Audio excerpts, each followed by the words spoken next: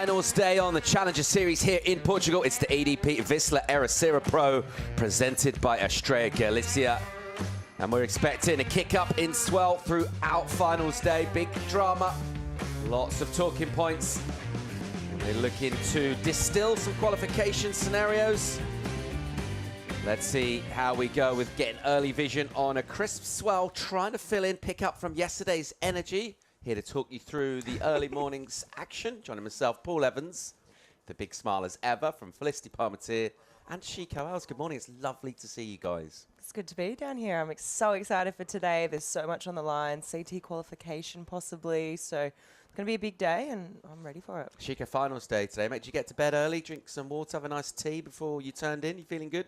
Yeah, I'm feeling really good. I did. And yeah, I can't wait for finals day, building swell. They're here, quarterfinals are on, and I can't wait to watch it. Yeah, of course, surf the key ingredient, as ever, in a surf contest. And we've been looking at this day and kind of throughout the week. We've had a little bit of change in what we're supposed to get, but signs were really good that the swell was going to pretty much double in size. Even some people said it could be too big by this afternoon. Never. Right, let's take a look at our forecast and see exactly what we're looking at here from Surfline. This morning, 3 to 4 foot faces. That all sounds pretty manageable, Flick. Yeah, so this is today's forecast. Obviously, it's quite dark out there still right now, but this morning we're looking at 3 to 4 foot faces, and the number underneath the 3 to 4 is what I'm really interested in, and that is the period. It's at 19 seconds, which means we're going to see some swell really starting to fill in, and then as we move to the afternoon, 5 to 7 foot, so swell picks up, period drops off a little bit, but that's still a really good period for today, and light winds all day. What do you make of that, Chico? Yeah, no wind is just perfect for Ribeiradilhas. The angle of the swell, no wind, is just like perfect. I feel like every hour we're going to see a rising swell, and I think throughout all the tides we're going to see some beautiful waves, so I can't wait. Early morning free surf in action here. You can already see that swell, that long period swell. See the interval. That'll ramp up throughout the day as this swell builds in. Here's the bracket for the women. And this is where we're up to quarterfinals. And you don't really have to look very far down there for some interest. Very first heat, Sally Fitzgibbons taking on Luana Silva. And this one, Flick, has big implications for Sally. For sure, it does. If Sally wins this heat, she solidifies her spot. She qualifies for the championship tour for that next season in 2024. However, if she loses that, she then can still qualify at this event, but what she needs to happen is she needs India Robinson in quarterfinal number 2 to take out Bronte McCauley. But yeah, 4 amazing quarterfinals coming up. There's so much talent there. All right, let's go down and hear from Travis Logie. He's with Joanna Gonell. Good morning, guys. Good morning, Travis. It's finals day. Tell us all about it. Yep, it's finals day, Joanna, and could possibly end up being the best day of the whole event window, which is amazing. We're going to get going with women's quarters, then into men's quarters, and then back and forth all day until finals this afternoon around 4:30 p.m. It's going to be a great day. And there's a lot in stake on this finals day. What can we expect? Yeah, there's potential qualifications today. Each heat is a kind of a make or break thing, so we'll be following that through the day. It's action-packed, and it's a business end of the tour right now, so it's going to all go down. How do you feel when you give that news to our surfers? Oh, it's the best part of the job, you know. There's a lot of tough things we have to do, but that's by far that makes up for it. And at the end of the year, rewarding the guys and girls for their efforts feels amazing. Well, fingers crossed we're going to qualify a few more surfers. Good day for us. Yeah, very excited, and let's watch it build all day, and should have some great finals. Back to you guys. Yeah, thanks Joanna. What's the best part of your job, Flick? Just laughing? And, is it just giggling? Possibly. Just going to look at your face, Paul. It's the best part of my job. You also, Chico. What do you like, mate? About my job? Yeah. Yeah, I don't feel like it's a job, mate. It's the best part. That's the answer we were looking for. It doesn't feel like work. We're watching surfing all day, spending good days here on the beach where we like to be. And it's great. So I don't feel like it. But yeah, what a great start to this event, Sally and Luana. So can't wait for it. Yeah, getting ready to kick this one off here. You know all about the impressive career of Sally Fitzgibbons. Fell off the tour at the cut, and she's looked really good about getting back there. And she's actually opened up really about sort of what it means to her to be on this tour, and certainly no disgrace. She's not looking at it as a relegation. It's just a chance to sort of refresh resharpen the tools. That's exactly what she's done. But this is going to be a tough feat. Luana Silva feels like her surfing, particularly as a former winner, but really a good match for this wave flick. For sure, I've loved what I've seen from Luana from this event so far. She's dropped some big numbers to make it through to the quarters here. And she just has a really nice pace to her surfing, and it sort of really waits for the sections, and her surfing really fits this wave. So Sally, although has got so much experience and World Tour experience, it's it's going to be tricky. It's going to be a hard heat for Sal for sure. And I feel like Ribera has a bit of a morning sickness flick. Every time I had the chance to surf so early here in Ribera de Ilhas, I felt the wave is a bit different. I don't know if it's harder to read, but I just feel like when the sun kicks in, it gets a bit more cleaner and easy to ride it. So that can play into their surfing this morning. But I think today we see that it's so clean that it's hard to call this a morning sickness day. For sure, there's lots of waves around the world and lots of places I can think of that sort of need that morning sun to hit the waves and for things to clean up. But as we look at the ocean right there, you can just see there's really not a drop of water out of place. It looks very well groomed, and yeah, I'm really excited to see this first set sort of roll through the lineup and see what we've got in store for these girls. Bit of offshore wind there, funneling through the valley here at Ribeira de Ilhas. 35 minutes on the clock for this pair to score their two best waves and get themselves in semi. And a reminder, Sally can qualify for the CT in the next 33 minutes. Whatever happens for her, whether she qualifies right here this morning, it's a really good chance she's going to get it done. Of course, another event in Brazil after this one. Let's just see how today goes and where we are. Lots of talking points on both the women's and the men's side, but chief among them, the fact that Sally, having to come back to the Challenger Series, she's been had to change from her usual routine of what she would be doing. She's looked every bit worthy of a place back on tour for next year. Her performances around the world on this tour been very, very impressive. And overall, just her vibe flick. She looks like she's really comfortable with herself, with the surfing, where she is, with everything. She seems very content. Yeah, I think, I mean, we've heard a lot from Sally during this event, just the pieces that WSL have put together. And, you know, if you just look at Sally's socials and see, you know, she's pretty open in how she's feeling about this year, and, you know, having to take, she's not looking at it as taking a step backwards onto the Challenger Series, but sort of as, reframing what this sort of means to her. And she actually has spoken about it a lot, but drawing inspiration from the younger women on the Challenger Series, and, you know, Luana Silva sort of a part of that conversation as well. And, you know, they're really, all these younger girls are really pushing Sally, and she's also said, you know, like, hey, I'm not done yet. I'm here to stay, and I've got more to show. So you can just see it's pretty amazing, really, for Sally to, as we see some lines sort of starting to roll through. We'll get back to that maybe in a second, but I was just going to say, like, it's amazing for Sally, right? So she's been on tour for multiple years. To come back to a Challenger Series and still be finished in that #1, right now she's #1 seed, right? So she's come back after, you know, a 10-year hiatus, let's just say, and she is still just mixing it with the best of the best and the young up-and-coming women. So I was thinking about it this morning when I was looking at the heat draws, and I was like, oh, what? She's from my era, and she's still mixing it with these girls that are like nipping at her heels. So just, yeah, amazing surfer, amazing athlete, and yeah, I've been really impressed and inspired by Sally's campaign this year. We should be looking to get underway here as these two headed a little deep on that last set, which didn't really stand up on the reef. We saw a few of those boils from the reef. This is super smooth out there on the water this morning. That offshore just grooming the face.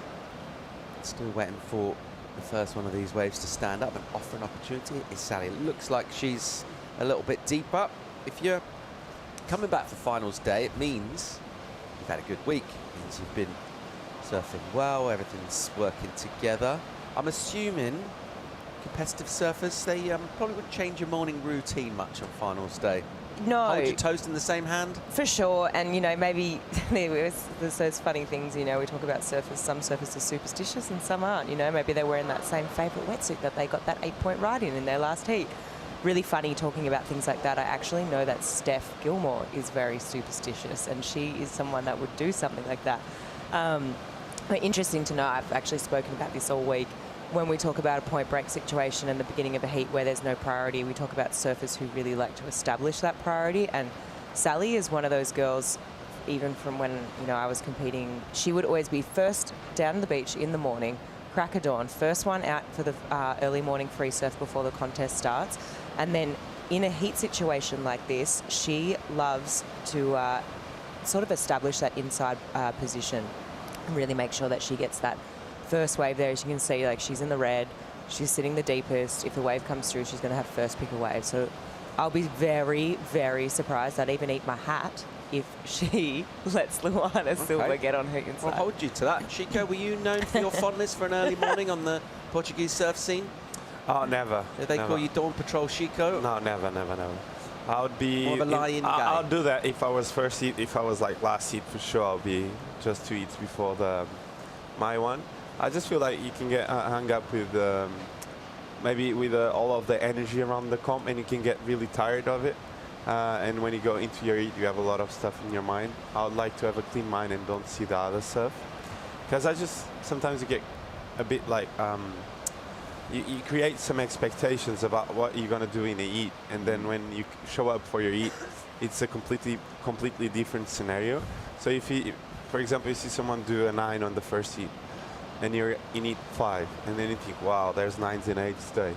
And if you show up on heat 3 and you see the heat 4, just heat 4, and you see a couple of 4s and 5s, then your expectation is just around there. So I feel like for your expectation and to not lose too many energy thinking about like possibilities, it's great to be, I think for myself, it's great to be not so long on the beach. Well, Felicity's not going to have to eat her hat, because here goes Sally Fitzgibbons on the inside and on the first wave of this women's quarterfinal, surfing right now for her qualification. She wins this heat, she is on for 2024.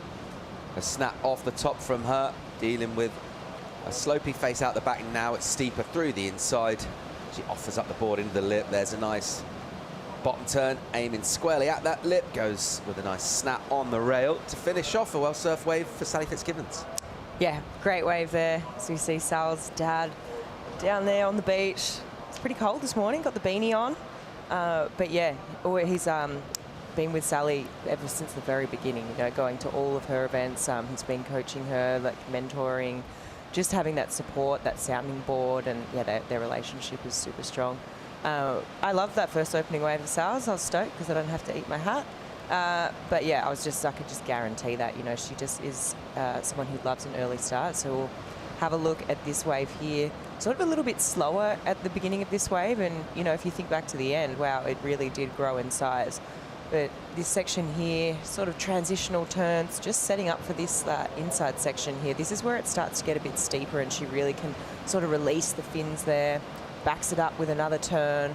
And I really like this wave. There was variety here as well, and just a really good way to start off your heat, and start your campaign. As we see Luana out the back opening up hers. Yeah, here goes Luana Silva. And her wave a little steeper from the get-go.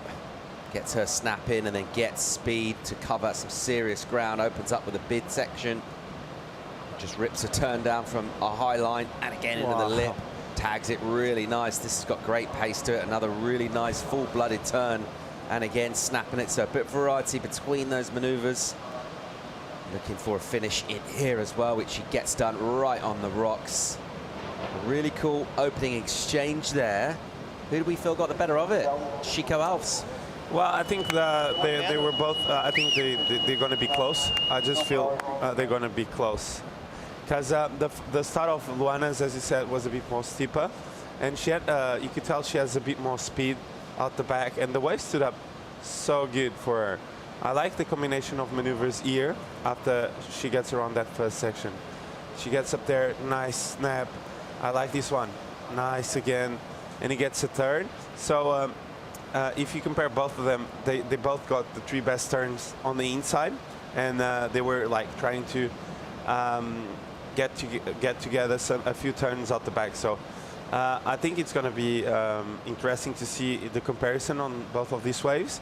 And Sally started off a bit more slow on the start of her wave, and at the end there, she had a couple of beautiful maneuvers. But I feel like the last 2 of Sally they were possibly better than Luana because she had a bit more. Interesting. It was a bigger line on the last carve she had. She throws the fins and she really digged into that rail turn. And I feel like maybe Sally can get the nod on this one. I wouldn't mind watching it again, I think, because I have a feeling that there's not going to be much to separate them, whoever gets the jump on this. I feel like there was similarities there. Luana definitely had a faster pace to her wave, there's no doubt about it. However, Sally's turn, she looked like there wasn't so much trying to get around sections and hop through. I feel like Luana had a couple of moments where it's a little bit slower, but as we see, numbers, that's why I'm not a numbers judge. in. It's a really good score for Luana Silva, 7-8-3. Here's a comparison. We'll just watch these two again. You can see the scores on your screen. And he talked about the pace particularly, and you can really see that from Luana on the right. For sure, and now that we can see them side by side, this is great, right? We can see how much Luana's wave is really standing up and offered that real critical pocket there once again as well. So when you see them side by side, it makes it quite clear. It was just, when I first watched Sally's wave, I thought that was a great opening wave. But for me, most of the points for Luana has to have come from that really bowly section where she nailed those two turns in succession. But really, there is still, Sally dropped to 6.67, Luana 7.83. So there's a little bit of, there's a few points, there's a bit of a point between them, but still great opening waves for both women. Yeah, if you compare them both, now with both angles, you can see that Luana Silva's wave was better and bigger. So I think when you put into perspective the angle that we saw the first time that wave, the last three turns of Sally, they looked really, really good. For sure. So, but Luana had a bit more speed and pizzazz out the back, and Sally had to work a bit her way into that inside section. So, well-deserved wave by Luana Silva. Other interesting thing about that comparison, other than the scores, actually their sort of techniques, they've actually got really quite similar sort of surfers, but both got the same kind of strong points in their surfing, that really natural flow, power, precision, good maneuver selection. They're not wildly different as surfers, these two. It's a good takeaway, I'd say. Even when I think, their strong points, their strong suits, both having that really strong forehand carve, sort of a similar pace. Obviously, Luana's wave choice was a lot better, had a lot more steepness to the face, so she had a lot more speed carried throughout that wave. But yeah, I think even that jam up in the lip actually looks very, very similar too. It was very cool to see that split screen and watch both women's waves. You know, it's so funny when you just watch the single wave by itself, you can sort of forget, hang on a sec, like what did Sally's wave look like and what did Luana's? All right, we're underway here on finals day in Portugal on the Challenger Series at the moment. Luana Silva has locked in a solid number. Can Sally Fitz come back? Find out right after the break.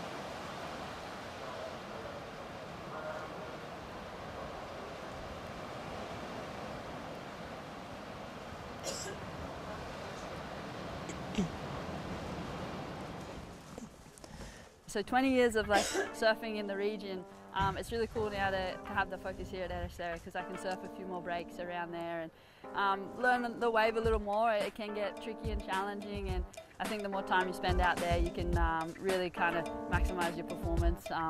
I think, yeah, the younger ones are still experiencing some of those pressures for the first time, so it's neat to be there with a lot of experience. I feel like the next 2 events I feel really comfortable with. Hopefully I can, string together some great performances, and you shift your focus from time to time, and I just didn't see it as a backward step having to compete on the Challenger Tour, this year. I think from here on out, the new life of a competitive surfer, you might be between both tours, but it is I guess a satisfying feeling to string together some performances and be in the position I am to hopefully jump back on tour and surf some more great waves with some great mates, and yeah, I feel like I still got a lot left in me. Loads left from Sally Fitz, taking on Luana Silva in our first women's quarterfinal live action. We'll pick up Luana here under Sally's priority. She's gone a wave and she's wrapping in the pocket with some precision again. And looking to unlock the energy here. Rabira Dillas, it's a wave she knows real well as a winner here back in 2021 in an epic final. And right now in quarters, she's going all right. Coach Leandro Dora, he's impressed with what he's seen so far. A backup number drops in for her, and it's a 5, and she's already built a good total here, 12.83 on her first 2 waves. Sally will sit there and remain with priority, and we'll get another look at this wave from Luana.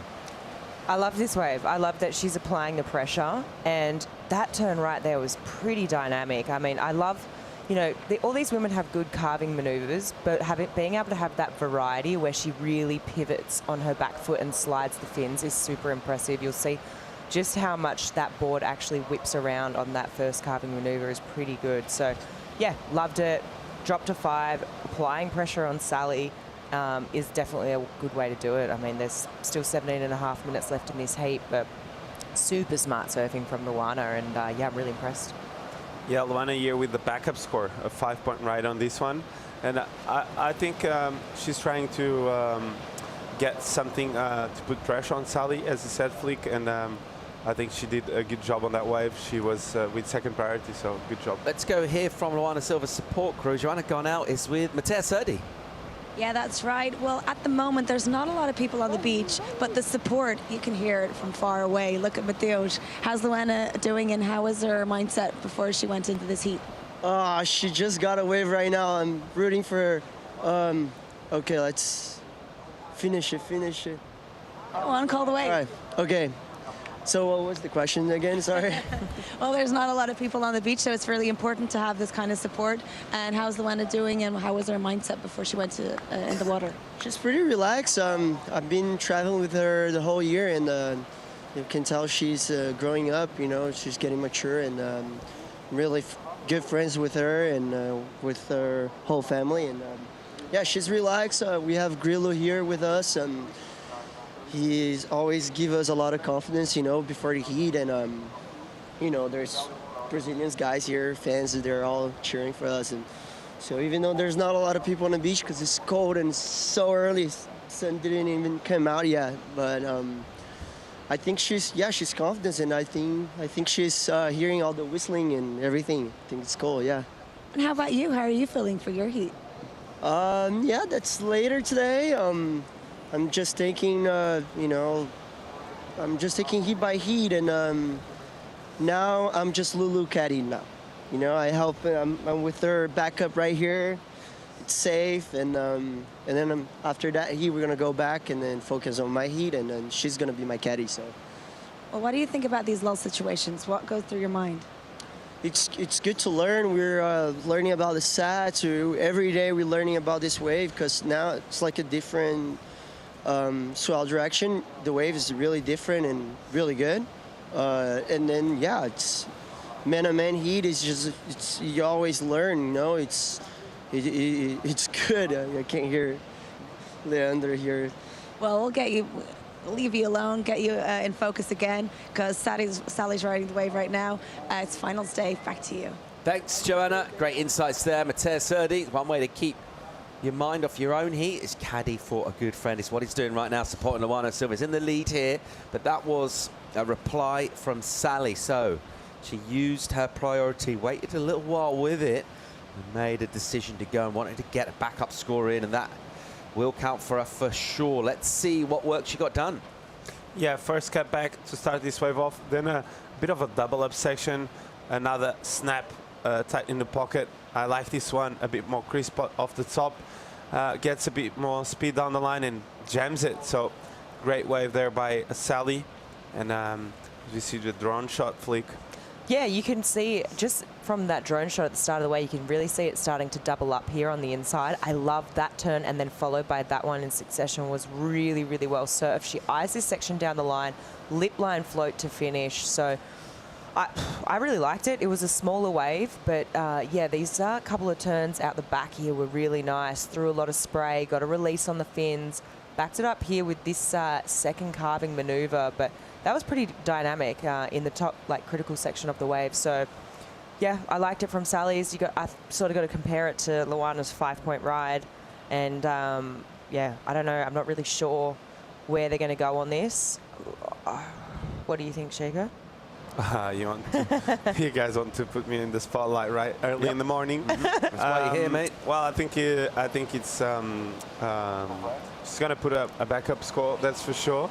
And I would like to see the comparison between the 5 of Luana's, but I think it's gonna be way higher, not way higher, but just higher than Luana's score, just because Luana had a bit more like carving turns on it, and not any of those turns were on the leap, just for that. And Sally's wave was a bit of a double where she connected a couple off the top. So I think just by that, he's going to be higher. Judges agree, mate. 5-7-3. Sally Fitz gets herself back in the heat and gets herself closer to Luana Silva. Right now looking for 6-1-7, though. That's her number right now. So it needs to come essentially between her two scores to go to first place. Barring any attempts to do that is the priority, which is now with Luana Silva, who's not really done much wrong in this heat so far. Luana, she's been really patient. She's got the high score. She wasted little time getting it back up without priority, and right now she can look to try and improve and extend with a bit of patience and that cushion on the scoreboard with the priority as well. Just a reminder, of course, implications for qualification right now. Sally Fitzgibbons, if she wins this heat, she qualifies for the 2024 Championship Tour. She's locked in. Even if she doesn't win this heat, depending what happens in the next heat, if Bronte McCauley were to defeat Indian Robinson in that one, then again, Sally would be qualified. Either way, there's still a lot of ways that she can get a qualification done, but the easiest one from here would be just to win this heat. As we see India with Dog.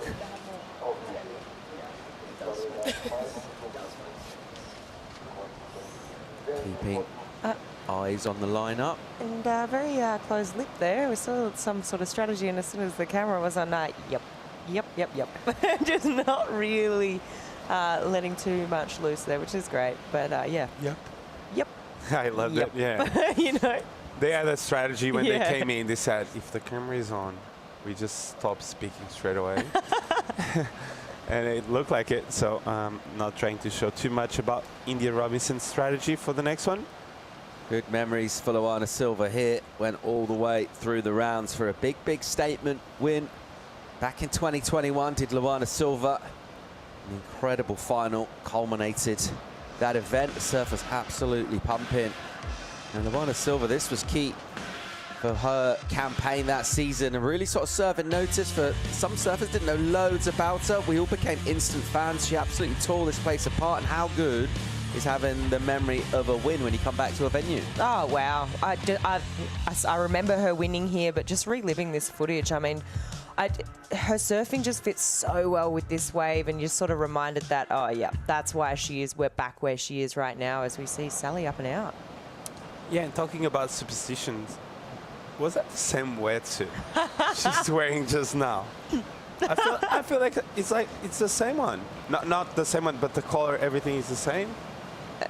A good pickup. I wasn't looking at the wetsuit, but yeah, I saw it because when I was analyzing the wave, and I saw the wetsuit, and it's the same. So yeah, we should ask her if she has some superstitions, and she won that one. Maybe she put it on ice. Put on the ice. wetsuit on ice. And like, okay, every time I go to prepare, this is my Yeah, I mean, wetsuit. generally it's boards that you win events on that you kind we of never change, but know. it could be We never wetsuits know. too. Yeah, I had why a not? watch. Oh, a special watch, did Yeah, you? but yeah. Tell us about that special watch. It's just like a next level watch. I had lucky with him and couldn't really take it off. Yeah, that's it. So maybe Luana, no, she does well in this wetsuit. She looks like a Power Ranger. It's very cool. Yeah, it is. 9 minutes to go. A bit of a lull, Paul. Yeah, and it's time really at this stage for Luana Silva just to sort of focus in, particularly think about that 5, isn't it? She does have the priority, and I'm pretty sure she's so well drilled. That'll be probably what she's looking at going, okay, 5-point ride. I can get that with a set wave. Just stick to my game plan of that precision type of surfing. She could really ramp up the pressure then on Sal. Sally, on the other hand, chasing down a number. It's not a huge one, but not loads of reps coming through. There are some lulls. This was the early work, first wave ridden by Sally. Yeah, first wave ridden by Sally. She had that inside position and took off on this wave. I thought it was really, really well surfed. She surfed it sort of the best that she could. Lots of variety and, yeah, coming through to the inside to get a finish. Her opening wave, a 6.67. Beautiful surfing there and, yeah, just demonstrating that power that she has. But it was Luana who took off behind her, sort of waited for this wave that was going to stand up a lot more. You can see that she had a different pace to her surfing on this wave. Really allowed her to open up her turns and yeah, I feel like most of the turns came from these two, most of the scores came from these 2 turns here. But yeah, beautiful surfing. She got a 7.83, jumped her out into the lead and then backed it up with a 5-point ride straight away pretty much. So smart surfing from the young Brazilian out here today. This is a 5-point ride, Chico. Yeah, this was the backup we just saw where she pivot really tight in the pocket there. And again, I like when she throws the fins at the end of the carve and she puts her back knee straight into her board. Looks really stylish. Luana has a really good style. And every turn she does, she just tries to put a bit more into it. And it looks really, really stylish. I think, yeah, you don't get too many points for having style, but looks really good when you have it. So thanks, Luana, for having so much style when you're surfing, and looks really good.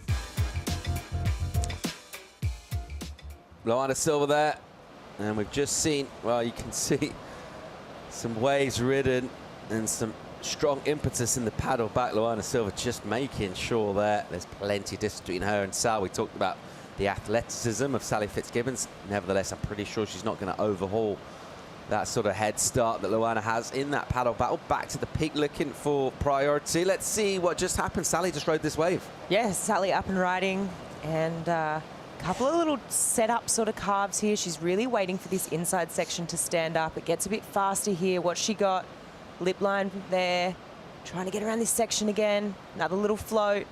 Section really standing up on the inside there. Clicks it up into the lip another time. She's going to get a finish. Another carving maneuver. She's really going to town on this wave. Absolutely smashing it all the way to the beach.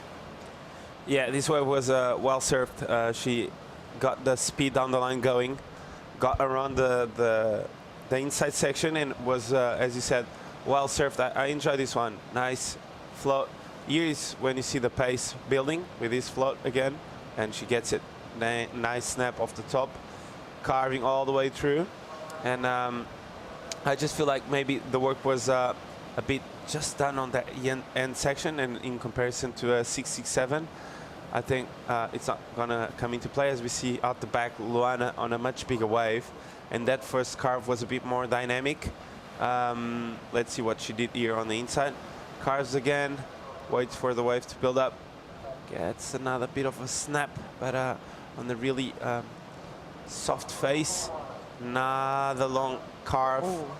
Almost had the fall there, but we got it. So yeah, I think this last one for Luana was a 4.7, so not into a top 2.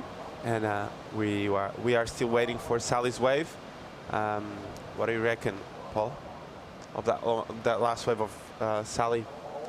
6.17 is that requirement, isn't it? Is it better than her low score?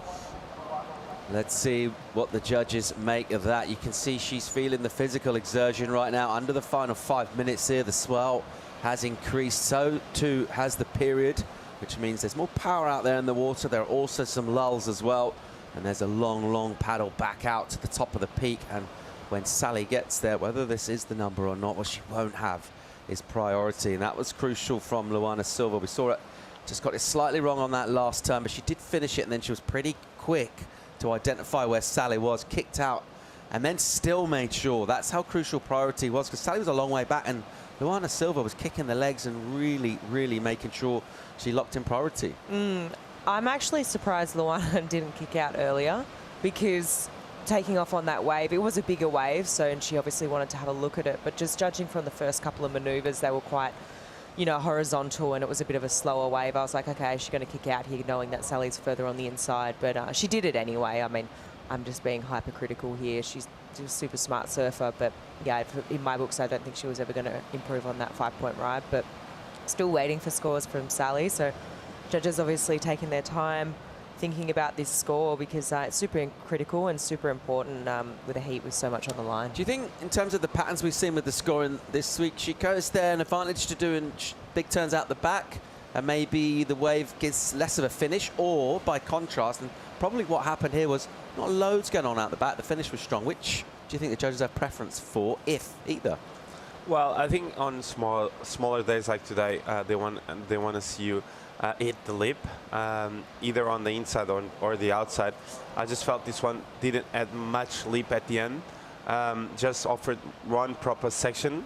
And I feel like on the bigger days, they judge by that end section, big turn, or out the back, big turn. So that one had a big turn on the inside, so they judge by the number of big turns you do, not if it's just on the outside or just on the inside. Numbers in, it's a good one, but it's not enough, so improves her backup score, but doesn't quite get there. There's the spread from the panel. One judge, 6-7, thought she got it easy. Two judges gave it to her. 2 judges gave it to her, 3 didn't flick. Yeah, well, that's the beauty of having 5. You drop the highest and drop the lowest, and then an average of the 3. So 6-1-7 was the requirement, and she dropped a 5.97, so super close. For me, she kind of needed to have a bit of a exclamation mark out the back. I feel like that's what was lacking in that wave. There was a lot of great damage done on the inside, but we had Jacob in the booth earlier this week, and he was sort of talking about like the formula, so to say, out here, you know, and as long as you're getting one good critical turn out the back, like a wow factor, and then linking, just connecting the dots through that sort of sleepier, slower section, and then, you know, if the wave steepens up again on the inside, you get another turn. So it's big turn out the back, big turn on the inside, and yeah, you're going to get a good score. Previous round, Sally was on the ropes a bit. She was struggling and managed to get that buzzer beater in dramatic style in the final throws of that heat to get herself into quarters.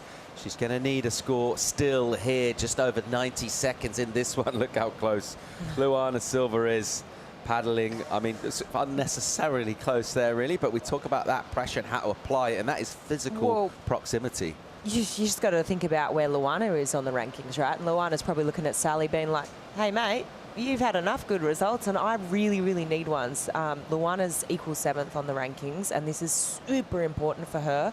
If she advances through this, it's guaranteed a semi-final finish, and she's obviously going to need another result going into Saquarema. However, she's going to take the pressure a little. It's going to be a little bit less for her, right? So I fully get the sitting as close as possible is what she's doing right now to Sal, because as we saw, Sal in the last dying seconds of her heat before, you know, she got through. So here we go, Mateus and Leandro Dora.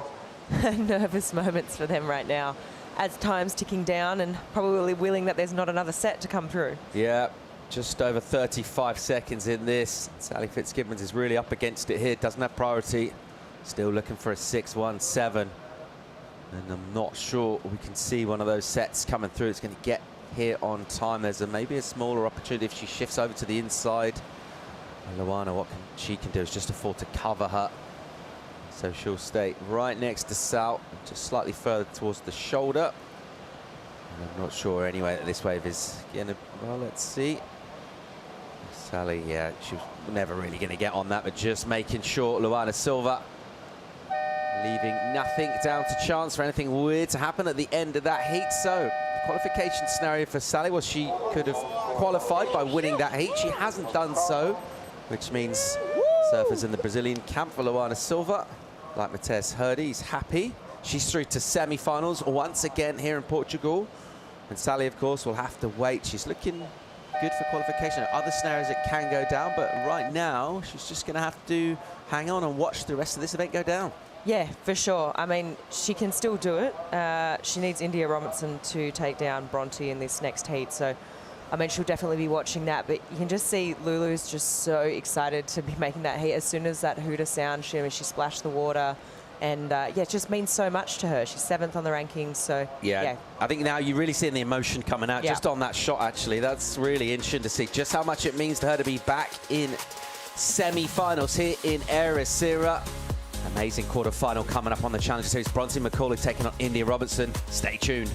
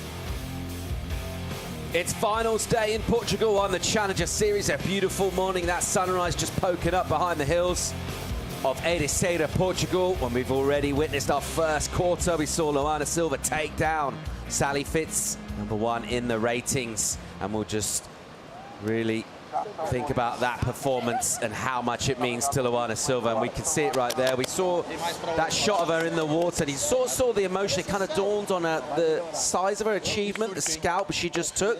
And right now in the debrief on the beach, emotional times for Lulu. For sure. And we spoke about it as that heat was ending, but super critical for her. Obviously, it was an important one for Sally. However, Sally is like way out ahead on the rankings, right?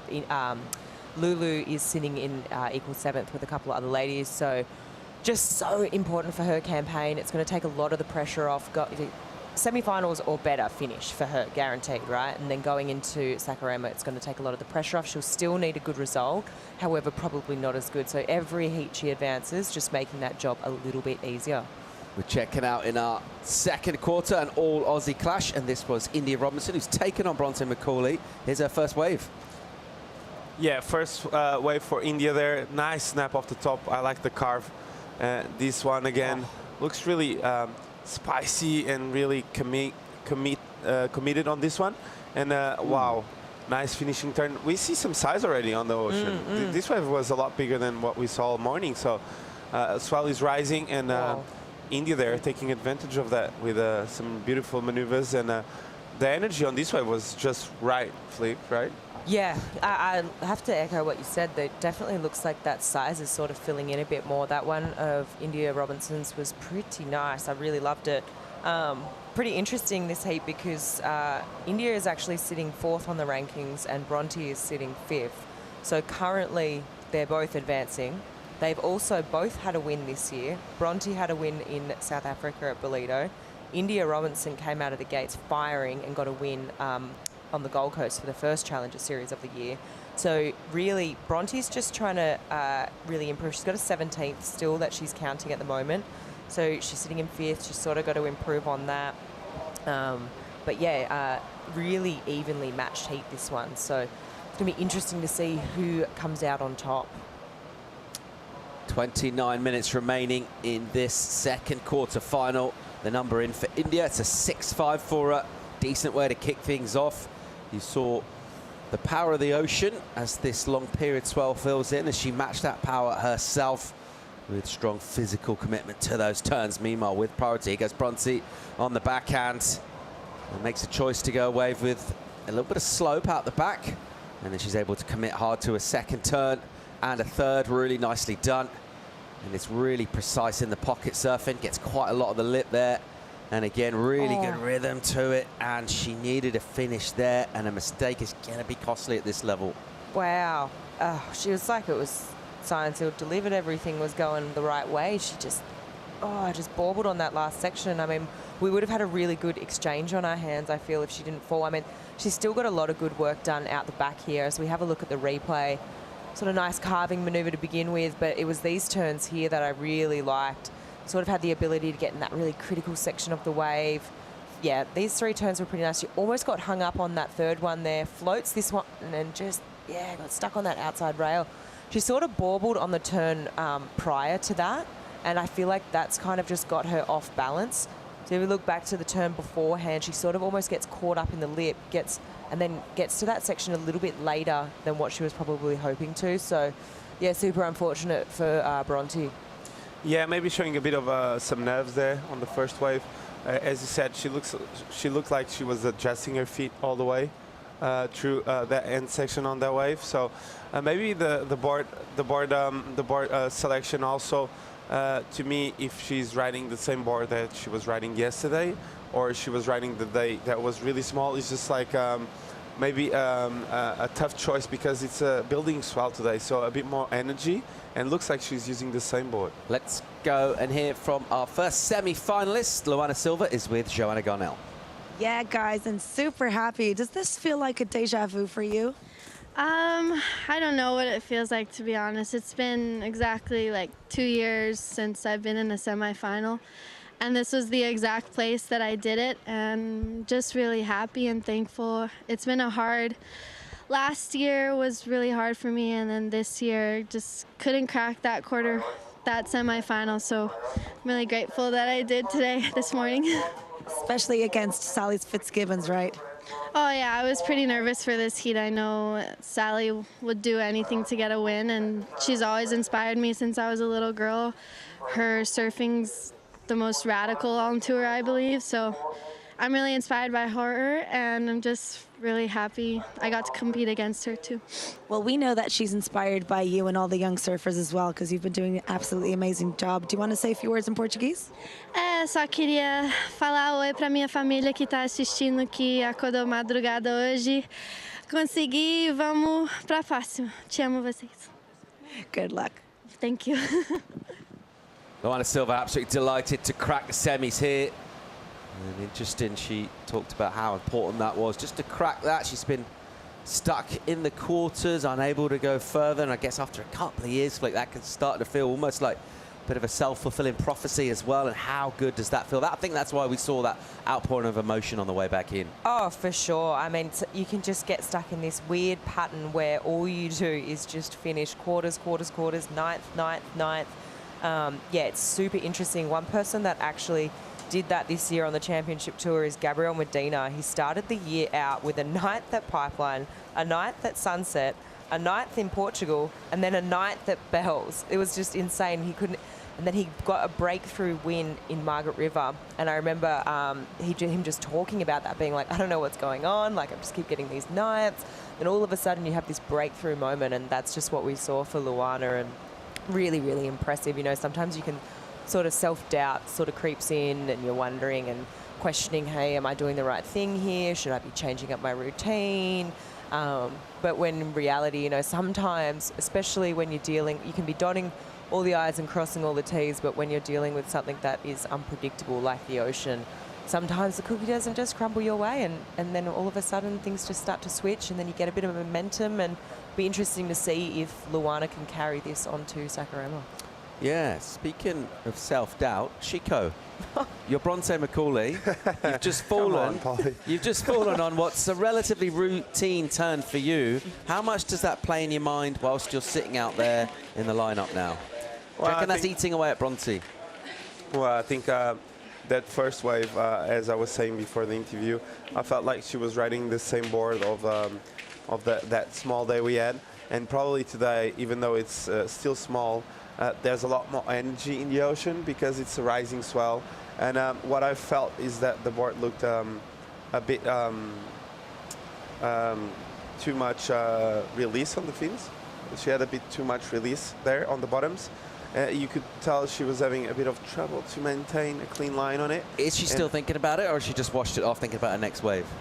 I don't know. If you, when you make a bad choice of board, sometimes you need to, as we see live action of India.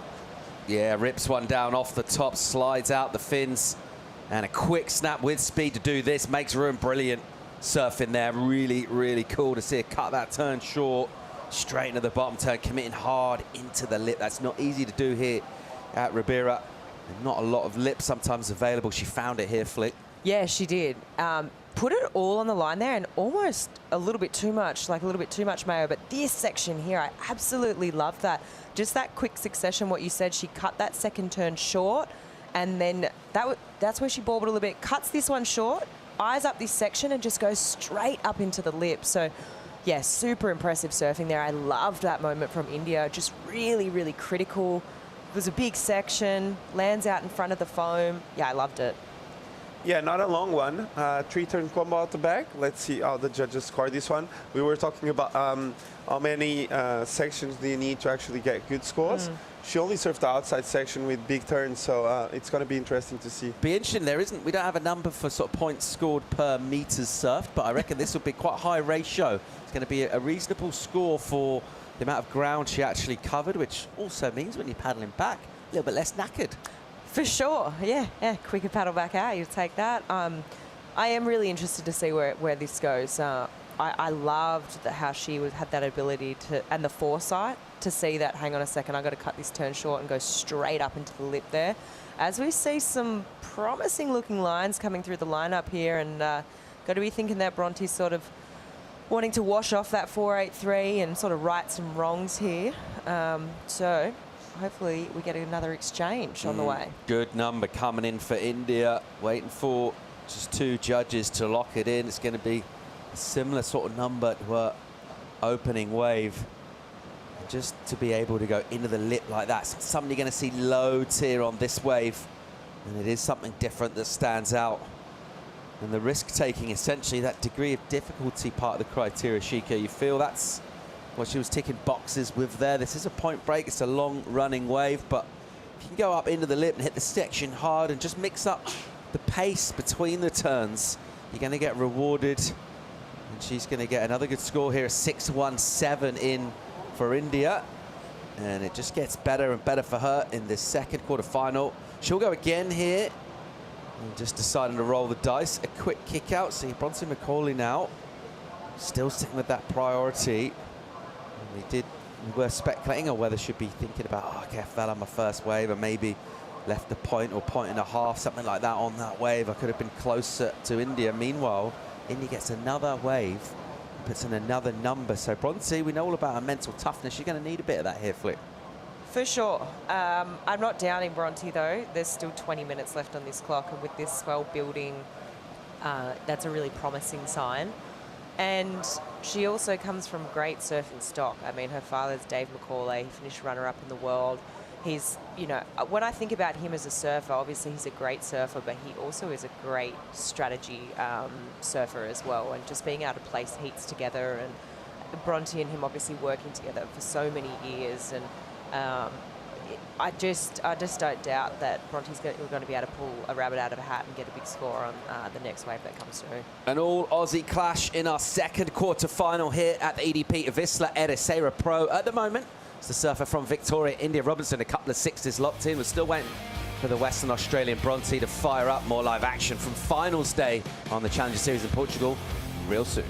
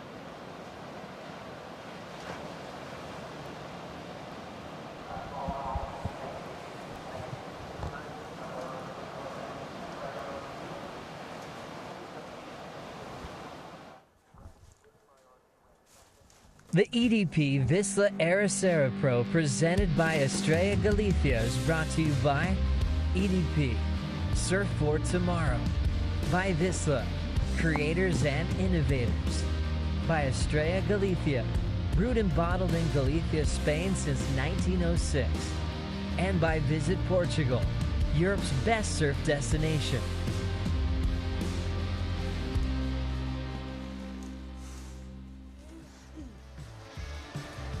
Welcome back to a lovely sunny Sunday morning in Ericeira, Portugal, where the best challengers from across the planet are out in the water right now, looking for spots.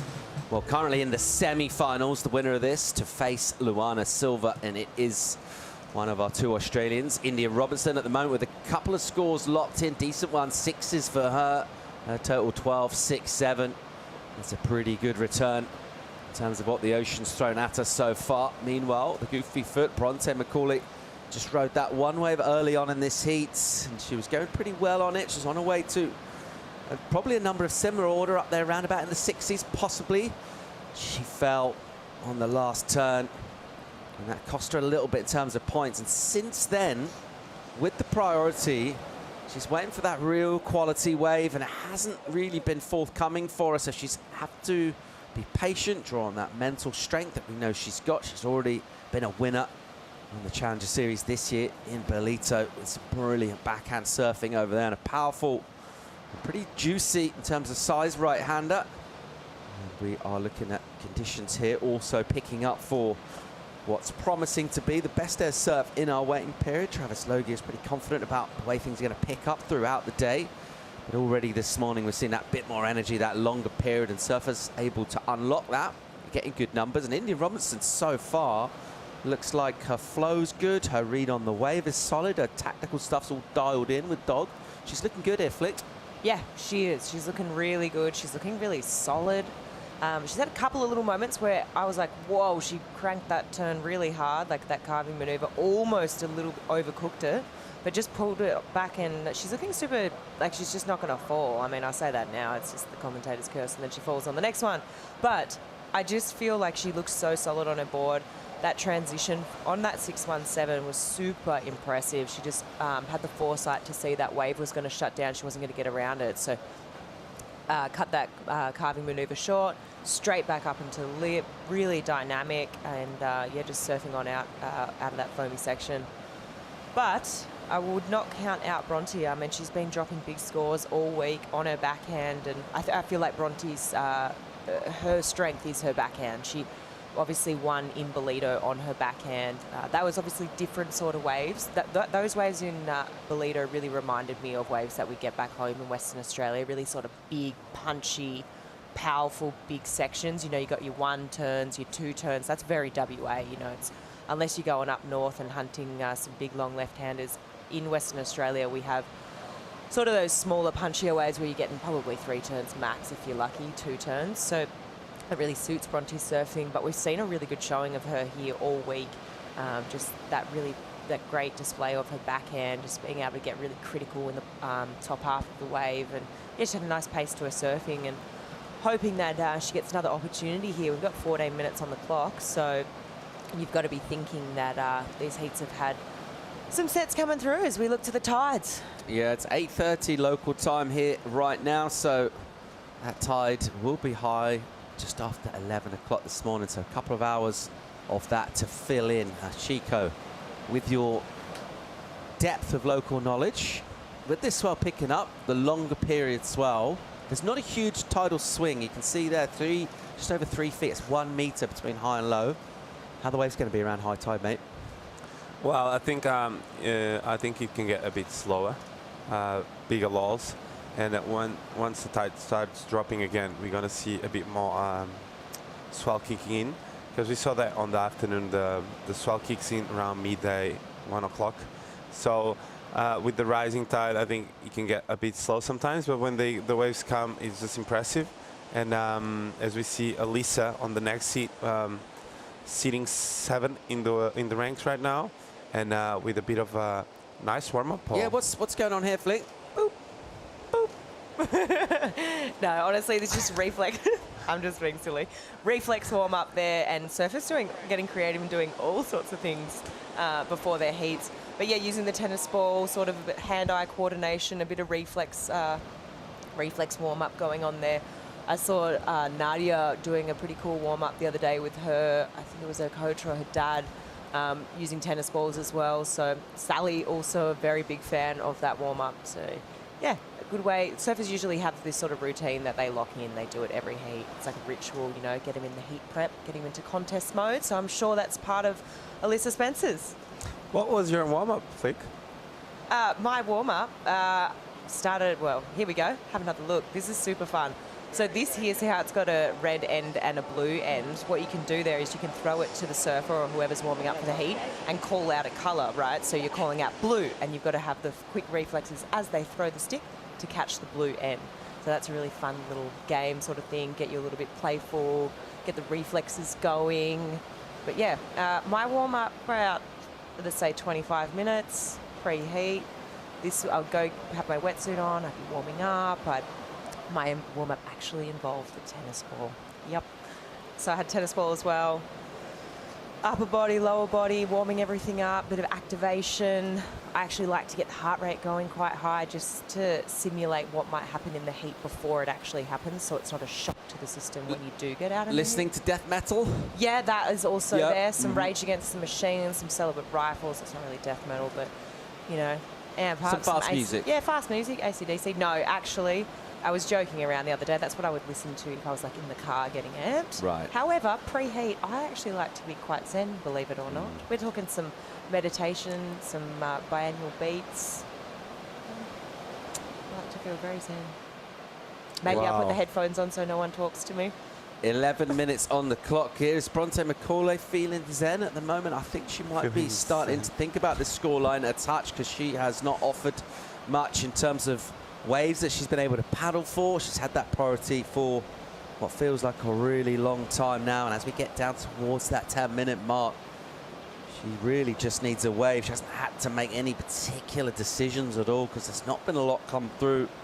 We have had an extended lull in this one as our rising swell with long period on it fills in.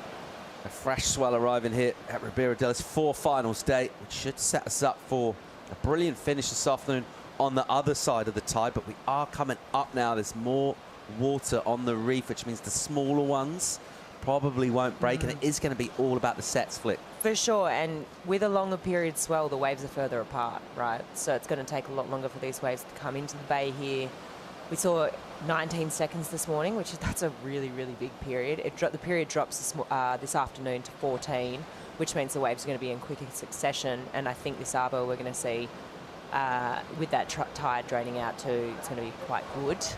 But yeah, things right now looking a bit hard for Bronte. Yeah, I mean, 19 seconds, when you look at it, it actually looks like a bit of an anomaly. It's almost like a mistake in this, because we don't get swells of that long period really ever in the Atlantic. Just by virtue of the fact it's a much smaller ocean.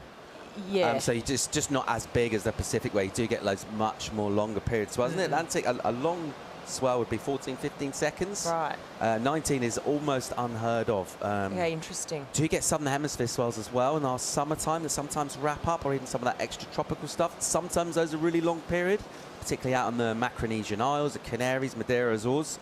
Long period swells there, but actually on the Atlantic coast, really, really rare. It's pretty common in West Oz. We get those big bumps coming through, and you just know that if you see a big swell with a big period, whoa, man, like if you're about to go surfing, you're going to feel that ferocity of that Indian Ocean. It's super, super powerful. So Bronte, very used to those sort of swells coming from Western Australia. Well, she's going to need to find some energy from the ocean here. She does have priority. She doesn't have much in terms of scores on the board in this heat. Just that 4.83 from her opening wave. And that will start to just feel not an insurmountable challenge, but in terms of getting two waves, in one wave she needs to get basically an 8, a 7.84, or a couple of 6s is what India's got done. As we check out the final preparations of Ellie Harrison, and that'll be a great heat taking on Alyssa Spencer. So real close in the rankings again. 7th is the American Spencer taking on Ellie Harrison, who's 10th. Let's check out our rankings on the Challenger Series as prep goes on for that heat and see exactly what we're looking at in terms of these contenders. Of course, 5 places above the cut. So this was coming into the event. Sally Fitzgibbons, she's just lost. Isabella Nichols lost early. India and Bronte out in the water right now. Yeah, and I look to number 10 on the rankings. That's who we're just having a look at. That's Ellie Harrison coming up in the next heat. So she's locked in a quarterfinal finish here or better, which is major. But we've also got Alyssa Spencer sitting in number 7. She's coming up against Ellie Harrison. So this is a super important heat for them. Vahine Fierro, just below that CT qualification cut line. She's in number 6. She's out already. So Isabel Nichols, 2nd on the rankings, out already. So there's going to be some movement after this event. Absolutely. Here we got some movement out in the water. It's Bronte McCauley. She needed a wave. She's found one. Quick click from her on the backhand. Draws out the bottom turn. And a smooth linked up carve. That was a nice snap from her. Really good rhythm again on this.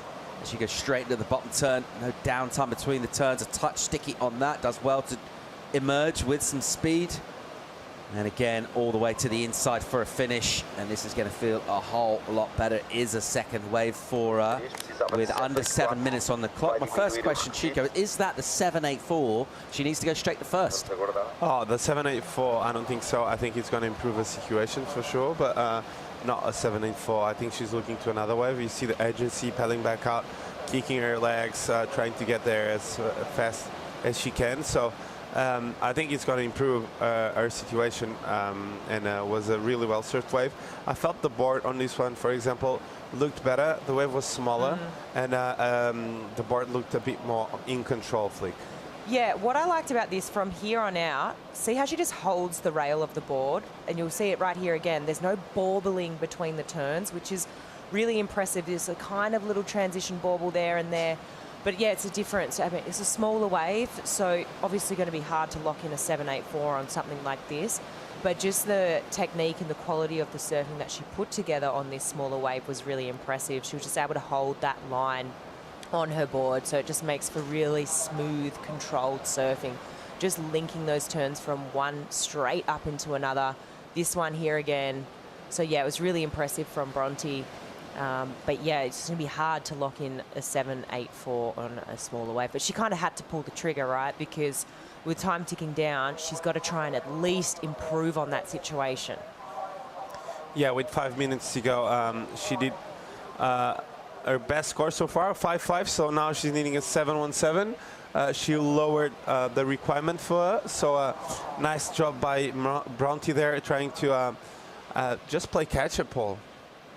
Yeah, with 5 on the clock, if you're India Robinson, you're out in the lineup, and you hear that score come out of the 5-5, still meaning that your opponent requires a 7, and with you having priority as well, I think India will be feeling like this heat. It's not exactly where she would obviously love to have a combo and have a huge lead, but I think she'll feel like she's pretty much in control of this one, Flick.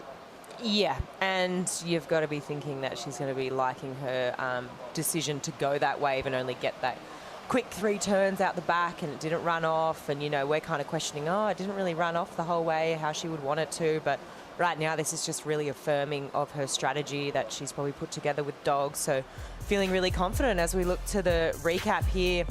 This is India Robinson just straight out of the gates with this 6.5, just putting it all on the line, almost to the point where she picked the nose in there. But yeah, straight up into this beautiful couple of carving maneuvers. Works it through to the inside, and yeah, just a great way to start your heat. You know, if you could say this is, you know, you get to start every heat of your life like this, I think you'd take it. It was really, really well done. And I think in comparison, you see the 6-5, and this was the 6-1-7. A lot more work done on the 6-5, and on the 6-1-7 was a shorter wave. So we were talking about how judges judge by the distance and the sections of this wave, and there were different approaches but similar scores. And this was the 5-5 from Bronte just then, a small wave trying to play catch up on this heat. She's surfing really well. You can tell her backside is just vicious, so once she stands up on a really good one, she will throw some big numbers at us. But on this case, she's a bit behind the 8 ball. For sure, and you've got to be thinking, if you're Bronte right now, I mean, it's hard when there's not opportunity coming through, right? Like, she's taken off on the waves that she's had, but then you've got to think, okay, well, what could I have done differently in this heat to get me in a better position? And that right now for me is I needed to have the inside position starting this heat, because that would have been critical. She would have had that, she would have taken off on the wave that India Robinson got that 6-5 on, you know, so you've got to think back. It's so easy to say, you know, if you have a crystal ball and you can see that was the way that the heat should have panned out. Like, yeah, sure, but for me it really was that first exchange, which was all important. Not saying it's all over, because definitely if another set comes through, you've got to be thinking there's 3 to 4 lines coming through. Bronte's sitting out there with second priority. She's got to force India to go this one, or is India going to let her go? Here goes Bronte, looking for a score here, 7-1-7, the requirement. And a quick in and out for her. And a tense quarter-final, looking to send one of these pair to the semis to face Luana Silva at the moment. It looks like being India Robinson, unless with 2 minutes and without priority, Bronte McCauley can find that 7-1-7. She's not done loads of surfing in this heat thus far. She's had to be patient for ages through the middle part. And she really, what she really wants is a set with multiple opportunities come through, and she's going to need either India to let her go or India to go a wave, and Bronte get the wave behind. Hope India doesn't add to her score. Various ways of making this happen here, but with this swell that we talked about in that period, it is extended lulls and it is opportunities a bit fewer and further between. It's all about taking them when they come. It's India Robinson that's done that thus far.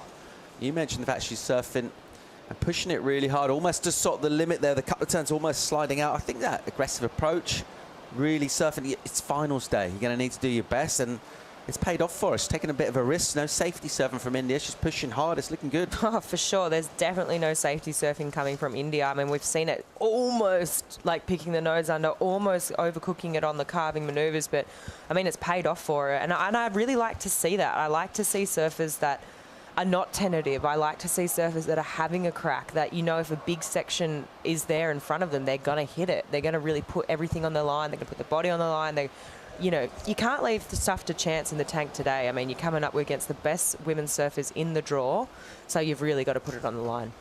Finals day here in Portugal. And we're down to the last 40 seconds of our second quarter, which features 2 Australians, one of them India Robertson at the moment, with a certain amount of control here. That's her coach, Richard Marsh. Looks pretty relaxed with the way things are panning out in this. The strategy scribbled down in that notebook of his seems to have gone, yeah, pretty much according to plan. There's some lines coming through here. And Bronte McCauley in red would love one of these to stand up and offer her something. India's going to keep a close watch on her with the priority. And as she sits wider, if Bronte was able to get on a wave, India could just take it. And here we go, which is actually going to let Bronte go here because this is a much smaller wave on the inside. Only barely really caps over on the reef, actually. And Bronte McCauley realizes that just wasn't her morning out there. She didn't really do a lot wrong. We mentioned, yeah, okay, she basically slipped off on one turn towards the end of her first wave. But other than that, not many opportunities come through. The opportunities were taken by that woman, India Robertson, through to semis here. Yeah, it was impressive. You just, I said it earlier, you just got to think, what could I have done differently? And the only thing is Bronte needed to be on that inside position and take that first wave of the set. Then the rotation would have been different. But hey, hindsight's perfect science, mate. Yeah, once again, we see just that emotion. It starts to sink in. You make that long paddle back in here at Ribeira, and India Robertson realizing here, look, you can see this sort of creeping in, the realization that she is on the cusp of something huge here on finals day in Portugal. Our first semi is all set up, and we will see Luana Silva of Brazil taking on India Robertson from Australia in that first semi-final. We've got great looking matchups to come. Alyssa Spencer will be taking on Ellie Harrison in our third quarter. We're going to bring in Mundy and Jervis for the call. Stay tuned.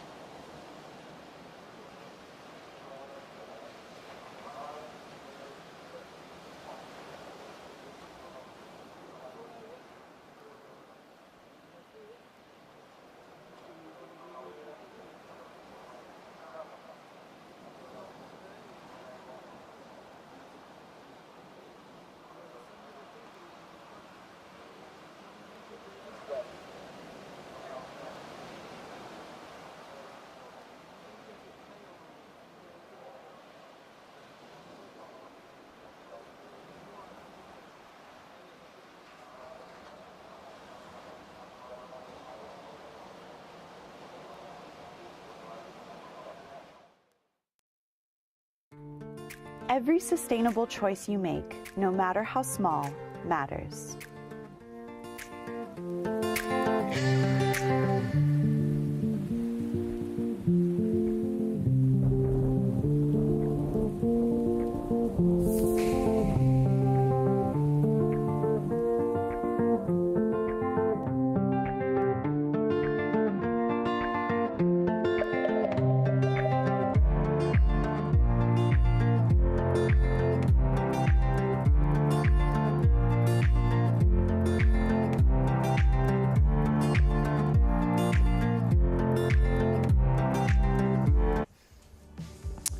Welcome back to the lovely signs of an offshore breeze and a fresh swell pouring into Ribeira de Ilhas. My name is Ben Mundy. I'm joined in the booth by Philippe Jervis, and we are ready for another huge finals day here in Portugal. And Philippe, you can feel the tension in the air. You can feel the Christmas. Things are looking good. Good morning, Ben. Good morning, everyone. It's fresh. It's probably the coldest morning we've had since the waiting period, and you know what? It's gonna get better and better with the tide, and I think it's really fun. There's a lot of opportunities, and the swell direction is absolutely perfect. Yeah, it's absolutely going to be pumping today. We've got Alyssa Spencer and Ellie Harrison in our third quarterfinals of the women's division. So we've got a lot of great surfing there. We see the girls, India Robinson and Bronte, just having a bit of a debrief over about that event. And India is surfing so well with her coach, Richard Marsh, just having a bit of a go through what was a really well-surfed heat that we march on. So we've got Alyssa just right on the bubble in terms of qualification. Ellie Harrison a bit further down in 10th. So yet again, every single quarterfinal has huge ramifications for potential CT qualification. And there's going to be some big movers and shakers by the course of the day. Here we go. Within 5 minutes, first up and riding is Ellie Harrison, the Victorian. She is going down the line here. Nice, smooth style. Big cutback. You can see the fins. Nice little bounce off the foam. And just taking her time. He hasn't been able to hit the lip. That's the first little carve. And then drops down. Looks for a nice little foam climb. It's one more. Oh, and then gets the fins out. Does she hang on? I don't think that's a completion. So slight little error at the end there. And Ellie will be paddling back out. She'll be supported by her family down there in Barwon Heads. 3 brothers and parents all watching on. Youngest of youngest with 3 older brothers that surfed. It's always a big factor in pushing hard. But do you surf this wave, Philippe? What did you like about it? There's one turn here that this one was probably the money. I love this roundhouse cutback. For me, the thing about this wave, I think she kind of ran away from the power source a little bit, and I was as we see her just going over that section, she could have gone a little bit better on that finishing turn, but still, I really love that roundhouse cutback halfway through the wave.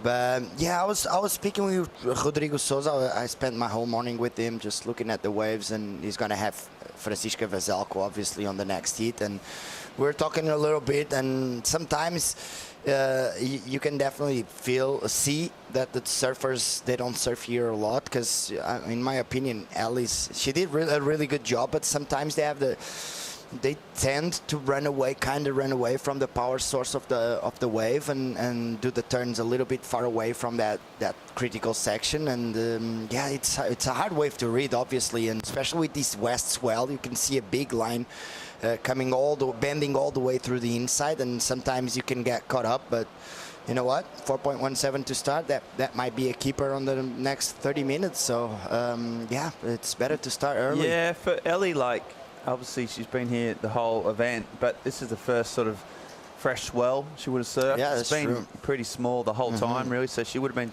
doing loads of reps on this reef, getting her research in and filling up the lineup. But a new swell means a whole new sort of ball game, and she'll have to adjust pretty quickly. Someone who did adjust pretty quickly was the winner of that last heat, and India Robinson, I think, is down there with Joanna Garnell. That's right. India, you're pretty much in control since the beginning of the heat. What did you think about this matchup? Because you can't close your eyes on Bronte, right? No, definitely not. Bronte's got, I'd say, one of the best backhands in the world for us females, and I knew it was going to be a tough draw getting her in the quarters, so really stoked I started that one off strong, and yeah, it went a bit slow in our heat, so I'm glad I got a quick backup, and then, yeah, just made some smart decisions throughout the rest of the heat. Well, it's finals day, and it's going to be a long day. How's your mindset at the moment? Yeah, it's pretty good, honestly. I'm just taking it heat by heat and just trying to catch 2 good waves in every heat and just pace myself and just enjoy being here. I've just been very grateful that I'm able to compete and my health's good enough to do so. So I'm just holding that gratitude with me throughout the whole event. And what are you going to be doing between every heat that you're going to be competing in? I've got a good break now, so I'm going to probably go lay down, close my eyes for a bit, just rest up and refuel, and then just get ready for the next one. Well, you deserve it. Good luck in the next round. Thank you. Yeah, thanks, Joanna. And India, yeah, what a solid result from India. She missed out on Belito due to injury, so that's one result she can't count. So she needed this result here, and she's got one. And with incredible surfing, and still with Sakurama to come up against. Harrison and Spencer the same. Alyssa Spencer actually won the Saquarema event last year, so she knows that break. She won't be thinking too far ahead, though, right now. She's not thinking of the warm waters of Brazil. She's thinking about the cold, chill offshores here in Portugal. 35-minute heats. She's had 10 minutes and hasn't caught a wave as yet, so she's playing it safe. I think you were around, Philippe, remember Alyssa Spencer a couple of years ago when we had a massive swell. She was surfed this wave. Her end up, I think, in a quarterfinal, got like a 19 or 18-point heat score and still lost. Had a pair of 9s in her thing, and the two girls, I think, up against a Japanese surf, and it was 6 to 8 foot. And Alyssa Spencer went absolutely to town on this wave, so she's got history here. And she knows the wave. As you're talking about Ellie having to readjust because she's new, but, you know, just having those reps over the last few years, Spencer is going to be a lot more. You know, she's just, by virtue of coming here a few times, she's going to know the wave a little bit better. Yeah, you feel like you can almost see the surfers that they've been coming here for a couple of years now, and they feel like it feels like they're a bit more connected with the wave, and the read on the wave, it's a little bit better. But obviously, even if it's Ellie's first time here in Portugal and first time competing on this wave, she's already on the quarterfinals, so that's a really good sign, and it just means that she has been doing a really good job reading the wave and surfing the wave, as you see her up and riding, trying to back it up that 4.17. Yeah, so Ellie without priority, just using this little insider. So clean, that wave. Here she goes. Oh, there's a big turn, gets the fins out the back, bit of a release, and now she's got a nice inside section, nice smooth carve. She's a really smooth, stylish surfer. Got a finish here, and she finishes it off. So well backed up. You saw Alyssa out the back just watching that wave. She licked a couple of turns. One particular turn had a fair bit of venom and a bit of sharpness. And Harrison, well, she got a 4.17. Meanwhile, this is the waves that Alyssa's been waiting for. You can start to see those little bubbles and boils. That's their markers of the wave, and this looks like a fun wave for Spencer. Her first wave of the quarterfinal. And here she goes. First turn is nice, bit of spray. Second turn again winds up, and there's a nice turn. Big spray off the back of the board there. Just waiting patiently as he stands up in the middle one. So that's another third turn. So far, patience is paying off for Spencer. And now she's got a little insider. Comes around and finished it off. So really smooth surfing. 4 turns, no downtime. Nolan Raposa liked it, and they just absolutely tore that apart. Did Spencer. Was patient, waited for the set, and managed to absolutely go to town. So great surfing from the young Californian. We'll get you to break it down, Philippe, but it looked good from the first time round. Look at this wave. Look at how clean it is. Look at the second turn, really strong off the top. Just the flow and the momentum. She doesn't move the board. Everything is surfing. She's surfing on just that one line from top to bottom, and that just shows the flow. And she's gonna finish this one off really strong on the inside. So that's gotta be one of the best waves of the heat, if not the best, because I really want to see the replay of last wave of Ellie's again. But this second turn, the timing was absolutely perfect. The board looks really good because she has that flow and those transitions, and if you get a good wave here in Ribeira de Ilhas, like Elisa just got on that one, you can go from all the way from the inside, from the outside through the inside, just non-stop surfing, and that's exactly what happened here. Look at this turn. Yeah, you look can see at the technique. fins. Yeah, the fins dragging through the water at speed. I love this one. Look at that. Just pushing that back foot, compressing by the end of the turn, just to make sure she has the speed to go straight into the third one. So very well surfed by Elisa. The waiting has paid off for now, because that was a really good wave. Yeah, well surfed, and you know you're in rhythm with this wave when you're sort of just sticking right close to the foam and just delaying your bottom hand turn. This is Spencer, so this is a different wave. This ended up coming in at a 5.83, so a good score for Ellie. You can see how she just had to wait. That was really good. That was where she actually threw some risk and some power, and that's why she got sort of the high 5. So, you know, well surfed, but you can see the lump on the wave. Just didn't quite have the easy sort of track, as you said, that top to bottom. But this turn, wow, really, really great surfing from the young Australian, and she comes around the point. So she's out there now with priority. Now she can afford to wait just that little bit longer. She might hear a big number or a good score coming for Alyssa, and that will change the strategy a little bit. If it does come in as a good number, yeah, it means she's got to wait, right? She's got to be more patient for those sets. Yeah, you want those bigger ones, the ones that come all the way through the inside, and you want those big walls. And because Alyssa's wave, she didn't have to run for it. She didn't have to go all the way, just getting the momentum. She's just surfed top to bottom, pristine surfing, and that's exactly what you want. And we see the scores dropping, Ben, and look at the score for the first wave of Alyssa. Yeah, an 8.33, so a massive number. A really, really big start from Spencer. Only had one wave, but my word, she made it pay. And yeah, so now Ellie Harrison has got the 2 waves, but now she's going to need a really high score, at least one of them. So she'll know herself. I mean, she's been doing a lot of junior events in Australia since she was 12 or 13, had loads of wins on the Australian Junior Series. Went through, had a good run on the Australian qualifying series, a regional qualification series there. So, I mean, she's done a heat. She's done a lot of heats. Even though she's young, the pathway has been pretty solid. So she'll know she's got to wait for the big ones, wait for the sets, and then just let her surfing do the rest of the work. 20 minutes to go. First set, Spencer maybe just trying to force into that one. She's not going to be sold that particular little one, but there's more lines approaching. And these conditions just seem to be getting better and better. The swell filling in. It's a long period west swell, and you can just start to feel the energy starting to move, just tick up a notch. Hey, Jervis? Yeah, I got here on the beach was at first light, and it was maybe half the size that it is right now, and I think it's only going to get better and bigger.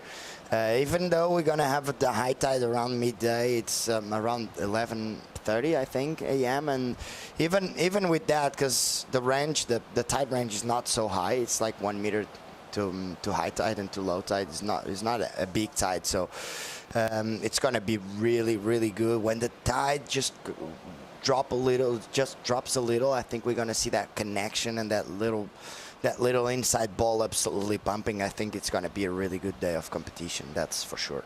Yeah, we've got the swell. We've had to wait. We've had to pick and choose our times. The organisers and Travis Logie, our contest director, has been really working overtime to make sure we just picked our little windows and slots in the afternoon and had a few holds, which can be frustrating for the surfers and the surf fans, but it just meant that, you know, we got to the finals day with all the heats in the water in the best conditions of the entire swell period. So it's all come together, all that hard work and patience paying off today as we see some incredible waves and an 8.33. Well, that just sort of says it all for Spencer. And she's just sitting out there. Really, really came so close to qualifying for the CT last year. Just a few heats off. So already, even though she's also quite young, she's already tasted that sense of disappointment and the frustration of coming close. And you just sense this year things are starting to change for her. She's got a good mindset, good teamwork, good coaches, and great surfing, good boards, and she's always had the talent. Exactly. So yeah, it's a pretty lethal combination, and yeah, it's great to see. Harrison now sitting on 10th in the ratings. You know, even with this, she's had a great event, and she'll get some good points, and she'll be in the hunt going into that last event in Brazil. But yeah, Spencer in command right now. Just that 8.33, and it was such a well surfed play. But while the girls just take their time and wait for the next set, we're going to do a short commercial break and come back with the EDP Vissla Ericeira Pro right after this.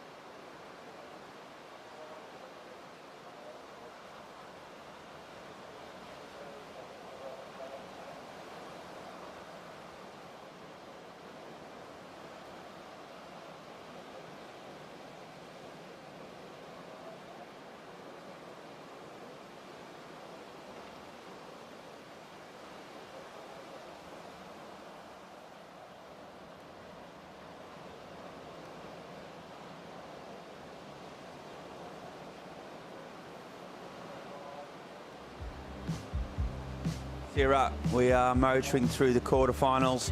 Finals day here in Portugal. A huge day on the Challenger Series. So much on the line. So much on the line in terms of qualification and CT sort of, scenarios playing out. I think Joanna Garnell is down on the beach. Who have you got down there, Joanna? What's happening? Well, who do I have right here next to me? It's 2024 qualified for the championship tour. It's official. Congratulations. How are you feeling? I wanted to get your dad to deliver the news, but he's too shy. He's a bit camera shy after all these years. Oh, wow, it's so many mixed emotions. Like, it's such a long year, and like, I think, yeah, you just don't know where you're headed. And I tried to keep that direction of the fact that I love competing and I love showing up.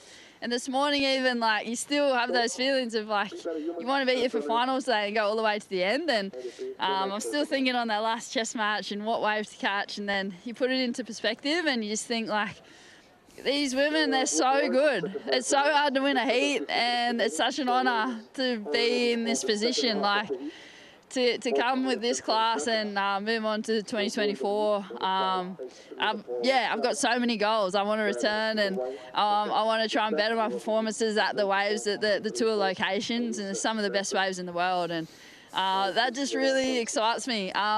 There's plenty of people back home.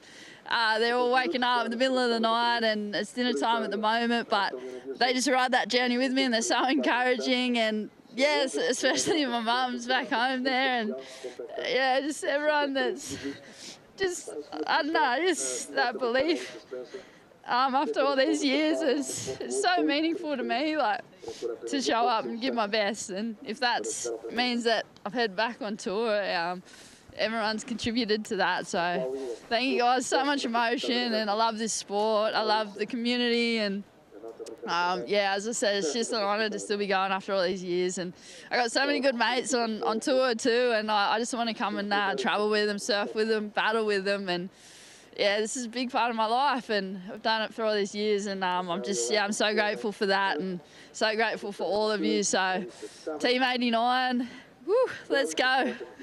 Kind of a bittersweet situation, what happened in the first heat, but really good to get this news, so congratulations. We'll see you on the 2024 Championship Tour. Yeah, what a way to cheer you up. That's awesome after a loss, and enjoy the surfing today, and whoever wins today is so well deserved, so congrats to that winner. Okay, yeah, thanks, Joanna. Thanks, Sally. Oh, there's a dad. An emotional Sally Fitzgibbons, and it just goes to show, she's been doing this for 20 years, and you can see the emotion. Just hold that thought as we see Spencer on a wave here, driving down the line. Just a bit more real estate here to deal with, just banging down the line now. She's got some speed. Now she's waiting for a big section. If she can hook in, there she goes. And there's a big top turn, deals with a little bit of a bounce, and there's a third one. So yet again, just not a whole lot of manoeuvres, but the one she is getting, it counts. And good surfing. Yeah, but Sally Fitzgibbons, there's the emotion there. Obviously, she showed it, choked it up, and I almost teared up myself. Yeah, I did. It means a lot, because although she lost that first quarterfinal, by virtue of the fact that Bronte McCauley lost her one, it means that she is on the CT, and you can see how much it means to her. And this woman here, well, she wants to join her on that CT, and she's doing a pretty good job of it so far. Yeah, she's looking down the line, that little west ball coming from behind the section, and look at this turn. Whoa, just holding that rail really strong and straight into a huge finishing turn. So, as you said, a short wave with a couple of turns only, just that one snap on the outside, and then she was looking down the line. Look at this inside ball, comes around the section. This is amazing turn. The first one, so good, straight into a huge finishing turn. Very good surfing by Elisa, I think, even though it's just a two-turn combo, pretty much, but that first scarf, holding that rail for so long, really strong. And look at this, straight into a huge finishing turn. So that's got to be a big score, even though it's a bit of an insider and just a couple big turns. And we know that judges love big turns. We know that judges love to see the surfers finish those waves with really strong maneuvers. So I think that's got to be a really good backup for Elisa. Yeah, I mean, it's an incredible wave on its own, but in the context of backing up an 8.33, and it comes in an 8.00. So two waves, 2 8-point rides, about 6 incredible backside turns, so much spray, control, everything, power flow, and that's why it's got an excellent range on both of those 2 waves. So incredible surfing, and that suddenly Ellie Harrison, well, she's now needing a combination of scores with 10 minutes on the clock. She's been boxed in by Spencer. She's going to find it very, very difficult to get out of this situation. She's got 10 minutes. There's, sets approaching. She won't rule herself out, neither shall we. But I tell you what, courtesy of Spencer, she's in a whole world of pain right now. This young Californian, Jervis, just seems to be getting better and better every heat, every competition. Oh yeah, it feels like she's surfing so good. And you know what? That second wave was under Ellie's priority. So I'm not sure what Ellie didn't saw on that wave that Elisa just took that a little bit of an advantage and make sure she got that backup really quick, and it's a huge backup. So that just shows how well she has been surfing these last couple of days, and you know what, the last year, because she's up there and she won an event so far as well, so she has been doing really good job. Yeah, incredible surfing there, and yeah, as you say, picking up a wave.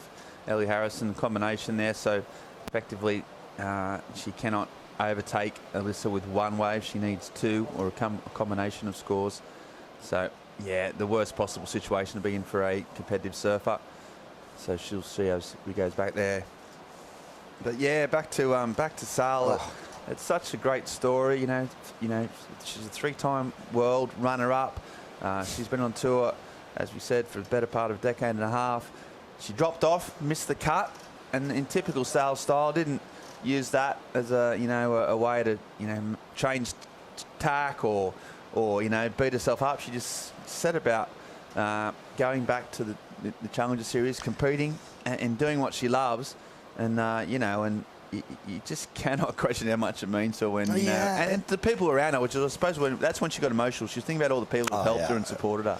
If you look at it and you see how hard it is for a surfer to still be hyped up, still competing, even though she was on tour for so long and she wanted to make hits and everything, and then she had to regroup and readjust to the Challenger Series. And yeah, you know what, she still had that motivation, still had that dedication, and you saw in the interview how much it meant to her, because sometimes, yeah, she has been on tour for so long. She was, as you said, runner-up for a couple of years, and out of nowhere you change the whole situation. You're on the Challenger Series against younger generations who wants it so bad as well, as bad as you want it, and maybe even more. And I'll take my hat off her, because the motivation that she has still after all these years, it's pretty impressive. It's pretty impressive. It's incredible. And she's on it, and she loves surfing against those younger generations. She's really good at the time. Speaking of younger generation, well, this is a young Australian, Ellie Harrison. So started off with a couple of nice waves, but just not quite the waves have been nowhere near the quality of Alyssa's.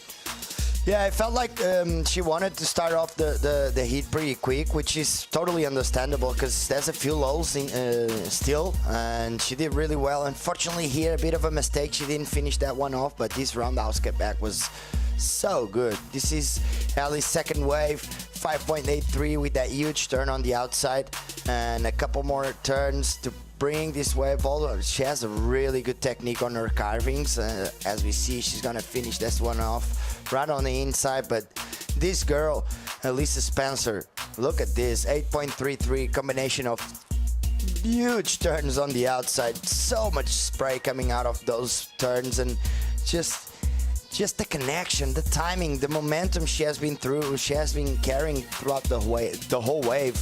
He has been on point, definitely. As we see, she's gonna finish this one off really strong, and right under Helly's priority, she got this little insider, and guess what? This was a bit of a west volley one, and she come around the section way from behind the peak, way from behind. She's gonna do a huge 2-turn combo. First huge snap, huge carve, holding that rail, just straight into a huge finishing turn, pushing that back foot, throwing a lot of spray on that turn, and the judges absolutely loved it. So just 2 waves, just 4 waves ridden so far, and guess what? Elisa has a 16.3 33 of it total so far, so that's got to be hard to beat. Yeah, absolutely massive. 5.5 minutes on the clock. There she is. Currently sitting on 7th on the Challenger Series ratings. The only other woman still rated above her is India Robinson. Who was coming in. She was in 4th place. All the other surfers from 1 to 6, with the exception of India, have all been knocked out of this event. So Alyssa, not only is she progressing, towards the semi-finals and possibly finals and even a win, but all her opponents are above her, have already knocked out. So it's a really good case scenario. But there's Francisca Baselko, the World Junior Champion. All the Portuguese trust behind her. A lot of fans, a lot of. That's actually really cool because it's super early in the morning. It's a Sunday morning, and out of nowhere, the training group. It's all of those kids training with Rodrigo.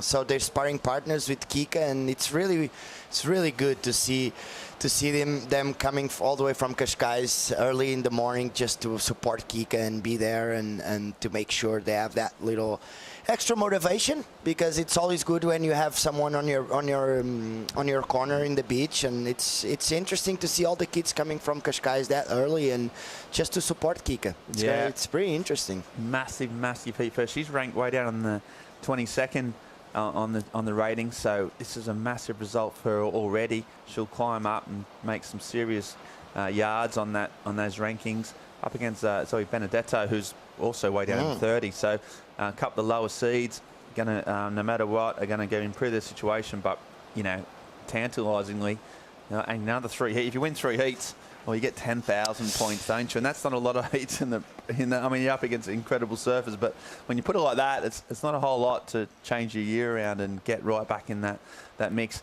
If she can't qualify here, at least go into Sakurima, knowing that it's a possibility, would be amazing. Yeah, I was talking with Rodrigo, and I was asking him like what was the goal for the year, and he said obviously it was qualify, because she got the spot on the Challenger Series because she was a world junior champion.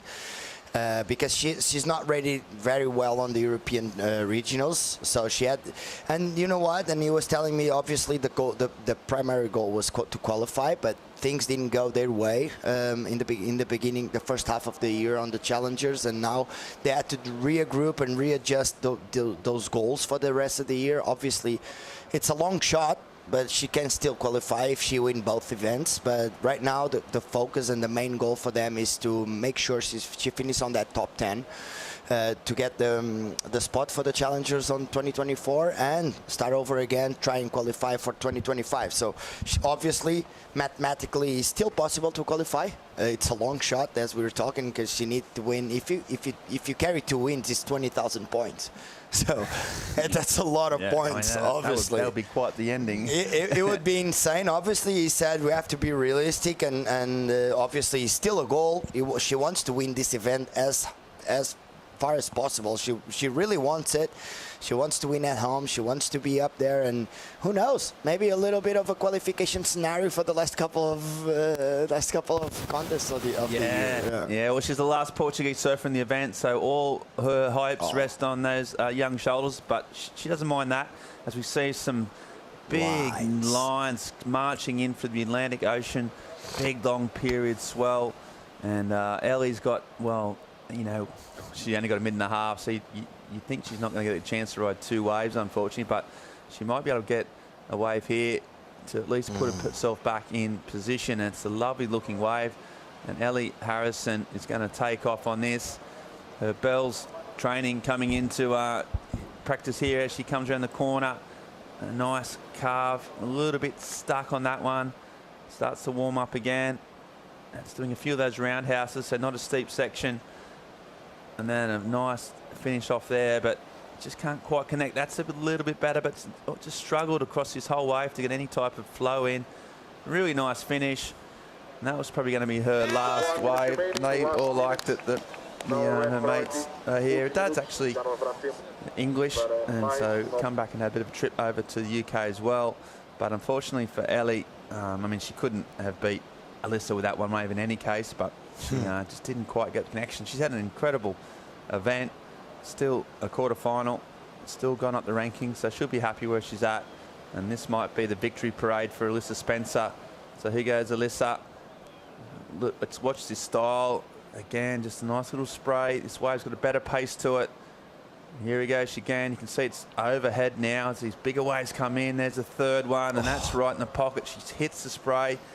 It almost airdrops down. There's another fourth turn and just clicks off the foam on the way back, and she just doesn't get the hang section. But trying to protect the board. So that board looks really, really good. And yeah, another incredible surfing. And we see Ellie there. They're saying, look, well done.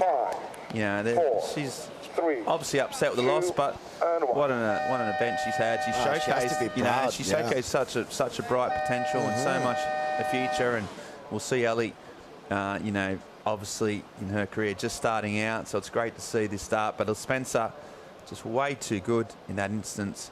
Incredible surfing, huge numbers. She's still got one to come in, and she's into the semi-finals. So great result already, and still plenty left to come. And Spencer, well, she'll also get the some hugs on the beach, because just absolutely lit up. Didn't make a mistake. Was crisp, clean, powerful. Everything you need to be at this wave. She had. Her backhand is one of her real strengths, obviously, as we can see. And the wave choice. Yeah, so good. Every single thing you need to box off, she boxed off. And you can see the smile on her face. She gives Ellie a hug. So that's lovely to see stable mates. And, you know, they're having a bit of a debrief themselves about how it went. But that's great to see Ellie go down and give her, you know, her competitor some hugs and some, you know, share that, her joy. And Spencer, well, she'll go up the beach, a quick debrief, and then have a chat to a coach and the crew and regroup for a semi-final. Incredible surfing, huge numbers, and here they all are. There's the claps. Just, you know, you've got a sense, though, it's not, you know, part of the job, but not the whole job, and she'll be back soon. And there we go. Well, as we go for it's a bit of a lull. We're going to a short commercial break and come back with more live action and the last quarterfinal right after this.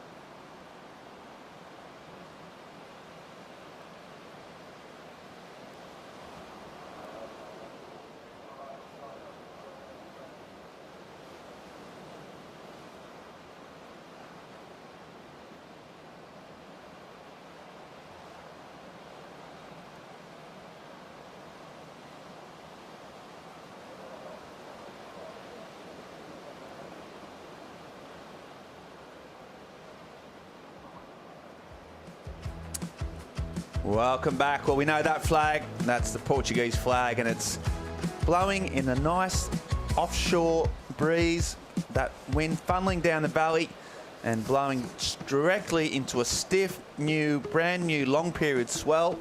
And we've got a Portuguese surfer, the last Portuguese surfer in the event, the world junior champion, Frederico, is out there.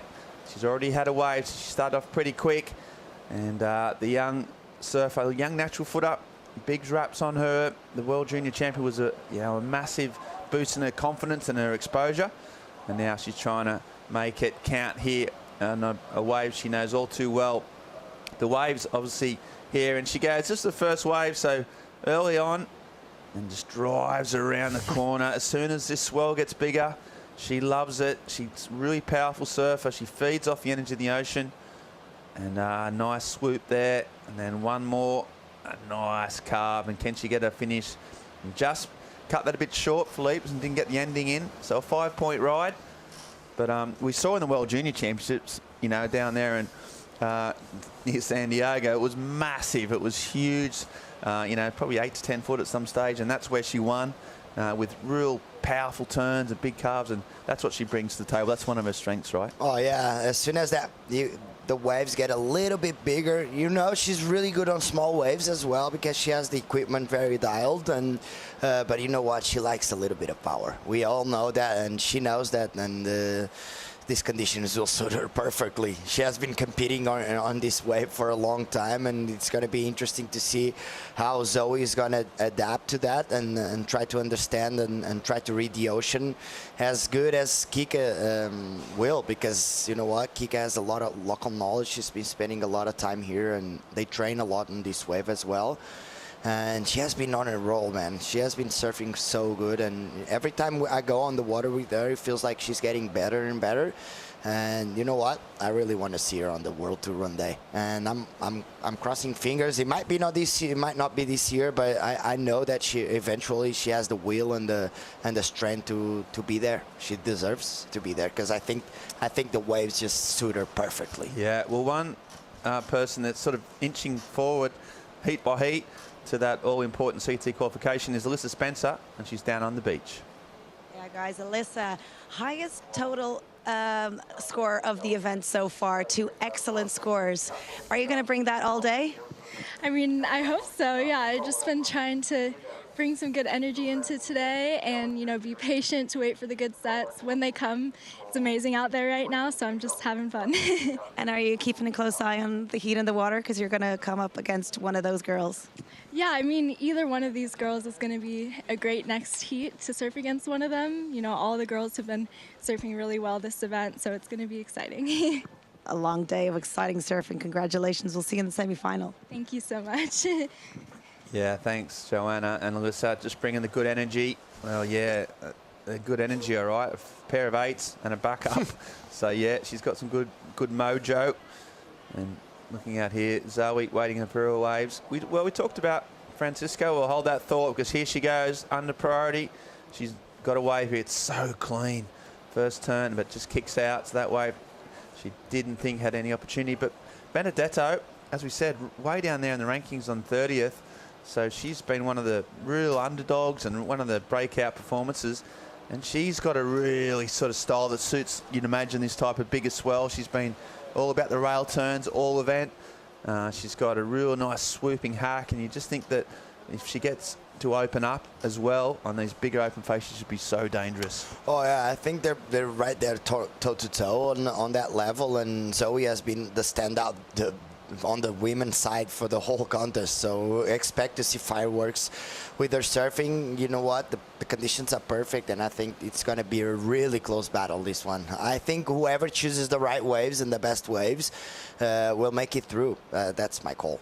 Yeah, and Zoe out there, the Floridian, she will go march up the rankings as well. You know, came in probably just aiming to get some confidence, get some heat wins, hasn't had a whole lot of solid results on the Challenger Series this year, so this will do her just confidence, if nothing else. Even if she were to bow out, and that's a big if, you know, she can take so much out of this event heading over to Brazil. Right now, though, she needs a wave. 12 minutes gone. Sorry, 7 minutes gone on the heat. She hasn't been able to get one, but a few more sets approaching. And as we see Zoe, she's looking at this first one. Just goes over that one. That means Francisca is okay if you don't want it. No, and she doesn't. So patience again. The other, you know, great thing about this wave, especially as this swell fills in, is that, you know, like each set pretty much provides almost a carbon copy of each other. I know some waves are better than the others, but they're equal opportunities. So when it's pumping, and hopefully we'll see this, you know, a bit more frequency, a bit more size.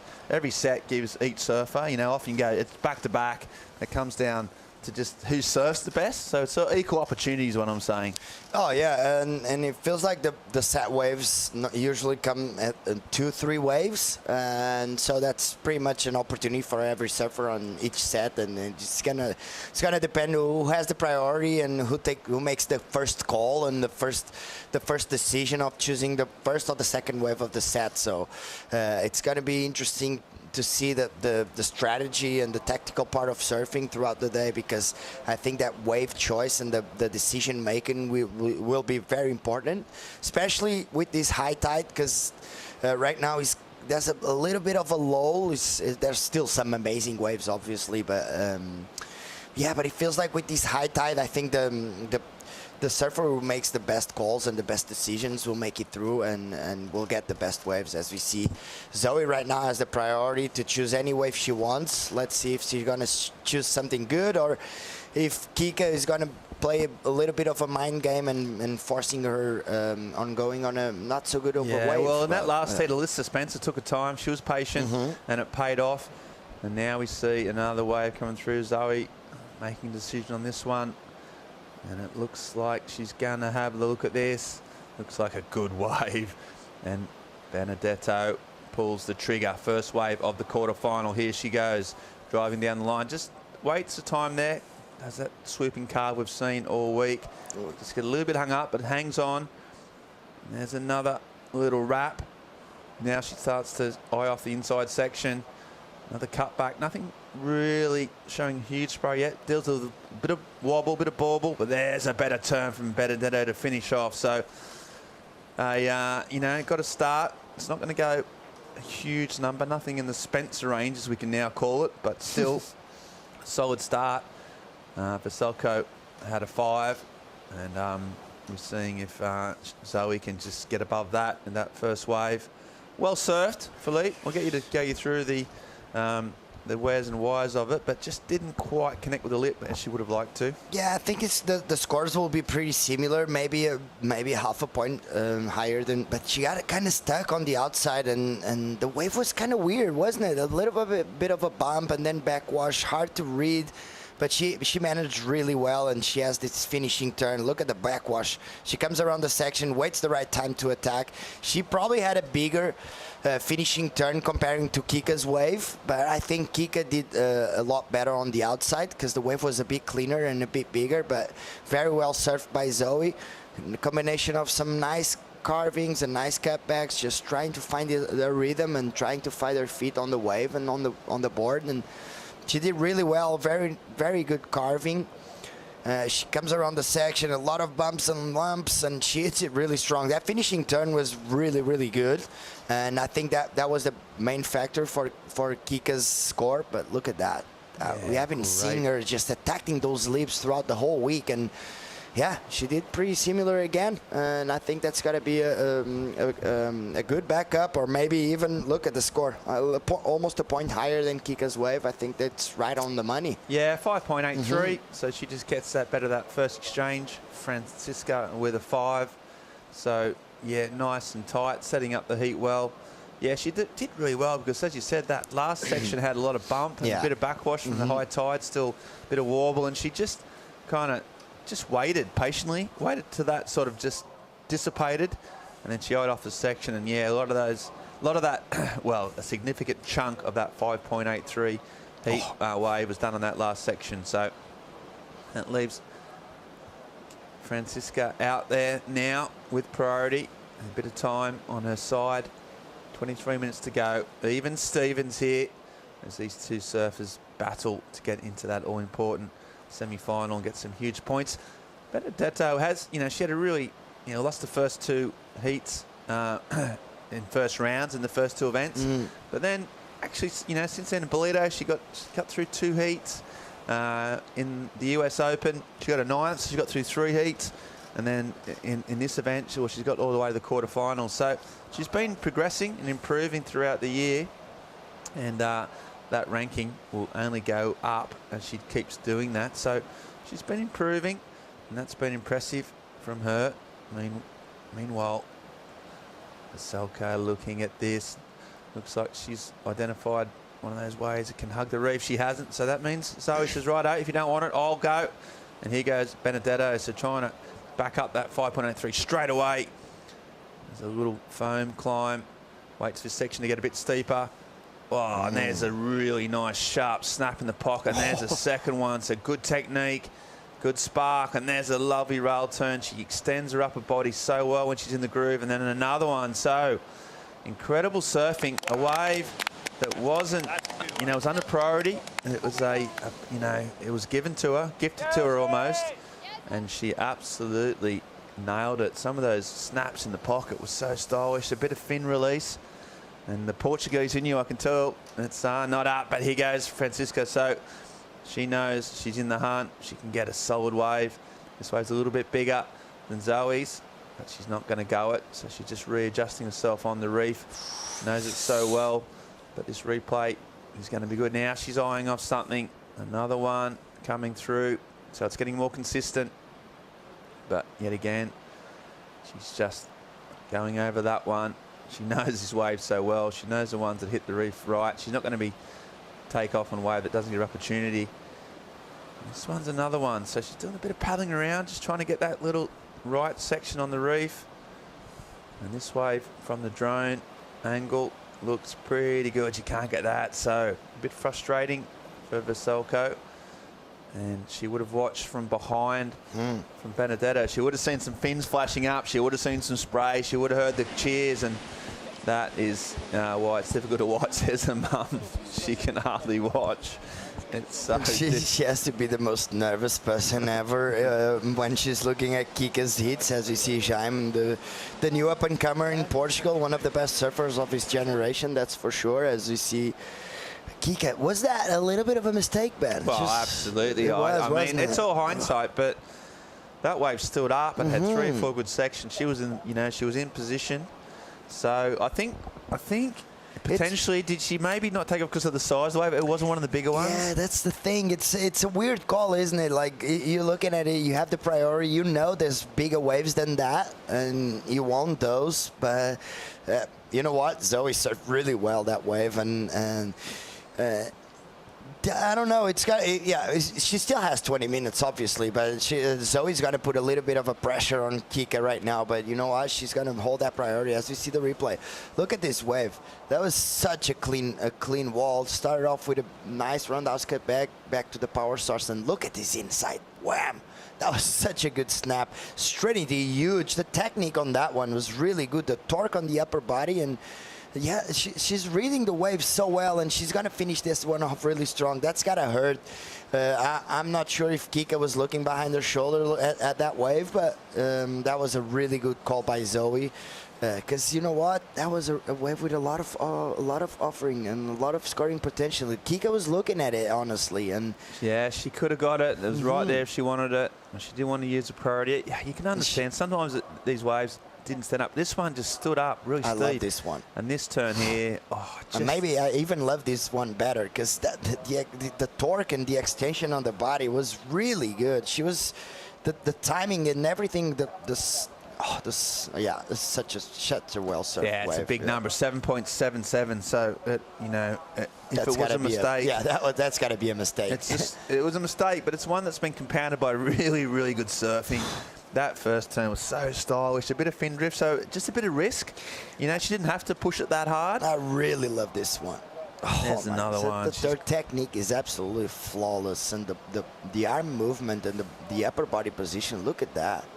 It's just everything is so perfect. The weight transition for the back foot to the front foot, it's so pristine. And you know what? That's why it's a 7.77, because that was a really well surfed wave. Yeah, she just linked every turn so well, and it had a bit of element of, you know, variety and risk, and it had a good finish. So all the stuff the judges absolutely love, and they took their time with it and got a 7.77. Some judges going as high as 8.5. So a big number, and yeah, you know, it's one of those they'll replay, and Vasilko will have to reset. Still got plenty of time. There's big numbers out there. While the girls reset, we're going to have a short commercial break and then come back with more live action from the EDP Vissla Ericeira Pro right after this.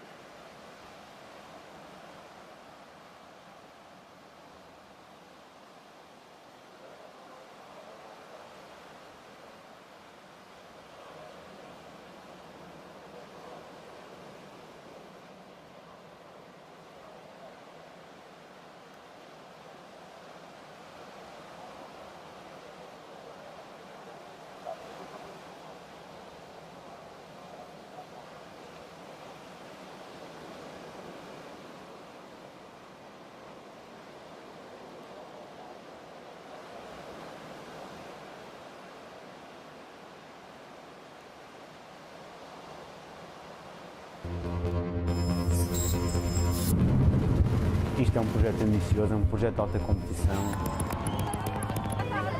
Acho que está bem claro o que é que estamos aqui a fazer. Eu sabia que ia ser duro.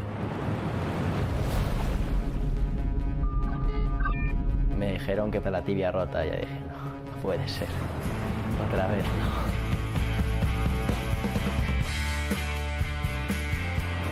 Obviamente es un camino muy largo. Cuanto más desafíos tengas, igual más mejoras. Competir a treinar. Sin parar. Pessoal, aqui o surf é assim, estão altas ondas, não há disputa. Eu quero essa disputa e a simulação do que rola no QS, então vamos simular da melhor forma possível. E é nossa última oportunidade. Sorte não vai ser o suficiente. Yeah, welcome back to Ericeira. That was the EDP Surf Tomorrow. We had the privilege to go down to the launch party last night where they showed the first episode of the first series, or the first episode of series number 3, where they grabbed 5 Iberian talents, and it's all about that pathway to the CT. Go check it out online, EDP Surf Tomorrow. It's a really good insight into what it takes to become a professional surfer.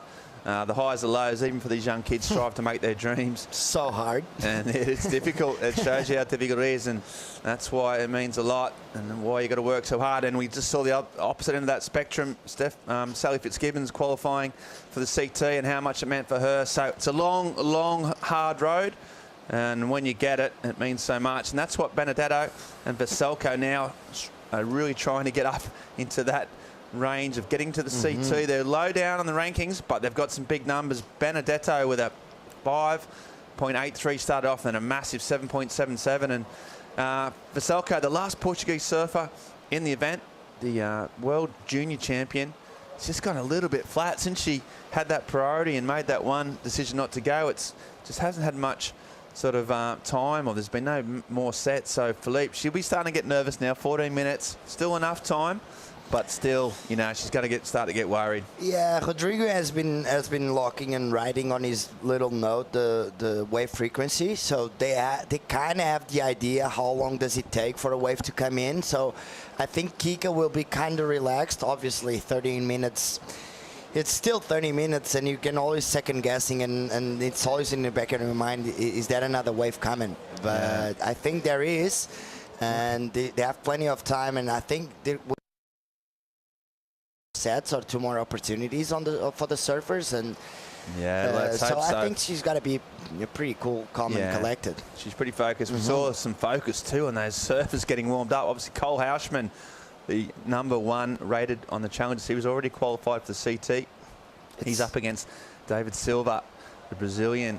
So all goofy attack, and Silva a lot further down in the rankings. He's going to start to make his way up, a former CT surfer with great experience. So he was looking pretty focused, and that's right up after this one to the quarterfinals. We are going to finish today. It's the last day of the waiting period. We are going to have 2 finalists crowned, so a massive day of waves here in Portugal. Conditions pretty much ideal, although Veselko would be thinking ideal is if it's just sort of a few more come through in the next 13 minutes, as the world junior champion is under the pump here a little bit. She's gotten out of these positions before, and interestingly, also Zoe, I mean, I think it was the first heat of her first round. She was almost out. She needed a buzzer beater, and she ended up with like a really high score. So she's just going to stay busy here. And here goes Zoe, first turn. Oh, she's just got that unlock, that wrap, but unfortunately that one's not quite running down the line. So that was a bit of a throw of the dice.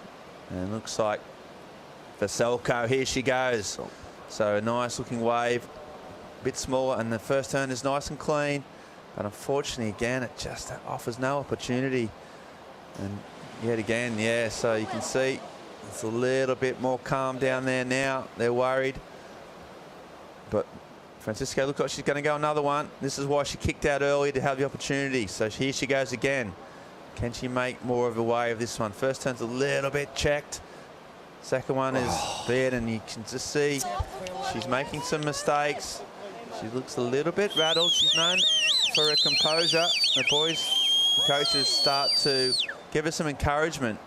They needed that. They were a little bit quiet down there. They were a little bit like not shell-shocked. Look at the set on the outside, man. Yeah, so she's made You know, she waited a long time. Oh, look at that wave. She made it a long time for those waves for priority. She let one go and Zoe got a big score, and then the 2 waves she caught were both poor.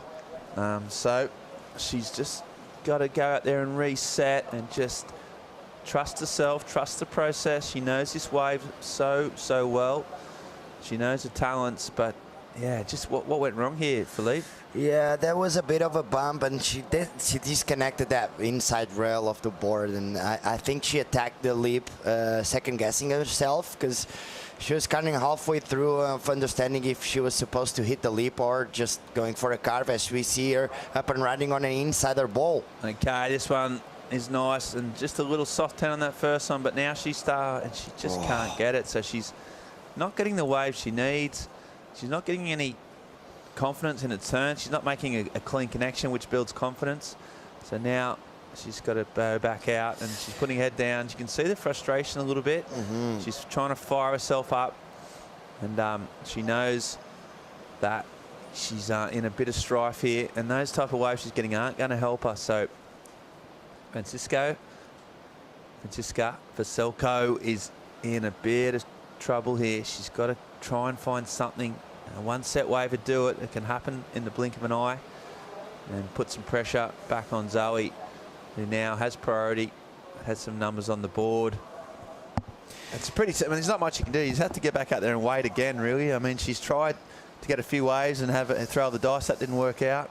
I know time is an issue, Philippe. It is, and you know, she just needs 1 solid set wave. Yeah, but Zoe's in such a comfortable position right now, because with 9 minutes remaining, she has the priority. She has the 2 highest score of the heat, and the pressure is all on Kika right now. And I think Zoe just needs to sit down and enjoy that priority and make sure she gets the good decision on the next exchange, because we all know what Kika is capable of, and I think Kika needs to regroup and readjust herself and try to understand what's the next big move, because she already did a couple of mistakes this heat, and she doesn't have a lot of time to try and regroup and try and go around and get this thing around for her. She's so got to try and turn it around pretty quick. She's running out of time, and hopefully for those Portuguese fans on the beach and her parents and all the supporters, she gets that opportunity. An 8.6 was a massive number. You'd think she might need 2, and that's totally doable. And here she goes again. Not going to look at that one. There seems to be a few more lines out the back potentially, so she might hopefully get 2 bites of the cherry. But then again, Zoe only needing to improve on a 5.83 as well. So just for that big number in the locker, you're always confident getting through the heats when you've got a huge number like that. So these last 3 waves, Philippe, just each in their own way, just never worked out. Yeah, even with the body language, she was just catching those waves, and you can see she wasn't that convinced. Look at here, she was like doing half a turn, and here just disconnected with the wave, and then this last one, it felt like this one would make a good opportunity. But look at the body language. Kind of, yeah, she wasn't not looking convinced throughout those turns, and a little bit of a frustration there, a little bit of a mind game playing, but it's totally understandable. She is up against the ropes, and she doesn't have a lot of time, and she has been catching a really proper good wave, so that might be playing on her mind a little bit. Well, that's right, and we saw this. So she was in this position actually in the last heat. She was needing an 8-point ride or thereabouts. And we panned to the coach, China Garnell, speaking to Rodrigo, and he said, look, next set, she'll get an 8. Don't worry about it. And then sure enough, 3 seconds later, she did a 7.5. So you know what? And that's the confidence that he's got in her ability. He knows what she's capable of, and she knows how to pick the right wave. So, yeah, hopefully he'll be, saying the same thing again, repeating the same mantra. Get a set wave, let your surfing do the talking. The numbers are there.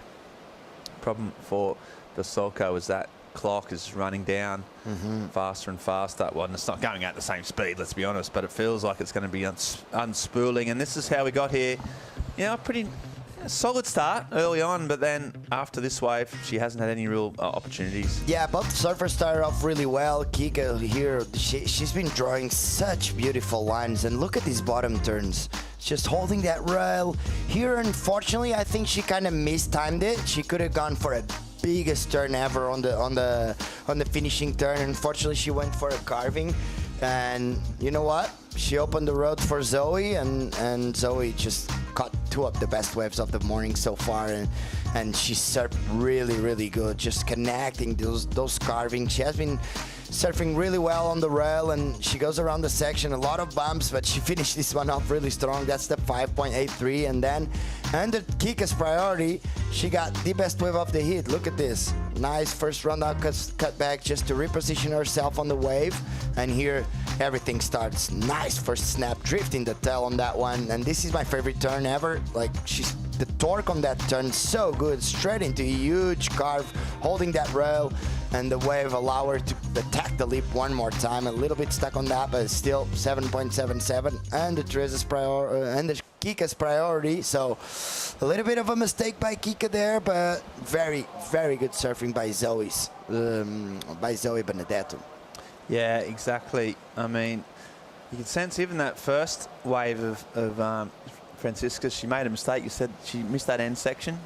So even at, from the very get-go, she never quite got a handle on it, and then ever since that, really, she's just had a series of poor scores and poor waves, and hasn't been able to get herself back in, and hasn't been able to show her surfing, which is, the whole point of this. She's got such a good style, and these conditions suit her. But she just made a few errors. You can't make errors at this stage, like early in the rounds with 4 surfers and 2 getting through. You can make errors, and you can often, come back, but once you start reaching the quarterfinals and up against the better surfers, errors get punished. Oh yeah, it's the level is so high that you have no margin for an error, and especially on this wave, because if you're against the sets or against the flow of the heat, you can do everything wrong and be against the waves and against the connection of the ocean. So it's even harder to compete here because of that, because you have that little extra factor that's the positioning and the wave choice and all that. And if you have the connection, if you choose the right waves, you're gonna make it through. And unfortunately for Kika, she hasn't found her feet still, with 3.5 minutes remaining. A little bit of a long shot for her, but hopefully we still have one more exchange, because you know what, she probably needed to do one of the best waves of this contest so far. Yeah, an 8.6, but I know she's capable of. And I know she's capable of doing that score, that's for sure. But I think Zoe is going to play a little bit of a strategic final part of the heat so far, because she wants to make sure she finishes off. Yeah, we need to. Yeah, she's got to go well. She's having got that inside wave, but it's not going to happen for her. 2.5 minutes to go, and if Zoe is going to get through this, and she's going to get minimum 6,000 points, for third. That's the minimum she can get. First or second, obviously, she can go even higher. And that, she's only got 6,000 points throughout the whole Challenger Series already. So she's going to double her score total. Kika or Zoe? Zoe? Yeah, Zoe. No. So there's a little jellyfish. Jellyfish, yeah. We have plenty of those. It's a big fella, isn't it? It is. Patrolling the area. Yeah, so Zoe, as it stands, is a massive result. Going to move up, up to the sort of near the top 10, and suddenly from nowhere we'll be in the scenarios going into Brazil with an outside chance. So as it stands, yeah, Benedetto looking really good, and a few more sets hopefully come in. One more exchange would be nice for Kickash, just to get some confidence and see if she can turn it around. 8.6 needed without priority. It's up against it. She really is. And we're going to see these sets don't look big enough to really get that big number she requires. And then it just goes. You can see the disappointment, and almost resigned to her fate now. She knows that she's had some opportunity. She's made some mistakes. Hasn't surfed the heat she would have wanted to do. They would have planned today, what the strategy was. It was pretty clean. They would have went through it. unfortunately, none of the strategy, none of the plan they've made has Yeah, paid off. I think it was that little second exchange. She let Zoe go on that wave, and the wave offered some of the best scoring potential of the morning, and Zoe did really well. So she's gonna be feedback. The feedback with Frederico will probably be that moment of the heat. I would say that was the highlight, and that's where she can go and reassess herself and try to understand where she lost that hit. And I think that's the focal point of this hit, is that one wave under priority that Zoe got. And yeah, Zoe made it absolutely count, didn't she? And she's already gone up just already 11 ranking spots, so a massive jump from 30s up to 20s, and then she's still got potential to keep on going. Third, second, or first. There are 3 options she's got left remaining, and we'll find out today. So yeah, Zoe rocketing up the rankings. You can see why. That surfing on that wave, that 7.77, it was incredible. The technique, the power, the style, everything that you need. So she's got that elite level surfing. But unfortunately, for the Portuguese fans and for the World Junior Champion, it's been a bit of a shocker. She'll be upset with that, just that she didn't get to show how good a surfer she is.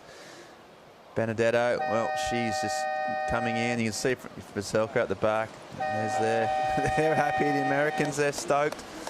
Unfortunately for the Portuguese, well, we've lost our last remaining Portuguese surfer, so there's no chance of a local hero today.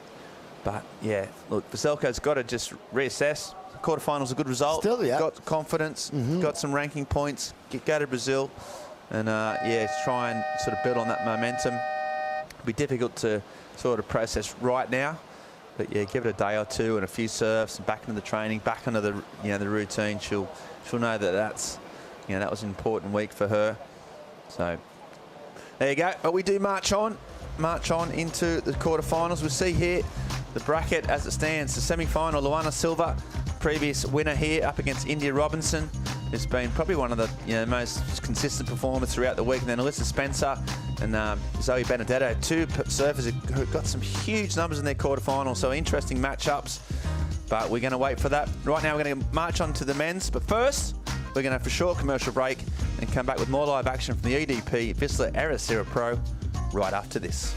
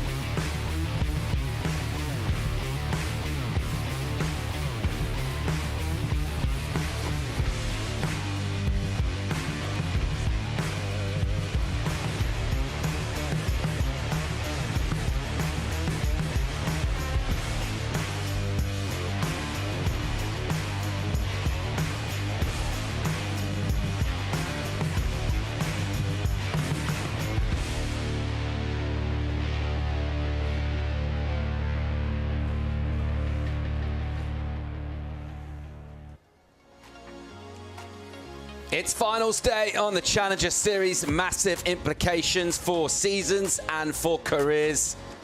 And Zoe Benedetto's strong story takes another leap as she swings through into the semi-finals here with a strong performance over in Portugal and an already decent season for her. Here to talk you through this morning's action on a fun finals day with the surf just picking up and the interest factor sky high. Joining me, Paul Evans, Felicity Palmatier. Hello, Paul. You all right, mate? Yeah, I am. Got the giggles? Got the giggles. Got the giggles. Got the giggles. Having a good old time on my break. Really enjoying what's going down here. It's time to send the men out into the water. And we talked about two surfers throughout the week who've been super impressive. Heavy hitting, hard hitting. They're matching up in this first quarter. Silva Hausman. Yeah, this is a massive quarterfinal. I feel like these two guys have been on fire this whole event, and they've both been dominating. They've been in our post show a bunch of different times for big heat totals, big single heat waves. So yeah, this is stacking up to be a great quarterfinal number one, and yeah, quarterfinal number two. It will also exciting. Two guys coming from way back in the draw, making it all the way through. So yeah, good few heats coming up. Yeah, we'll check out David Silva, the goofy footer who has just been absolutely relentless, not just throughout his heats, just throughout waves themselves. I mean, he's squeezing so many power turns in critical sections, and he has looked absolutely bulletproof throughout. However, an immovable object, an unstoppable force. He's taken on Cole Hausman, who himself has been absolutely lethal here. You can see why he's number one on the Challenger Series. You can see why he got his qualification locked in earlier than anyone. He's a powerhouse, a heavy hitter. Let's see what he can do here in a tough heat. It's going to be a really interesting clash. First time these two have met up on the CS. Yeah, this is exciting, and here we go. Action. Silva, here he goes. Straight down to it from deeper. Check the high line with a ton of speed. It's so smooth on the face. And there's that incisive turn as he blows out the tail. And again, just hacking one. And comes out of the turn with so much speed. It's a pretty seamless transition into his next business. Again, just kicking that tail out. And surfing right on the limit between the edge and the release. And good enough to bring this all the way through for an inside section. He'll try and get a finish here. And he does that just by timing it, really, by delaying the bottom turn. And a little bonus section. Oh. And once again, right on the sand there. And he likes it. Strong opening. Yeah, really strong opening. And I like that strategy of just trying to get that first wave of the exchange. See, Brains Trust absolutely loving it. But yeah, I like the idea of getting this first wave of the exchange. It's been pretty crucial in those earlier quarterfinal heats we saw of the women today. Whoever sort of got that first early exchange, you know, here we go. We'll have a look at the replay. This is David Silva just streaking down the line on this one, really waiting for this first opening maneuver. Beautiful first turn on the backhand. Another carving maneuver there. I love his ability just to wait for these sections really to stand up. You can see this big wobble through the face of the wave there. That's that backwash because we're coming up to that high tide. So it's making this inside section really challenging to read. You can see he got hit with another little bit of backwash there. So bringing it through to the inside, getting a finish. So I love that. Just super strong surfing. And it's going to be good to see these two goofies sort of matched up against each other. Yeah, absolutely. We talked about the power and the explosivity of Silva. Hausman, there's none more powerful than him on this tour. And he has been solid throughout the season. Let's go see how he goes about getting a reply to this action from David Silva. Meanwhile, let's go and get some insights from the winner of our fourth quarterfinal for the women, Zoe Benedetto, standing by for a chat. Yeah, boys, I have with me Zoe Benedetto. Zoe, you looked in such a good rhythm. Talk me through that one with Kika Veselko.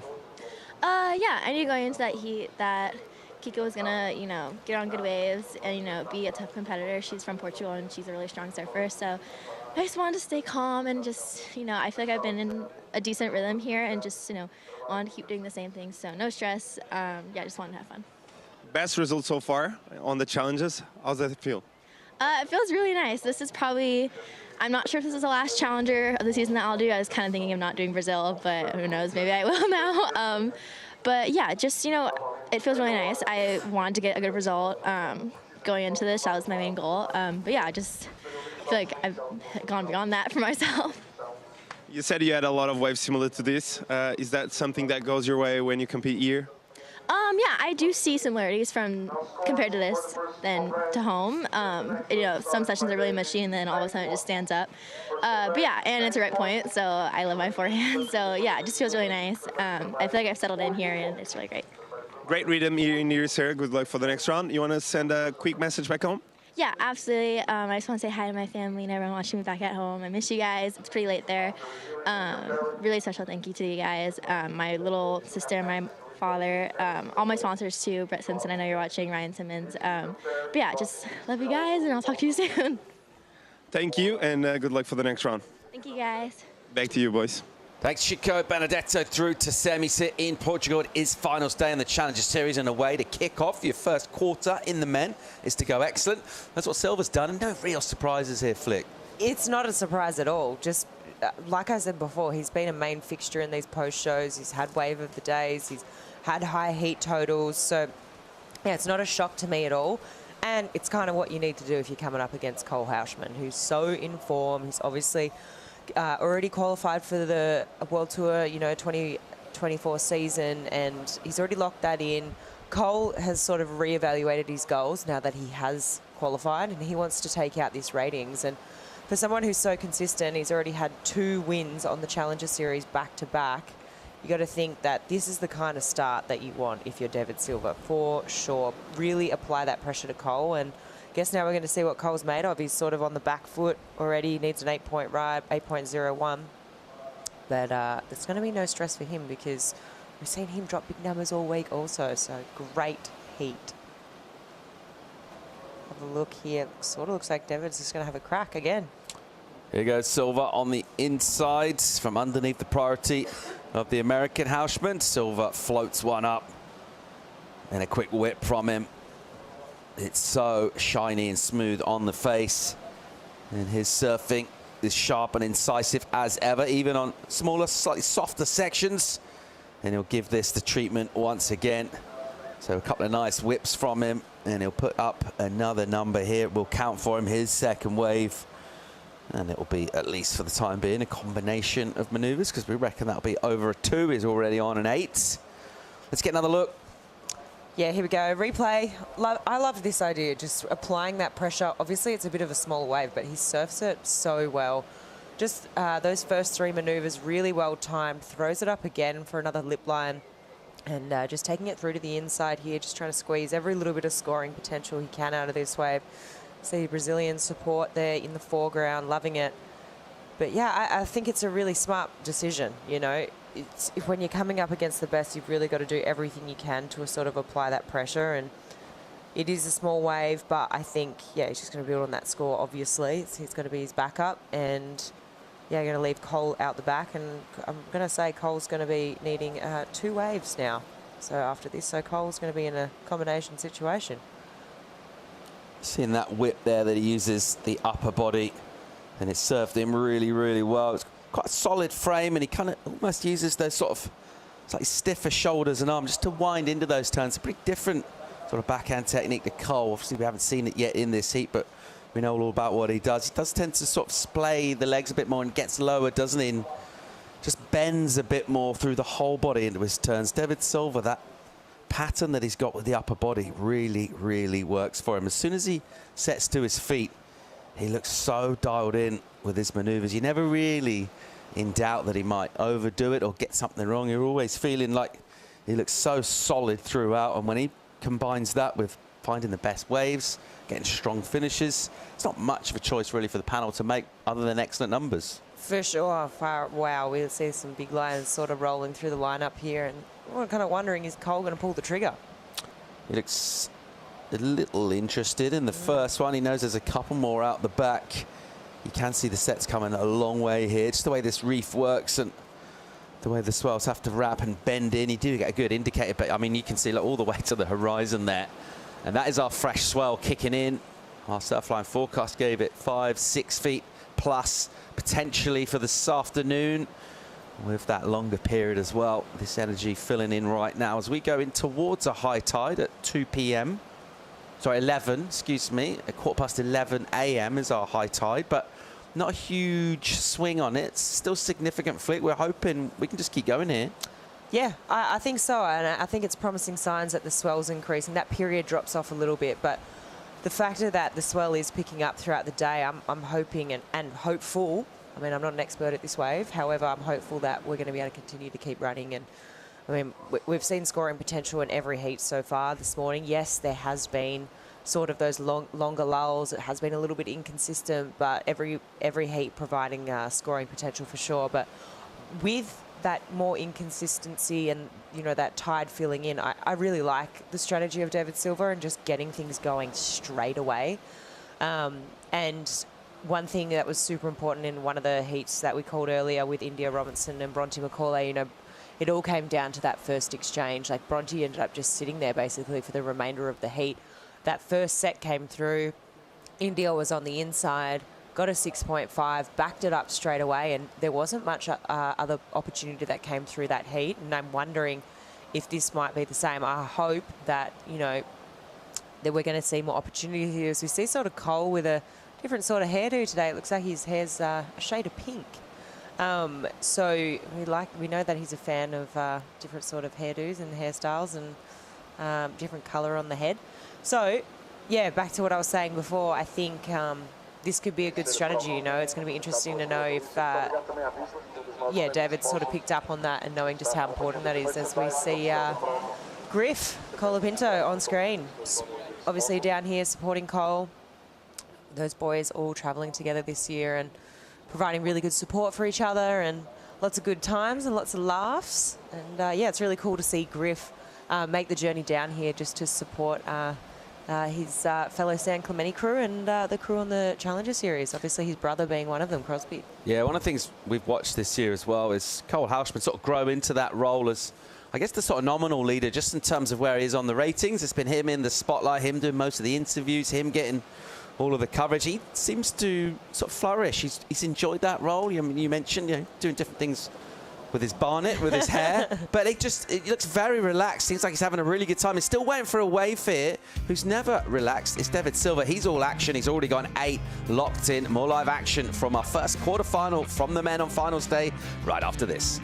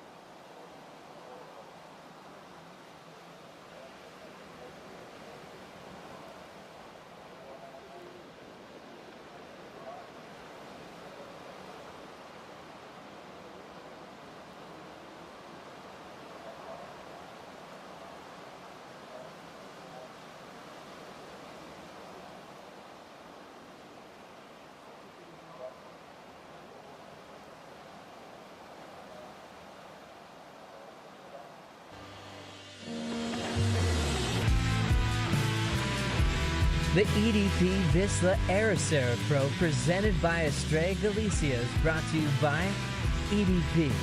Surf for Tomorrow. By Vissla, creators and innovators. And by Yeti, built for the wild.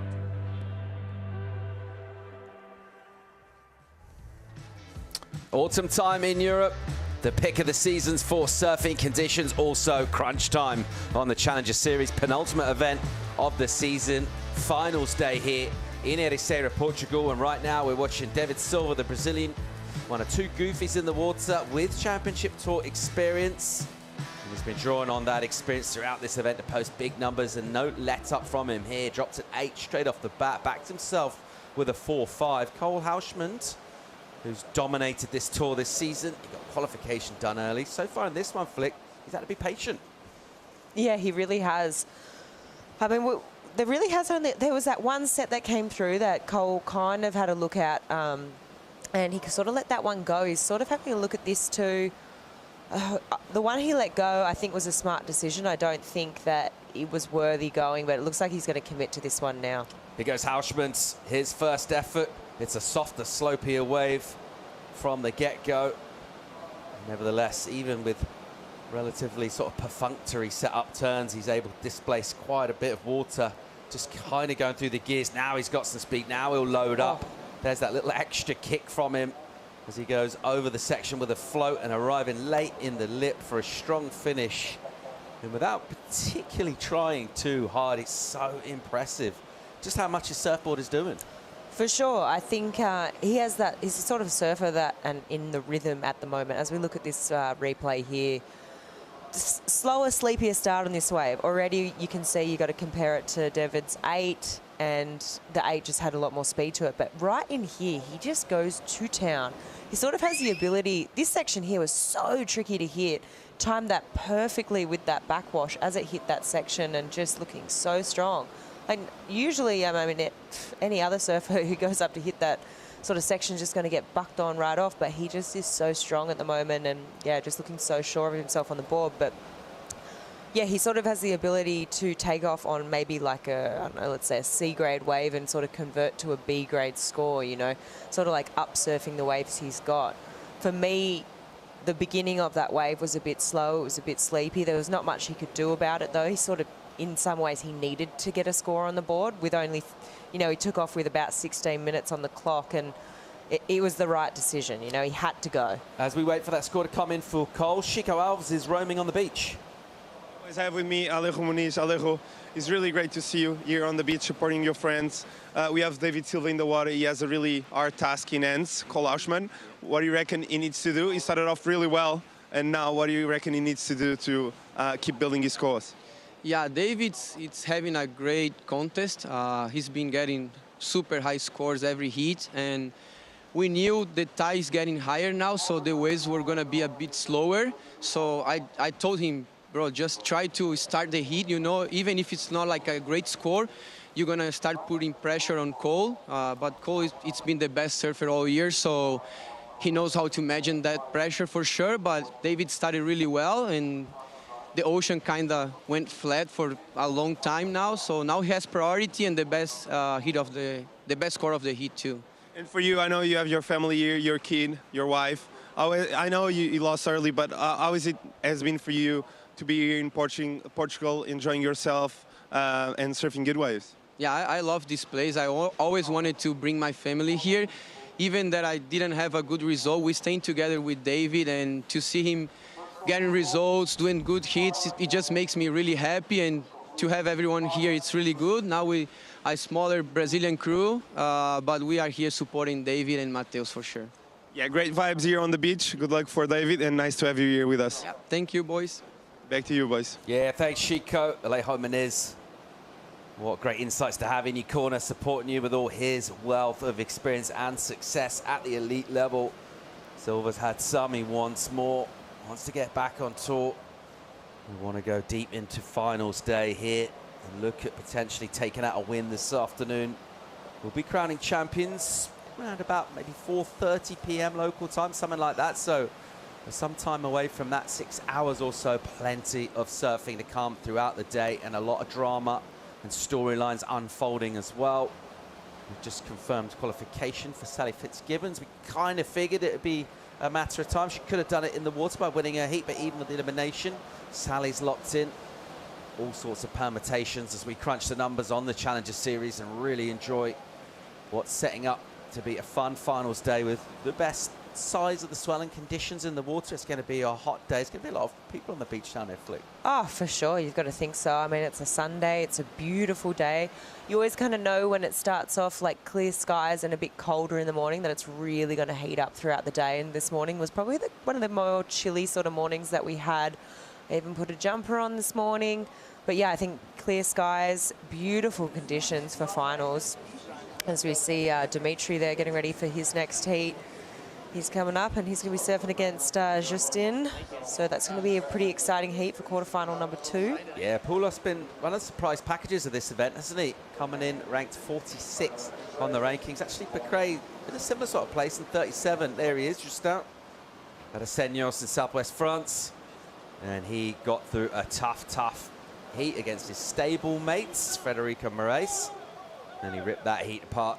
Did just out. Let's see how he goes out here, taking on Dimitri, who's been really strong throughout. And we saw him just getting some counsel there from Thiago Saka Pires, the Portuguese tiger. And what a person to have in your corner. Nobody knows more about surfing this way than Saka. I just wonder in these sort of conditions, Flick, doesn't feel like there's any particular secrets to this wave. It does seem to be relatively easy to read with this longer period and this sort of size. I think today is probably the most straightforward day we've had.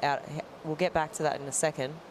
Here goes your heat leader, Silva, with an absolute ton of speed. Puts it up into a float and comes out with speed, but another section running away. So unable to do loads of damage there. Used up the priority. So advantage just from that goes to Hausmann, who doesn't sit with priority. He uses it here. Great wave for Cole. Wow, just absolutely hammers the lip all the way from the bottom turn into it. And again, just dealt with a little section tumble, and there's the precision. And once again, he just absolutely smashes that board in there. Seems to be able to sink that board. We mentioned that he's solid, but he makes that board look real thin and knifey when he's executing his turn, but it looks floaty and drivey between the turns. Kind of looks like the ideal equipment, really. Let's have another look at what he got done. Yeah, beautiful first turn there, and I just love the bottom turn going up into that second turn. Gets a really good finish here. Went up early just to make sure that he knew he was going to ride out in front of that bit of foam there. As we know, I think with the kick out though, the body language suggests to me that he's a bit he's not feeling it completely. Like that turn was great, right? But I feel that kick out just is like a like it's not really doing it for me. This is the replay of where David used his priority, right? So he was actually quite deep on this one. I still think it was a smart decision to use priority on that wave because you could see that wave running off down the line. If Cole was all over that, it's sort of like a blocking defensive maneuver. It's kind of annoying that he couldn't convert and improve on that 4.5, but I think it was still a smart decision to keep Cole off that wave. But interesting body language from Cole because it just looks like to me he's kind of just like, come on, like give me something, give me a bit of a better wave. He wants a little bit more opportunity. Yeah, let's see where the number goes for him. I just really enjoy that explosiveness in his surfing. Just the power is really cool to witness, and doesn't really matter how many times you see him do this kind of turns. They never get any less impressive. With the panel for the moment, that 5.33 for his quick in-between wave. So if you're just comparing backups, that is better than David Silva's 4.5 backup at the moment. Will be an improvement for the wave that we're waiting on. Let's see where it goes. Silva with the 8 early on. Just 8 minutes now to go. So a really quiet heat in terms of the frequency of the waves. With 8 on the clock. Still don't have that second score come in for Cole. When it does, we'll have our sort of first really legitimate scenario in this heat. For sure. And it's pretty crazy because we're just under 8 minutes, right? And so to have our first legitimate scenario at that point in time is pretty crazy, which is a good indication of that tide really coming into play. And I think it's just, I've just got to sort of echo what I kind of said at the beginning of this heat. That first exchange is so important, right? And we saw it in India Robinson's heat with Bronte. That tide's filling in. It's getting less and less consistent, which means it's just so important. If you're not involved in that first exchange, you might not catch a wave for another 15 minutes, and that's sort of what's happening here. I mean, he'll have a look at the tides right now. As we see, yeah, low this morning was at 4.43. We're coming up to highs 11 past 11, so coming on up to that high tide, that water filling in. But once we flick over that high tide mark and the water starts to drain out here, I think we're going to see, as that swell picks up as well, some pretty good waves on the way. Yeah, less than an hour away from that high water. It is 20 past 10, nearly half past 10 actually, local time here. So around about 40 minutes time, we'll top out the tide. And looking for conditions to continue to improve as the swell also continues to increase throughout the afternoon here. 6.5 on the clock. The number for Hausmann is a 7. So that means these two, there's not a lot to separate them in their scores. David Silva 12.5, Cole Hausmann 12.33. Is Silva with the lead 5.51 is the requirement for Hausmann. First priority is with David Silva. He'll use it here. Good looking wave for the Brazilian. He fades his takeoff a bit to give himself a bit of room for a first whipping turn. And again, just delaying the bottom turn with a bit of extra vim. That was really nice. Just changed up his line a touch there. He held his board quite high on the lip. And again, it's smooth. It's nicely joined up. Let's sort of focus in on that 4-5 back up. See if that's under threat as he goes through the inside. Do you reckon he replaces backup score? I'm going to say definitely. I think that was a really, really well surfed wave. He had a lot of backwash to deal with too as he came into those sort of last 3 turns and negotiated that really, really well. It's just sort of, obviously there's a little bit of luck to when the backwash hits your wave and also timing from the surfer. We'll have a look from this replay again. Smart decision, had to go this wave, keep Cole off. And you can see this wave starting to stand up here. Just these first 2 turns really well timed, straight up into the lip for the third one. But yeah, this wave had a nice pace to it. But as he moves through to the inside here, just a wobble there, dealt with that. Gets another one sort of here as well. And yeah, just well-surfed wave for, yeah, that backwash again. There it was for a second time. You can see he loves that score. There's no doubt he's going to improve on his situation, just put that pressure on Cole. Cole's going to be thinking, okay, I'm going to need more than a 5-5 now. Like I'm surfing for probably an 8 or a 7 or an 8. That's, yeah, I just feel like this wave was just so well timed and yeah, capitalize on that 4.5 for sure. Yeah, using all the knowledge that he's garnered of this wave throughout surfing here down the years and particularly as well just through this event.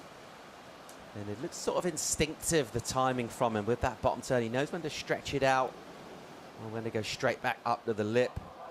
And it makes it look really seamless from him between these maneuvers. That one there just changes up the line a touch to go a little bit more lip line. It looks like the flow.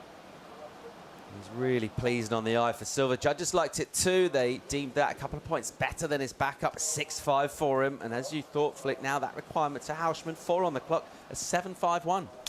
Yeah, it's bang on. I think, yeah, a lot more pressure for Cole. Yeah, as you see that score, 6.5 for David. But yeah, a lot more pressure for Cole. However, I'm just not going to say, you know, Cole's never this sort of person to say die. I mean, that's the reason why he's on that in that #1 spot on the rankings at the moment, and he's already qualified.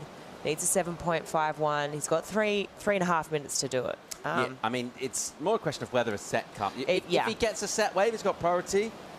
You wouldn't think it's very likely he's not going to get a 7.51. Yeah, if you're a betting man, you're going to put your money on him for sure.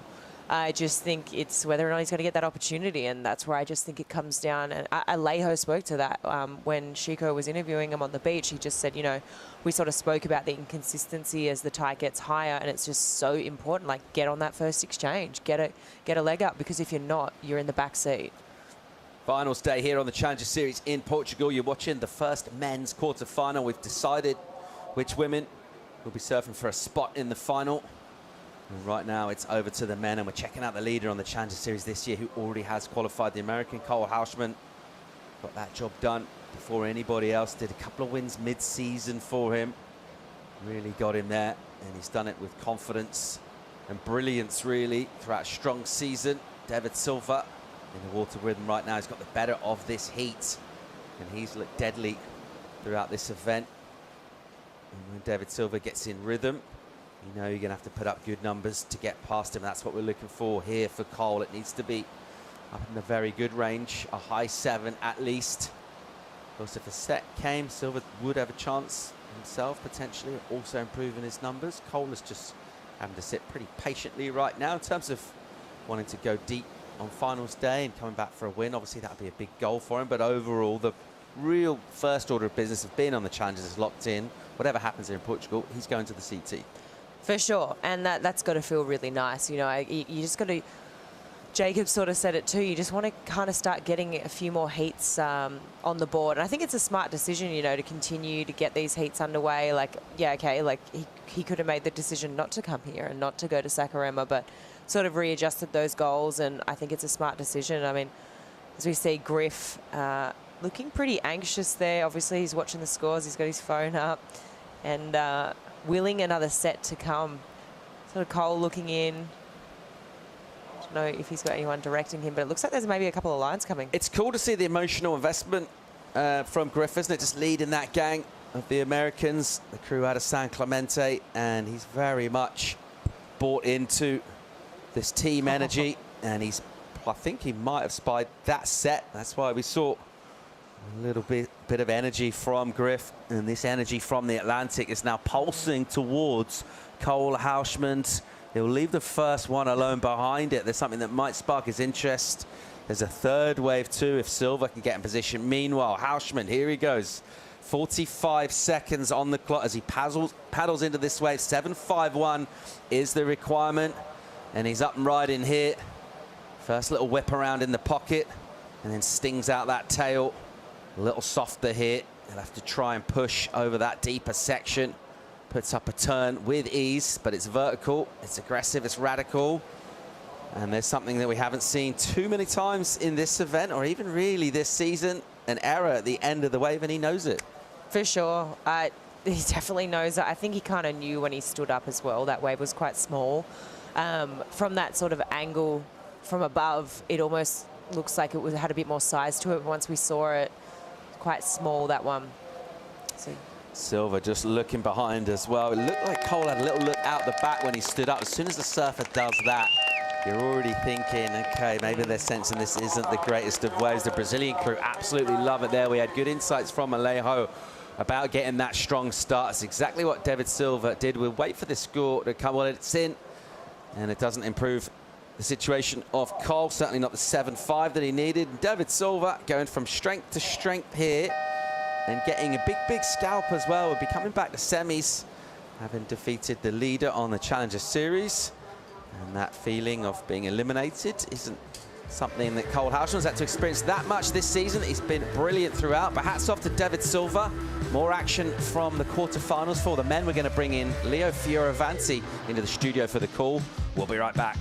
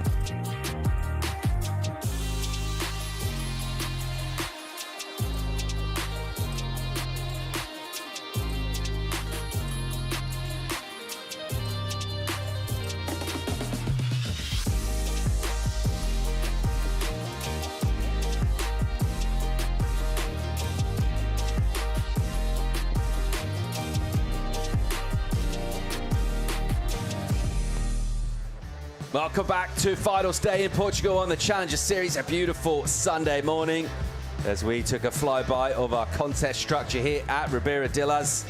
And we're picking up big smiles, good energy from the Brazilian crew.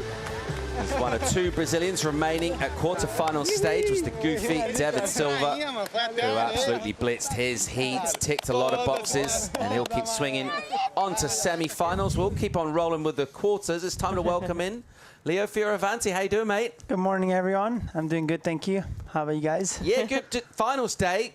You're not in it this year. You don't seem too bummed by that, though. You having fun? You enjoying yourself? Yeah, I'd definitely rather be there than here with you guys. But no, I'm stoked to be in Ericeira. I love this place. The waves are fun. Finally today, I think it's going to improve during the day. So I'm stoked to. I'm a surf fan always. I watch every event, whether it's the Challenger Series, the regional ones. So I'm stoked to be watching the boys and girls rip at Ribeira today, and I can't wait to see when the tide gets lower and people will start be ripping in. And this time of year in Europe, I mean, it's the best place to be, right? Autumn is when we get the big swells, we get offshore winds. It's still some way away from the start of next season, so you're just in free surf mode training? Yeah, I'm still really enjoying working on the French and Portuguese beach breaks. It's been so fun to spend time in Europe, and the weather's been so warm. Like, it's been the so warmest I've ever seen, literally this time. We're almost mid-October, and like, I haven't worn pants yet. It's so weird, but it's such a good time to be here. You can see Ericeira has been pumping, maybe not the waves, but the town is full of people, and the waves are fun. So a couple of young boys in this heat, which I'm really excited to watch, actually. Yeah, we're checking out the American Dimitri Poulos taking on Justin Becret. Justin, someone you know well. Have you been surprised to see him here on finals day this year? Yeah, Justin is a young French surfer from Hossegor who I've been surfing with forever, since he was probably 10 years old. And I'm really proud of him to see him make his first quarterfinals, I think, in the Challenger Series. I actually lost to exactly these 2 guys in the round of 32. Exactly them 2. Justin won the heat and Dimitri got second. Both of these guys seems like they've been catching the best waves, especially Justin from day one. He's been on a really good roll. He's got Richard Marsh dog, which I worked with for many, many years in his corner. He's been spending a lot of time in Ribeira de Ilhas, which is not that easy of a wave. So it's really cool to see both of these guys being so young and kind of making their first quarterfinals appearance, if I'm wrong, but I think I'm not wrong. And it's going to be exciting to see who can step it up today. Let's go hear from the winner of our first quarter, David Silva. Yeah, boys, I have with me David Silva. David Silva, what a performance. You just defeated Cole Auschman, #1 in the Challenger Series ranking. How do you feel? My feel is great. The waves is perfect. The Cole Auschman is surf amazing all the years. And then I'm very happy to start for the good score. And then it's more relaxed and then for the heat. But the Cole is a very strong guy and then very dangerous. And I'm very happy to make one more hit because it's more important to the points, more points, and go through Saquarema. And I'm very happy and then go to the next round. How good is it to start with an 8-point ride? Yeah, I start for the strong because Cole is strong guys too, is the backhand, and I'm very happy to take for the first wave for the hit. You want to send a quick message back home into the semis? Feeling great? Yeah. Cara, muito obrigado a todos que ficaram na torcida aí no Brasil. Cara, tô muito feliz. Glória a Deus que deu tudo certo. Me mandou a melhor onda ali no começo da bateria. E é isso, muito feliz de ter passado. Pontos importantes agora para poder estar somando para ir para Saquarema com grande chance de poder entrar para o Tour novamente, onde é meu sonho. Mas ainda o caminho é muito longo. Vamos pensar na próxima bateria por enquanto, que tem mais uma bateria aí bem forte contra esses dois que tá aí na água. E é isso, vamos que vamos. Feliz demais e vamos embora. Parabéns, DVD. Valeu, obrigado.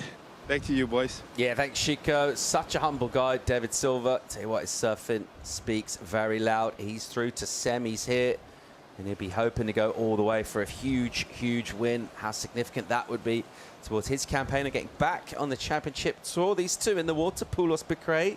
No ways ridden by them as yet. They're having to be patient. She stands on the inside there. So far, it has actually been pretty telling who's been on the inside and got the first wave ridden. Leo, how does this get sorted out? No priority at the start of heats? Is this a rock, scissors, paper, flip of the coin?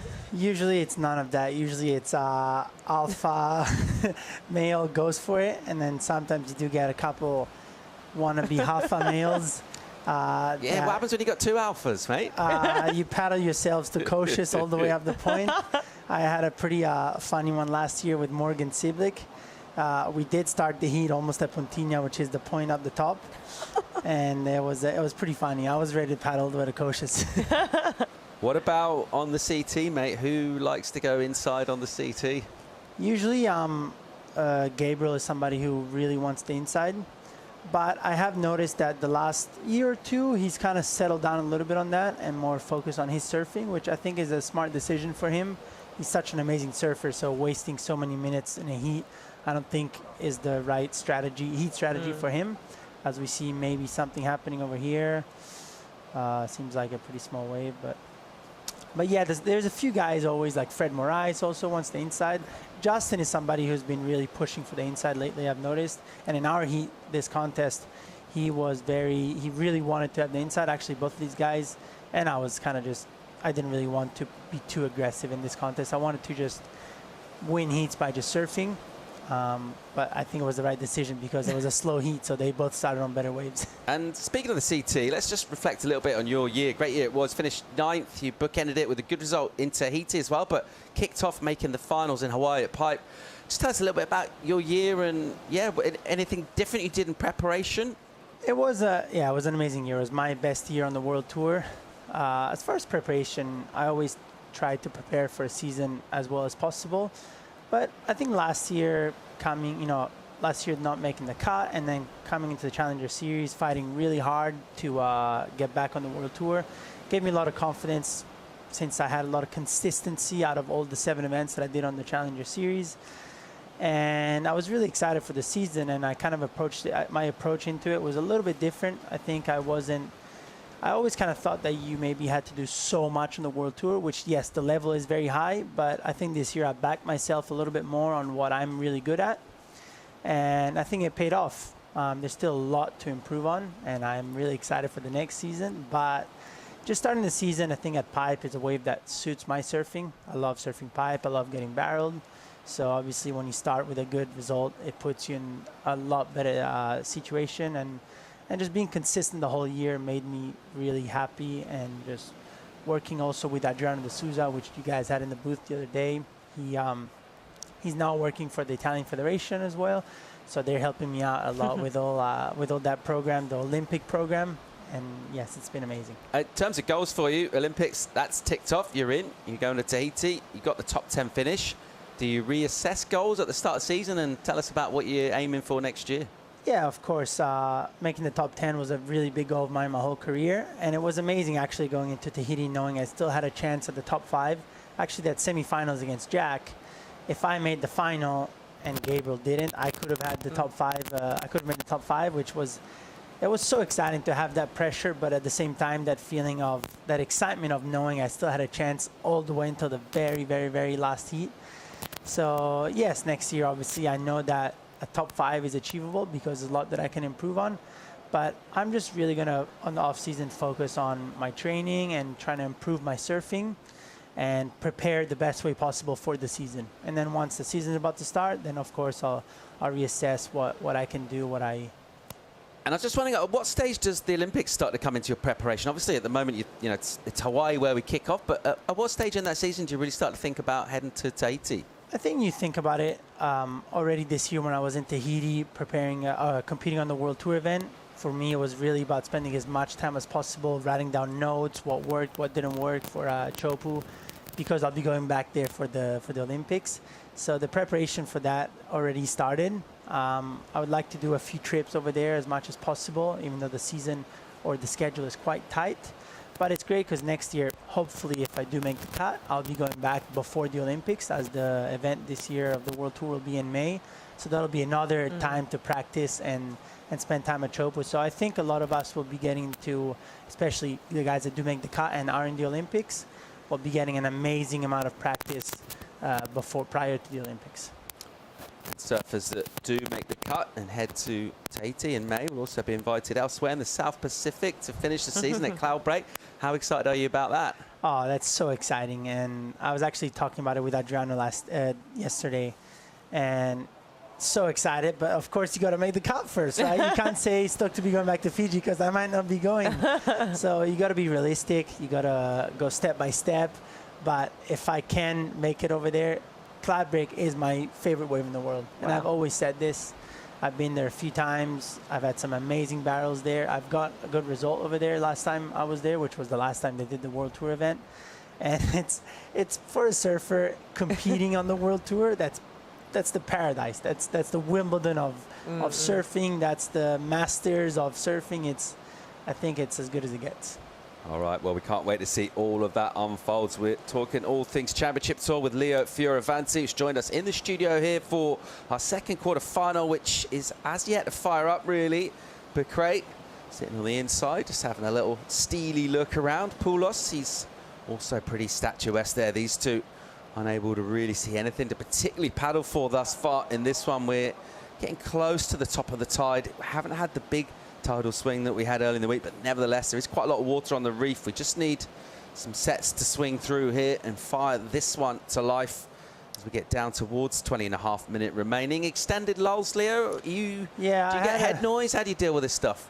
I had a bit of a feeling this would happen in this heat with the tide being high in the next 30-40 minutes. So things like this happen. You just kind of have to be patient with this wave, especially like David Silva said before. If you start on a good wave, it makes the heat so easy, especially when it's slow days like this. Good chance we'll get a heat restart. I think right in the next 15 seconds. Maybe it's on the 15th minute. Which one is it? Yeah, I think you're right. We'll see shortly anyway how that goes down. 8 seconds away from finding out. Because we'll find out in about 5 seconds. But and they weren't. A lot of times, if you do fight for the inside and miss waves, there's a heat restart. So a lot of the times, if you do fight for the inside and miss a set, the head judge will not restart the heat because you guys the two surfers were battling for the inside and were completely out of position. But in this case, where there was no sets, you do get a restart, which makes it, it's fair. It should be that way. Yeah, for sure. I agree. I mean, these guys, there's so much on the line for them, and this is both their biggest results so far. So yeah, definitely a right decision, heat restart. So 35 minutes on the clock, and hopefully we start to see a set roll through. Yeah, it's about time, I think.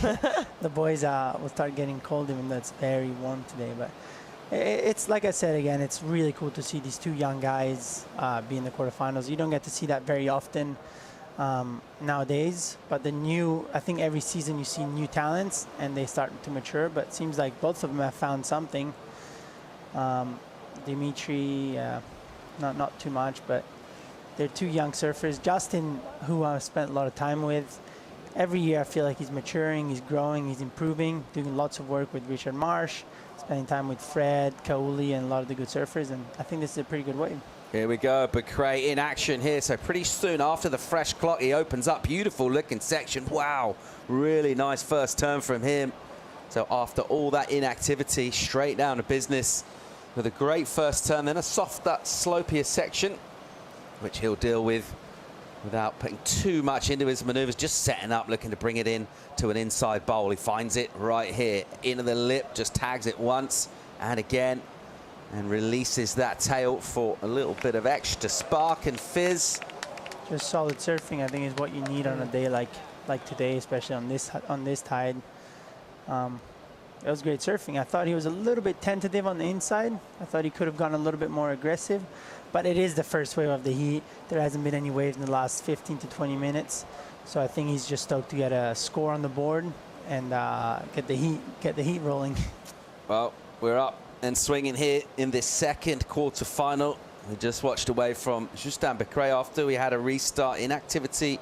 A fresh clock to 35, and straight away those two scurrying for an inside wave, and then when the first legit one came, it was this flick. How did you enjoy the surfing from Justin? Yeah, I loved it. It was super aggressive out the back, and I just go back to what Jacob Willcox said when he was in the booth here. He sort of got this little formula when surfing this wave. You want to have something that's sort of like the wow factor out the back. It sort of goes a bit sleepy, connect the dots on this inside section, and yeah, I kind of got to echo what you say, Leo. Like, it did look slightly tentative, but however, first wave of the heat, you kind of want to make that, you want to stick it, right? And he did go aggressive out the back, which I love that first turn. So for him was, like you said and like Jacob said, was connecting the dots, finishing this wave and getting something in the, I would say, 6 range on the board. High 5, low 6. I'm not a judge, but that's what I'm heading towards. Do you think I'm right, Paul? Yeah, I think that's a pretty good call, mate. I mean, we're all sort of inner judges, though, aren't we? It's almost impossible to watch a heat and not come up with a number of your own. See that was a commitment? nice first turn. Yeah, the committed bottom turn, and he got loads of it done out the back. So let's see where that goes numbers-wise. It's certainly going to feel good from him. You mentioned time that you spent in France and with surfers like Justin. It's part of that new generation of European surfers. Where is that generation at? Are they kind of on course? We haven't really seen new qualifiers since you. That was a few years ago from the Euros on the men. And is there much talent coming through there from France and across Europe? Look, I'm a huge fan of European surfing. Obviously, that is a good reason why I was also competing here, because I want to support European surfing. And watching Justin be in this position, I really hope that he can, keep going all the way and maybe take the win and hold it down for Europe. And as far as European surfers, right now we do have young Justin, which is doing great. I think another amazing surfer is Kaoli Vast, obviously. He is maybe 3 or 4 years younger than me. But yes, it's been a little bit of a gap since, I would say, there was the Jeremy generation, and then Fred came right behind, and I was right behind. Actually, I qualified at the same time as Fred, even though I am quite younger than Fred. But I think me and Fred are a similar generation, which we've been pushing European surfing. And since that, we've had, obviously, Maxime qualify and a few other surfers. But none of this younger generation has been able to get up there or be close to getting up there. So I think it's about time that European surfers wake up, and they should really, I think, look at the movement that all the San Clemente kids have been doing. I think that's been an amazing movement. They're all sticking together. They're pushing each other. Guys like Cole Hauschman, Cade Matson, Crosby Colapinto, obviously being led by Koloha Andino and Griffin Colapinto. And that is, I think, really inspiring to watch, because I think if we all get together, we all start pushing each other, and this new generation really understands that.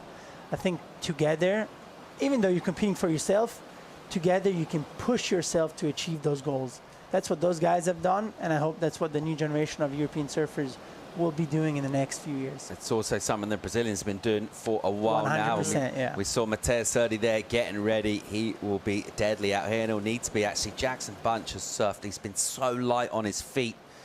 And yesterday he had a tough feet, didn't he, Flick? In conditions, it was kind of small. There wasn't a lot of power there. It was incredible the speed Jackson was able to get. So even in these kind of conditions, you'd be backing him to go fast and do big turns. For sure, for sure. We had Keanu actually in the booth for that heat as well, and it was super interesting because it's going to be interesting to see how Jackson looks now that the swell is a little bit bigger. I feel like Keanu sort of brought out a good point. Like, his backhand is amazing, Jackson's, but sort of super whippy, and Keanu was saying riding an epoxy and looks really well in those small sort of conditions, but it's picked up a bit today. There's a bigger swell period, so a lot more power in the waves. It'll be interesting coming up against Mateus, who sort of, on paper, in my books, has a bit more power than Jackson. I agree. I think they're both smaller guys. They're both young, obviously, still trying to, I think, grow into their maximum mass. I don't know how to say it exactly, but I think Mateus obviously is a little bit more experienced, and on your forehand, you do have a bit more variety, especially on the high tide, which makes a difference. You can carve through the wave, whereas on your backhand, you need something to stand up for yourself, which is going to be quite tough. But watching Jackson yesterday was so, like, for me, that first wave where he threw the tail, and then he went straight into 3 or 4 turns. I have not seen that being done by guys in a long time. Oh, and on such small waves, I feel like it just is like attributes to how good his technique is on his backhand in those small waves, because that's not easy to do. That's technical surfing, Oh, he's such a technical guy, and as soon as he'll get a little bit of weight on himself, I think he'll be very, very dangerous, especially on some bigger conditions, and I'm sure one day he will qualify for the World Tour. Yeah. He'll be a threat for many surfers. Same as Mateus Surdi. I feel like this year, I'm not sure if you guys saw, but he did a competition in the Brazilian local tour, and the surfing that he did in that competition was something absurd. He put out some social content, and it was some of the best surfing, honestly, that I've seen done in a jersey in a long time. Wow. And I think that gave him confidence to come. This was only maybe 3 weeks ago. So I think that gave him a lot of confidence coming into this event. And then you saw that yesterday, obviously, against Michael Rodriguez, which he's an amazing Brazilian surfer. First of all, Michael made a very, very big mistake at the end of that heat. I know. There was 30 seconds. He had priority. For me, the heat was done. The wave that he went on had no potential. So that was so unfortunate. But at the same time, he left the door open, and Mateus had to close that door. Yeah. And Mateus, with the, he's been surfing amazing, a lot of confidence. Stood up on a wave, and he did two turns and a pretty good air to seal the deal, and it was really good to see that from Mateus. Yeah, confidence is, as ever, sky high with him. He's quite an emotional character as well. We saw him, the celebrations yesterday, it's almost as if he'd won the event. Is it draining?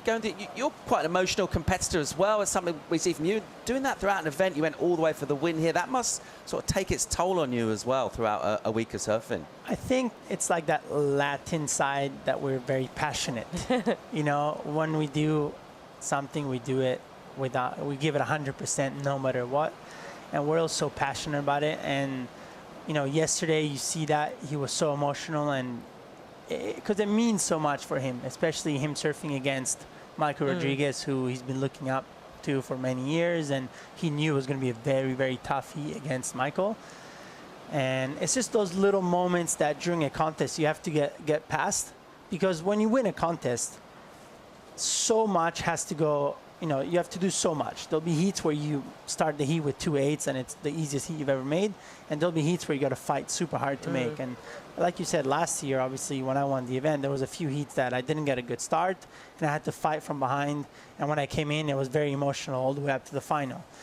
So it's very rare that somebody wins the contest and every heat he was just completely easy. Yeah. Almost never happens. Well, one of the key ingredients for a big performance here is good equipment, and one of the very best in the business, Sharp Eyes Marcio Zuvi, is standing by for a chat with Chico Alves. Yeah, boys, I have with me one of the best shippers in the world, Marcio Zuvi. It's a pleasure to have you here on the beach. We have on the men's side, Jake Marshall coming up next. On the women's side, Juana Silva in the semis. How challenging is it for you to shape for so many different surfers across the world? Well, it is quite a work. Obviously, I'm not doing it by myself. We have quite a few other shapers that help us out throughout the world. We have Sharp Eye is now a licensee in Australia, in Brazil, in Portugal, in France, and that helps us a lot. In particular, Jake Marshall and one, I make the boards, but there's quite a few other riders that these other shapers help me out. But it is a challenge because when the tour is on and we have so many contests almost every month, and we have to do almost 10 boards for each rider for every event. So yeah, it's quite a challenge. At the end of the day, how good is it to end the year with a world champion surfing on your boards, a guy like Felipe Toledo? Yeah, it was definitely, this year is the second time, and it was unexpected in a way because, once you win the first one, you never know what's going to happen. The second year, usually you relax, you achieve already your main goal, so. Maybe you should ask him about the fact that Kanoa spends, and myself, we spend a lot of time here. If he has some intel on these type of waves from surfers like us that have been giving him feedback. His mind was there, and the results were happening. So we felt like, oh, wait a minute, this might be another one coming, really this year, and that's what's really exciting. Towards the second half that we really all of a sudden put all the energy again to make sure that happened, and it did, so it's good. And I know Kanoa lives here. Leo spends a lot of time here also. Do you have some kind of intel on this type of waves of Ericeira on your surfboards? Both of them already gave me a lot of info. I've been in Portugal many times before, and so I know the wave quite well. And there's a lot of similarities with this wave with a few other waves in California.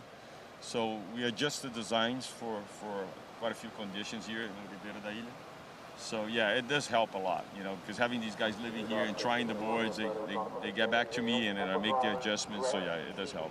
Thank you so much for your words. Have a pleasure day, and welcome to Ribeira da Ilha. Yeah, thank you. Appreciate it. Back to you, boys. Thanks, Chico. Let's pick up live action here. Pula swinging a sharp blade out there himself in the water with some crisp turns on a rail. They are turns on the face. What it really wants to do is try and go to the lip. Maybe he can for a finishing section. It's pretty deep in here. He deals well with the backwash, with the spring in his step.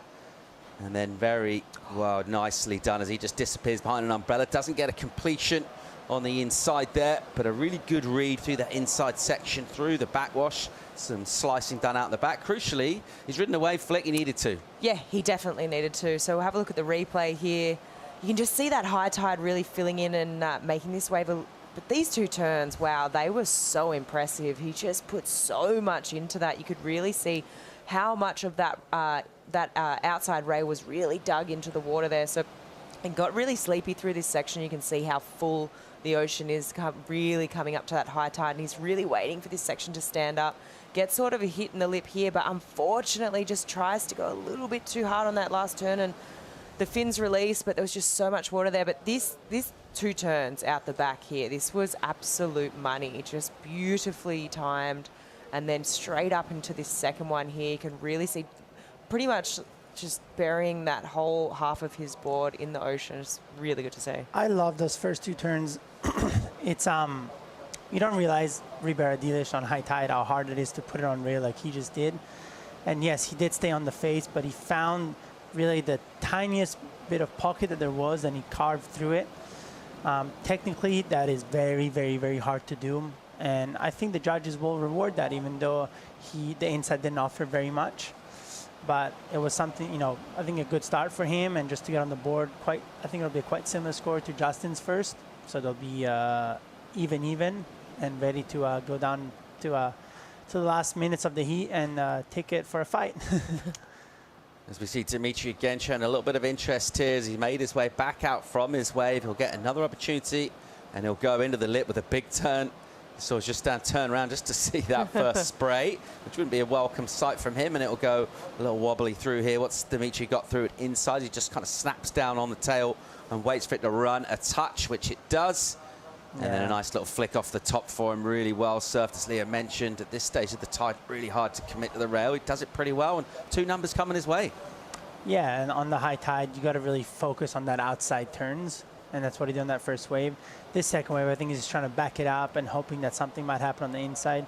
I don't think it'll go into his top 2 at the end of the 20 minutes that are remaining, especially since Justin is sitting at the back with priority and will be getting something much bigger. But I think just for his confidence to ride waves and get a little backup score, get back out there, take the lead, and then just wait for the next set with hopefully 2 or 3 waves in the set for him to back up his first score, which we're still waiting for that. So that big tag on the lip there for him.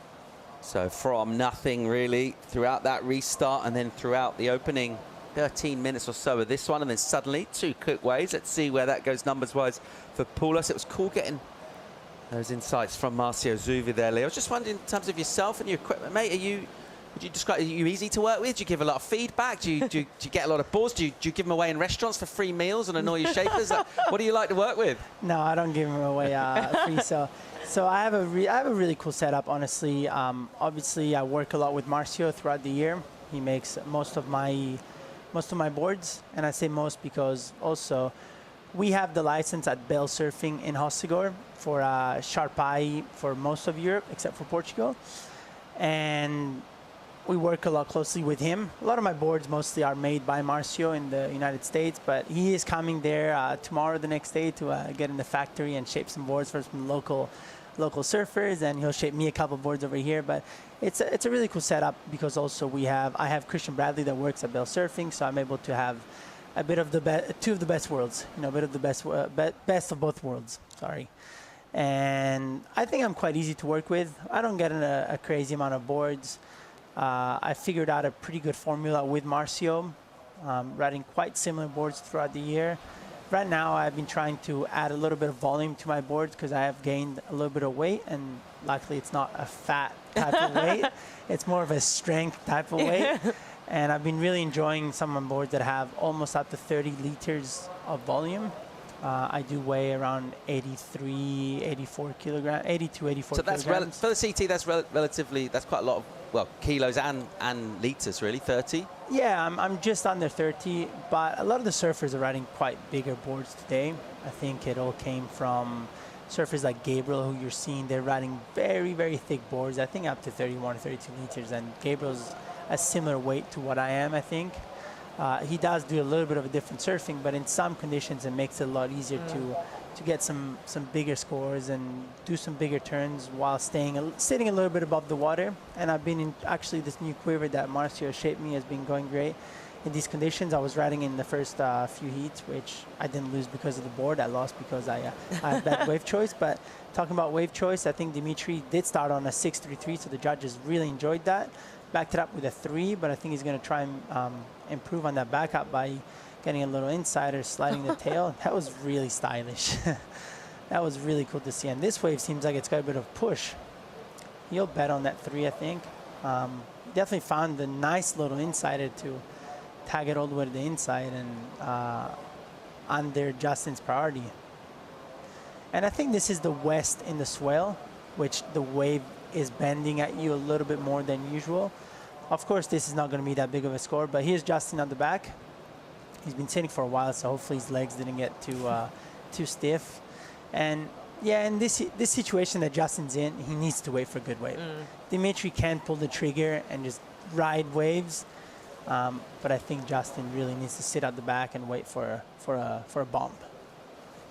Just over 16 minutes remaining in this. Another wave by the American who had a slow start, and he's brought the fire here. Flick, what did you see on this that you liked? Yes, super funky turn there. It's kind of like he didn't realize how far it was going to go around. He's like, I might just sit in this reverse for a little bit longer. It was pretty cool.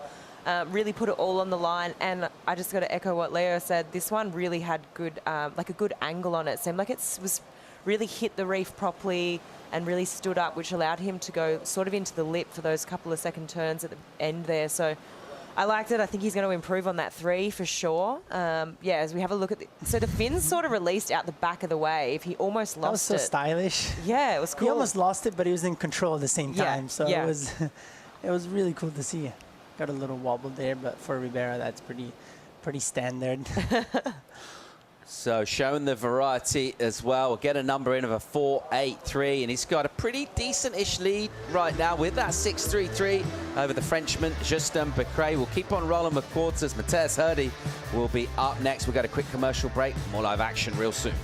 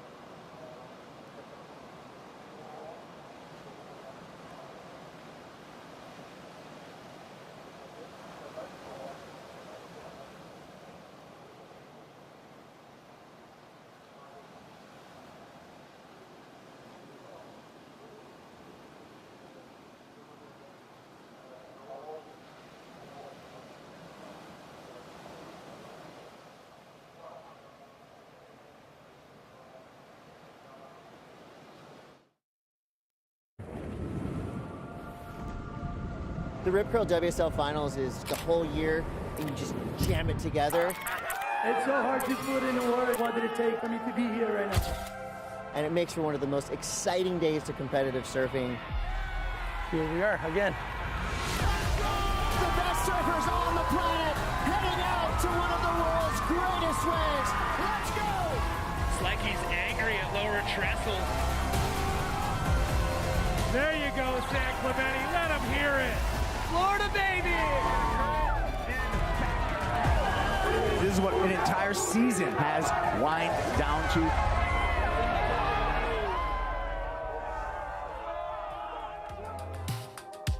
WSL presents the Rip Curl WSL Finals. Check it out on worldsurfleague.com. We're enjoying quarterfinals here on the Challenger Series, currently seeing a couple of young surfers looking to go up the ratings. One of them, the Frenchman Justin Becrae's taking on Dimitri Poulos of the USA. And here to talk you through it, John and myself, Paul Evans and Felicity Parmentier. Leo Fioravanti, mate, are you enjoying this morning's action? Yes, it's a little bit slow at the moment, but I think throughout the day it'll get better, like I said before. And these surfers are making the most out of the conditions, and especially the last few heats has been some fire with the girls and the first heat of the boys. So I'm excited for today, excited to watch. And in terms of Justin, what he needs to do at the moment, he's chasing the number down here. What's he got to do? Find himself a quality wave would be the obvious answer. Yeah, he's only chasing a 6, so honestly, it's not that big of a score if he can put himself on a decent-sized wave. With the tide right now, it's pretty tough. But I think there's opportunity out there, and there's still 11 and a half minutes remaining. So good chance that Justin will put himself on a good wave and probably get that score on the board. Having this event here in Portugal this time, it's become a bit of a fixture, not just on the social calendar more broadly here. And we do have that kind of festival feel to it, similar to what we've had up in France over the years as well, with a big event up there. And it's pretty cool to see how alive and healthy surfing is in Portugal in this part, because it's thriving here, mate. So alive. The town of Ericeira, we're like mid-October, it's as crowded as middle of summer. And it's really cool to see, I think. People are down here watching the contest. People are going to restaurants, going to bars, having a good time. So surfing is a lifestyle. Surfing is not only about just going surfing. You know, you go to these places where there's good waves, but it's also amazing food, good people, new people to meet. It's a culture. Look at this. It's full of people, and it's, what are we, 11 o'clock in the morning? So, and it's only going to get more crowded throughout the day. And what Portuguese surfing has been doing is amazing. They have a World Tour event, they have a Challenger Series event, and even in the regional European QS, they have a lot of events. So I think Francisco Spinola and the whole team at WSL Europe has been doing a great job to promote Portuguese surfing and, you know, get a lot of these events to these spots. Look at that, guys are getting barreled. Should be surfing. And surfing hasn't been the only sport with notable competitions in Europe this autumn. You're a bit of a golf geek, and Ryder Cup just happened, mate, in Rome. You were over there. Tell us a bit about that experience. Oh, that was an amazing experience. Maybe we'll talk about it after this wave, because it seems like a little bit of movement. Justin really paddling pretty hard for that wave and pulling the trigger with priority. Here goes Becrae. He needs a number here. Good first turn. He hits it hard, deals with a wobble on the bottom turn, commits the rail, just make sure he gets his board back in the bowl in order to do that. A big hit again with a bit of physical that's a bummer. authority, and then goes down, reaching. It was just a foam climb. Finished, the wave was running away. It wasn't loads left on, but it does just kind of maybe just take away a little bit from the impression of the wave. I think he wished he had one more turn in there. He did do 2 pretty good turns. That first turn was quite powerful, and the third turn in that wave was pretty great. What do you think, Flick? Yeah, I loved it. He really attacked that first turn, released the fins. He sort of hit a bit of a funny bump here, just that sort of high tide, yeah, a bit of a bump. But that turn there was really nice. Throws it up again. I know what you're saying. One more turn, it's sort of like, yeah I've got the score, yeah, you know? Exactly. He's sort of leaving a question in the judges' minds, like, it's just not definite for me, you know, but I think those 2 turns, the first one and the last one, they were really nice. And have a look at the slow-mo, super slow-mo here of that first turn. Just that was beautiful first turn. Yeah. A bit more aggressive than the first wave that he did. And finished quite strong. I'm sure, like you said, he would want one more turn, but let's see what the judges will think that. But yes, oh, there's one of those little insiders. 5.33 in for Becrae, stays in second. The 5.33 is his high score, so he'll bring down his requirement a touch. 5.84 he's looking for, but not quite the number he needed. Justin's an amazing air guy. So if he can get an air section, I think he will take it to the air. And I can see, honestly, on the priority that he wants to do that. Let's see on this wave if he can find the section for that. Here he goes again, and exactly as Leo predicted, almost as if on demand, the air reverse collects it. And again, goes up and tags in. It's got beautiful flow in here. Really nice from the bottom to the top. That was good. Good call, mate. I've spent a bit of time with Justin, and I know him good enough to know what his strengths are. And aerial maneuvers are definitely his strengths. And he was able to pull that. And, you know, he'll get pretty close to that 5.84, I think. We haven't seen too many airs this morning, right? Yeah, let's look at this replay. You just called it so perfectly, Leo. Straight up into the lip, lands that air. Gets a little bit of a bauble there, but recovers really nicely. Love that section again, and throws it up one more time, jabs it in the lip. So, that'll be interesting to see what the judges will think of that, because he did have something different that we haven't seen this morning. That little bubble right after the air could play a part into the scoring a little bit right there, but he went straight into 2 other turns. What score are you giving it, Leo? I think it's better than his 5.33 just because he did bring a bit of a difference to what today people have been doing. The wave was a bit smaller and maybe it was missing that big finish. I think it'll be a high 5, and he does need a high 5, so it'll be just under, just above. Yeah. Let's see where that goes. 6 minutes and 40 seconds. A great call from Leo, talking about the air game from Justin Becret, and then lo and behold, gets away. First turn, does the air reverse. Great. And yeah, that was cool to see. But going back to the Ryder Cup, I mean, that was super exciting to be in Rome watching the Ryder Cup and also playing in the All-Star game with guys like Djokovic, Gareth Bale, some amazing, Shevchenko, some of the best European or worldwide athletes in every different sport. To be a part of that was exciting. It was stressful. I'm going to pause for a second because a very important moment is happening with Justin, and we can see something that you guys can see. The first few judges are liking what Justin has done on that last wave. Score screen at the moment, but favourable. We are still waiting, yes. Yeah, inside 6 minutes remaining. Becret, who needs to get back in this heat here and if he wants to go to semi-finals in Portugal, looking for a 5.84. He brought that total down with his previous wave and then went to the air just as Leo predicted. And, well, we've got judge number 2 locked in a number. The others are waiting. Poulos isn't waiting. He'll go here. Beautiful looking, shiny, steep wave big at score the back. for Justin. And he's loading up here, and he'll just slice that first turn, keeping that board lively. Wow, that was really nice. Look at that huge spray from Dimitri. Wow. Again, the carve with power, with precision, with speed, and then for almost no reason goes down. Here goes Becret right behind him on a wave of his own. Puts plenty into that first opening jam. In the pocket again, just slicing. Becret with a bit of momentum in the heat now because the number's in. Justin Becret gets a 6.57. Doug Marsh will be hearing that news. He'll be scribbling that down and circling it in his pads. And he'll be feeling a little bit better about life with just over 4.5 on the clock. We do have numbers to come in, though. And Poulos' wave, before he fell, 5.58 the requirement. Before that, last wave of Justin. Yeah, this is the last wave of Justin. He sort of pulled the trigger here, had a look at it, realised that he probably wasn't going to improve on either his 5.3 or the 6.57. But what's super interesting is Dimitri's wave, because that got us, all our heads were like, whoa. Yeah. As soon as he took off, right? Even though he fell on the last turn. I think he's getting the score. Yeah. I mean, he pushed really hard in these first 3 turns. It was a beautiful wave. The wave spoke for itself, and he pushed really hard on a good-sized wave. The second turn was clean, threw a lot of spray. This third turn was a beautiful opening carve. Such a bummer that he fell off right here on a turn that I'm sure he would make 90% of the times. But he's only needing a 5.58, so I think Justin will be left at the back with priority, so very positive for him, looking for a good size score. That was some beautiful surfing. Dimitri is a young surfer that's very technical, knows where to put his board up at the right time, find the right turns, and yeah, I mean, it was great to see what Justin did under priority, getting a 6.57, which that was not easy and quite under pressure, and Dimitri as well. He still hadn't heard, I think, what Justin had, but I think he kind of expected watching from at the back, because you can kind of see what the other guys do. You see a guy doing an air in 2 turns, and he only needs a 6. You're expecting him to get it. Well, let's check the recap here. You just saw a glimpse of Dimitri's face, feeling the pressure from falling on that last time, but still waiting for the number to come through. Reckon it might be a good one, though, but he's looked all action, and he's looked great in this so far.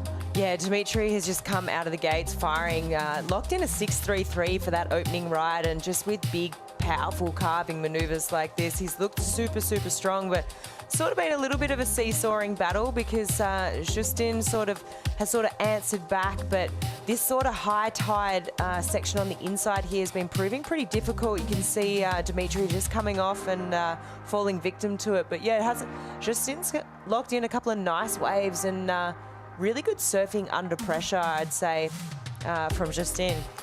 Justin's really brought the best of his surfing today, I think. And I think if he can put himself at the end of the heat on a better wave, he'll have a good chance at hopefully with this wave. I mean, his talent is amazing, taking it to the air on a small wave, dropping a 6.57 on this wave, which was quite of a small wave, but he gave it everything he had, and he knew it right here. He gave it a bit of a fist pump.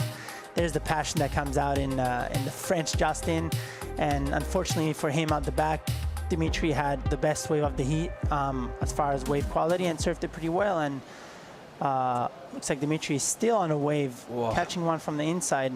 Wow. Live action here, Poulos, the heat leader, got 7.03 for that wave that he fell on. We'll watch him fall again on the inside, but work done before that. He's looking really sharp with those carving turns. He goes all the way from the top of the wave and commits so hard to the start of the turn, buries that board, and comes out with the speed and the flow. He's in the lead in this one. We've got numbers to come in for him and also for a wave of Morais. Let's first of all check out Dimitri.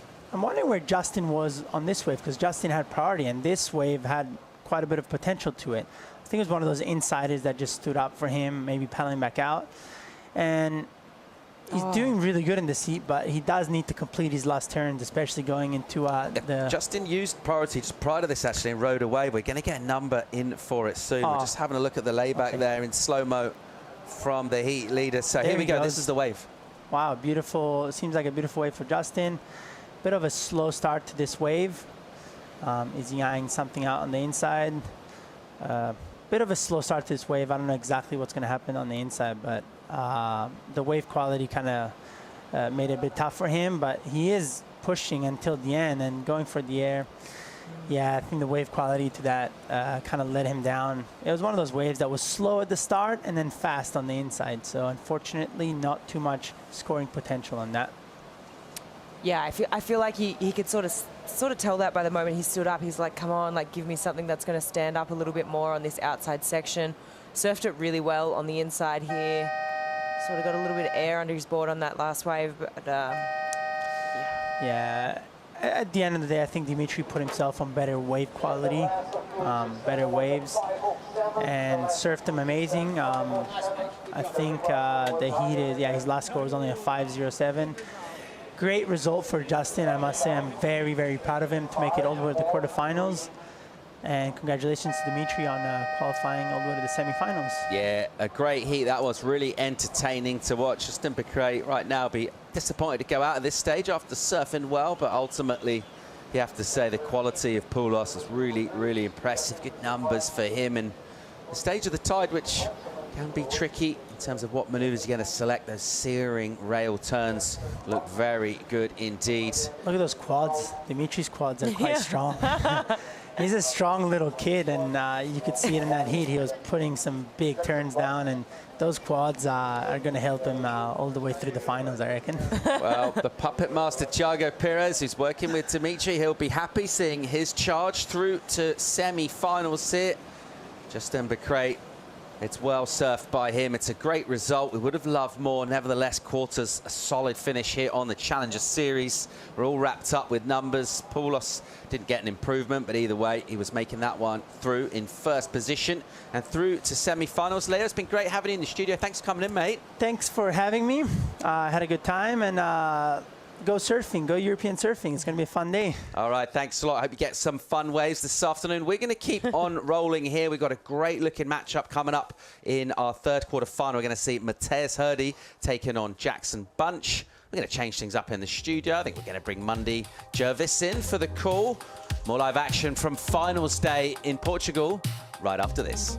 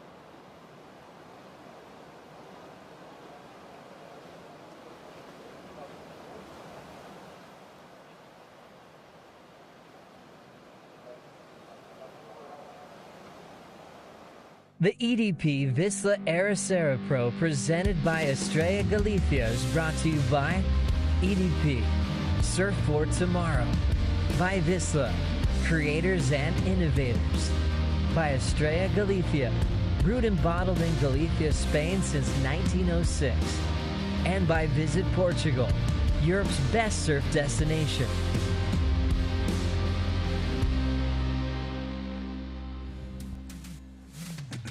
Welcome back to quarterfinal number 3. We are motoring through to the finals here in Ericeira, and it's a massive, massive heat. Two of the most exciting surfers on the Challenger Series facing up against each other for the first time this year. These two guys haven't gone head-to-head, Matthias Hurdy and Jackson Bunch. So we've brought in the heavy hitters, and this is the first replay. Philippe Jervis, talk me through it, please. Jackson has been a standout throughout the contest, and look at this. This is why, just catching a big wave, attacking the lip really strong on that second one. Look at the size of the wave. That has nothing to do. It was in this morning. As we see Jackson surfing really good. He has been get us used to see that top to bottom surfing throughout the whole week. As we see a little bit of a bobble, a few bobbles on that wave and a few bumps, and he felt like he was off rhythm the whole wave, kind of, Chico. Yeah, I felt like he's using the same board as yesterday, and you saw there on the bottom there, the board just drifted fins a bit. So our wave to surf, a lot of bumps and lumps on the face of the wave. So nonetheless, it's a good start for Jackson. He has been one of the standouts this event. Really young, a lot to learn still, and putting on a really good performance here in Ribeira de Ilhas. And a great start with a few mistakes, and this was Mateus's wave. So he pumps down the line. Is he going to go for the air? Yes, he does. He makes it really easy. Alley-oop, carves, goes off the bottom again, cracks one again, and he had the finish. So great wave by Mateus, and a bit of variety there. Yeah. Look at this alley-oop. Incredible there from Matthias Hurdy. As we said, he's one of the most electric surfers on the planet when he gets it all together. And he just had a bit of everything on this wave, didn't he, Philippe? He just went through rails, airs, and an incredible finish. Yeah, the transition from the alley-oop straight into a nice carving, and then hits it strong on this one. Deals with a little bit of a backwash on that one and goes around the section. He's going to hit it one more time. So wow, that was a really well-surfed wave. A little bit of everything. Alley-oop to start it off. As you see, the second ride of Jackson Bunch. A smaller wave. A little bit more clean. Up and down, just attacking that lip really strong, coming around the section. Nice carving all the way through the powerhouse again, straight into a little bit of a mistake there by Jackson, unfortunately. Couldn't deal with the backwashing there, and yeah. Came unstuck. We've just gone through the high tide, probably just half an hour ago, 25 minutes ago. The last heat was slow, Chico. Justin Becret and Dimitri Poulos, you know, they got some scores. We had to wait for them, but this one's just started to really kick off. Slow last heat, fastest one. That's the way it works. Yeah, I feel like once we see the tide now dropping, we're going to see more and more waves. But yeah, there's always lulls. You need to wait for the good ones. And I think it's everywhere. Everywhere you go in the world is like this. So I think we're going to have a good one. Yeah, well, a man who did wait and made it pay was Dimitri Poulos. He's down on the beach with Joanna Garnell. Yeah, guys, our second semi-finalist. You had a restart in your heat. Sorry, with the restart, that's a lot of time to make some damage.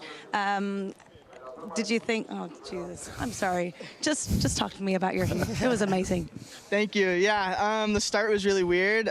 We had the restart. I think I sat for almost 30 minutes without catching a wave, and had a super similar situation happen in my prior heat. And I don't know, usually I don't really do good if I sit for a while in a heat, and I've just been kind of working on trying to figure out how to be more patient and not rush selections and stuff. So I was just thinking about that a lot, and yeah, I kind of just felt like either I'm not going to catch a wave or I am, so there's no reason to force it, and got a lucky one to kind of get my rhythm going, and then yeah, just kind of try to surf like a normal heat from there and build my house. Well, what can you do in the water to keep yourself busy and to keep yourself warm? Nothing. Just kind of stare at the horizon and twiddle your thumbs and hope a wave comes. And what kind of insight has the Ribeira de Ilhas guru, Tiago Pires, been giving you? Yeah, I mean, so much. It's helped me really figure out lineups out here, kind of what waves to pick, and yeah, it's helped a ton, so super grateful. You're going to have a little sit down with him and prepare for the semifinals. Yeah, for sure. Gonna get some food, talk to him, and yeah, get ready for later. Well, congratulations. We'll see you in the semifinals. Thank you. Okay, yeah, thanks, Dimitri. Yeah, he's working on his patience. Well, it's working so far. Okay, here we go. Bunch driving down the line, and there's a nice turn. He's getting more connected on this wave. Less bump. Oh, and that's a big second turn. And there's a third. So he's got his groove on this wave, and there's a fourth. And then he finishes off strong. That is a very, very well surfed wave. 4 or 5 waves in a row. Meanwhile, out the back, Hurdy just shralping away on that rail this time. Not going to the air. And he's just S-turning through the bottom. We'll see what he did out the back, but there's still plenty of juice on the inside. And these guys, you just feel they've got so much good energy. They're going wave for wave. And Hurdy is feeling it. He got a 7.33 for his first one. And he's backed it up. And the Brazilians like it. Absolutely. But Jackson's wave was also impressive. 2 young surfers with incredible bright futures. You break the leash. And we've got, oh, he's got lucky there. If that leash is broken, he's managed to, his board didn't go on the rocks, so that would have been potential drama. And there's coach quickly getting that leg rope off and getting it down there. Oh, here we go. So this is the type, it's the pit stop. It's what the coaches are for. And Hurdy coming in, new leggy. I think it's the string. Yeah, it's string. String's gone. So you know, this is valuable moments here. Valuable time that they need. And yeah, this is not what you need. He's got 2 really good scores, isn't he? You know what? The positive thing is, Chico, is that you know, he's got a bit. You know, he's got 2 scores already, but you don't need this in a heat. Yeah, it's really hard to get into these situations in between of the heat, but you see there Leandro telling him, no worries, your wave was better than his. That was a really good wave.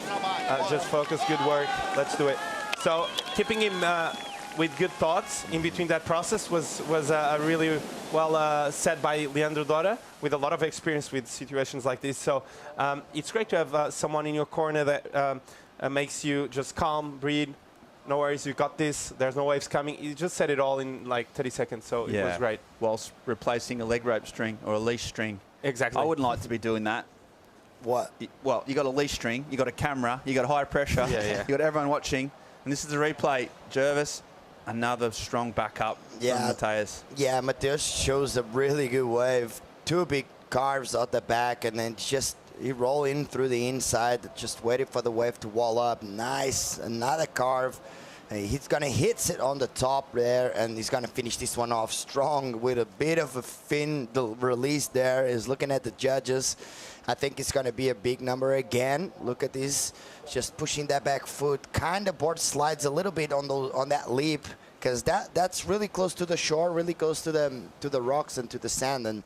But this guy, Chico, this wave was really well surfed as well. Yeah, this second turn was. Yeah, this second turn was just really big, and he connected really well, top to bottom surfing, and this last turn, bang, under the lip, float, and I think if we put into comparison both waves, maybe Jackson's wave was a bit more vertical off the top surfing, and then Mateus on the other side, just a bit more carvy. And a bit more flow, so he didn't need to rush things. And Jackson on the other side, wow, he needed to rush a bit, but he surfed so well through the pace of this wave that everything was connected as well. So a good comparison in between both waves, and Jackson here showing that he's not being left behind. Nah, he's right in the mix, and also is in the mix is Joanna Garnell down on the beach.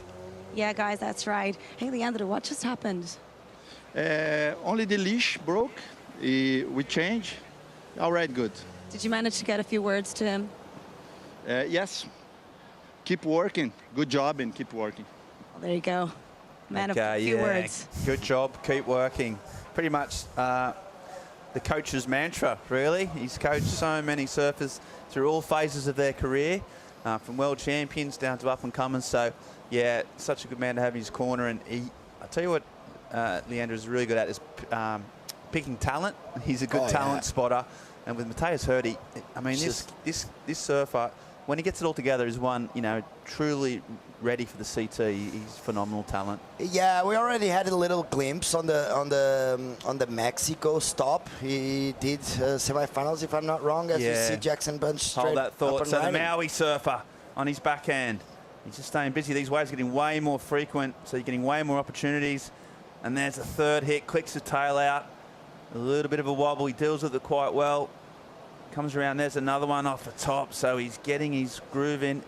He just keeps going. Bit of a mistake at the very end, but Hurdy, more action, so it is absolutely pumping here. There's another air. When he's confident, his completion ratio is incredible. A little bit of flair there. Got a nice top turn through the foam. Oh, and then just shroups it. So you can just see he's got this confidence at the moment. He's feeling it. He's a showman.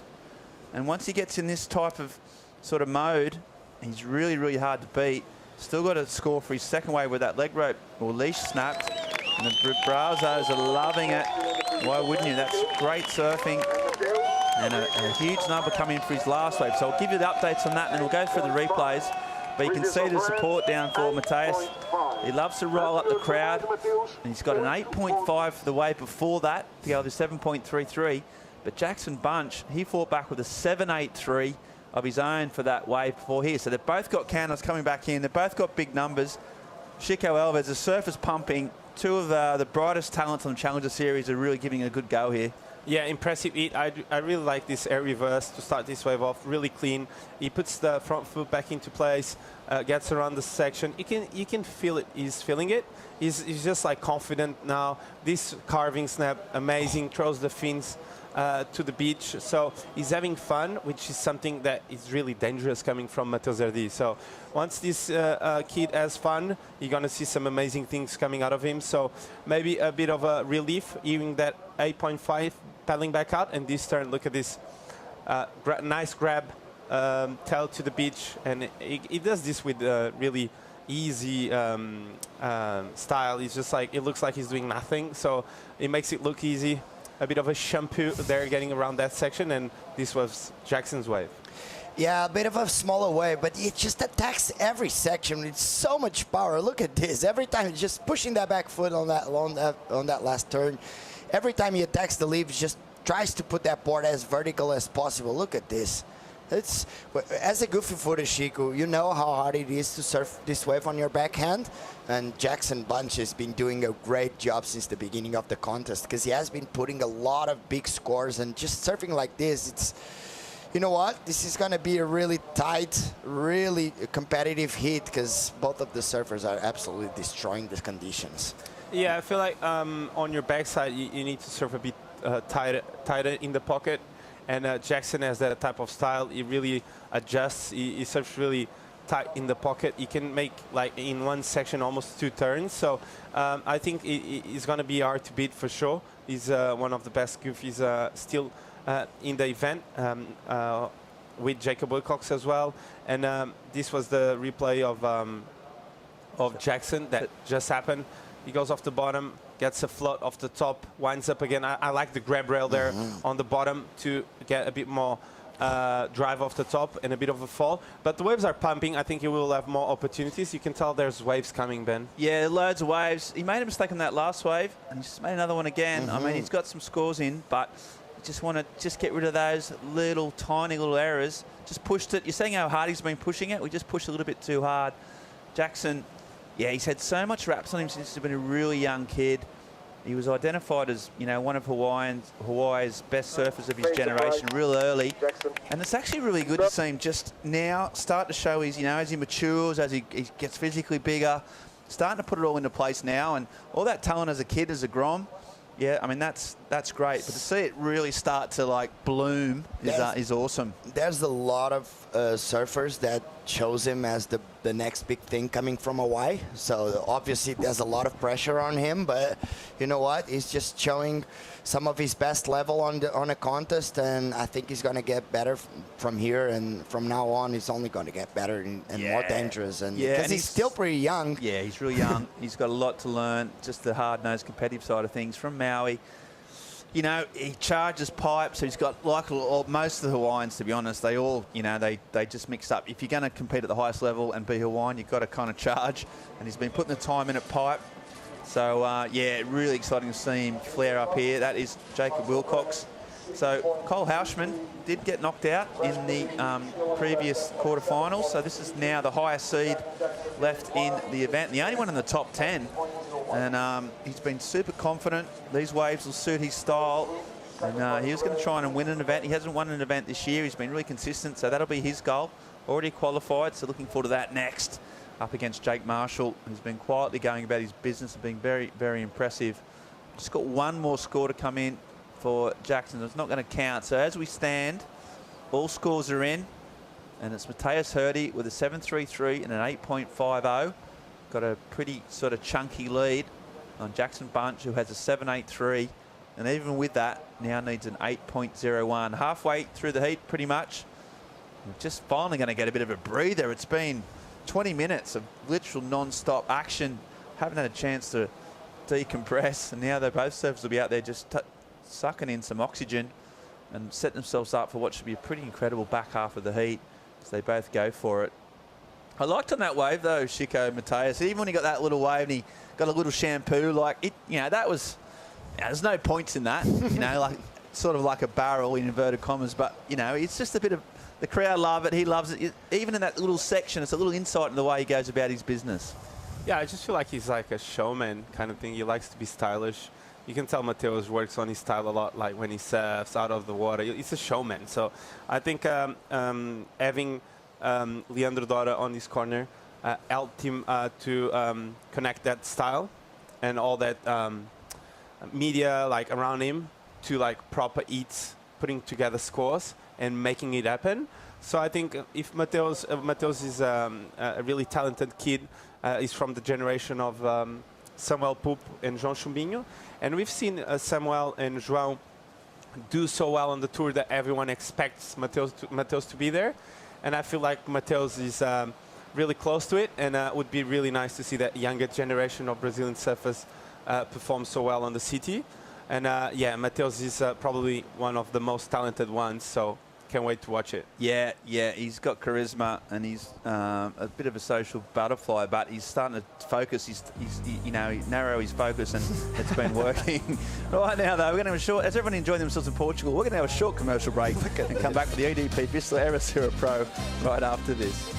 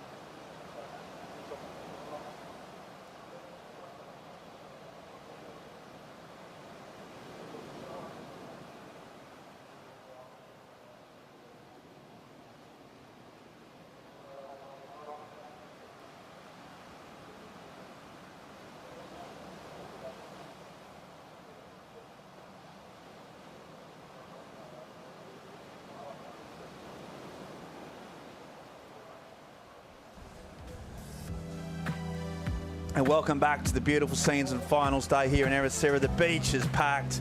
The word is out. It's a Sunday in Portugal. The sun is shining. The wind is offshore. The swell is pumping. And the world's best surfers have congregated to show them what they can do. We are into quarterfinal number 3. We've got Mateus Hurdy and Jackson Bunch, and they've been posting some big numbers, surfing incredibly well. We've got 12 minutes at the moment. Bunch needing an 8. Hurdy out in front. Matthias Hurdy had a good result too back in Huntington and turned his event around and went up the ratings quite a lot. And with this one as well, he's really making a late storm for that CT qualification. And with Brazil coming up next week, obviously a place he knows and loves. So yeah, he's coming good at the right time. But Jackson has priority and needs a big score. And just had a bit of a lull after that real flurry through the first half of the heat. And these two getting close, eyeing off a few sets potentially out the back. Yeah, Bunch sitting down at way further down the rankings, Chico, so around the 40 mark or 30 mark. So he's also going to go up the rankings with this particular event, no matter what happens in this quarterfinal. So he's moved up 8 places already, and there's still got a few more, you know, potentially points on the board. So he's up to 22nd. So these two young guys, and here's a big wave out the back, one of the biggest sets we've seen of the day. Sometimes these waves can catch you out and you can get caught under it, but Bunch is the man with the priority, and he's not looking at that one. So he says, you know what? He's going to give it to his opponent. There's a decision. Let's see what happens with Hurdy. Drives around. Nice little hook in the pocket. Nice and calm and collected. Drives again. So there's 2 turns. Not much steepness on the wave. And that's why Jackson let him have it. And so far, although they've been nice, smooth style, he hasn't been able to get any critical maneuvers. But here he goes, a frothy inside. Oh, there's a big backwash. And I mean, the timing of that, I mean, there might not be a whole lot of points in that last time, but out the back. So this is the wave he waited for. Jackson just waits his time. So critical on that backside, right in the pocket, hooks it around, and a finish. So not quite sure what he did out the back, but we'll see how it went out. But yeah, just that last turn of Hurdy's, not a lot of points, but so difficult and so critical, and just to have the awareness to deal with the bump and then to come back out. So we'll see what Jackson did out the back. He needed an 8-point ride. I kind of feel that Matthias won't improve on his score, and we'll see if Jackson can get up near that 8-point range of that one. He's going to get priority again. And interesting choice though. So here we go. So this is the wave here from Jackson, Philippe. Yeah, it did really well there, not going on Mateu's wave, because it didn't offer a lot of potential. But this wave, he started off really strong. He's going to hit it really strong again on the inside, and he's going to finish this one off with just that one more, and he's going to put the ball a little bit late on that one, but it's just that finishing turn just to tell the judges that he actually finished the wave. And this one, Chico, unfortunately, very good job by Jackson, because he could have gone on the pressure. He could feel the pressure and go on this one, but he just chose the better wave. Yeah, he knew the second one was the one.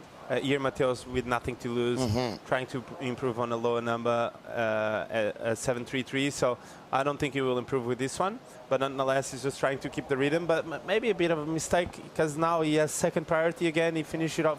He finished off the wave really on the far corner on the inside, and Jackson was able to do that wave and actually finish off earlier than him on the inside, and he's going to get priority again. So I think this is going to be a really tight one until the end. We still have 8 minutes to go, and with the push that we are seeing on the ocean, I think we'll see a couple more good ones coming in. And that wave of Jackson, I tell you what, that's really well surfed. Yeah, he needs an 8. And the highest wave, 8.5 for Matthias. So Jackson's first wave was 7.83. I suppose that was the sort of 4 combos. There was nothing in between, and it's going to be close, you think. They were similar waves. So, yeah, Bunch is fighting hard. A nice finish, too. He'd made a few mistakes. It wasn't a huge finish, but he did it. You know, that was smart surfing.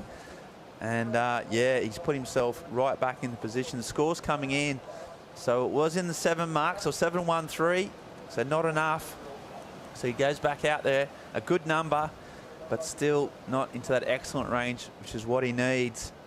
And so he's going to need a similar wave that's just a little bit more. I don't know. What does he need? What does he need to get the 8-1 on? If he didn't get it with that, what does he need to do? He need to catch one of those steeper waves and attack the leap at least 3 times on the outside and a big finishing turn. So I think that's where he's gonna get the score, and that's where he's gonna get the good result. And I think the quality of the wave will have a lot of impact on the score. So yeah, he needs to wait. It's a good point now, that finish. Although I said it was, you know, he did it and he didn't make a mistake. It just didn't have the section. He couldn't get there in time. If he'd had a big close at wherever he could have got the fins could have been out. The score, that would have been another point potentially. Yeah. So yeah, well identified. Philippe, he's got to go out. He knows what he needs to do. He knows, well, exactly what his score needs and what he got last time. And he's just going to hope that another set comes in. He's got priority again. I feel like with the progression he has on his surfing, maybe if he throws like a nose-peak reverse as he did yesterday, I think he could go excellent easily. If he had in the middle of that wave something like a nose-peak reverse on his backside, I think for sure he was on his way to a 8.5 at least. And if we compare that to Mateo's 8.5, he had a bit of a, I wouldn't say progression, but he had clean lines all the way through and then a really big finish. And if you want to put in perspective to get that 8, he needs to put a bit of a progression. So judges identify the difference between the 8.5 of Mateo's and his wave. Because sometimes on your backside, it can get a bit repetitive. And don't get me wrong, but that wave was really well surfed. And I really thought he was on his way for the 8. Because if you see the start of that wave again, he had probably 3 or 4 turns out the back, leap turns. And but they were all quite similar. So maybe to pop like the judge's eye, he needs to throw something a bit different. Yeah, well, it worked for Mateus, you're right. Just that little element of variety, progression, which is in the criteria. And the more sort of boxes you tick of that criteria, the higher the points you get. So he's going to have to wait 5.5 minutes to go.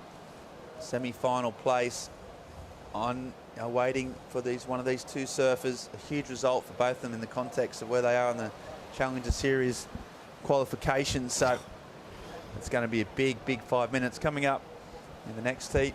As we see surfers down there, that's Jackson Baker. We've got Justin Becqueret, Richard Marsh, the coach, Dylan Moffat. So all waiting here, but well, he came out of the blocks firing, didn't he, Mateus Hurdy? Yeah, this is exactly what we want to see from him. We know how technical and how good he is. The last couple of years, he felt like he needed that extra confidence, and you know what? It looks like he's having it right now, because he's absolutely destroying and surfing with a lot of confidence. But this guy, every time he attacks the leap, I get really impressed. Just puts that board so hard, so high on the leap, and just pushing that back foot, throwing buckets of spray every time he goes up there. Look at this. That was a really well surfed wave. 7.83 on that one. But yeah, you know what? Mateus, he's been on a roll. I think he's going to be dangerous for the next couple of events. He's already on his way to a really good score, and I think he's going to be really dangerous in Brazil. Yeah, and I think this was it's a really important heat for him, sitting in the bubble there to qualify. He wants it. You can feel it. He's putting on a good effort, bringing coach with him.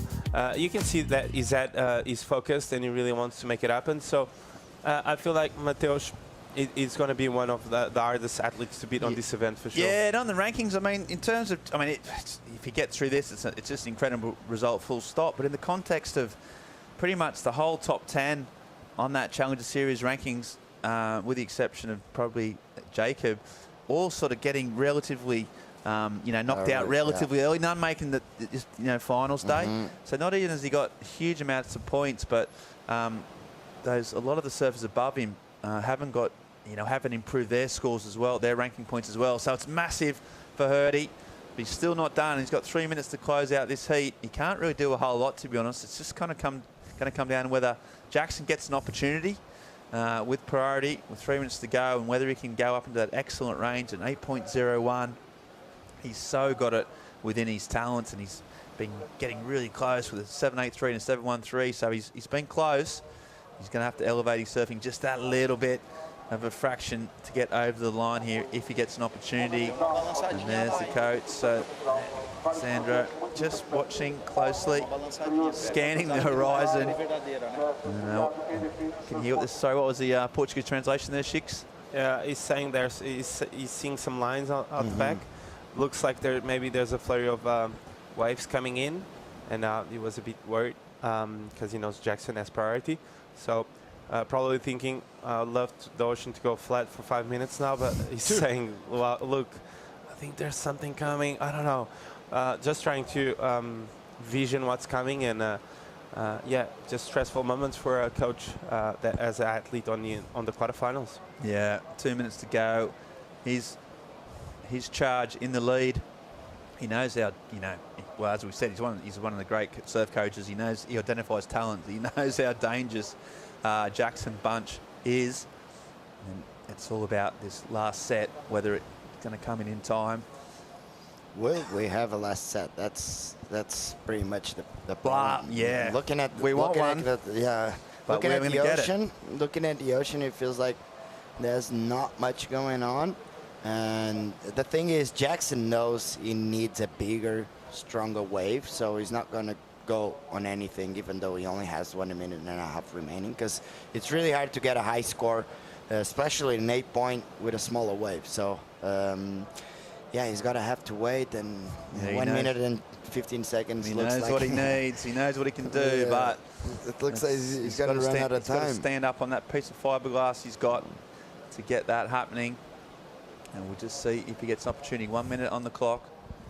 And it looks like there's Hurdy. He's starting to just, I think that could be a bit of gamesmanship, to be honest, there. He's asking for scores of the times. He's pretty sure he's got a watch on. 55 seconds just to make sure his opponent knows. And you can see Jackson standing on his board, trying to get a bit of elevation to see if there's anything coming. And so otherwise he's going to have to pull the trigger on a smaller wave and maybe just go for Hail Mary air or something like that. That's going to be his last kind of chance. 35 seconds counting down. Hurdy sticking close to him. It doesn't look like these waves have got size, but they might have a inside runner. Bunch is going to have to do something now with 20 seconds on the clock.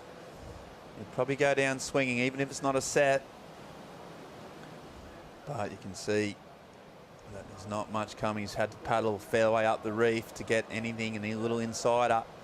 And here's one. So this could be the last. Well, it is the last throw. Otherwise, does he get up in time? And it's going to be close. So he's up and riding his bunch, driving down the line. And he's just not going to make that section. He had to paddle up the reef to get it. And there you go. The Brazilians. A massive result from Mateus Hurdy. He's storming up the rankings. He's confident, he's happy, he's on a wave that suits his style. And yeah, he's dangerous. So great surfing from the Brazilian. And here goes Bunch. He's had a really good event. He's going to have a lot of confidence come out of that one. Take that into Brazil. He's gone up the rankings by 8 spots at least. So job done. But it was that man that was had the progression like that, and too good. All right, as we have a bit of a break between the heats, we're going to have a short commercial break and come back with the last quarterfinal of the men's division right after this.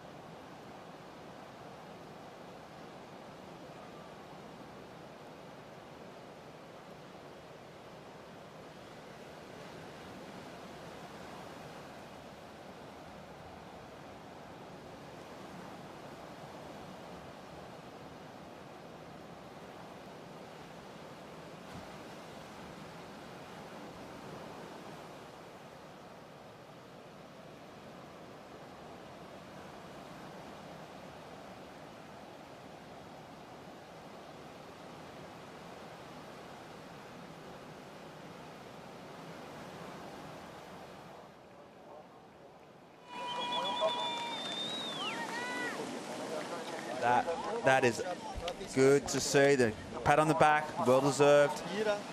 Not too over the top, more just thinking that he's got 2 more heats, got some jobs to do. And they're just talking it through. Pretty calm, pretty stoked, but they know that there's more jobs. You know, it's just the start of something special potentially. As we have gone in, and I like to say that we have had some waves ridden early on doors in this round. Also, pretty stoked to have Nolan Raposa in the booth. I mean, that doesn't happen every day. We've got Chico Alves. We've kicked out Jervis. He's done a great job getting over rest, and we brought in Nolan. Yeah. And Nolan, mate, thanks for coming in. I'm excited. This is my favorite heat of the day. Right. We got Jake Marshall, my best friend, and then Jacob Willcox, who's like my favorite backside surfer. Yeah, well, we're about to see a replay, and there's some big numbers coming in for your mate Jake. And I was saying he's been quietly going about his business, but well, let's talk for this wave, Nolan. You're the man. You know him better than most. What's Wow, he do here? This is just him doing his normal surfing at home. Like, this looks like Carter Free for him. Laying in his rail. He switched his board for this one as well. He was riding an epoxy. So now he's back on the poly looking smooth. Wow, he's really looking good. He's confident first wave, and he just needs to finish this one up to get himself a good first wave. Wow. Love it when your best friend gets a good wave like that. Oh, well, that's a 9.57. Oh, my the God. highest wave, individual wave of the whole event. And Chico, I said before that Jake is kind of going under the radar a little bit in terms of his surfing. He's getting the job done, but that's more than getting the job done. That's a statement wave right there. Yeah, and I think that shift between the epoxy and the PU now makes all the difference. There's more push in the swell, and his surfing is looking beautiful on that board. Great transitions and no pumping around maneuvers, and he finished it off really well. So 9.57 for this one, and well-deserved score. But this turn was just seamless transitions. The carving there, really tight in the pocket, putting a lot of effort into that turn, and wow, just connecting all the dots so easily and showing fins everywhere. So Nolan, what a great start for JK. I don't think you could have asked for a better wave to start the heat. Like, this wave's so hard to surf this, you know, this wave in the heat. But if you get on a wave like that, it's pretty much game over. But he's got Jacob Willcox, which is a very gnarly competitor, so he's definitely can't let his foot off the gas here. Yeah, and speaking of someone who put his foot on the gas in the whole heat, that's Matthias Hurdy, and he's down on the beach with Joanna Garnell. Yeah, he absolutely did. How great is to be blessed with those heavy sets during your heat? With what, sorry? How great is it to be blessed with those heavy sets during your heat? Oh, yeah, I was talking about that with Grillo, and we were expecting not many waves, actually, and then did a couple mistakes because I didn't know there was going to be like a lot of sets, but yeah, it was super fun. Jackson is ripping. I know him since we're so young. We used to ride for the same brands, always for the same brands, and yeah, he's ripping. I knew to the end that he was able to do that 8, and I was so nervous on the last wave, but thank God that wave closed out, and then yeah, he's been ripping, and I'm just glad to be surfing on this finals day. You know, the waves are so fun, probably the best waves I've seen here. It's literally so fun. You can do airs, turns, whatever you want. It's really fun out there. And with the whole leash situation, how did you manage to stay in focus? I don't know what happened, actually. I don't know what happened, and I just went in, and Leandro told me to calm down. I have a good score, and you know, it's like just stay in the ground, you know, like he got a good wave too. That's what he said to me, like, oh, you got a good wave, don't, you know, like, calm down, you still have a job to do. And then yeah, he just put me on the ground, and I was just able to go back there and then keep doing the work. And yeah, I'm glad that went my way. And give us a few words in Portuguese.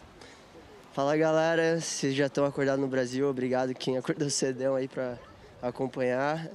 Estou muito feliz, cada bateria é uma final praticamente aqui, e vamos com tudo. Ainda tem essa próxima bateria. Todas as baterias vão ser muito difíceis porque tem oportunidade para todo mundo, tem onda para todo mundo, e tá todo mundo surfando muito. Então é isso, vamos com calma, e é Finals Day, tomara que dê certo. Congratulations, you're in the semifinals. Thank you.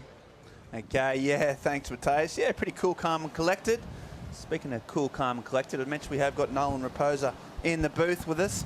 Nolan travelling and hanging out with Jake. And, mate, Jake hasn't had a great year by his own standards, but he was saying at the start of the event he wants to get a win. That's his goal. And I'll tell you what, he's getting closer and closer, isn't he? You really can't sleep on Jake, man. Like, I've seen him compete out here before. He's really good out here.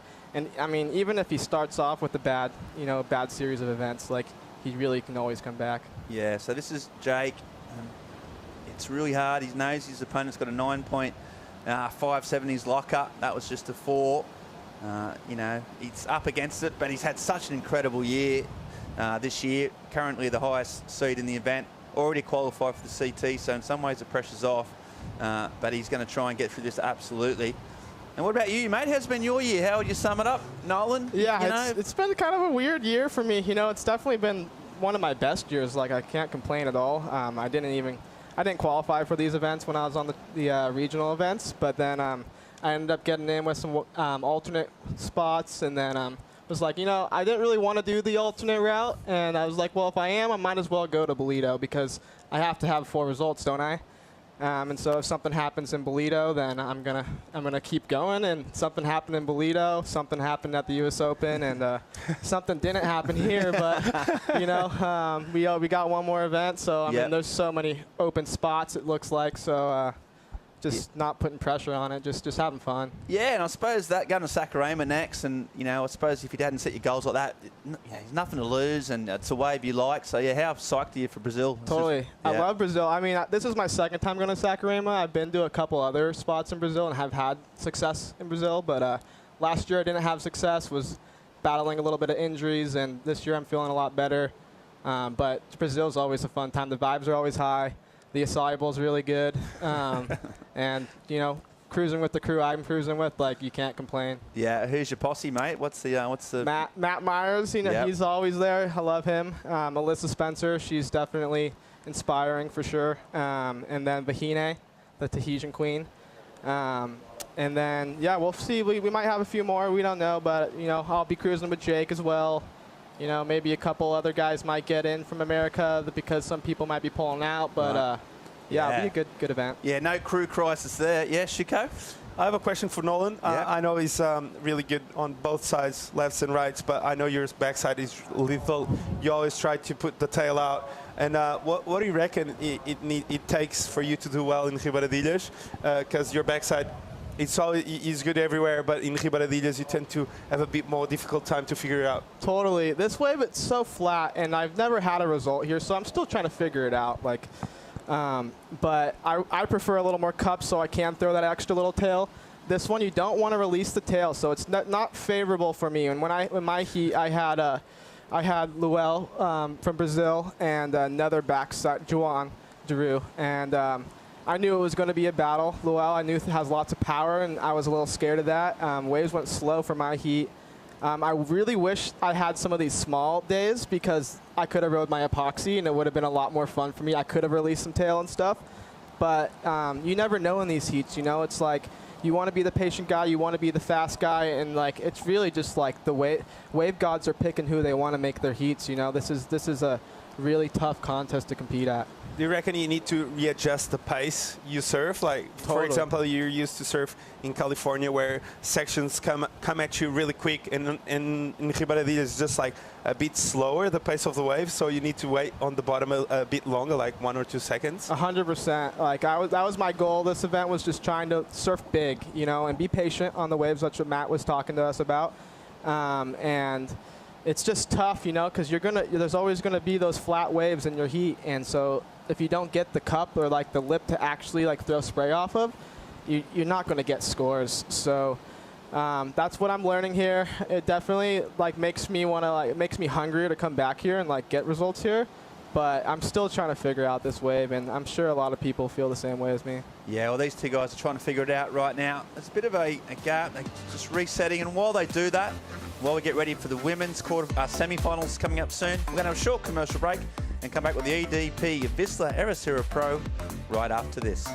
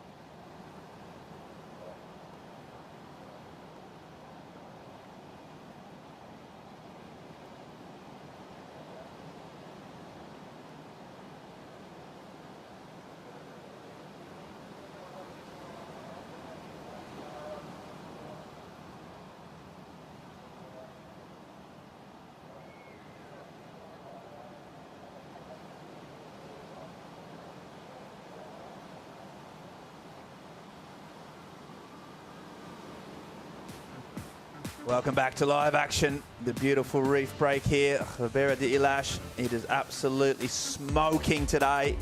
And Jake Marshall, the 9.57 in this quarterfinal, has set his stall out. We've been lucky enough to join by Jake's good friend Nolan Raposa and also Chico Alves. And one thing that's pretty crazy, as it stands right now, if your friend Jake was to take out Willcox, you know, he's the highest seed. He's at 15th on the rankings, Jake, but he's still the highest left. So every single surfer above him has been carted out, and that, as it stands, Jake's rocketing up through the rankings. He's going to overtake you, unfortunately, Nolan, in 13th. But what, you know, it's all coming together potentially. Yeah, I know. He was giving me heck for like being ahead of him after like just 2 events.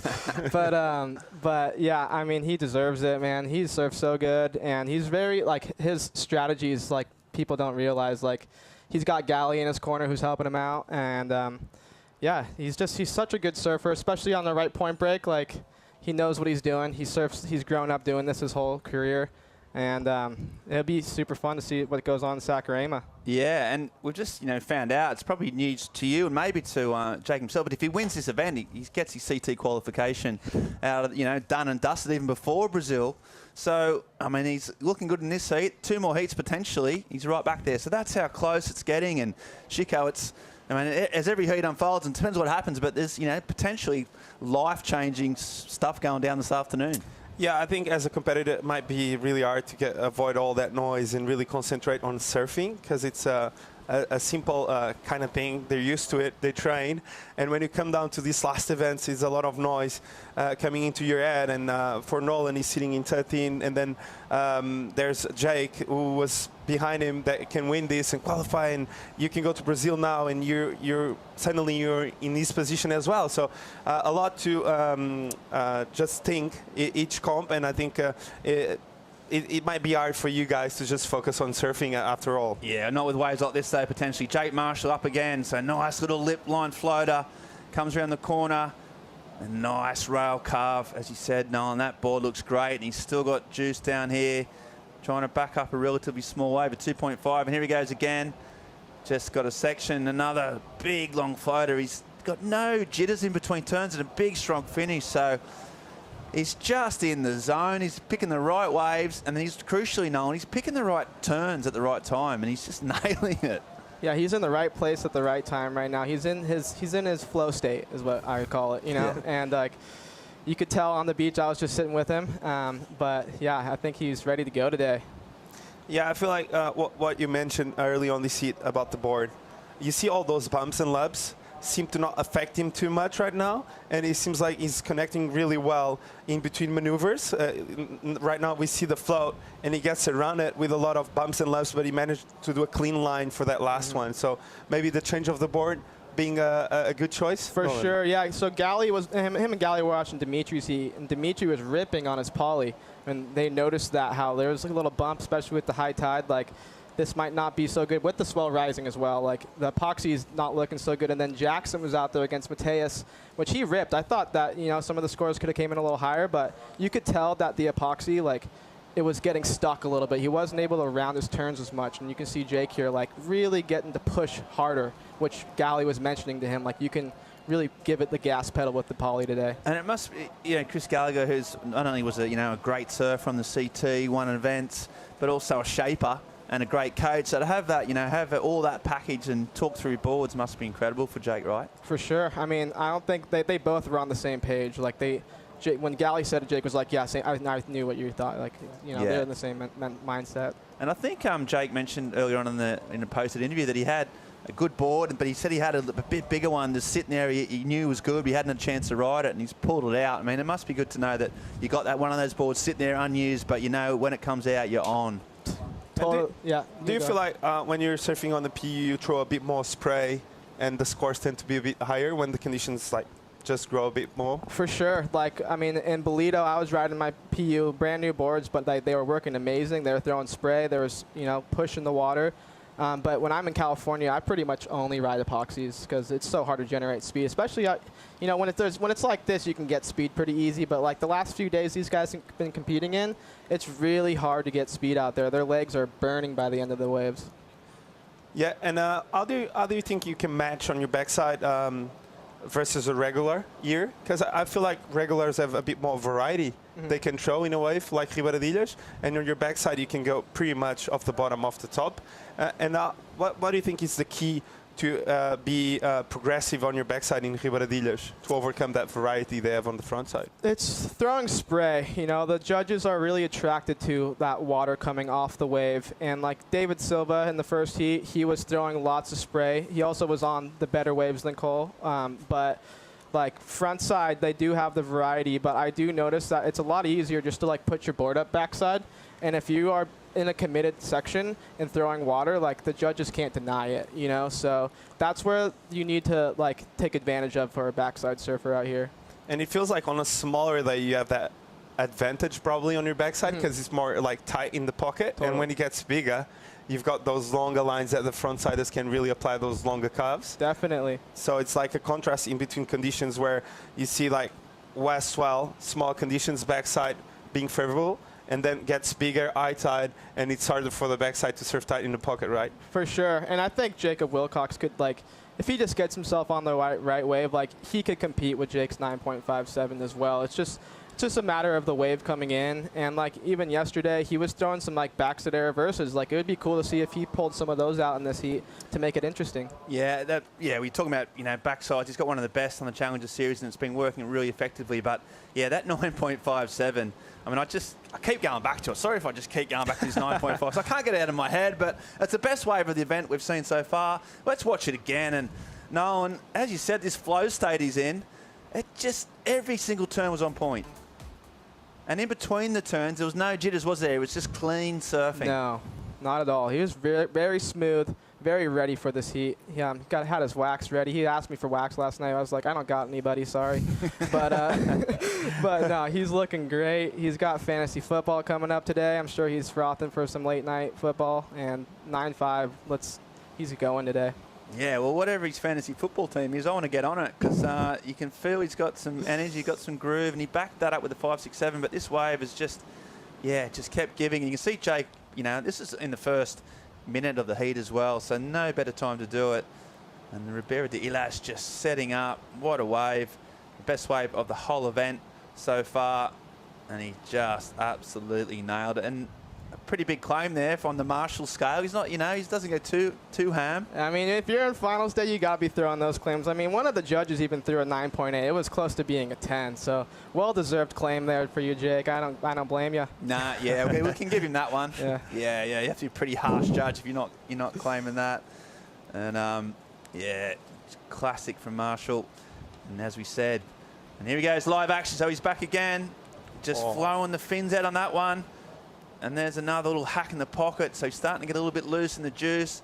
And a rail carve there. His waves, he's just picking up really steep. And not a bigger wave, but still, again, he's just throwing right. Okay, Jake on his backhand. Willcox, bit bigger wave. See that rangy style. And now we start throwing some spray. So he's trying to get himself back in the heat. And there's a big carve as well. So more vertical, real different approach. Gets it up a little bit bumpy, but he's dealing with it so well. And that Darren Handley board looks sweet under his feet as well. There's another big turn. So Willcox fighting back, and there's another. And he's going to go again, you'd imagine, and try and get a finish. And he does. So Marshall now is back. He had a pretty good run, and he likes it, Willcox. Well, the Aussies have got a, Jackson Baker said they've got a rule that if you claim under an 8, you have to buy everyone beers that night. But this wave, Chico, he's back in the game, right? I like the pace of this wave. He caught one of those that have the right pace to surf on your backside.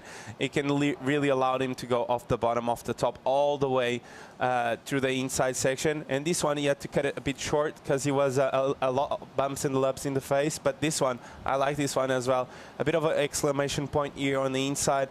And the wave just kept building, and he just throws buckets of water. And yeah, he just surfed so well that wave. Not many mistakes throughout that wave, Nolan. Yeah, this is an exciting heat now.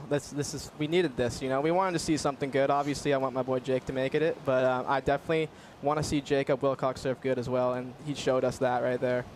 Yeah, his technique is so on point, and he's been doing this for quite some time. We've talked about how, you know, he's probably had 6-7 years doing this, and this year, talk about Jake's sort of flow state. Well, Jacob's found his sort of groove. He's been more relaxed, he said, and sort of trusting the process.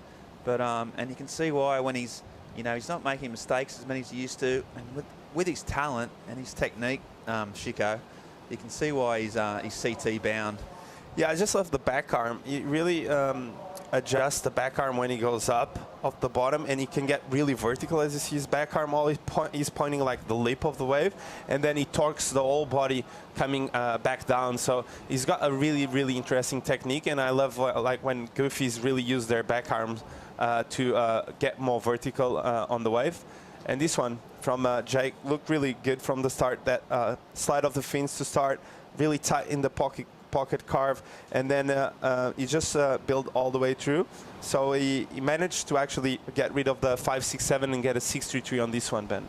Yeah, and Jacob, yeah, he got a 6.33, so a smaller wave, but his manufacturing scores, Nolan, which is, that's what you got to do in this situation. Definitely build the house, Jake. He's got to do that. I would like for him. He's got priority now, so, I mean, he's sitting in a good position.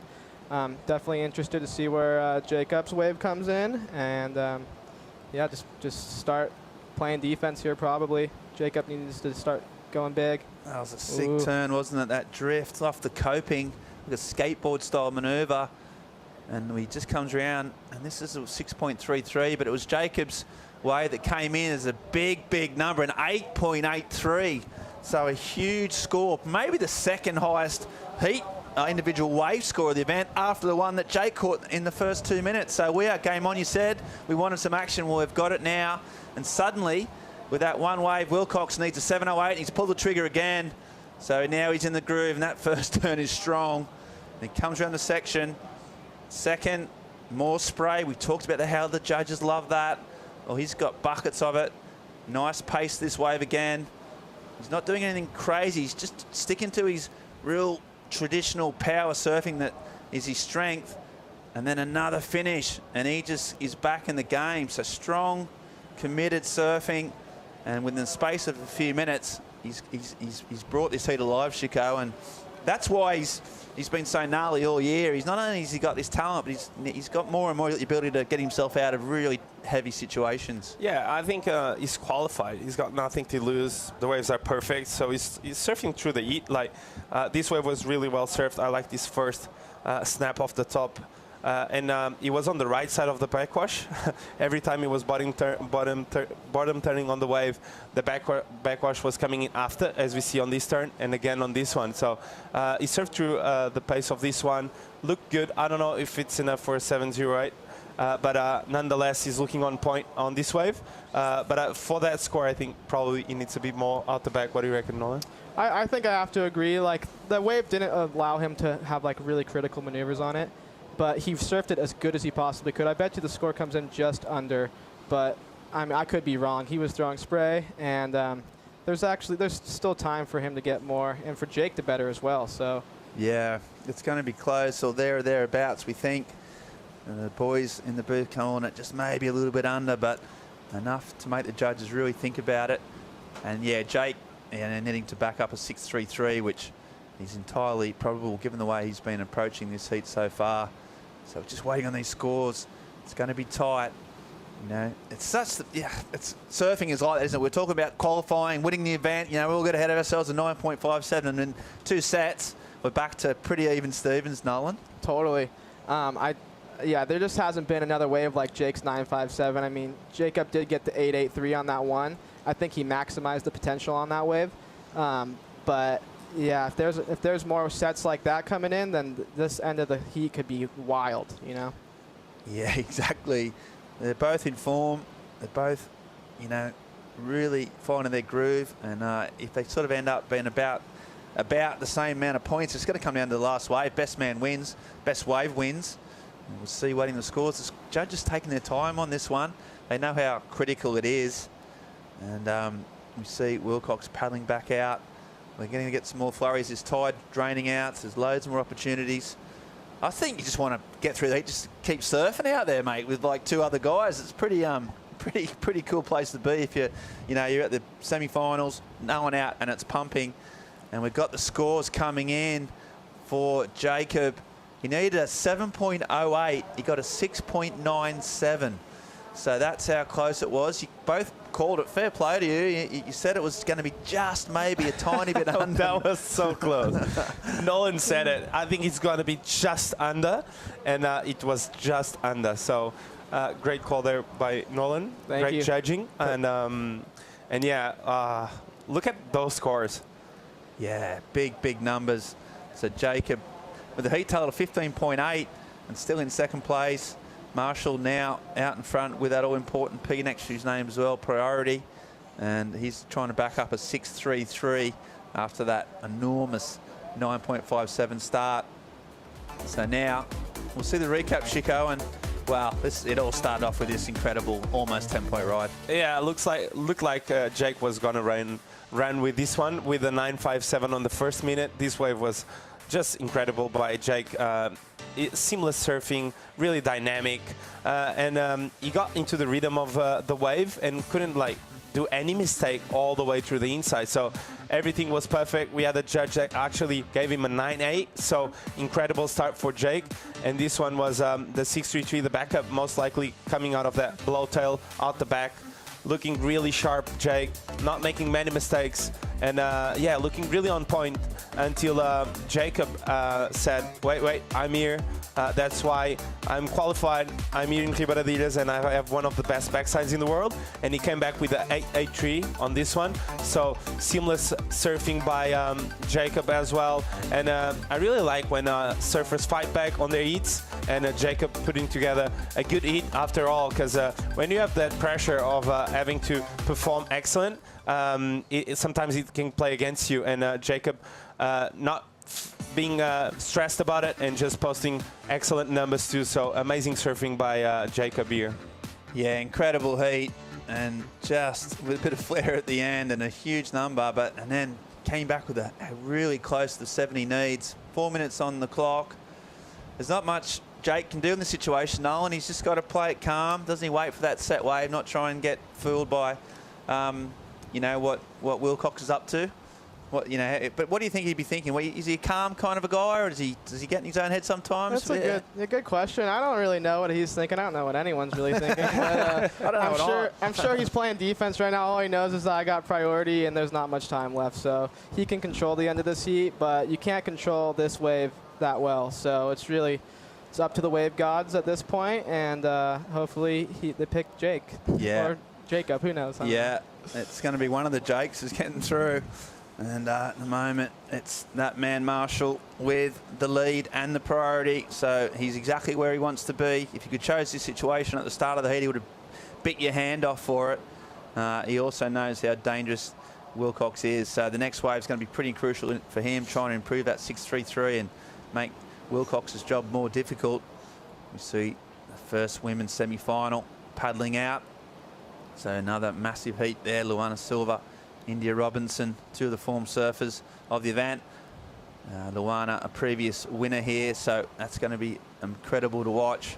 Two high ranking, both also going for that CT qualification. But the boys are paddling out the back, which is an indication there might be a few sets on the horizon. Marshall just trying to put himself in the position. There is sets. And so we're going to get this opportunity here potentially for the last sort of throwdown. And that first wave of the set is sometimes a little bit tricky. It doesn't seem to be much behind it. So Marshall said, you know, I'm going to go this.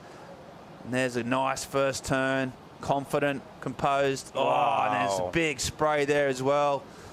And there's a third, so he's just in the groove. No nerves, and then a little bit late to that one, but he comes out clean enough. And there's another jam.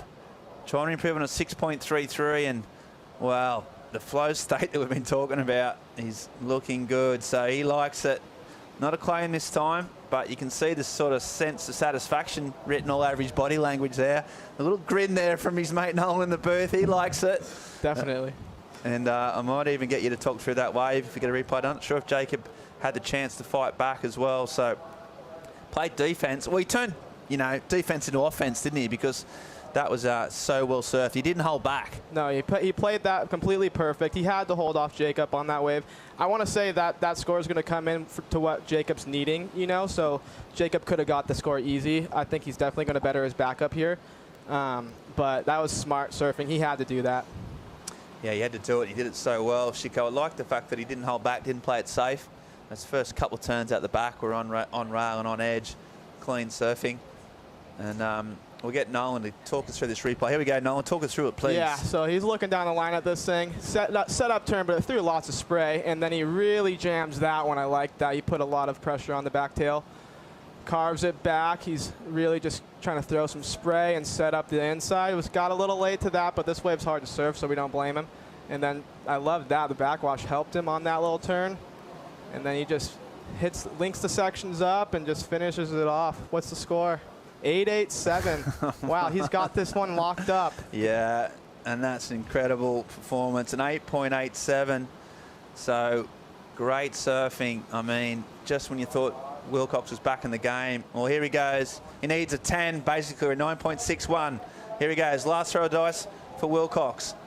Nice first turn here. He's going to need something really special. He knows that. Another second turn here. A little bit sluggish through here. He looks out the back. There's nothing coming. This is his last wave he can do. He might have to go for something really big on the inside. So far, this wave hasn't given him the opportunity he wants. Here he goes. Loads up. Does an aerial and a little body surf in. That's Willcox's event. He's another great result. Another quarterfinal. Cementing his CT, and there's what it means to Jake. So what the release. How does that feel to watch that, Nolan? It must be incredible. I'm so stoked for him. I mean, if he wins this contest, I'm stoked for him to make the tour again, and I want to see him have another shot on the tour because he's so deserving, and I know he works his butt off for it. Yeah. So there he goes, Jake. What a performance. Two of the highest individual waves of the whole event in the one heat in the quarterfinal. And there's a backslap from Galway. They're like, yeah, best performance, statement performance, I would say.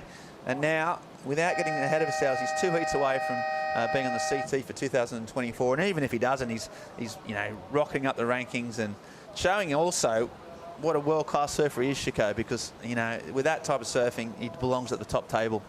Yeah, as Nolan said, I just feel like this wave suits his surfing so well. He really has the pace of Ribeiradilhas dialed in, and what a hit for him. Highest combined total of the event so far, and great surfing by Jake Marshall. Okay, well, yeah, thanks for coming in, Nolan. I really appreciate your time and your insights. You're good at this, mate. You're good at talking about surfing. Thank so you. Anytime you want to come in, please help us out. Yeah, just give We've me still a got ring. Jake, got 2 heats to come. You could be back in the whole way through. We're going to have a short commercial break. We're going to come back with more live action right after this. So, Nolan, go and enjoy yourself. Get stretched up, and we'll see you later on, mate, on the beach. Thanks, boys.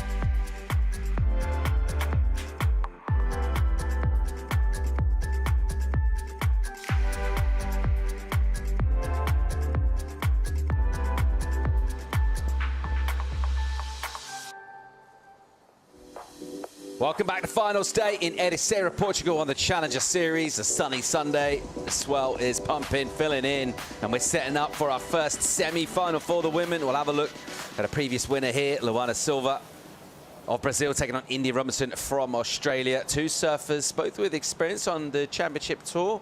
And joining myself, Paul Evans, to talk you through it. Felicity Palmatier, how you feeling? I'm feeling good. Had a little break and really jazzed by the last scores that I saw come through for that last heat. That was major, and Jake Marshall absolutely going to town. Yeah, Travelogi mentioned it this morning. We'll be looking at the best conditions all week, and we're looking at them right now. We're looking at live action of the Aussie. India Robinson wants back on tour, and she's got a bomb of a wave. That was a sick turn from India, and she absolutely loves it. Wow, that was so good. It was just it was just even better than what we saw this morning, just improving. So much more juice out there in the ocean. Here goes Luana Silva now with a good looking wave of her own. Opens up with a sharp carve, took down Sally Fitz this morning. Another committed rail turn right in the pocket, and then some speed for a run through the inside steep section. Really good hit. What a cool opening exchange. Oh, that was so good. To me, it just means the waves are just improving now. Now we're on the other side of the high tide. Tide's starting to drain out. Wow, it's just, the waves are so good. I'm just super pleased to see it, and it looks like there's a lot of opportunity out there right now, which is what we want. But that first wave of India Robinson's, oh my goodness. We'll just first of all have a look at Luana Silva. This is her opening wave, so you can sort of see a little bit of the froth in the wave. It's the second one of the set because India's was slightly bigger. This one's come through. Two nice wrapping calves, followed by a third one. Sort of looking for a bit of a steeper section here. She weaves through to the inside, gets the finish. So she likes it. Little claim there. But yeah, wow, I was very impressed with India's. I can't wait to watch and compare with this one of Luana's. It just like a bit of a sort of a slower pace, and didn't really allow her to get too much into the lip until this last turn on the inside section. But whoa, India's read on this wave is incredible right now. When we get to watch the replay of India's wave, her read to sort of delay certain bottom turns and her foresight is pretty insane. So yeah, I just love this wave so much. This is the replay here. So nice carving maneuver, straight up into another carving maneuver. This section here, she goes straight up into the lip. It was just so beautiful. I don't know, I'm really feeling her surfing today. I feel like she's just going from strength to strength. Really accelerating into that lip and putting loads of power to match that of this rising swell. We appreciate that from multiple angles. Tidy technical work there done in the lip. Judges have been paying turns that do go super vertical. You can see there just the timing of it and the power available from the wave. Her speed meets that wave, displaces spray, looks impressive. Someone did exactly that in his last heat, dropping huge scores, impressive performance. Let's hear from Jake Marshall. Absolutely, and it looked like a water park here on the beach because everyone was getting sprayed with those huge hits. Talk to us about it. Yeah, that was really fun. I mean, couldn't really ask for a better start. I don't know, I just paddled out and that wave came right to me. And yeah, I just feel like I'm surfing good. And today's like one of those days where, you know, the waves are so fun and it's just a great opportunity to showcase my surfing. And I knew I was going to have a really tough heat against Jacob. I mean, him and Cole have been kind of by far the two best guys on the Challenger this year. So me and Chris were talking last night, like this is kind of like a CT heat, you know, like where you got to compete well and go out and surf your best. So I feel like after I fell off at the cut, like that's what I've really been kind of working on. So to have it all come together in that heat, it felt really nice. But now I still got a couple more to go, so I got to reset for the next one. Well, getting in 9.57 right at the beginning of the heat, that's have to take some pressure off, but not if you're going against someone that's in the 2024 Championship Tour. 100%. I mean, that was a great start, obviously, but Jacob's been getting 8s in almost every heat this event, so I knew that he was definitely going to fight back, and I kind of made a mistake going on that one wave and getting a 5, and that allowed him to get his 8 and get back in the heat, so was stoked I was just able to close it out at the end and pick a good one. Well, highest combo of the event so far, so that's got to feel good to get into the semifinals like that.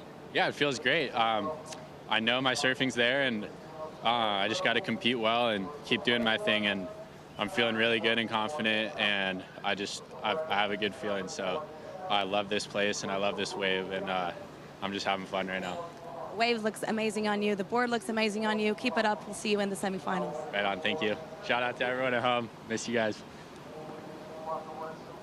Jake Marshall there absolutely tore this place apart. Hammered it for a huge 9. For sure. Yeah. Opening part of the heat. And despite a rally from Jacob Willcox, the Western Australian, Jacob Willcox through to semi-finals. A crucial result for him. Missed the cut, wants to get back on tour. He's gone a long way towards that here in Portugal already, with semis yet to come. Speaking of which, India Robinson, we watched another wave for her. She's got a 6.5 in. Luana Silva got the 7.17 in the opening exchange. So India is quite close to getting her qualification done, depending on how she goes in this heat. For sure. This is a do or die sort of situation. I mean, India's destiny is in her own hands. As we look at the replay of India's second ride. Now, this was a big open sort of water face wave, and she managed to get 3 big carves done on this. Backs it up on the inside with a nice turn there. You can see she's stoked just by the body language. But this is a big heat for India. If India will qualify if she makes the final. So if India wins this heat, she is back on for the 2024 World Tour.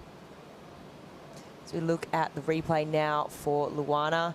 So Luana trying to put a stop to that at the moment.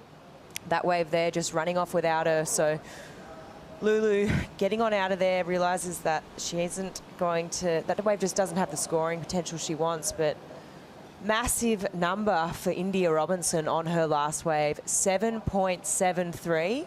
First wave, 6.5, boom, straight out into the lead with a total of 14.23. Great wave. Solid numbers for her. She's been mentioning in interviews how comfortable she is at this wave, which feels a lot like home. I tell you what, watching that last wave from India, quite bellsy, wasn't it? Yeah, just shades of bells completely. And I feel like, obviously, India coming from Victoria, spending a lot of time surfing that wave, you can just tell the pace and her read is really good, especially as it starts to get even bigger. You can see that she has foresight to look down the line and adjust her turns where she needs to so that they fit in like the perfect part of the wave. So her surfing really suits this wave and this size, I'd say, as well. She's really, really strong girl, and she throwing a lot of spray and moving a lot of water around. So that's dream ideal situation on how you want to start a heat. 24 minutes and 20 seconds to go in this. Plenty of time. The swell's almost doubled in size, really, since first light this morning. Some solid waves out there. I'd say maybe 6 foot on that last set. Certainly that big on the face. No, you're not having that? Big call? 6 foot faces? All right, let's run with that. Yeah. Let's run with that. Yeah, between 5 and 7.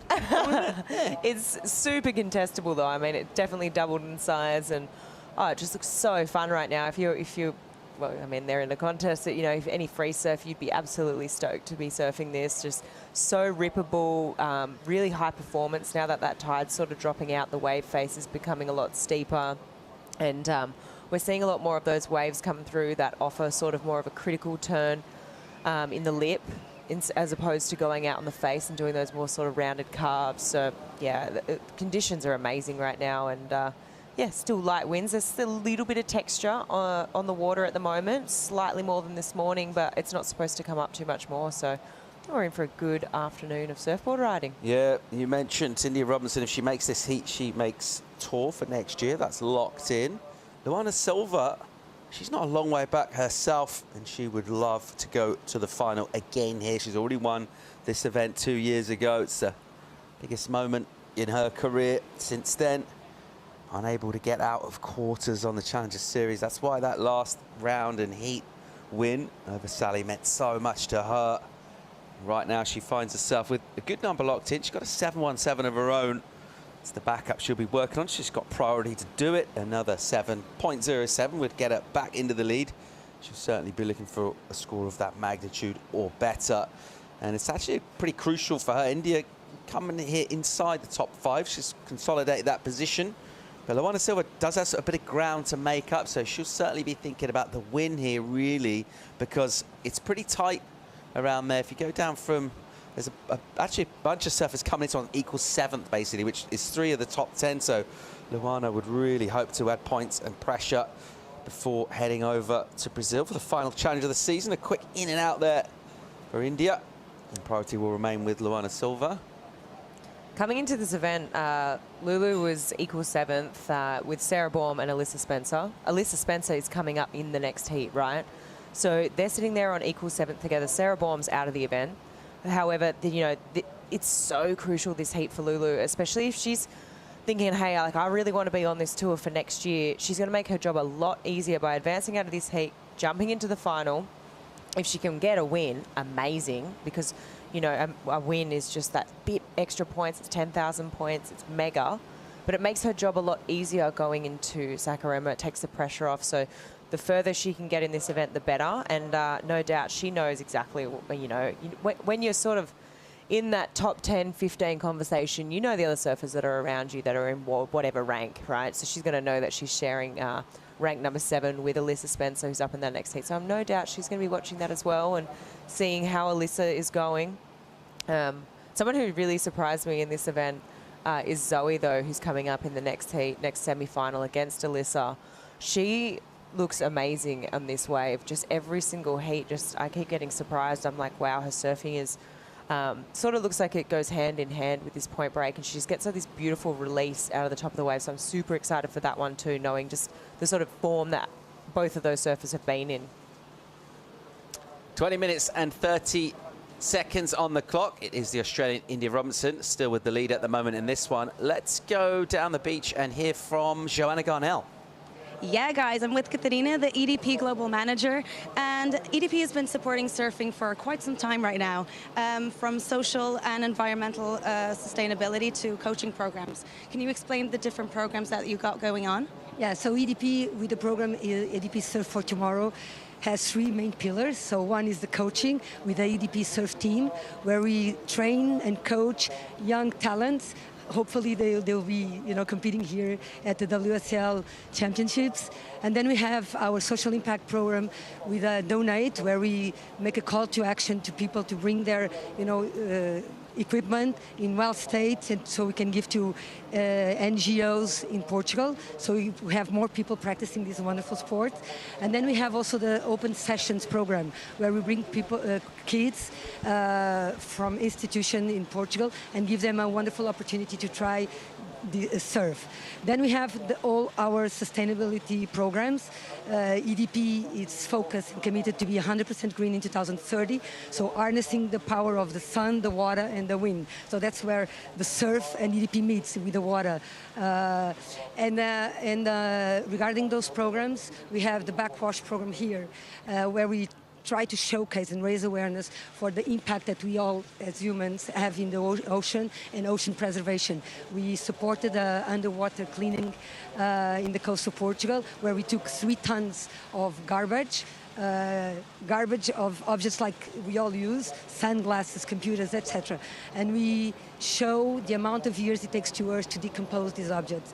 So we have a lot of projects. We also have a project with a really known street artist. And a Guinness World Record. Yes, it was a Guinness World Record for the amount of divers that we put together in Sesimbra. We had the first edition on 2022, and now it's growing. It's an Iberian edition, and we're going to be supporting the next editions. And here you can see the backwash, the store of objects that nobody wants, that we're showcasing in the championship. And also we have, I mean, we just put underwater the first underwater exhibition with pieces of our decommissioned power plants. So we're phasing out coal until 2025, and we work with Vils, a major Portuguese artist, and he crafts those wonderful machinery, huge pieces, and we just put them underwater with the EDP Art Reef. So it's going to be the first underwater exhibition when we invite all the divers of the world to come and visit on the coastal area of Algarve. So, I mean, we have a lot of things going on. We are worried about the sustainability. We know that there's not another planet, so that's where surf and EDP meets with the sustainability of the planet.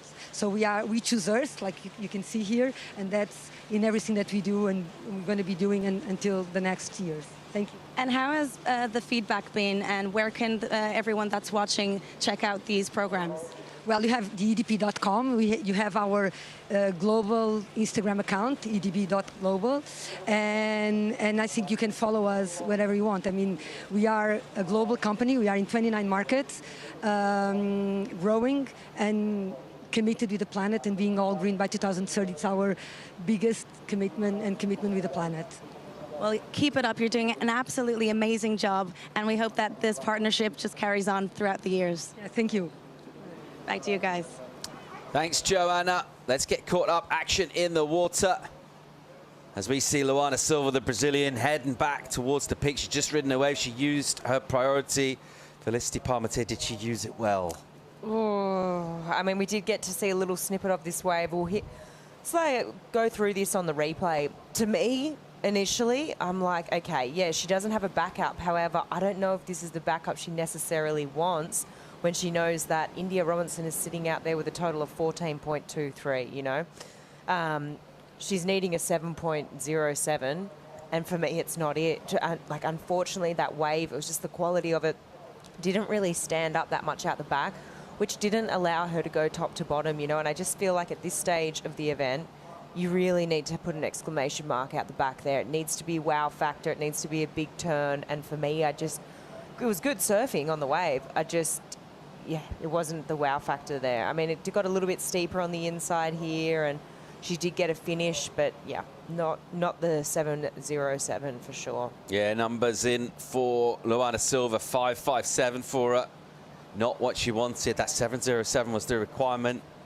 A long ride, finishing up in the Shuri, but about 1.5 points short of what she needed to get a first. And what that means is 15 minutes and 20 seconds on the clock. She's surrendered priority back to the heat leader now, India Robinson, who will look for a wave that she feels offers her a 6.5 or better. If she sees that, she'll take it.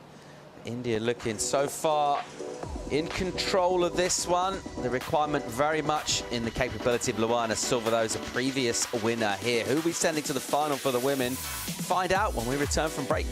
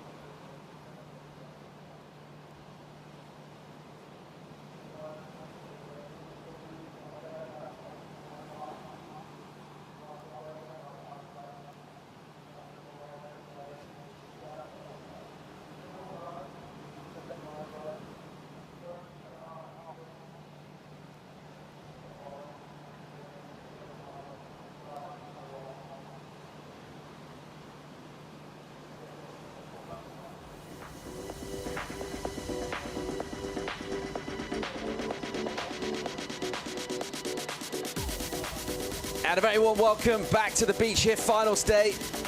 On a sunny Sunday in Portugal, it's absolutely pumping too. Flick Parmentier doesn't feel that it's quite 6 foot yet, but it's getting there.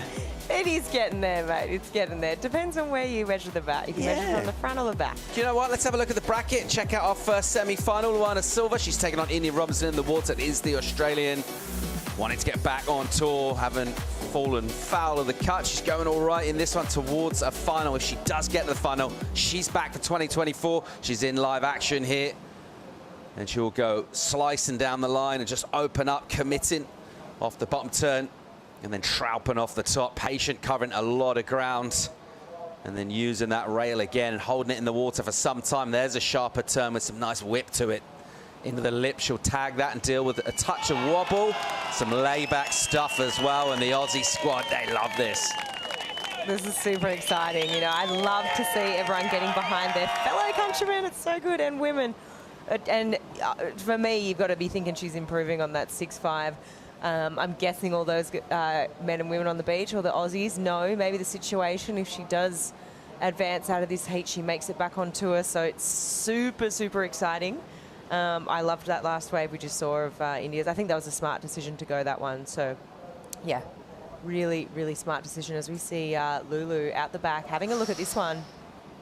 Solid looking wave, decided not to take that. She made a choice with priority on the last rep, and it wasn't a great one. And perhaps because of that, just being a little more choosy, just watching that one away and just reading exactly what it did. Let's have another look at India here. Yeah, India using her priority here. I think it was a good decision. Some big open face carves here. Her read for these biggest powerful waves is just so good. That turn there with so much power and flow. That tone there, a little bit of variation, a bit of a tighter carve, jams it up into the lip here, and a little bit more variation, a bit of a Larry layback. And yeah, this view here, just see these big open face carves. These were these first two maneuvers. Gets into this third section here, really times this carving maneuver really well. Straight up into another carving move. It was this turn here, straight up into the lip, just putting it all on the line here at the end.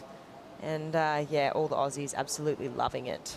This turn here, she's done so many of these all event, just where she's really, really made it count, and it's been so last minute, and yeah, jamming it in the pocket there. So, bit of variation on that one. I really liked what I saw. Solid number coming in from the panel. Comes in just under a high score. It's another 7.5-3 for India.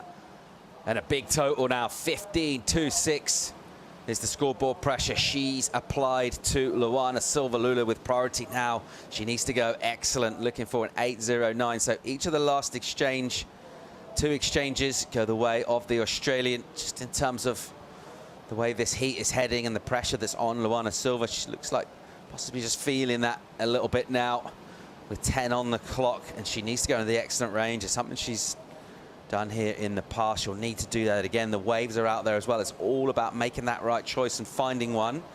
And with 10 minutes, just under that, and with priority, Luana Silva's task is to go excellent. If she doesn't do that, or even if she does and India improves her score, she will qualify, as you mentioned, Flick, by making this heat, by making the final.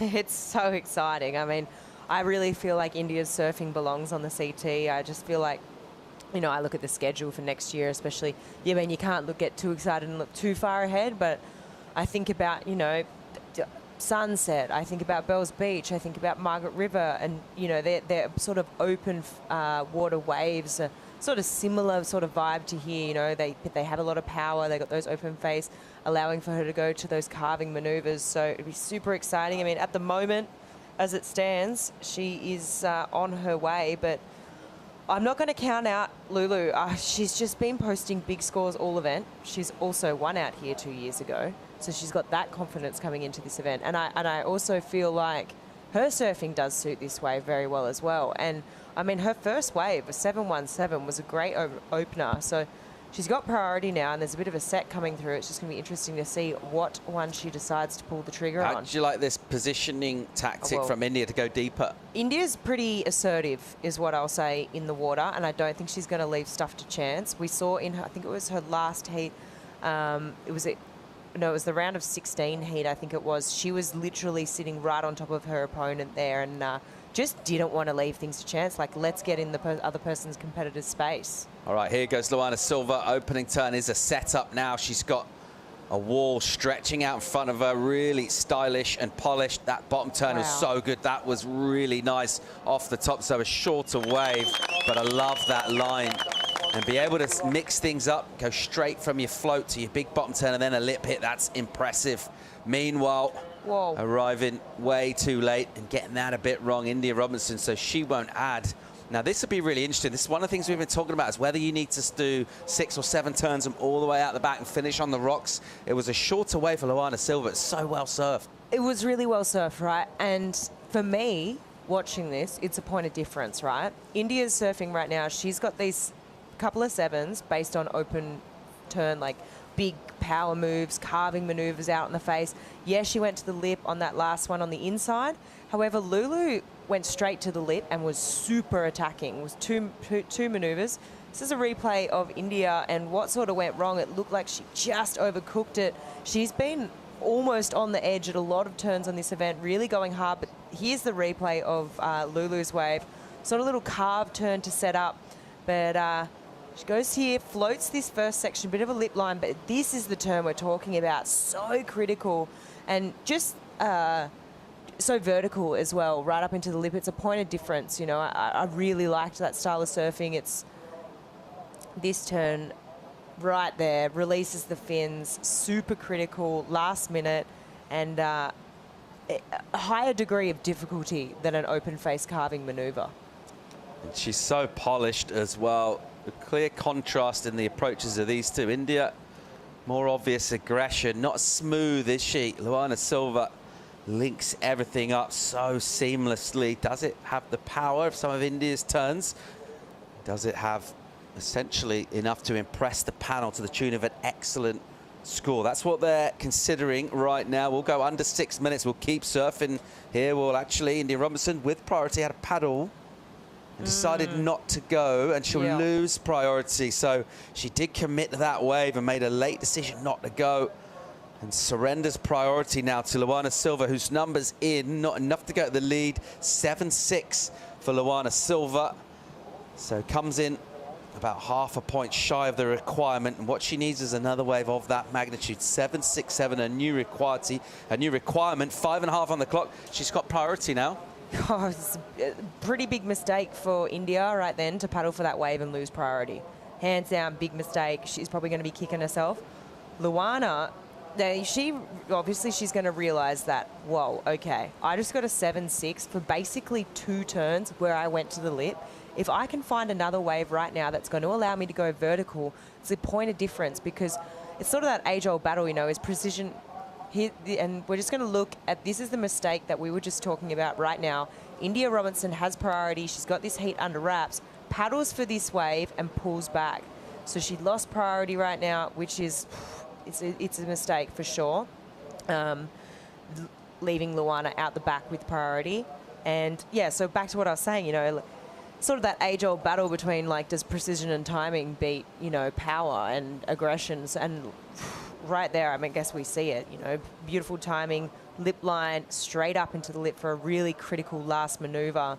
Saw Luana basically get a 7.6 for 2 turns. So it's not out of the question. If she needs to do that one more time, she's going to get the score. Really close. It's exactly what you'd hope for semi-finals on the Challenger Series. 2 surfers in pump-in surf, dropping 7s with major implications for qualification. A reminder, India Robinson qualifies for the CT in 2024. She wins this heat and gets into the final here. Luana Silva coming into this equals 7th. Needs to move up. We only take 5 from the Challengers to the Women's Championship Tour. And those implications will play out throughout this afternoon here. Let's check the recap. India Robinson's early work was pretty solid. Yeah, India Robinson was looking so solid straight out of the gates here. 6.5, 7 points, 7.3. And for me, she looks right at home in this wave. You know, I see a lot of similarities to where she's from in Victoria. Bells Beach comes to mind. These bigger, more powerful open ocean waves. And yeah, her power and aggression here is sort of probably, I'd say, up there with some of the best on the women's side of the draw. But she's come up against a pretty tough opponent. Luana Silva has looked really good as well. She's dropped a 7.17, and yeah, we'll just have a quick look at this this maneuver here. I mean, India has gone to the lip a couple of times, showing a bit of variety there, mixing it up with a layback, but this is Lulu here. So she's locked in a couple of nice rides, a couple of nice 7s. But for me, with Lulu, it's just been that she's had her timing has been impeccable, and her criticalness of her last maneuver there saw her get a 7.6. So this is live action. Here she goes. That was a great turn into that lip again. Look how she holds the speed. Wow, straight in the bottom tap. What a combo.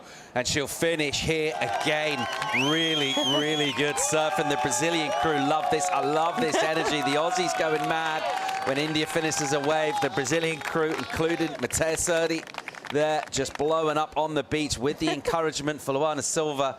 How about those combos? We talk about mixing things up, changing your line, not getting kind of that one pace to your surfing. Really interesting. The line she chose and the way she was able to hit those lips. Let's check it out. For sure. Here's the replay. I think we missed the very beginning, which we did. So we missed that term, which was, I think we did it. Straight into that lip line, back up here into the lip. And I know what you mean. Her pace is just so different, you know, and she absolutely loved it. It's going to be interesting to see where this goes. For me, it's going to be a real tough one. I love Lulu's approach. I love that she's changing up her lines. I think she's listening to like what the judges are saying, like, hey, we want to see you go to the lip. But yeah, I'm going to leave that in the hands of the judges. This is a really tough one. I love that last lip line finish. And I love all the passion. It's so cool to see both camps, Australian and Brazilian, getting so involved. What an incredible semi this is. 7.67 is the requirement for Lana Silva, paddling back out on the peak. India Robinson with the lead at the moment. And about a minute. Let's see if she finds another wave while we watch and wait for this number to drop in from our panel. Who are we sending to the final here in Ericeira at the EDP Vissla Ericeira Pro? Let's check out India Robinson out the back with a wave. And she goes and slices a first turn. Another one, a snap into the lip. And using the rail again, it's a slightly smaller, clean inside section for her. That was really cool. Great timing, loads of spray. And again, a finish. So all sorts going on here. And I tell you what, there's the applause from the Aussie crew. Maybe not quite as vociferous as they were previously. The numbers in, this might quieten them down a bit. Luana Silva, 7.77 for her last wave. Goes into the lead. We're under 20 seconds. We will have a number to come in for India. Flick. Wow. I feel like the judges are just rewarding Lulu going to the lip. They want to see it.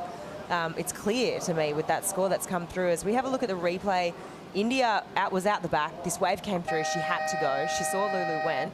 Good decision by her. Streaking through to the inside here. Well timed hit there. Ooh, she needs a 7.65. Did you see it? I'm not going to say. I don't know. I've got to put my foot in it so much over the years. Well, why stop now? Yeah, I don't know. That one time was really good. Other than that, a high 7, not sure. Myself, I'm not sure. I'm not sure either. For me, it wasn't convincing. That's as far as I'll go. Numbers in. It's a 6.13. Comes up short, and India Robinson will be devoed. She led that one the whole way through, but you have to really just applaud the clutch, surfing and clutch. Well, just essentially the way she picked her waves and surfed them relentlessly. Luana Silva goes into the final here in Ericeira again. She's already won this event, and she's still alive in this 7th on the Challenger Series coming into this event. She will move up here. Will she go into the top 5? We'll break down all those talking points. Got another great heat coming up. Melissa Spencer and Zoe Benedetto. Stay tuned.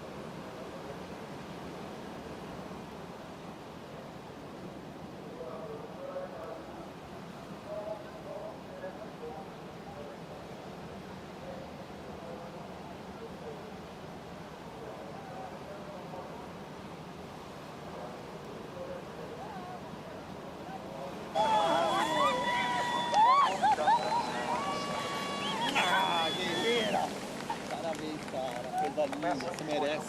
Você merece. Coisa linda. Lindo, lindo, lindo. Que surf. Beautiful scenes here, emotional scenes. And look how much it means to Luana Silva, getting the congratulations from her coach, Leandro Dora. And she is in the final once again on the Challenger Series in Portugal. It's been a happy hunting ground for her. And what a semi-final we just witnessed. That one, you couldn't take your eyes off it. Great exchanges, good numbers throughout the heats. And you have to also just feel a wee bit sorry for India Robinson, who ripped out there. She found really good waves, tore them apart. She'll go out of the semi-final stage. We haven't qualified up with that result, but she's real close to it, and we'll keep updating that as it breaks down. Meanwhile, let's check out our second semi, who's going to meet Luana Silva. It'll be one of this pair of Americans, Alyssa Spencer, the Goofy, taking on Zoe Benedetto, and these two have been ripping through the rounds here. That's why they're here in semis. We know a bit more about Alyssa Spencer in terms of coming really close in the past, winning on this tour. Zoe Benedetto, something of a, well, not, if not a dark horse, just a slightly darker horse. Oh, yeah. And she's been ripping, Flick. Yeah, she totally has. Definite dark horse. She's a dark horse pick for me way back. When I first saw her opening round heat, I think she had the wave of the day on the opening round of the women. She's scoring 8-point rides. I mean, here, we'll just have a look at this replay. This is Zoe up and riding. Beautiful looking wave there. Cracks it off the lip. Backs it up with another turn. This wave face is just so smooth and clean as she wraps it around for a third time. Looking to connect the dots here on the inside. Little stall there. Really waiting for this wave to stand up. I just love her read on this wave. Great opening ride. Beautiful first turn there. She just picked an absolute gem. I mean, how smooth is the face of this wave? I mean, her read, just back to what I was saying, I sort of said, you know, her surfing just goes hand in hand with this wave. I've really loved what I've seen too of her more vertical approach as well. She sort of has this really cool like a back leg sort of thing when she releases the fins out of the top of the wave. And 7-point ride for your opening wave. You'll take that any day. Yeah, these semis, the entertainment just keeps on coming. A 7 to open up for Benedetto. Sharp work out the back on the rail. Maybe not pushing quite as hard through the inside. I thought she probably already knew she had good work done. She was on her way to a score. Just wanted to make sure she got the finish. So didn't go over exuberant through the inside. Just played it a touch safe. 7's pretty solid reward for that wave. It's a great looking wave. The swell's picking up. The tide's going out. It is getting steeper, and we're getting quality come through. It's going to be really interesting to see the reply from Alyssa Spencer, who we've had up in the studio, breaking down heats and giving us some insight. She's intensely competitive. She's a brilliant surfer. She's going to need a wave here. And India Robinson, the debrief of the crew. A nice little moment there. Nice touch from Luana Silva, who is through to the final. Who's she going to face? One of these two. Let's see how that plays out on just an absolutely gorgeous Sunday now afternoon. The beach is packed. It's probably as busy as I think we've ever seen it throughout the years here. This warm weather has certainly helped with that, but the fact that the waves have come in for finals day, Flick, I mean, that's our ideal scenario. You look at your forecast at the beginning of the week and can't really do much whether a big swell comes early in the opening rounds. So to get it all to come together for finals day is something pretty special. Definitely is something pretty special. I mean, if you could map out your dream scenario of how you want to finish an event, I mean, this is the ideal conditions where everyone's having an opportunity. You're excited to go and surf your wave, your heat if you're a competitor. You know that there's going to be ample opportunity out there, and you really, you know, it kind of comes down to the decisions you make and how you surf in the heat, which determines your heat. Because sometimes in professional surfing, you can be like, well, I got, you know, it was the ocean that let me down, blah, blah, blah. But it really comes down to yourself and your decisions you're making and how well connected you are to this place. Right now, you know, Zoe's opened up with an amazing score. She's opened up with a 7. However, I just cast my eyes back to Alyssa Spencer's heat total this morning. She had 16.33, right? So in any other day, you'd be like, yeah, 7, great way to start my heat. She's coming up against Alyssa, who got an 8.33 and an 8 in her last heat. Yeah, she's got loads in the tank. Let's see what she gives us here as she opens up with her first legit wave. She's just got a small throwaway in. Bottom turn holds for an eternity and then unleashes in the lip, gives it the treatment. clips one off the rail again, just setting up here. This wave will just lie down a touch before it gets steeper through the inside. She's eyeing up a section, makes room with that big bottom turn. And again, committed to the rail. A really nice hit as well to finish it. Just changes things up, more lip in that last turn as she belts it. And a solid opener from Melissa Spencer. Whoa, what an answer back. That was so good. I loved that. We'll have a look at this replay here. Just beautiful surfing here. Just textbook. Her technique is so good. I love how much she draws out her bottom turns. Super impressive to see. As she gets through to the inside here, there's one bottom turn in particular that she just keeps holding and holding and holding. This one right here, she just waits, and then absolutely unloads, sending so much spray out the back of that wave.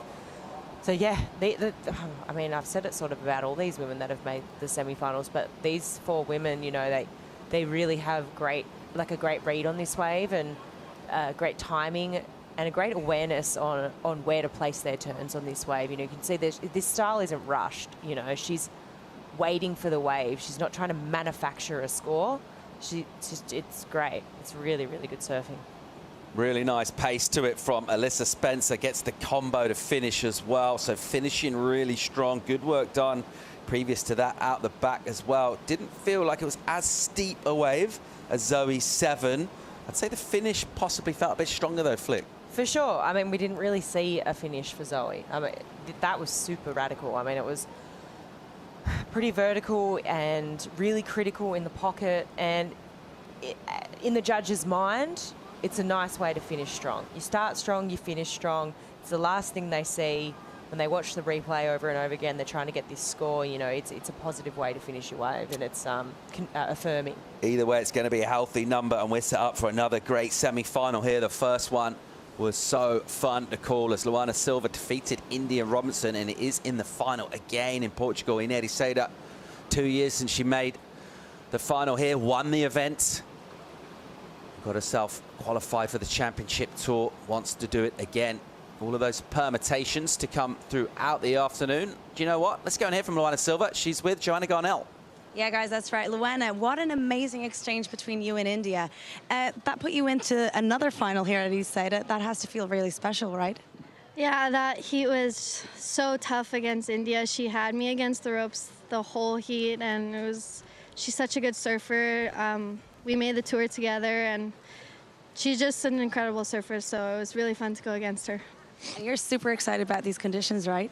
I'm really excited about these conditions. Kind of reminds me of home and having a little deja vu from the first year, so I'm just really grateful. I'm living in the moment. I'm enjoying my time here. I have an amazing support crew that I came with. I'm traveling with Leandro and Mateus, and Mateus is going in the next semi, so I hope he makes the final and win-win for both of us, maybe. I don't know.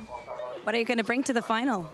Just keep my same game, just surf, basically. All you have to do is surf and be on the best waves and just position yourself to be in the best place. And yeah, I'm really excited. Well, we're super excited and here for it. Congratulations. We'll see you in the final. Thank you. Thank you to everyone watching. Obrigada a todo mundo pela torcida também.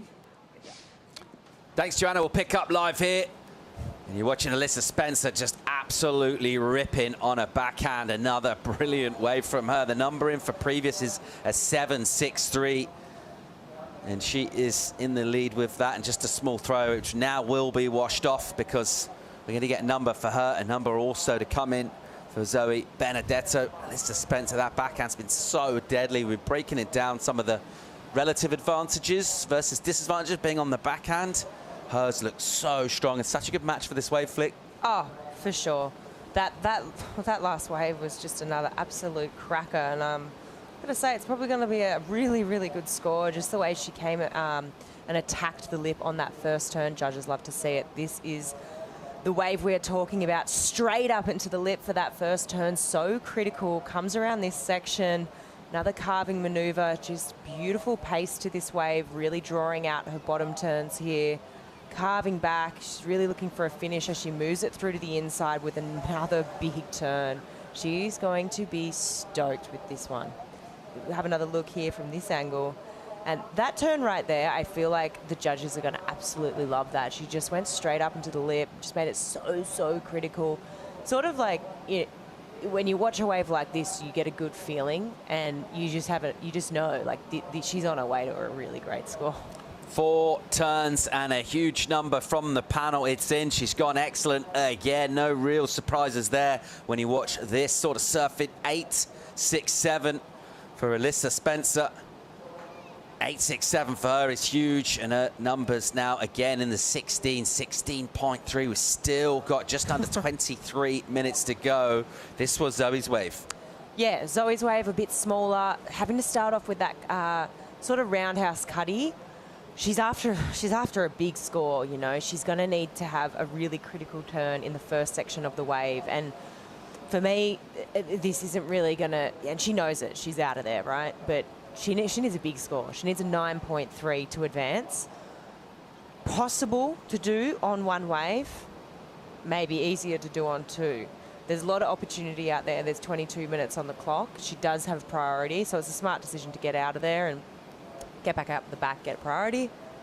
But yeah, it's a big ask. Yeah, she either needs 1.9 or 2.8. Either which way, she needs some excellent surfing. She needs it in the next 22 minutes if she's going to be here in the final. Benedetto's been mighty impressive throughout the rounds. She's looked pretty calm as well. We've seen her in interviews. Doesn't seem overawed at all by the occasion here. Let's see how she goes on finals day. Speaking of people that show up on the big occasion, one of them is one of our big stars of European surfing throughout the ages here in Portugal, representing on the beach. Thiago Saka Pires, the Portuguese tiger, is having a chat with his mate Chico. Yeah, boys, I have with me Thiago. Good mate, Thiago. So you've got Dimitri Poulos coming up next. Today the waves are bigger. Can you talk me through a bit of the strategy behind it? Yeah, my friend Dimitri is up next, first semi-final. His first semi-final berth, though it's super stoked. And yeah, like you said, the waves are pumping, you know. There's not much you can say when the waves are pumping. Just composure, you know, hold your nerves. Don't try to outsurf the wave, you know. And simple surf, go big. And you're one of the hardest surfers ever to be beaten at Ribeira de Ilhas. And you've got 8 up and coming. I'm not sure about that. I'm not in a very good shape right now, but I will try to leave some of my legs to win that heat for sure. You've got the twin fin going? No, I'm not there yet, so I'm still on the thruster. Still on the thrusters and looking good. Good luck for Dimitri, and great to see you here. Thank you, boys. Enjoy.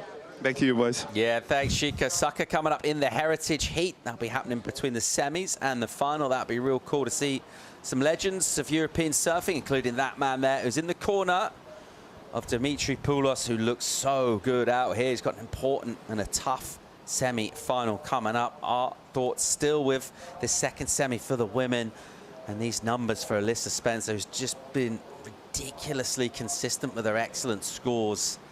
And that last one, a big number, the 8.67, really just stamping authority on this heat. Benedetto, who opened up with a 7, will be wondering, well, how's this gone wrong? Wow, it's so hard when you're coming up against such an informed surfer. Zoe has been in form as well. However, if I was going to look at it on paper, I'd probably say Alyssa obviously has the jump. She's coming to this event at number 7 seed, and Zoe's coming to this event at, I believe, number 30. So this is Zoe's best result so far. This is a breakout result of her career. And you've got to put it down to the experience of Alyssa Spencer. You know, this isn't her first time on the Challenger Series. She's probably clocked in a few more heats than what Zoe has. So I'm just going to put it down to experience and her ability to get so tight in the pocket on her back end. And that first maneuver is so critical, you know. Judges clearly rewarding it.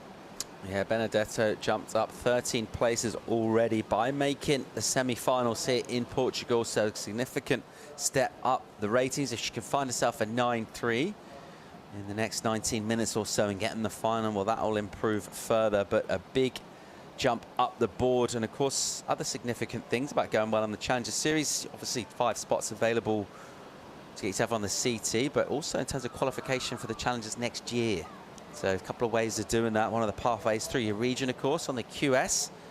But the best surfers that don't qualify, they have berths available to them on the Challenger Series as well for next year. So A lot of things coming into play here for Zoe Benedetto. Let's see how she can go at the moment with just trying to keep a cool head and her shoulder. Essentially, she's got priority. She knows exactly what a good set wave looks like. Out here, there's extended lulls in between, so there's not really many things to think about. She's just got to find a bit of quality, and in some ways, maybe not numerically an easier task, but actually mentally, she knows she's just got to go mad on her next wave.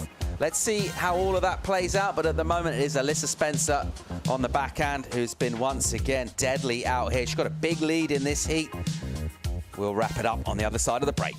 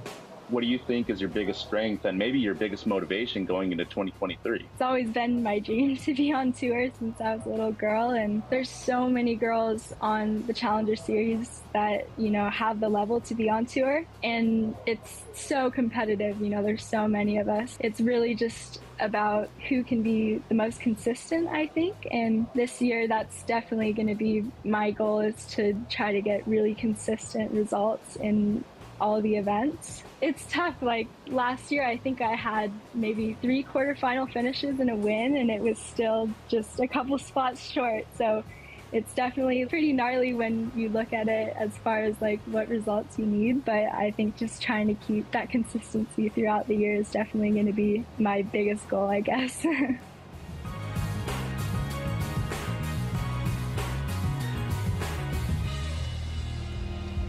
The lineup with Dave Prodan features colourful characters from all around the surf world. One of them recently was Alyssa Spencer. Find it wherever you find your podcast. Let's turn attentions back to the heat and the water. It's the second semi-final for the women, and there's 15 minutes remaining in it, and we're looking at Zoe Benedetto with priority, looking for a huge number, a 9-3. That's going to be a tough task here, Flick. However, with these kind of waves, some size out there, plenty of energy, she just needs to find herself an opportunity and ask a question of the judges she needs to unleash.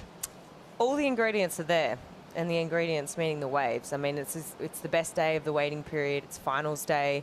It's just almost, you know, I'm sure it gets slightly better out here, but it's pretty bloody good right now. So the opportunity is there. It's just she's sitting out there with priority as well, which is also positive for Zoe.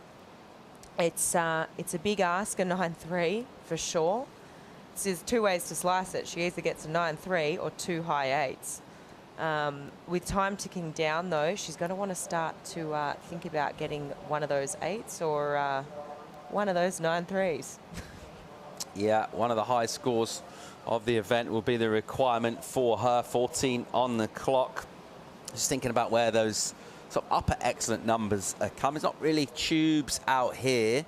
How do you get those really, really big numbers? Ultra aggressive surfing into the lip? Yeah. I mean, it's super critical first maneuver, 100%, and then connecting the dots and super critical on that last maneuver. I think that last heat was pretty telling, you know, between Luana in India.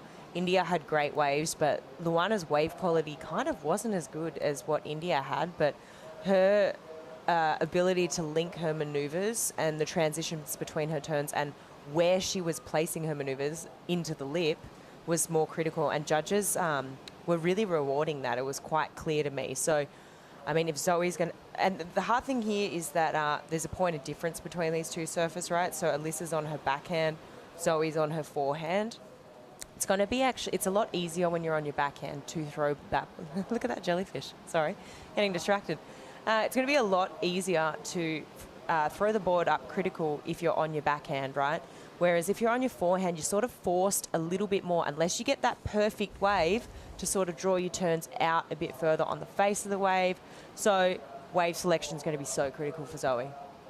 She's had to be patient here, an extended lull through the mid portion of this heat. Zoe Benedetto has had a little bit of time to think about the fact that her score's pretty big as she heads out to sea, and this is an encouraging sight. Look at these lines. The period and the swell is what we talked about, as well as the size ramping up, and there's a really clear picture of it, the interval between those waves. This might be a 6-footer. Certainly heading that way, mate. 12 on the clock here. That was just a little head out to sea, and then these two just pausing and waiting. It will take a little while for these sets to move up the reef and swing in here, but it has been delightful conditions really since we turned off the top of that high tide, and as we start to run out now and get towards mid, the most favorable stage of the tide here at Ribeira Dillas. Let's see what this second semi has in store for us. Just over 11 minutes and 40 remaining in it. Of course, if Benedetto were to go up the excellent range and get a score, you wouldn't bet against Spencer to improve further with multiple waves in the set here, because her surfing just looks so deadly. She looks very comfortable. Doesn't seem to be showing any sign of nerves at all. Of course, she already has had a win on this tour. She hasn't done this qualifying. She would love to go much closer towards doing that by getting a win here in Ericeira. At the moment, she's got 1 foot in a final, unless, of course, this woman, Benedetto, can go into the excellent range. She'll need to do that. 9.3 the requirement. First turn soft, and this wave is not a great looking one. She waited ages for it. She'll just whip around. Now it gets steeper. That's much better. A really good turn for her. And then a great finish. Okay, so, doesn't quite hang on. She needed to stick that. The wave was soft out the back and stronger on the inside. And a bit of a mistake. She needed to push hard. I think she needed to kick out after those first 2 turns. To me, I don't see a high 8 or a 9 if you haven't gone like vertical into the lip or done something of, you know, something to mention in that first part of the wave. I think she really needed to kick out a bit earlier. Check it out, David Silva. Take it to the water in the first semi for the men. That's coming up in 10 minutes' time. It's taken on Dimitri Poulos. That's going to be the cracker of a heat. Silva's been deadly throughout here, been absolutely relentless, and a real contrast, not only in stances, but in styles and approaches in that one. It's going to be really fun to see that play out. The surf's getting better and better. Flick. I also think that maybe just back to this heat right now, you know, Alyssa sort of forced Zoe to take that wave. So Alyssa looking at it was enough to be like, for Zoe to be like, oh, should I go this one? Is it a good one? So maybe even let's rewind further. I think that was just a bit of a priority error. Dimitri Poulos, we had a little chat with Thiago Perez, who's in his corner, helping him out here, giving him, well, the advice doesn't really get much better than Thiago, who grew up basically at this wave, giving some local knowledge. And all of that, of course, goes in with sort of learnings that he's made throughout his heats. And if you're coming back to semis, it means you surfed quite a few of them. It didn't look like having any trouble at all reading the waves in the quarterfinal. Surfed that one brilliantly. 9 on the clock here. Benedetto way off in terms of the score. 4.33. No surprise there. She fell on the final turn. And by the time she gets back into the lineup, there'll be 8 minutes or so remaining, and she won't have priority. It's looking tough here for her. Oh, it's an uphill battle for sure. It's not all over though. She can still do it in one single wave. I mean, if she was in a combination situation, I'd be like, well, okay. I mean, things are looking pretty tough here, considering you know, we have had some long lulls today, even with that swell filling in. It's just seems like to me that it is sort of a wave that has rhythms. You know, it sort of has those sort of more quieter periods. You know, it turns on and off, maybe quieter for 10 minutes, pulse for 10 minutes. So good news is that she can still do it in one wave.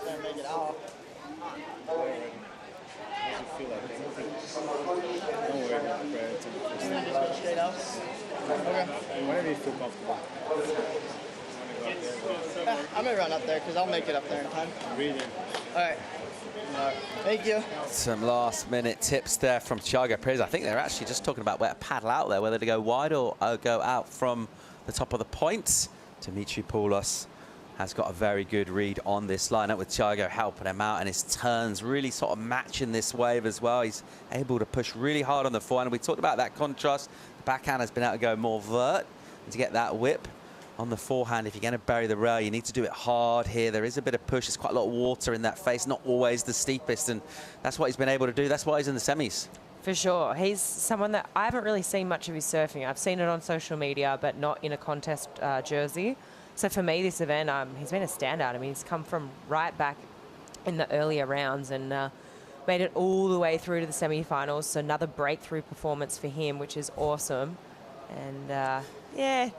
Alyssa Spencer there. I mean, if you were talking about a predator with a scent of blood and just a sort of general demeanor, she's just so calm and yet just looks like she is so dialed in with exactly where she wants to be in the universe right now. And it's here, winning this heat by quite some margin, also having priority as we go under 7 minutes. And she will stick very close indeed to Zoe Benedetto here. For sure. We had Alyssa in the booth the other day with us, and you know, she just spoke about having such an amazing year. As we look to this recap now, this was Zoe's opening wave, right? And this was a beautiful surf wave. I mean, just look at the face of this wave and how clean it was. She was able to get to work and do a series of nice maneuvers here, which was awesome to see. Locked in a 7-point ride, and she'd be thinking, great start to my heat. Really, really good way to open up my account. She kicked out of that one, but it's been all about Alyssa Spencer on her backhand, just continuing this dominance. I mean, she's locked in a 7.63, and it's just with turns like that, I'm finding it hard to see how Zoe's going to make a comeback with just Alyssa's ability to be so critical in the pocket on her backhand. It's going to be a hard task. I mean, look at this end section, how she times this and then cracks it up for one last maneuver there. That was super late. So really impressive. This is the 8.67. So this wave here, this first turn, bang. So critical, really well timed.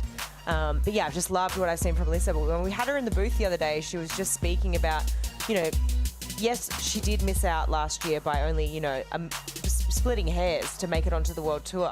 But she also did have her best year competitively so far, and she drew a lot of confidence from that, you know. And when you have such an amazing year, you win an event, you know, you made multiple quarterfinals. I mean, that's, even though you didn't reach your goal, that's got to feel good. And you're also banking so much experience, right? So, I mean, using all that experience now, she's not going to let anything go to chance. Of course, she's going to be sitting right on top of Zoe. I mean, she's going to be thinking, okay, I've been around here for a while and I've been trying to crack it. And I'm not going to let things like this or make a mistake in this. You've got to think she's not going to make a mistake right now. I mean, it's within reach, priority. Opponent needs a 9.3. Just watching that recap there, seeing that first wave of Zoe, it looked like the best wave of the heat. I just wonder, when she reviews this, she might feel like she maybe undersurfed that a touch there. There was possibly more points available, and when you're coming up against someone like Alyssa Spencer, you can't really afford to go safe. For sure. I think when I even call it, like, when I was watching that back, you know, you could just see the face of that wave was super smooth. It was probably the smoothest face wave that we've seen. It had size to it. I'd probably agree with that, actually, Paul. I reckon she did, just maybe a bit tentative, and because it was the first wave of the heat, she's like, okay, I want to lock this score in. I don't want to fall. I don't want any bad juju to continue throughout the heat. So coach signaling. Myers with the yellow cap. Looks like Nolan Raposa next to him. So they're making a signal, and let's see, we've got a wave coming through here. Under 4 minutes remaining. It's still Spencer with a big lead and priority. She's going to use it. Decides not to go on that one. And Zoe Benedetto had a look at it and maybe thought Alyssa was going to go.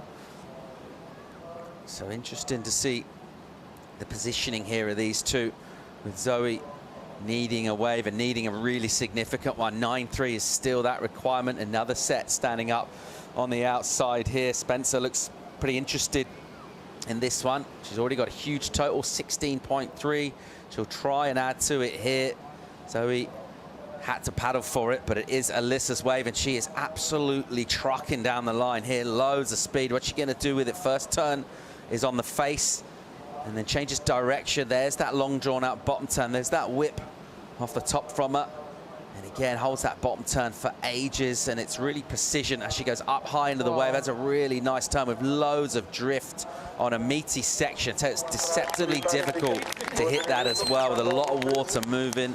And again, a really strong finish from Spencer. All right, Benedetto here. Here she goes. She's up. She's found herself a wave.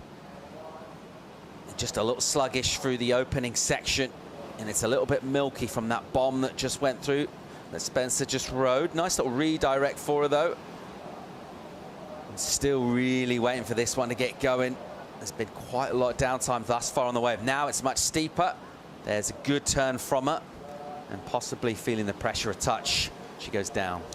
Yeah, I'd say so. I think it wasn't, I mean, it wasn't a smart decision maybe to take this wave. And when we look at this replay, I know she's chasing scores and I know she needs a wave, but you just look at the opening turn of that and you compare it to the opening turn of Alyssa's 8.67. I mean, Zoe's chasing a higher score than that. You know, she's chasing a 9.3. So for me, I mean, I know she keeps going here to the inside, but she really needed, you know, she needs a big set wave that's nice and clean on the face, and a couple of mistakes made in this heat for sure. As we look at this replay, this is Alyssa. She used her priority on this one, so just streaking down the line here, really drawing out this bottom turn. Comes around the section here on that sort of slower carve, but another really drawn out bottom turn.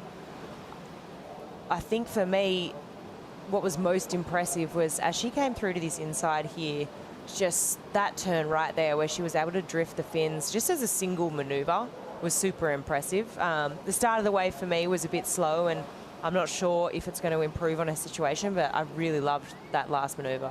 Final minute of this second semi-final here. Who is going to meet Luana Silva in the final of the EDP Vissla Ericeira Pro? At the moment, it looks very much like it's going to be Alyssa Spencer, because she's got a huge lead here right now, applying the pressure in this heat after a decent start from Benedetto with the 7. But Alyssa Spencer's never looked back, really. That's just the third wave she's ridden. We're waiting for a number to come in. If it's not better than a 7.63, it won't go in her top 2.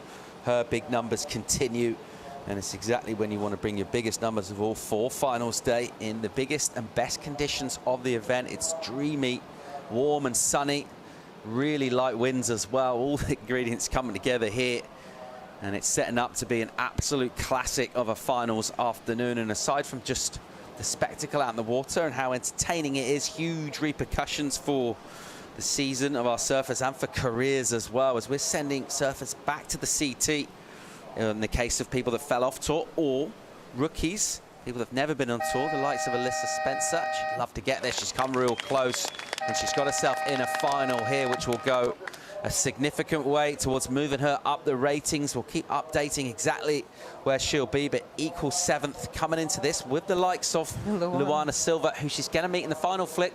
That's so exciting. I feel like those women have been in fine form. Alyssa dropping another major heat total, 16.3. I mean, it's almost like every heat she's surfing, she's scoring an excellent ride. But Zoe Benedetto, awesome form, all event, and she should be super proud of herself because best result so far.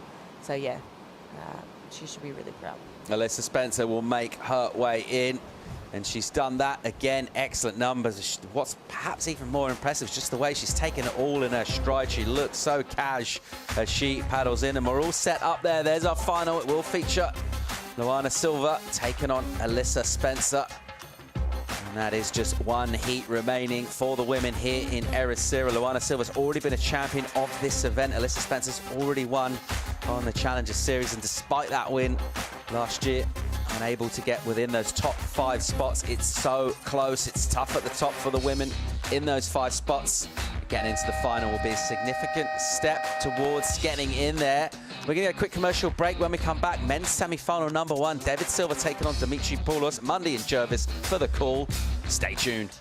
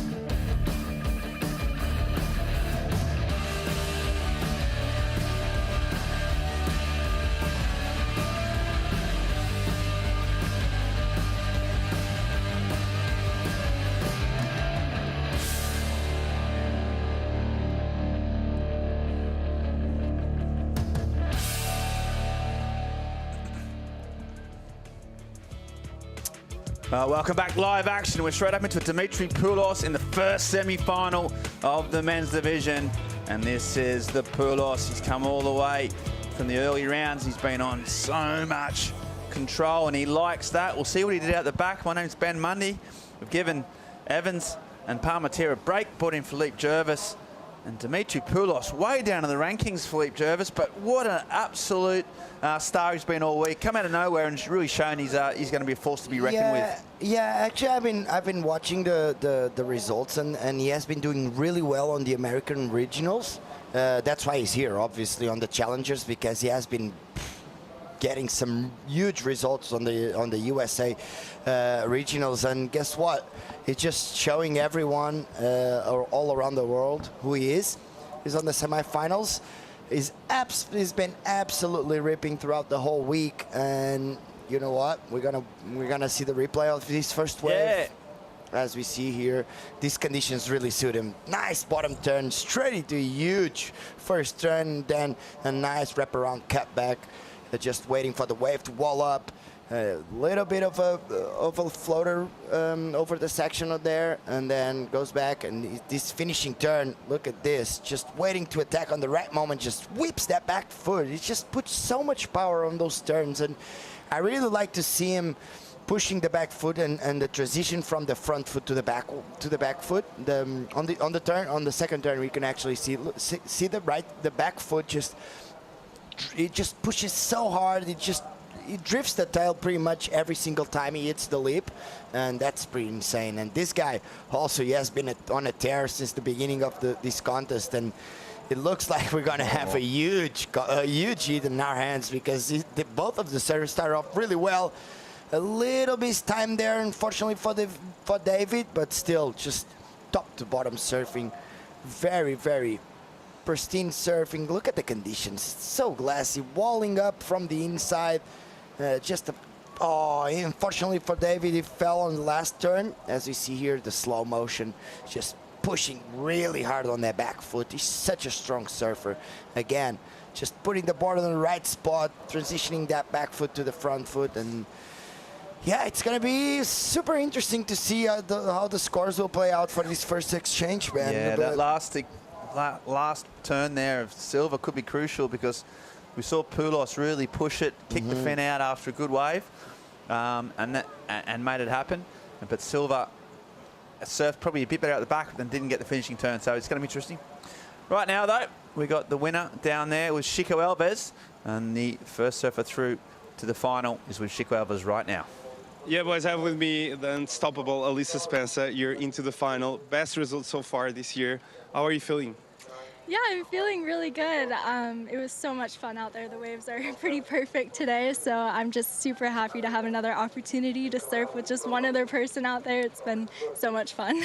And what do you think it's going to take for you to beat Luana on such a good wave like this?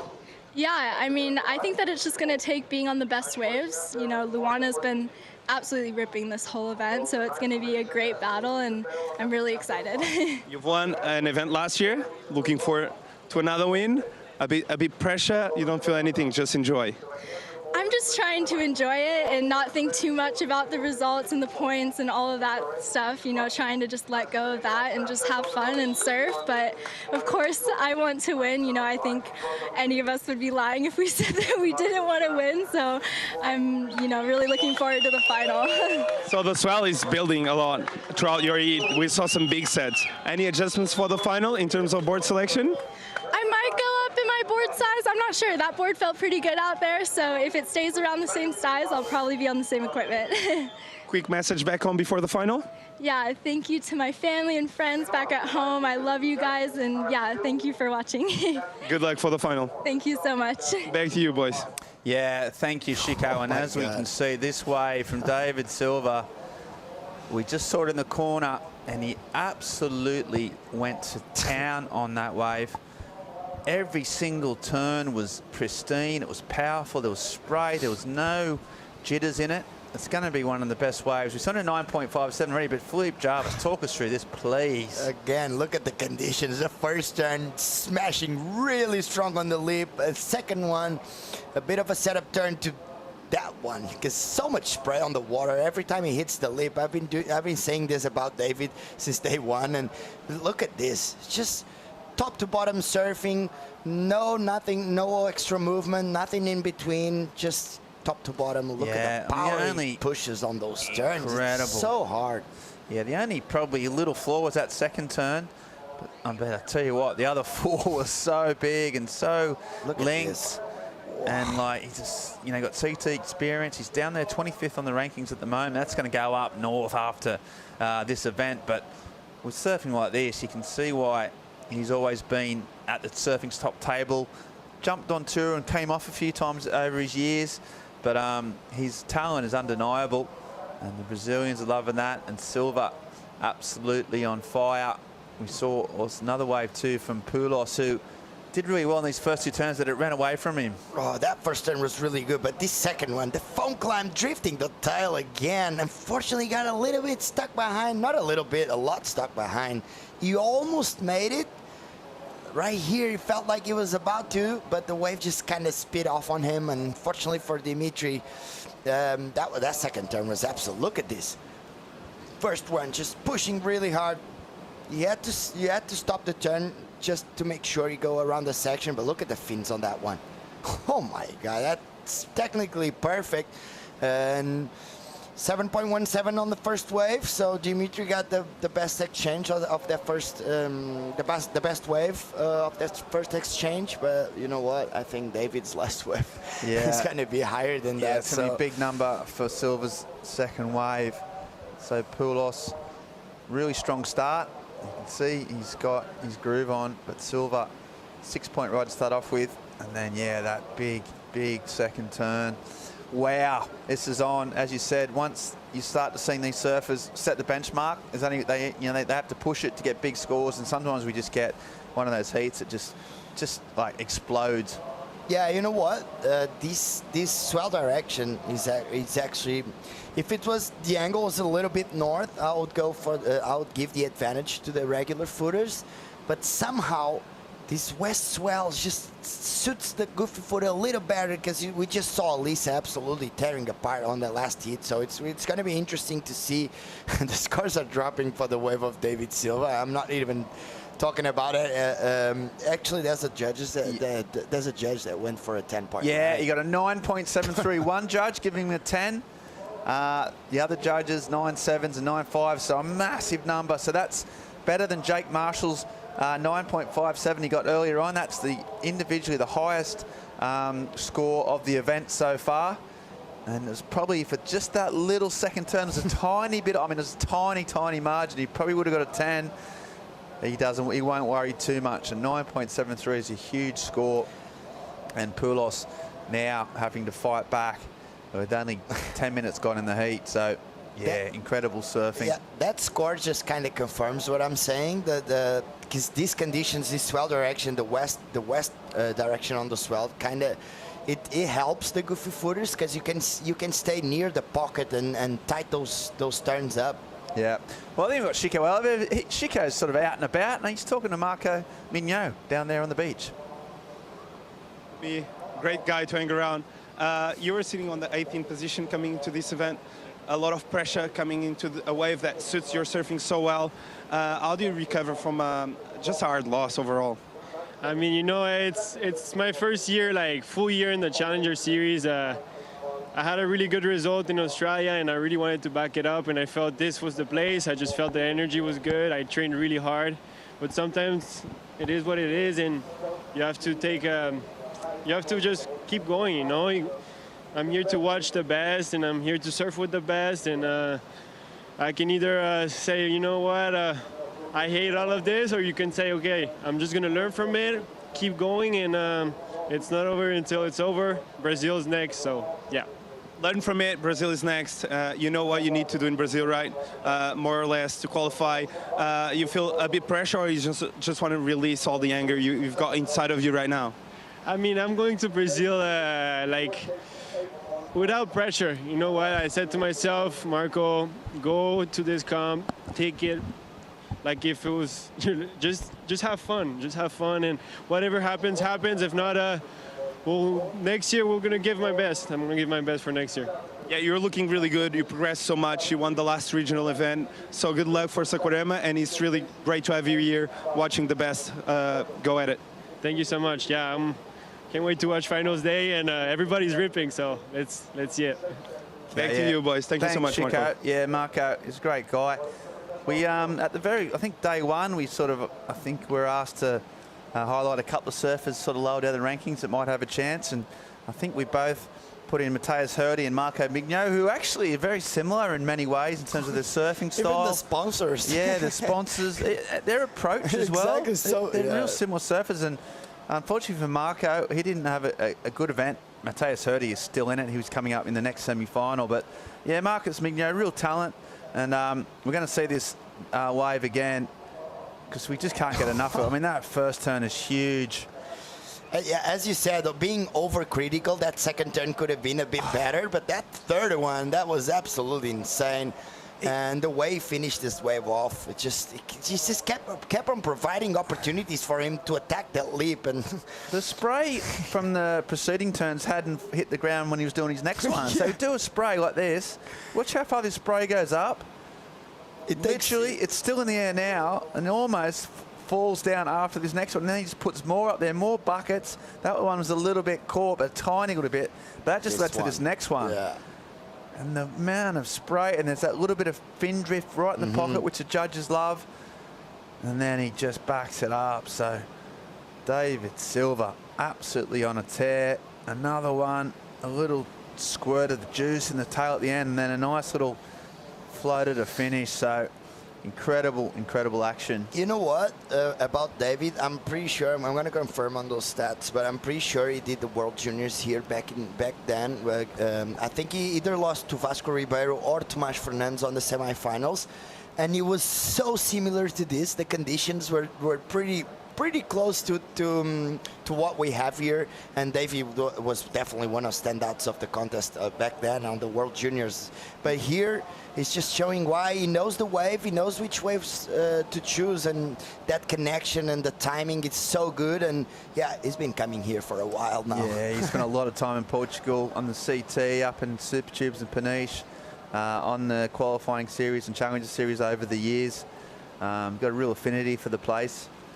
Travelling with Alejo Muniz, he's a good mate, so they've been teaming up and tearing the place apart in the water. So yeah, he's comfortable here and it's showing, but Poulos has got priority. And these sets just, I mean, they can afford to be pretty pick and choosy, can't they? That's the one thing about these waves now.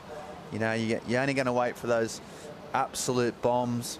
When you know, there's high nines raining, it's all about getting those big sets. But it's absolutely about as good as it gets, really. Perfect size, perfect direction. For me, this is the ideal conditions for Ribeira de Ilhas. 45 foot, straight west, light winds, sunny. We're on. We're on. Yeah, we've absolutely. As good as it gets, definitely. Yeah, it's a perfect comp wave, this place, and the crowd, massive crowds on the beach loving it as well. And Poulos looking at this one. He knows he needs a couple of big numbers, and he's got so much time. He leaves that one to Silva, and he'll go the one behind. So Silva again drives around. First turn again is solid, vertical. He's got the lip to hit here and just connects it to kind of mirror image of his other wave. And there's another third turn, and there's a fourth. So he's really on form, and now a few S turns on the inside. It starts to steepen up again, and there's another big spray. So yet again, Silva, this was given to him by Poulos. We'll see what he does out the back. Oh, and another big one. He's got to finish here again. And he's going to love that, unless he's got one more in the tank, and he has. Oh, my God. So, over the rocks. And that is incredible surfing from Silva. I mean, you're going to compare it to the first one, and it had more turns, probably not quite as big a wave out the back, but he just kept connecting on the inside. He's on the rocks. He's in a really bad spot there, and that's not good for him. He might be able to get up on the beach and come back around. He's going to try and just ride himself way out of that. Hopefully his board's okay. Hopefully his body's okay. I'll tell you what's okay is his scores, because he's absolutely, I need to pull that board in and get out of there quick time. He's checking it now, having a look about the fins. Looks okay, miraculously. And he's back out, so I'm not sure what he's going to get in terms of that score, but it was so clever. The first turn again was the setup one, because it's so important, that first. And he went vertical, and then from then on he was just in the groove. There was no sort of slow points, and had a better finish. You can feel him just, he's thumbs up, which is good. He's more checking the board is his main concern right now, checking the fins. Hopefully that board is still good, because it's right. Yeah, it's been going really good the last couple of weeks. I mean, that thing is absolutely essential to his aspirations of getting to the CT. Look at the score, Ben. And another score, an 8.33. So here we go. This is another one. Incredible. Yeah, I started off strong with that one. It's a bit of a setup turn, and then hits the lip and drifts the tail a little bit, and then, as you said, top to bottom surfing. There's no downtime, just pushing it, that back foot every single time, and it just puts so much effort and so much power on each and every turn. Look at that, just top to bottom, no downtime. And this part, judges love this. 3 big turns on the inside. One right here, straight into a second one, kind of mistimed it. It felt like there was nothing else in there, and it just puts one more right on the rocks. That was really good surfing by David Silva. Look at this. It's just a compression on the bottom turn. He just puts the board there, just flips that tail from upside down surfing. Look at that. Yeah, incredible. So hard, he came into this event as 25th on the rankings, and he's already, prior to this heat, gone up 11 spots. So he's up to 14th, and the cutoff is obviously at that 10 point mark, or 10 ranking place mark. And he's, well, I mean, he's got a current heat total of 18.06. So if he gets through this, a final potential win or second place, he could get up into that all important top 10 rankings going into Brazil. So massive effort from a man that was not down and out, but needed a huge result. And he's on his way to getting that. Checking his feet as well, because those rocks, as we've said, they're not soft, they're hard, and he's got such a big numbers. And interesting, it doesn't look like Poulos got a wave in that set. We're just going to check the replay, but it looks like, you know, with priority, with a set of the day and handing an 8.33, I mean, you just, yeah, we're not sure what went down, but you just can't afford to do that. You really can't. But you know what? It was not a big wave. It was not a set wave. It was like a medium-sized one. They just happened to open up all the way through the inside and allow David to absolutely go ham on those turns. And it's the decision-making that makes you get over those hits. And you know what? I understand Dimitri's choice right there, because it felt like it was not a bigger one, but you know what, David served it. So it's hard because it's hard because, you know, in that moment Dimitri looked at it and see, all right, it's not a huge wave, so I'm gonna let him go. But yeah, you hear the scores out the back and you feel like second guessing yourself. Should I have gone on that? I think he thought there was a one behind that was going to be better. Maybe, yeah. Then it just didn't happen, and you can see Saka. So he would be talking about that, thinking about that decision making with the coach. I was down in the competition area with Richard Marsh, who was looking after. He's not the full-time coach of India Robertson, but he's helping her out over in this event in Europe.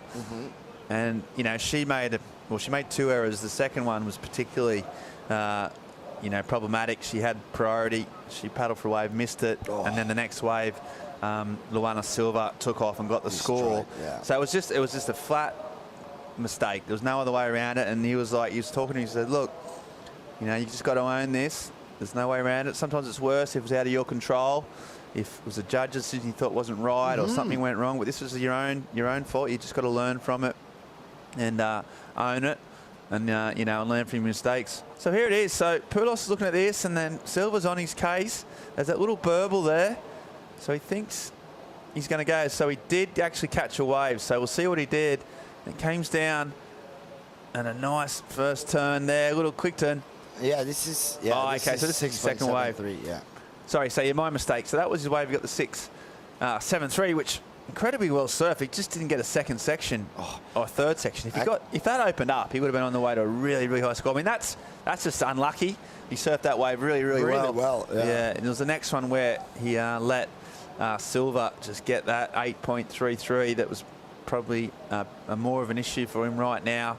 So now he needs a massive heat tail. He's in combination, needing 2 9s effectively, which is never easy. So Poulos, just one of those ones that goes away from you quickly in this sport. It can change really suddenly. And I tell you what, though, he gets one of those big set waves that Silva got.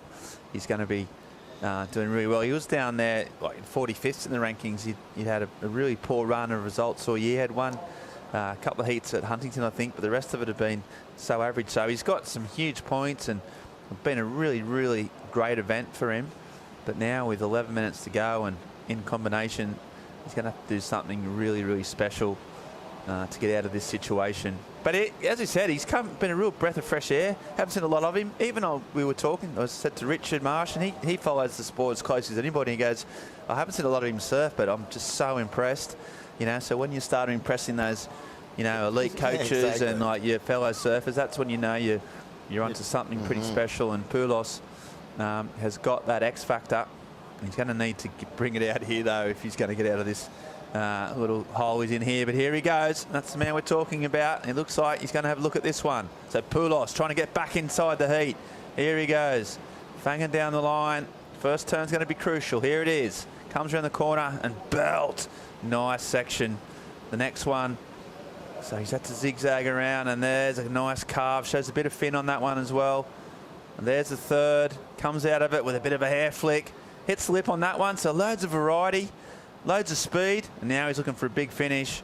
Whether he goes progressive or just going to make it, can he hang on? And he can. So that's a really well served wave from Poulos under pressure.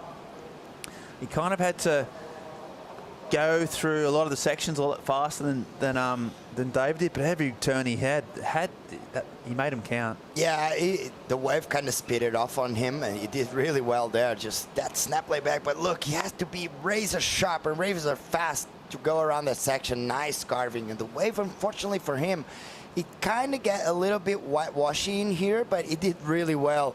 As we see, he's gonna wait to finish this wave off with a sick turn, just pushing that back foot again, and just the center of gravity of that turn was so hard, and he just somehow maintained. He somehow managed a way to maintain on top of the board. As we see here again, nice snap layback, going around the section, a little bit of the downtime around there, but he goes around it, and nice carve. And this is the part where the wave can gets a little mushy. It does really well, as we're gonna see the fins out the back on this one. We're gonna wait as you're gonna push really hard on that back foot, compressing, and make sure he landed that. He was happy. 7.7 is definitely his best score so far. But you know what? He needs something. Yeah, he needs 2 9s. So really good response. Just had that outside section where we had to race probably 100 meters, where David was getting 2 massive hooks in, top to bottom. And so those 2 big turns out the back, where just the way Dimitri's wave ran off on him, he didn't get those 2 sections out the back. But here we go. Speaking of that man with sections, nice big floater, drives around. This is a big wave. And he come off the corner here and hits it again. So the confidence of the man is clearly he's on point. Oh, it is. It's incredible. When you're on a roll, and when the Brazilian contingent on the beach is absolutely going insane. When you're on a roll, when you trust your board, when you trust yourself, when you trust your decisions, because you know what, we've been talking about that decision making in surfing. It's pretty much everything, and David has been on point on each and every single factor in there. He has been surfing really well. The board looks good. The wave just looks good. So it's just everything looks good. So we're going to do a short commercial break while that score for silver comes in. So don't go away, folks. More live action from the EDP Vissla Pro right after this.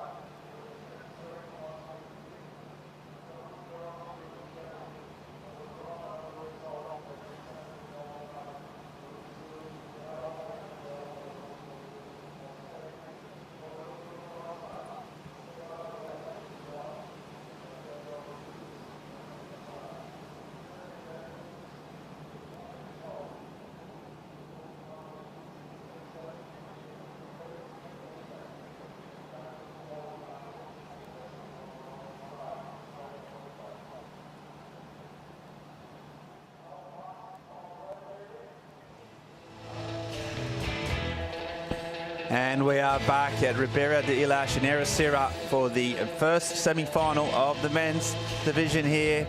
And I tell you what, it is absolutely cooking. The waves are pumping. The crowd is massive. I'll tell you what else is massive, Philippe Drevers, is the numbers that this man is posting here. A 9.3. Again. I don't think we've seen this. We didn't see the first turn of this heat, but really strong one. Flies over that section, comes around with a huge bottom turn, and this finishing turn, look at that. Vertical, push that back foot, compresses to make sure he lands that one, and you know what? Judges loved it. Look at this first turn. Look at the fins just going over that lip. It puts so much pressure on those turns. It's insane. and he gets really, really fast. He hops on that little foam, and he comes flying out there. And look at this. Look at the long bottom turn straight into a setup turn because he knew what was coming. And look at this bottom turn, and this turn just puts the board vertical, pushes that back foot, gets the fin out. Such a strong finishing turn. That's why the score is like that. You have one big turn on the outside, one huge turn on the inside. It gets you a 9.3. Yeah, he's going. So Dimitri needs a massive number. Bangs down the line. Nice roundhouse cut back to get started. This is a better pace of wave, it looks. And then he goes, hits the lip, big crack off the top. Just not getting the amplitude of turns, but he's got some open face down here if he can work with. Here he goes, loads up again. And just kicks out because he's having to push it so much. And the sections aren't just coming easy. He's being sort of forced to rush down the line, and then he's a bit late to the sections, and it's just a whole combination of being under quite a lot of pressure. And it looked a better pace, but then once again it just ran off. Yeah, it looked like it was going to start off pretty well, and here he hits it really well, but as you can see, it's so much whitewash in front of him. That's not... As soon as you have that in front of you, it felt like it was not connected with the wave anymore, and you just need that momentum. That's a really good turn, but you can see how stretched out that wave is. So unfortunately for Dimitri and David has been catching the best waves of this heat so far, and both of the surfers have been surfing really good, but it feels like that David's wave just allow him to go a little bit more vertical instead of just running down the line the whole time. Yeah, absolutely. It's been a masterclass of surfing here. Quebrada de Ilash, it's just been incredible. You got a 6, then a 9.73, then an 8.33, then a 9.30. So he's throwing away an 8.33 and a 6. You could easily get through a couple of hits with an 8.33 and a 6. And just throwaways right now. Poulos now in a combination needs 19 points just to get ahead of his opponent. So 3 minutes on the clock. You know, he's in a whole big, deep hole that this man's put him in.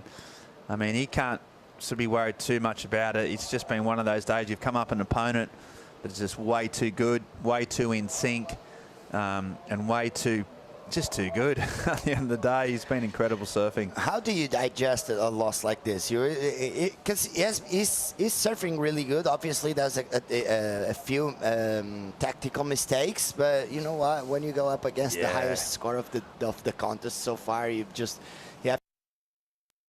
In my opinion, obviously, every surfer just deals with it in a different way. I think Dimitri a bit disappointed that he just hasn't got the chance to showcase his best surfing, which he's been doing all event.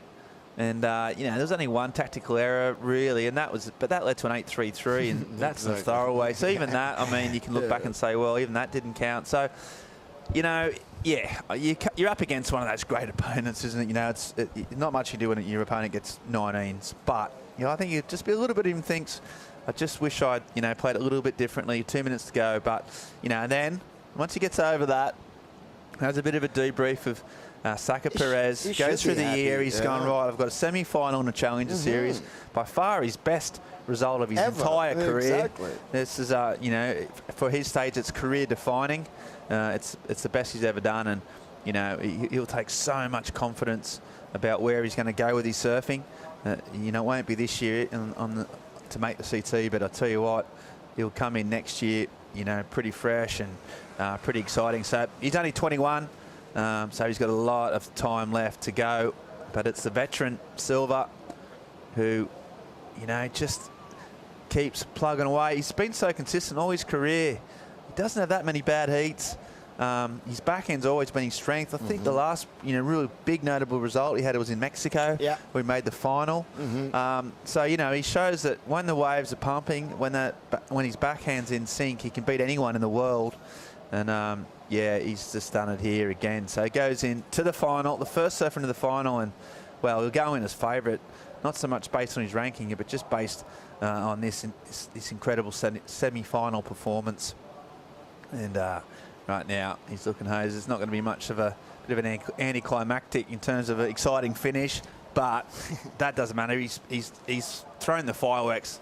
Well, you know, every 5 minutes. Waves. Yeah, I just want to see him surf. Exactly. I mean, we're lucky we get both of them. Yeah, we'll get to see him in the final, which is great. But Yeah, hopefully he's got. I mean, he hasn't got a whole lot of room to go, really. I mean, Yeah, exactly. He has to get two. He can only go excellent, He has to like get- 10-point ride. This is the best he can do now. Yeah, he And needs maybe two he's saving tens. himself for the final. Maybe we're gonna have a perfect if he keeps. He's building momentum throughout every single heat, and right now he's putting scores after scores after scores, and hopefully he's gonna deliver on the final again. And who knows, get a perfect heat. Yeah, there he is, smiles on his dial. Incredible performance, the standout performance of the EDP Vissla Ericeira Pro so far. So incredible thing, and the Brazilians, well, yeah, they're super stoked. There's massive crowds down there, everyone backing their man, and really, really happy with what he's done. 9.73 and a 9.3. So yeah, massive, massive numbers. Looks like he escaped those rocks unscathed as well, which is good. And yeah, looking really, really good. Yeah, I just realized something funny.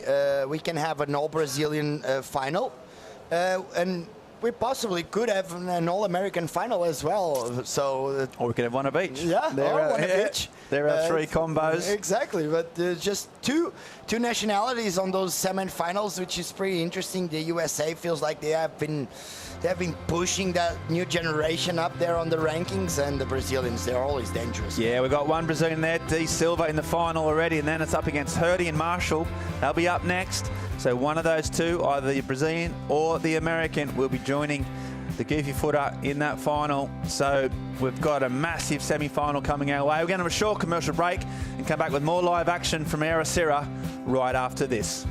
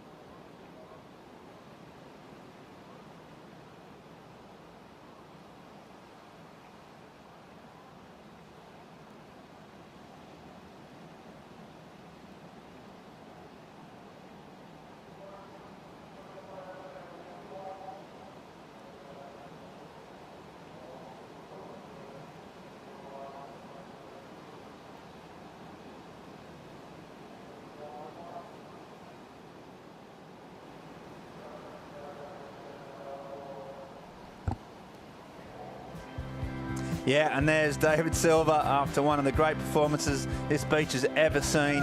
Huge numbers, and the form surfer of the event marches on to the final. He's going to go up there and get the crowd applause. The Brazilians are going to go absolutely ham here, and he's so stoked.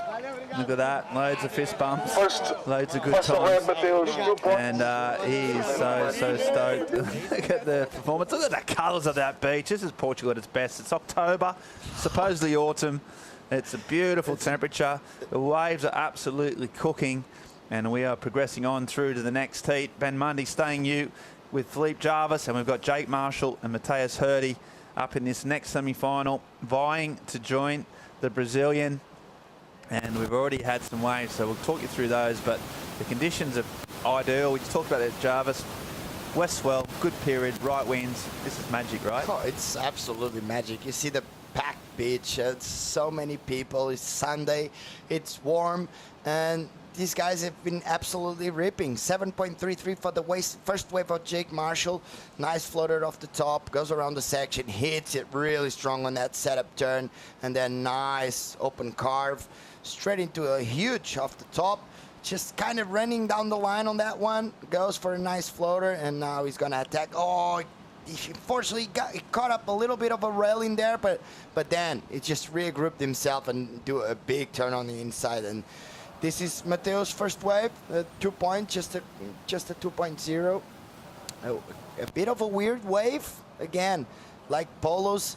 Yeah, like Polos, both of them caught those runners. They have to be running around them and try to get over those sections every once in a while, as we see. Yeah, Mateo's up and riding. Yeah, it's a 2-point ride. So here he goes again. He's going again. This looks like more like it. First turn. It's a nice Shrelp in the pocket.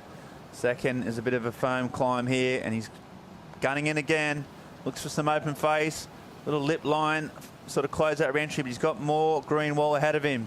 Clicks it off the top. Nice. He finishes it off. Kind of chasing his tail a little bit. He had to be on the gas the whole time. He did manage to get around those sections and finish every single manoeuvre, but just didn't have that sort of more even pace that the best waves here do. He's going to get a score. He's going to get himself on the board and back in the game with 30 minutes to go. Yeah, he kind of had to be. He kind of had to run from it all the time, but he had a lot more connection on that one. Nice first snap. And even though he has to run away from it right here, trying to get over those sections, he felt like the connection was there.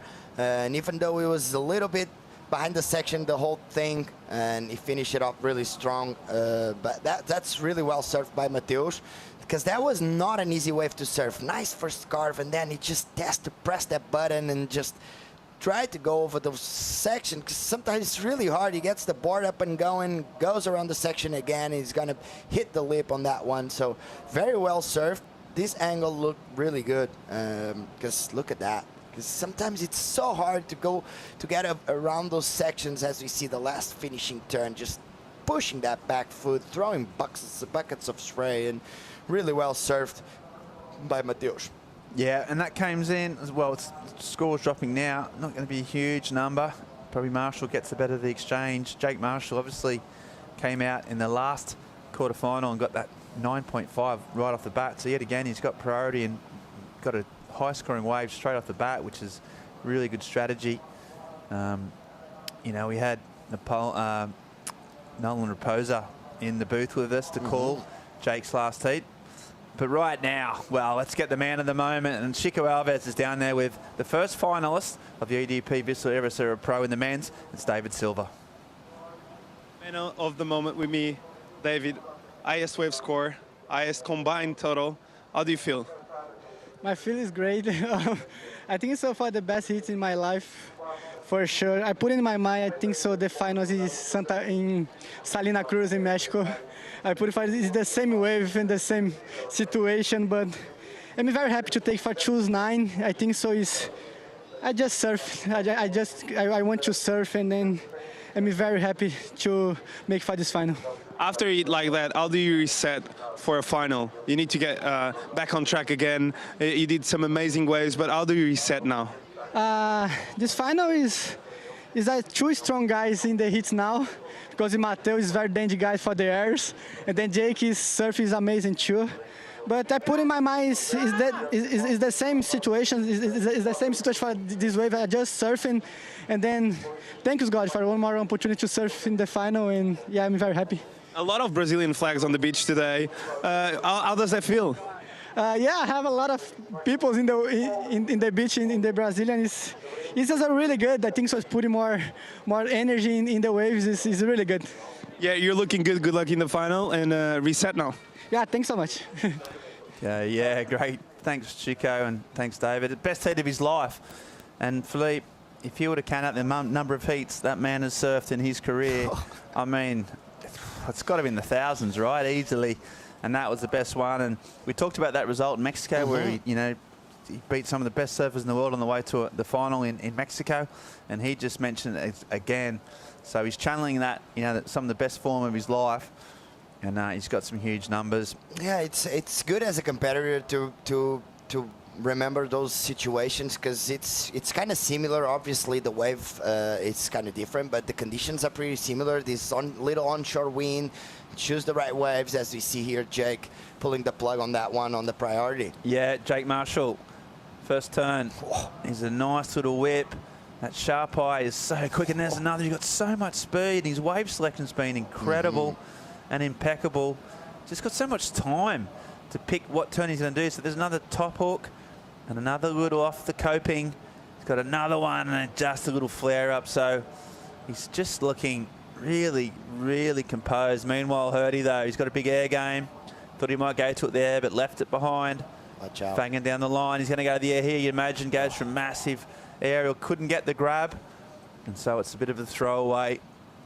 Again, just a missed opportunity in terms of getting a score on the board. And it was probably the fact that Jake picked the best wave of the set. And he knew what he had to do, and he absolutely rinsed that wave. That board of his, he's stepped up off the epoxy onto a PU. Talked to his shaper, coach Chris Gallia. But yeah, Matthias, we always knew when Ariel was on the cards. Once this wave didn't offer quite enough, he was always going to go big. Yeah, he just kind of disconnect from the board. He missed the grab, and when you miss that grab, yeah, you totally disconnect from the board, the center of gravity. But this guy, look at these turns. And every time he comes from a bottom turn, he has such a look at the speed he carries in those bottom turns. He just compresses so hard, just presses really hard on that front foot just to make sure he has all the power to attack those leaps and attack those sections. And here, even though it was a little bit late on that one, he manages to push those fins out the back. But this first one is really, this combination of turns, that second one, it's a speed turn, but it's so powerful, so speedy. It looks so relaxed. That just shows how much confidence he has on his equipment and on his wave choice. Look at this. That's really well served. He's going to put a huge score again, and he's going to make Mateo's life a lot harder right now. Yeah, an 8.10 for that wave comes in. So backs up the 7.33 with another 8. Suddenly and quickly, he's got a heat total above 15 points, which is, obviously really, really solid. And now he's just about trying to consolidate and go even bigger. So Matthias is going to have to turn it around pretty quick. He needs 2 waves, and he needs them pretty quickly. And Silva is in the old ice bath. He doesn't like it. I've been hanging down with those guys. Him and Alejo. Alejo's been in the whole time. I might get you to translate this actually, Philippe.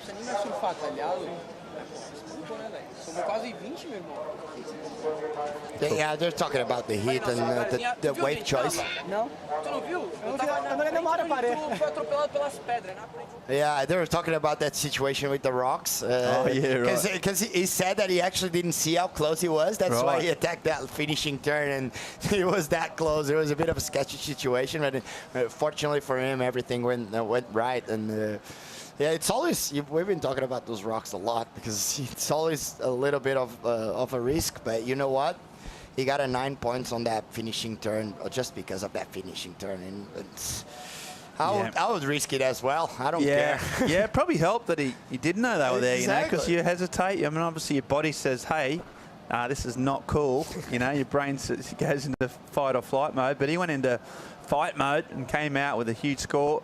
Little ice bath. The old days was all about the spa bath, wasn't it? It used to be about the hot bath back in the day in the old competition zone. Now it's all about the ice bath. Yeah, it feels like everyone just kind of figure out that the warm water just it relaxes your muscles a little bit too much, especially if you're on competition. And that ice bath just puts the blood flowing on your legs, and it just gives you the extra recovery for the next hit, because this is a long wave. Look at the red jellyfish in between. Yeah. That's a huge one. Yeah, we've got a third entrant in the heat. Big Portuguese man of war there. No, that's not a man of war. It's not a man of war? It is not. No, well, that's good news. Yeah, I don't know what's the name. What's it in Portuguese? Alforreca. Alforreca. Yeah, that's a jellyfish, but it's not man of war. It's pretty uncommon to have those in Portugal. Right. We have a lot in Azores, but in Portugal is. It's just one of those things that every once in a while we got a couple of those. But these ones are actually pretty common. I'll tell you what, he's got a good spot there. He's got the prime spot between the two surfers. Checking out the surfers and how they're doing. And Matthias Hurdy out there now. Not the start he would have wanted. He's had 15 minutes now on this heat with pumping waves. And interesting how we didn't get to see the very start of the heat, how Jake got priority. It's so important, that first wave, and we've seen Jake do it in the last heat, saw David do it in this one. Just going out and getting that first wave can be pretty crucial in terms of getting a score on board, and Jake's done that. Yeah, but Nolan Raposa, he was talking about Jake being in what he calls his flow state.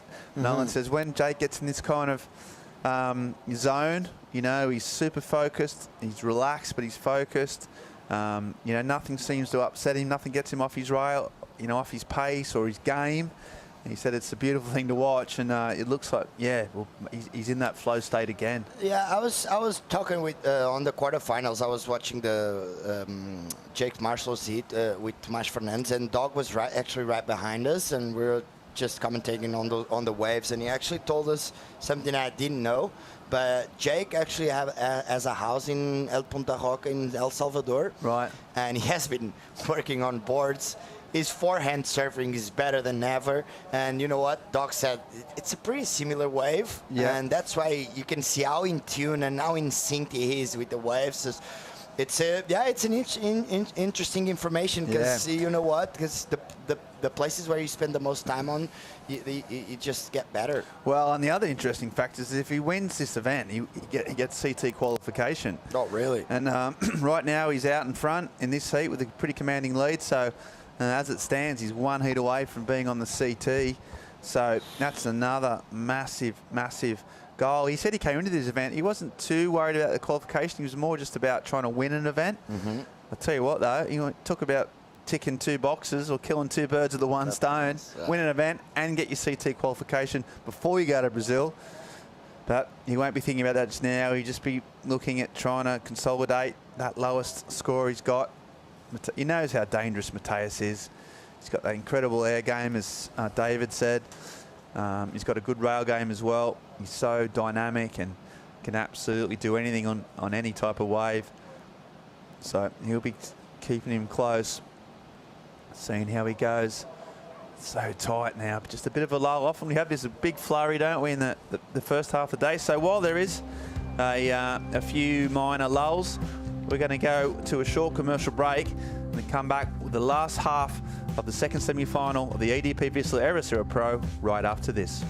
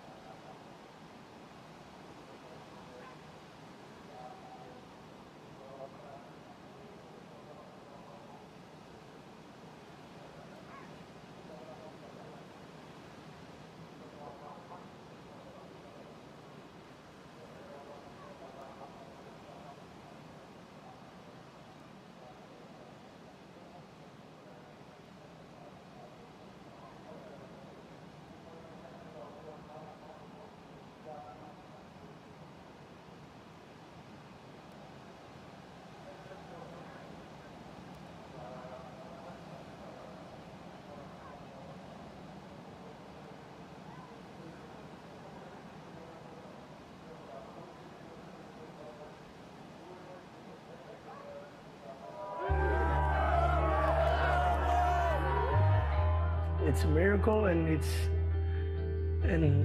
a goal that I've always dreamed since I was a little kid. And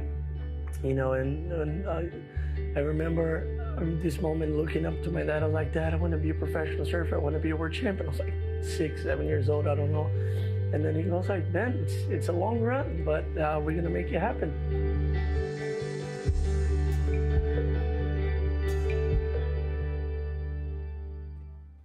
So that's a one-on-one with Felipe Toledo live on worldsurfleague.com. Real, as you can tell, he wears his heart on his sleeve. A 2-time world champion, a lifelong dream, and he drills deep into that on that one-on-one program. So check it out. Meanwhile, someone else trying to achieve their dream. That's Hurdy. Oh, just connects, but somehow reattaches his feet. There's a nice rail carve. Third turn is strong. Now he fangs down the line, looking for some open face. You can tell he needs a score here, and he's looking pretty fired up. Drives around with that nice compact bottom end turn. Forehand wrap.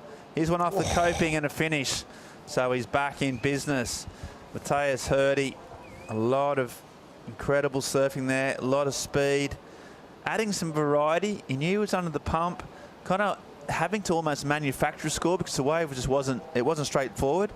But he did a pretty good job of connecting some dots that were all over the joint, really. And yeah, great surfing from Matthias. Yeah, it was not an easy wave to surf. It felt like, I think the approach on that first one, that was really nice second turn. And yeah, he has to run again, go around the section. He finished it off really strong. As we're gonna see here, gonna nice wraparound cut back, just set him up perfectly for this finishing turn, just dropping the wall on that one. That's a really good finishing turn. And you know, unfortunately on the first turn, I felt like the approach was for a different turn. It felt like he wanted to go for the air or something, and then just kind of mistimed the section, but he did really well to regroup and just continue the momentum. Look at this, just goes around the section, a little bit of a downtime there, but goes up and down, comes around the section, a nice carving, and then he's gonna finish this one off with a huge finishing turn, drifting that tail, just a bit of a board slide on that finishing turn. But we also had Jake right behind him on a nice looking wave again. Nice speed turn off the top, goes around the section, huge turn off the back, and it goes around, and nice, just holding that rail for so long, up and down again, just waiting for the wave to wall up. Just looking down the line, maybe a finishing there. He goes on a lip line floater again, goes around the section, a nice drop wallet cut back, and look at the quality of these waves. Just the wave just keeps on providing, and a little bit of repetitive there, but he looks like he's tired of his legs already. And but this wave, non-stop action, Ben. Yeah, yeah, and I mean his wave selections, you know, that wasn't without priority. Matthias had priority, but somehow Jake can just find every wave he's had in the last, or today, has been amazing. Just the right pace, the right steepness of wave, and he's absolutely connected every time. So really great surfing. Some numbers to come in and a little finish there. That was just a little sprinkle of sugar on top, basically. And you can see him driving around here. So much projection out of the lip. He goes around the section, he's gonna hit it really strong there, drifts the fins. It's so technically perfect, Jake surfing, and it impresses me every time. The thing I like the most about Jake's surfing, I think, is the unpredictability, because every time he comes off the bottom turn, you have no idea what he's about to do, and that's really cool. And I think that actually judges really like that, because it's the unpredictability part of surfing. It's one of the major things. Yeah, unpredictability. Tell you what, though, we've still got some loads of live action. Here we go. Here we got the legends of Ericeira. So next up is the U and the C Ericeira Legends heats. We got Jose Guerrero, Jose there, Tiago Perez, Goni Zubizarreta, and Tomas Fernandez.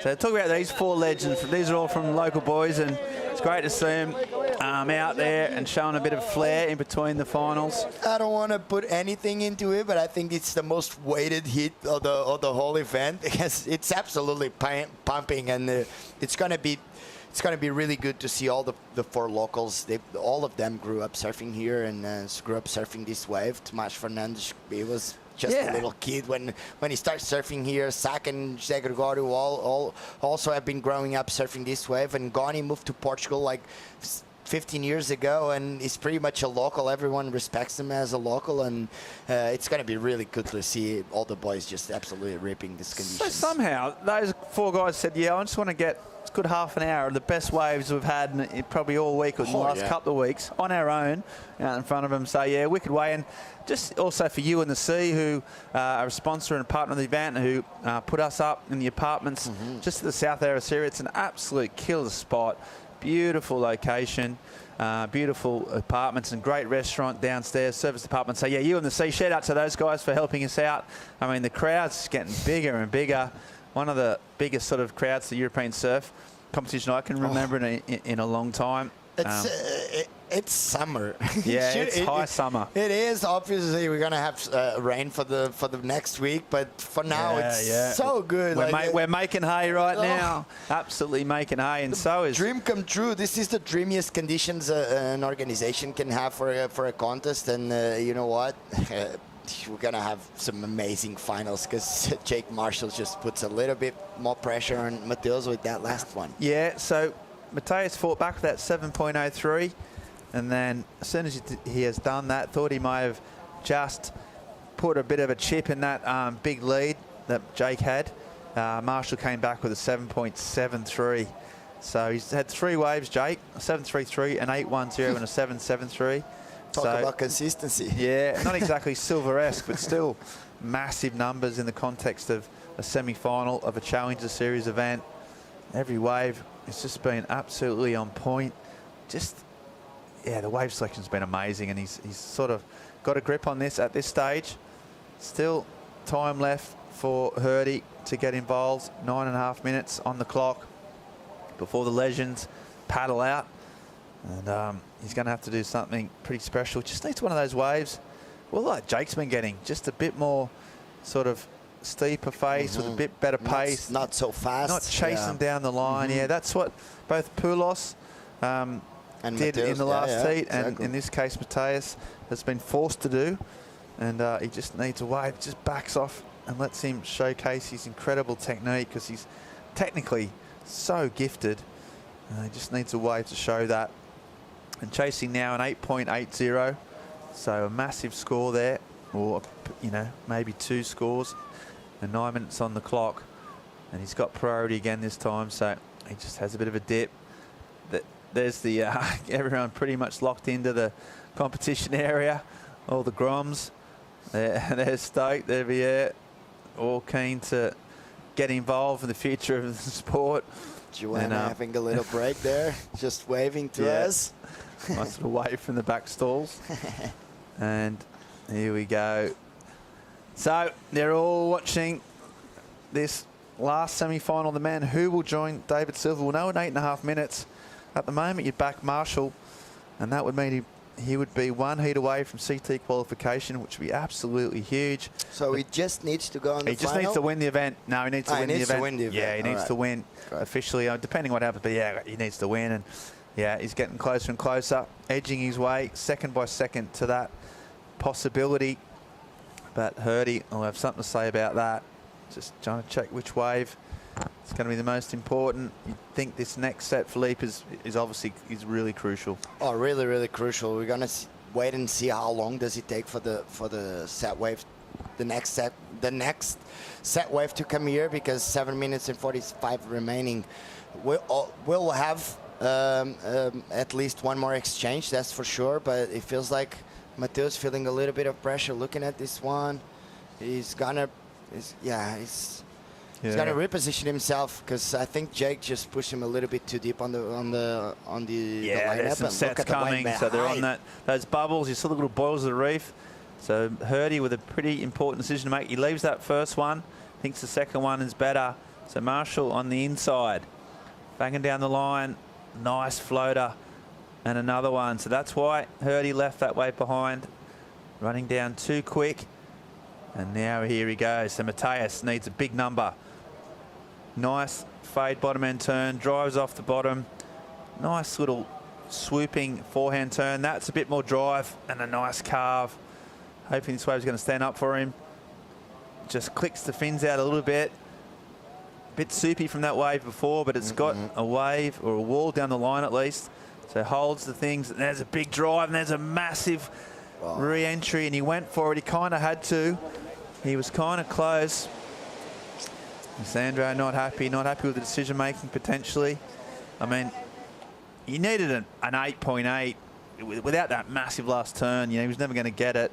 So I don't know. It's one of those decisions where you had to sort of go for it. But the wave again, it's not quite offering enough. He surfed it well.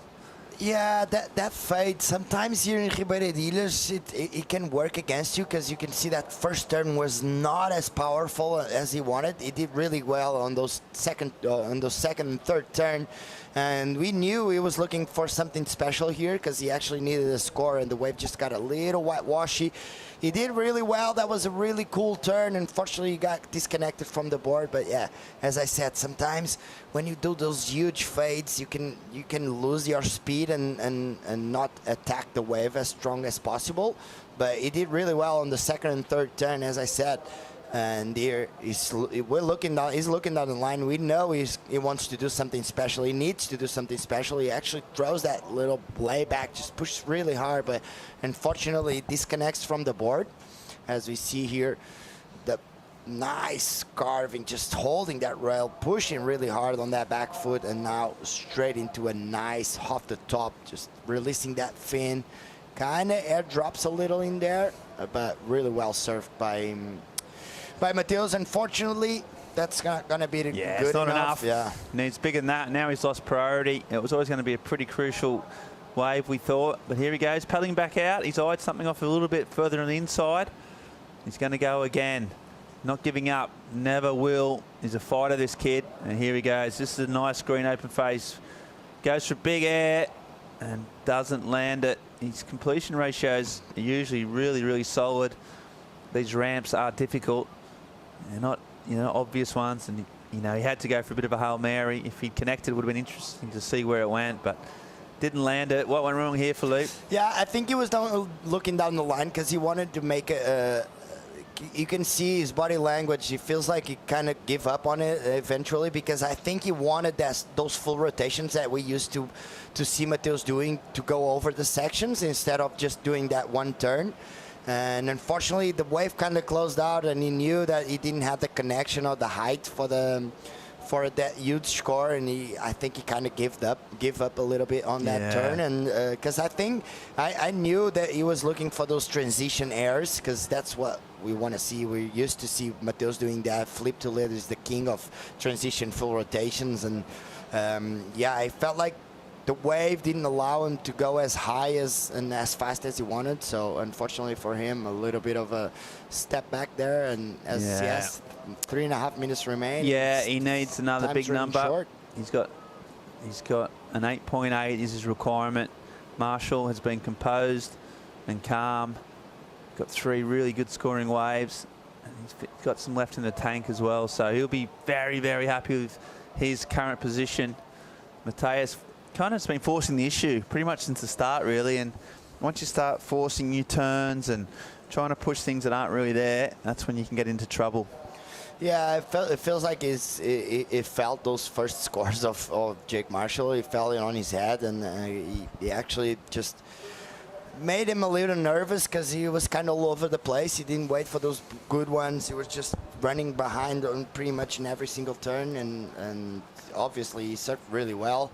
He has a 7-point and a 5.6, but still, he needs to get a better wave. With 2.5 minutes remaining, let's see if we're going to have at least one more exchange, Ben. Yeah, we hope we're going to have one last set, one last flurry, especially Mateus. And that's what he wants. He goes and sits back out with his opponent, and he needs a big, big score, a big, big number to keep his dream alive. He's going to rocket up the rankings. He's already made some significant gains, and will go to Saquarema with a lot of extra confidence. And yeah, he's had a few buzzer beaters. I think the heat before last got an exchange where he came up on the sand after the hooter and had to wait for the score and got it. So he's surfed so well under pressure throughout the whole heat. It's been one of the form surfers of the event.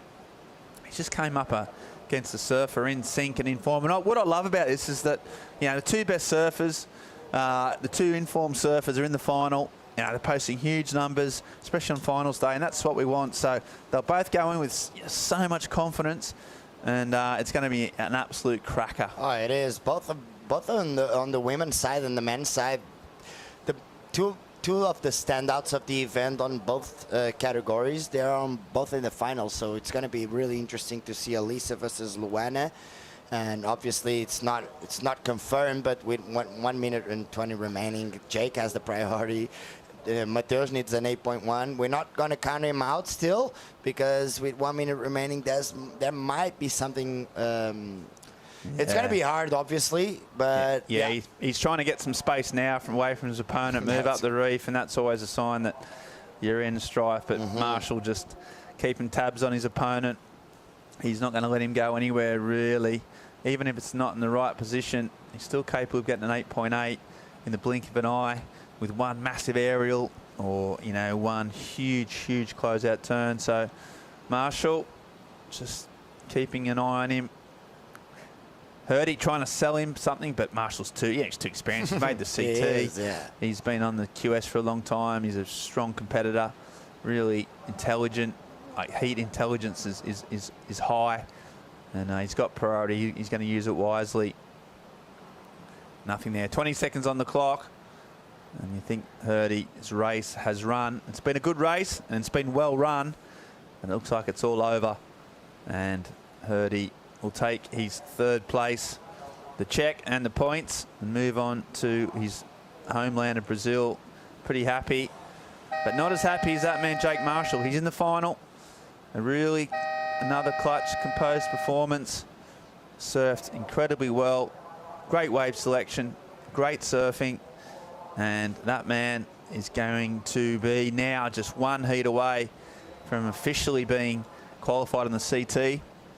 And it's been so well deserved. All, you know, basically he's the highest rated surfer left. Now all the ones above him and that. Now he's just got David Silva to deal with. No easy task. We've got the U and the C Legends, Ericeira Legends heat coming up after this. Paul Evans is going to talk that through. He knows a thing or two about Ericeira Legends. And it's all happening here. So while that, we've got a quick 20-minute break of the Legends. And then we're back for the finals. It's going to be incredible. The waves are getting better. The crowds are getting bigger. The scores are going through the roof. And there's the final bracket there. Silva and Marshall. The Goofy versus the Natural, the 2 form surfers with the highest heat totals, especially today. They've been absolutely smashing finals day. And now they are through to the all-important last heat of the day. Okay, but while these guys get ready, we're going to come back for the UNC Legends heat. But before that, we're going to have a short commercial break and be back with more live action right after this.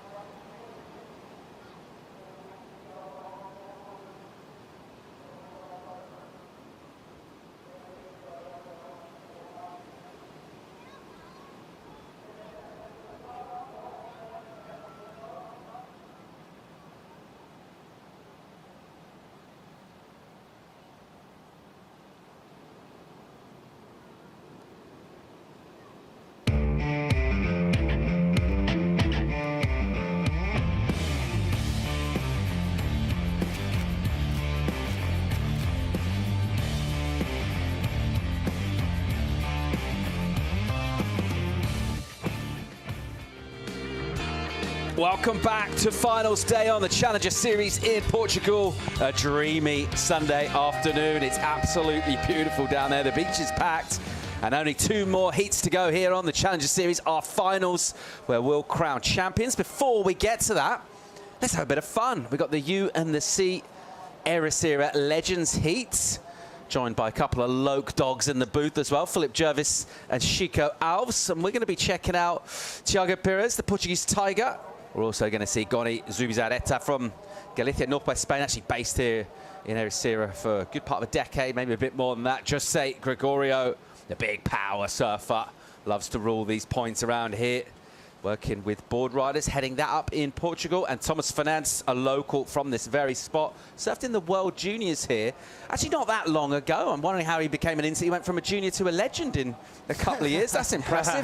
But I tell you what, let's not take my insights on it. Let's take insights from our panel as we watch Jose Gregorio up and going. Here's the big man. Philippe, what do you love about Jose? He's probably one of the first people I met when I started surfing in Ericeira, and I have a little bit of a connection with him because of that. I used to coach. Oh, wow. Huge finishing turn by Grego. That was really good. Yeah, when I started to train with Paulo Bairro, which is also a local from here, and I shared a lot of surfs with José Gregorio. And that's great. Does he let you get waves out here? Does he let you get waves at Cochas? Does he let you paddle up his inside? It does. Does he blow up at you? Yeah, it does let me. Okay. If he is not able to get on the wave, he's just gonna yell, "Go, Jervis!" Okay, fair enough. He's a good lad. We love Jose. I love him. Chic, how's the surfing? You were enjoying this one. I like Gregorio. Gregorio, powerful. He was listening to some Eye of the Tiger before this heat. I was pumping him up, giving him the strategy, and look at this. The results are here. I made him work, and he's working good. I told him, get that inside position and go for it, and he's doing just that with a beautiful wave. I think this is gonna go excellent. I just felt the mojo is excellent. Look at this layback. Loves a bit of classic rock, actually, does Greg. Oh, the Tiger's right up his wheelhouse because he's into that stuff. Let's have a look here at the Portuguese Tiger. Oh, this float is just like Tiago's float. Looks like we're watching again the event back then when he was competing. I like the fade bottom turn he always does. You look at him, you think he's in the bottom of the wave, and he fades a bit more. So, and the legend himself, Tomás Fernandes, with only 27, sorry, the legend here, one of the best in Ribeira de Ilhas, and he's stoked to be in the water. And what a wave for Tomás as well. We're enjoying the Ericeira legends. Another much younger legend is one of our finalists, Jake Marshall, who's just ripped and smashed another heat. Let's go and have a chat with him. He's with Giovanna Gonel. Yeah, guys, and how insane is this final going to be? Do you think it's a good matchup? Do you feel it's a well-deserved final? Oh, for sure. I mean, I was getting pumped up watching David get a couple of pocket nines in that last heat. So David's actually like a really good friend of mine. We like when I first started doing the QS, I did the events with a bunch of the Brazilian guys, and he taught me a lot just like about competing and kind of just being on the road and stuff. So to share the final with him will be really fun. So you're going to keep it friendly? We'll see. We'll see. You never know. I'm trying to win. Get your claws out. Are you going to switch up the strategy, something different here for the final? Not really. I mean, the waves are firing, so you don't really need much strategy. It's kind of just, it's great. It's just like a surf contest, you know? There's not too much tactics. It's just whoever catches the best waves and surf the best is probably going to come out on top, so should be fun. And with your magic board? Yep, I got a magic board, so that always helps. It feels perfect for this wave, so I'm loving it. Well, you can go rest and watch the legends in the water to get some inspiration. We'll see you in the final. Congratulations. Right on. Thank you. Well done, Jake Marshall. We're going to see him shortly in the final, taking on David Silva. That's going to be an absolute cracker. We got the U and the C Ericeira legends right now out in the water. Chico, I want you to take this 4-pack. Imagine you're on a boat trip. Which surfer are you waiting? When they paddle out, are you actually just chilling on the boat and waiting a little while? Which of these do you least want to surf with? Who's going to take waves off you? Who's going to annoy you? Who are you least paddling out with out of this 4? I think Tomás. Tomás is a bit annoying. Like, he talks too much. He's always like, "Are you going? Are you going?" And it gets into my ears a bit. And yeah, Tomás, he talks a lot when he's catching waves, and that's a bit annoying. So the most. I think mellow one. I think I'm gonna go with probably Goni. Everyone loves Goni. Goni is just like, what? You want to get barreled, mate? Okay, just go for it. You know, like, oh, I just want to see you smile, mate. And I think Goni is that type of person that he rather see you smile than he smile. So Goni is really mellow. I think Thiago is a bit more Jose and Thiago, they are a bit more like old They're school. old school, yeah. Old school. They're like, are you paddling or not? This looks like a bomb. Do you have the will to actually make this happen for yourself? And yeah, sometimes I'm not ready, so I don't surf with them often because I'm not ready to have that will and that desire to go on a 8-foot wave. So yeah, I avoid surfing with those guys because they love big waves. As we see, there are a bit of tactics by Thiago, talking to Goni, talking about stories back then. Best Thiago Saka Pires moment on tour? What was the moment where you were most proud of him as a Portuguese and European surfer representing on tour? Been a couple, mate. There's been some good ones. Thinking of yeah, he did really well in France. He did really well. That was a contest in Tahiti that he absolutely smashed, and he's such a good tube rider. I'll tell you which one is the best one. Uluwatu. Yeah, search event in Bali. Yeah. At Padang, you know, he beat Slater. Started off at Padang and then he went to Uluwatu and he smashed Kelly. Yeah. So that was, I think, his highlight moment. He had the new cut. Nick was caddying for him back then, screaming, "Oh my God! Oh my God!" Like Nick, he likes to scream. So it was great to watch Nick back then, being his caddy, like the young gun there. And I remember Thiago had the perfect cut for it. Really, like, how do you say, you shaped it all? Like the buzz cut. The buzz cut. Yeah. He looked on fire with that cut. Military. So, yeah. I think he impressed everyone with that cut, most likely. He was ready to burn some guys on that event, and he did really well. He surfed really, really well. Yeah, congrats, Thiago, for that event. I think. And for your career also. It was 11 years ago, but congrats again. That event was sick. And yeah, we have 12 minutes to go, and we see Jose Gregorio with the 617. Cheeky Gregorio starting off with the 617. You went excellent with it. Judges weren't quite so convinced. I know. I'm with you, mate. I would have given it an excellent score as well. It's just because, like, I think it was just because it was the first wave of the heat, and they didn't want to put the scale up there, and because it was a really well served big wave, really well served. Jose Gregorio showing why he was national champion a couple of times and why he was traveling and representing our flag for his youth and his major career. If you put it into perspective, the beach is packed. There's a lot of pressure. He hasn't competed in, like, what, 18 years. He shows up and he does a huge layback snap. So I would go excellent with that. They need to put that into perspective. This is a Legends Hit 617. I know they can get a bit caught on what they just saw in the second semi-final of the men, but yeah. Okay, my question to you is, who do you least want to go surfing with at this? Jervis, I'll flip that over. Which of this four you most want to go and hang with? Who's fun of a night out? Dinner, maybe drinks, maybe a little bit of dancing? Who are you hanging with? Nah, Tomas, definitely. Thomas again? Okay. Yeah, because he's one of my best friends, and honestly, he's one of the funniest guys in the world. And you know that it was Tomas who teach Philippe how to dance. Philippe was a bit stiff back then, and then Tomas, he showed up from Ericeira, with that, like, zig and zag from Ribeira, and he taught Philippe how to dance. And I think that's the perfect connection between them, and I think that's most likely what you're going to see them both do, and really happy doing it. So it's going to be a fun night tonight. We're crowning champions here on the Challenger Series in Portugal. There's a lot of people in town. Before we get to that, we're enjoying the U and the C Ericeira legends out there in the water right now. Check Saka Pires. He actually stood up before the horn, so we saw him get a wave on replay. It's not counting for him. Unlucky, mate. You don't care about beating Slater and Barley, whatever. Your wave doesn't count. Come on, Thiago, doing mistakes again. Look at Tomas, the little inside rat. He has been doing. What is he doing? I don't know. Just a bit. He wants to put something on board. Look at Thiago looking at the wave. Wow. Off the back. Wham! Turn. Another one. Bang! The wave is gonna keep building, and Tomas knows that. That's why he always looks to this cheeky insiders. And yeah, he was coaching Kai Paulo, and he did his best wave so far on the Challengers event. So Tomas, what a coach we have on hands. Do you think he's nervous? He is, of course. I know Tomas. He's nervous for sure. Sure. The beach is packed. There's a lot of people he wants to see himself well, and I think he's doing his best surfing. Tomas has been surfing really good, posting some really great clips. Look at this. It's so pristine surfing by Tomas Fernandes. It's so technical. Look at this in car. These kind of conditions, yeah.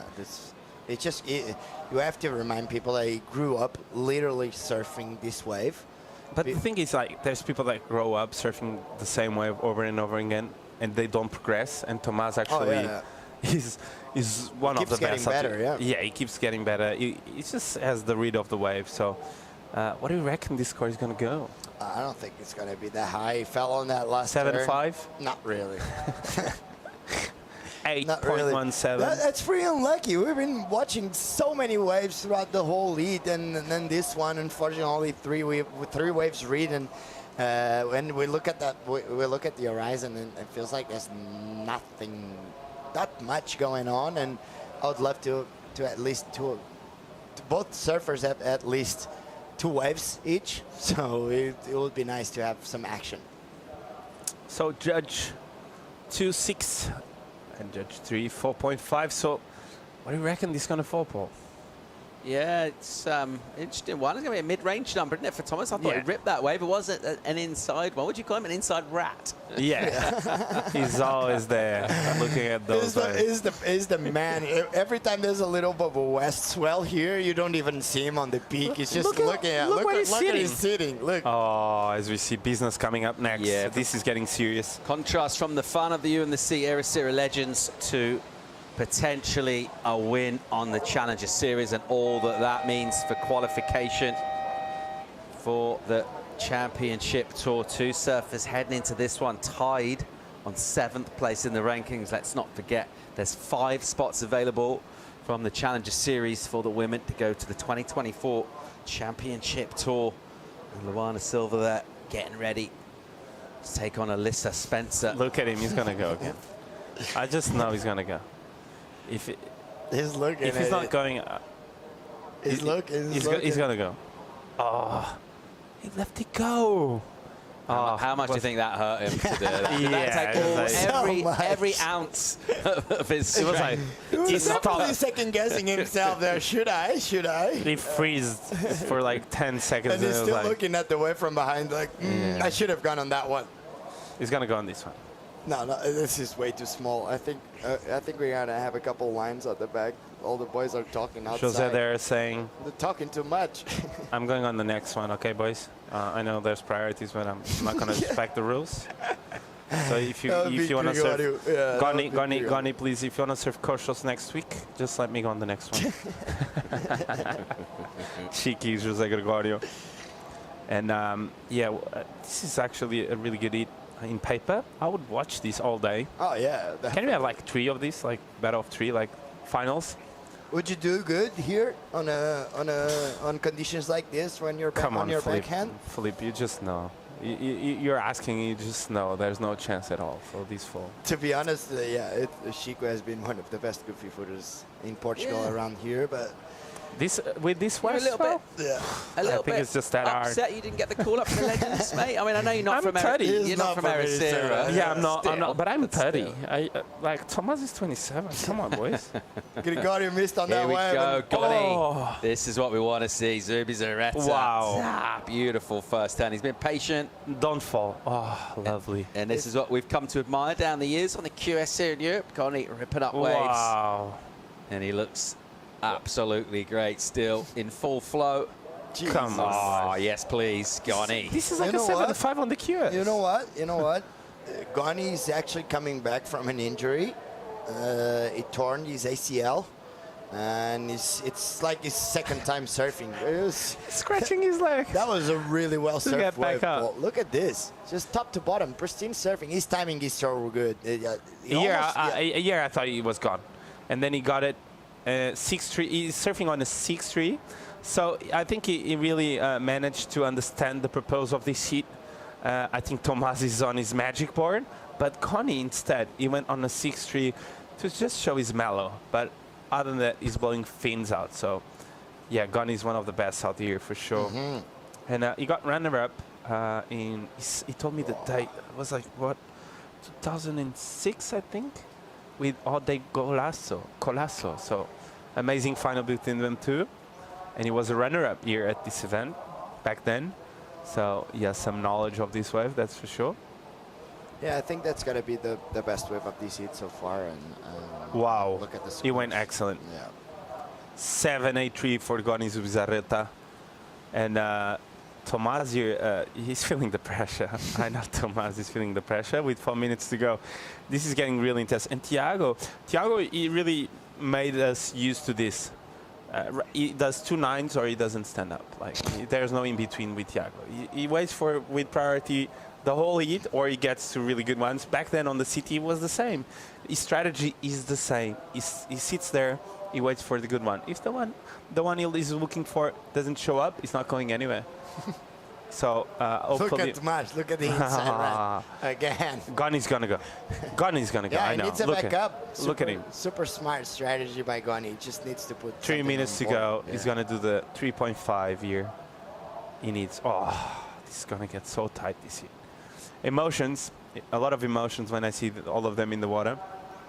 I can tell this can go anywhere, Paul. This can go anywhere. And I would love to see a big set coming in just to see all of them getting waves. Lucas paddling on an inside. Cheeky Thomas.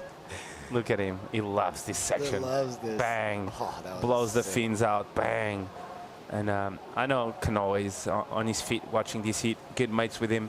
And Tomás doesn't want to disappoint the local community. And bang again. He throws so much water every time he eats the lip. And again, another one. Here is when he's going to get really, really critical, because he knows he's really close to the crowd. And he wants to impress the crowd on the beach. So. To be honest, that was a really well surfed wave, as you see Thiago up and riding. Don't fall, please. Oh, look at this style. Looks like we are going back a couple of years. Oh, this float is going to go huge now. Wow, nice carving. And another one. Go, Thiago. Bang. Ooh. Was that a make?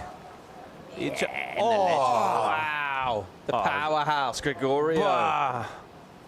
Oh, they are giving it all. That's lovely from them. And Gregorio. Bang. The dad strength on the inside. Love it. The dad strength. That's really good. Really, really good.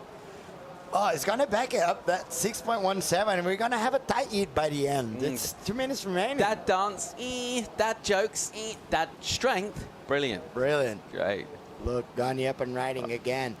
Trying to back up that 7.83. Nice little first snap. A bit of a closeout there. He's really trying to back it up. He's really trying to back that score up. Reminding he knows the QS situation. days. He's Yeah. not kidding. He knows the situation, so he's really trying to back that up. So I think this is going to be a really. I think this is going to be really close. I think Tomás is going to put probably his best score so far. I'm wondering what José Gregorio did on the outside. Can Gregorio win this one? Oh, he's the wow. oldest, right? Imagine that. Yeah, by a little bit, no? Imagine He's a little if bit he older beats than Tomás. Saka. Imagine if he beats Tomás from the. Oh, come on. It's going to be so good. Oh, look at him. Out the back. Bang. Gets up there. Nice bottom turn. Look wow. at this carve. That's Look so at this good. carve. And this last turn. Are you kidding me? He gets a finish and he doesn't fall. One more and that's strength. Gets around the section and the dad off the lip. Perfect placement. that was really well served, as we see Goni up and riding. That's the 2-turn combo. José Gregorio is going to win this one. I think with this last one, he's gonna go straight into the lead with another 6.83. We're still waiting on the Tomás little insider, but because Tomás, the score was really good because he set really good. We also had this wave. Let's by not Saka. forget the Tiger. Yeah, but he only has one wave. Yeah, that's true. But look at this, just pristine surfing. Look how fast he's going. Just coming around the section and. And now we're going too back, fast. Back, just a touch too fast. Back to the powerhouse, as we see Tomás just going on the smallest wave of the day. He loves this inside corner. He's going to be really pissed at me. He just loves this side of the beach. He loves to ride these insiders with the West well. We all know that. So, but really well served. A 6.5. I just feel like he needs that little extra size. He needs a 5.74 when his number comes He's in. Get it. He needs a 4. He's going to get it for sure. Yeah, I think he's going to get it for sure. The size of those turns. Look at this, waiting on the scores. It's going to be on the beach. It's going to be decided on the beach. You're going to be waiting. Look at Tomás. Tomás is talking to the coach. What do you think? Oh, look what at do you him. think? Well, he's talking to his parent, his dad. Looking at scores. Oh, dude. Come on. He's looking like that. Do you think Gregory's going to get it? This got really serious. I love it. What's the prize? It's a wild card into the CT for next Wow. week. No, it's just come on. It's to be the U and the C. Jose Gregory's legend. got a full year on the CT again. Imagine that. Come on. Grego just going up and running in Taupo. Oh, that was... Big number coming in for Saka, though. Hold the phone here. Huge score drop, and there's all sorts going on the scoreboard right Jose now. Gregory's going to win this one. Yes, this is going to will. be a lovely moment for Jose. He's going to talk about this for... It's gone his mum, right? Yeah, I think, yeah, it is. I think Jose, if he wins this, is going to talk for the next 15 years about this. This was Blue's last wave. A 3-point, just a 3-point. It's not Yeah. going to be enough to go to first, but we have Marsh Fernandez on the first place, but we're still waiting on the score. He's confident coming in early, isn't he? Back on the beach. Yeah, But I tell you what, I want to see the beach reaction when Grigori turns this around, because I think it will be surprised. You're making the camera run. But yeah, Jose Gregorio, I think he's going to turn the heat around. I want to see some banging boards. I wouldn't mind seeing some stomping feet. Maybe even someone storming up the judging tower. He won it. Here we go. Numbers in for Gregorio. He won it. I'm going to take a photo because only this is needed special. a 6'5". I need to have a photo of this. Oh, he's stuck on the rocks. Oh, and he's getting reefed on his way. He won't mind that, though. He won't be feeling any physical pain at the moment because the glory of being the U and the C. We already knew he was a legend. But now it is official. Jose Gregorio with a total of 12.67. And he's going to find out about it now. And I reckon he's going to have an interview. Stoked with that. So hopefully. I would love to talk to Jose Gregorio about this. What a cool heat that was. A chance for surfers that do a lot for the community around here in Ericeira. Chance for them to get out there and signing shirts. Signing the shirt. I love it, mate. Well, look. That was the fun part, and now it's time shortly to head over to the women's final. It's going to feature Luana Silva, already a champion here in 2021, and Alyssa Spencer. We're going to bring Ben Mundy back into the studio for the call for this one.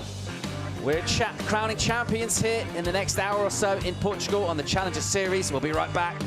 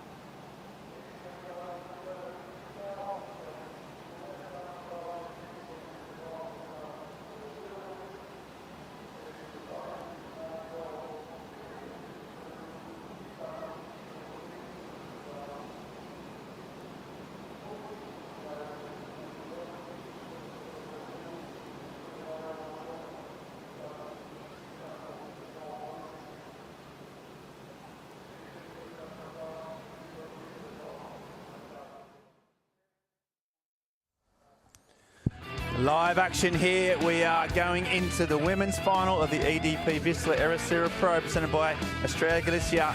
We've got Luana Silva, Alyssa Spencer in the water. We've got Ben Mundy in the booth, joined by Felicity Parmentier, Chico Alves. We saw the legends. Well, we're kind of finding out now who are going to be legends of the future. And these two girls have been absolutely amazing. The form surfers of the event, Flick, and I'm going to put you on the spot. Who's going to win?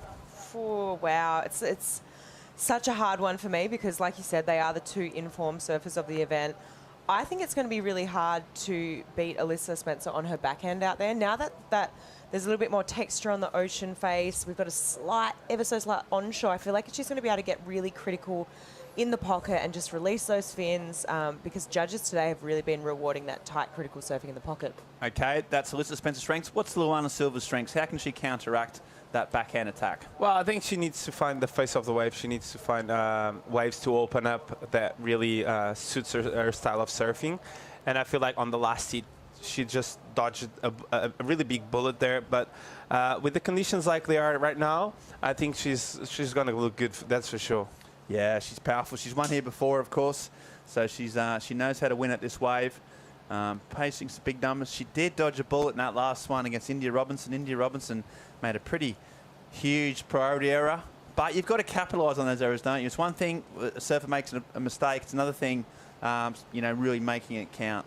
For sure. There's no doubt India made a slight mistake, but Luana just was really listening to what the judges wanted, and Luana sort of took note. You know, she got a major score, a high 7 for 2 big turns that were in the lip, and whereas India was sort of surfing more out on the open face. Great surfing, but yeah, Luana just sort of taking notes there and really capitalising on that. So, yeah, and she'll see what she can do in this one. So 35-minute final.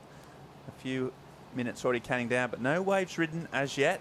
Hopefully all those Ericeira legends haven't taken all the waves away from us. I mean, they're pretty good at taking waves in Ericeira most of the time, but we see some action out the back there now. Looks like Spencer's got the inside in terms of, there's no priority, but she's got the inside running at the moment. She's small in stature and quietly spoken, but she's a fearless competitor.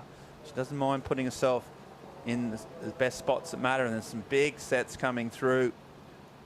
And the first opening exchange, always crucial in these finals. And in this case, if this wave breaks, looks like Spencer is in the best position for it. So she's looking at it.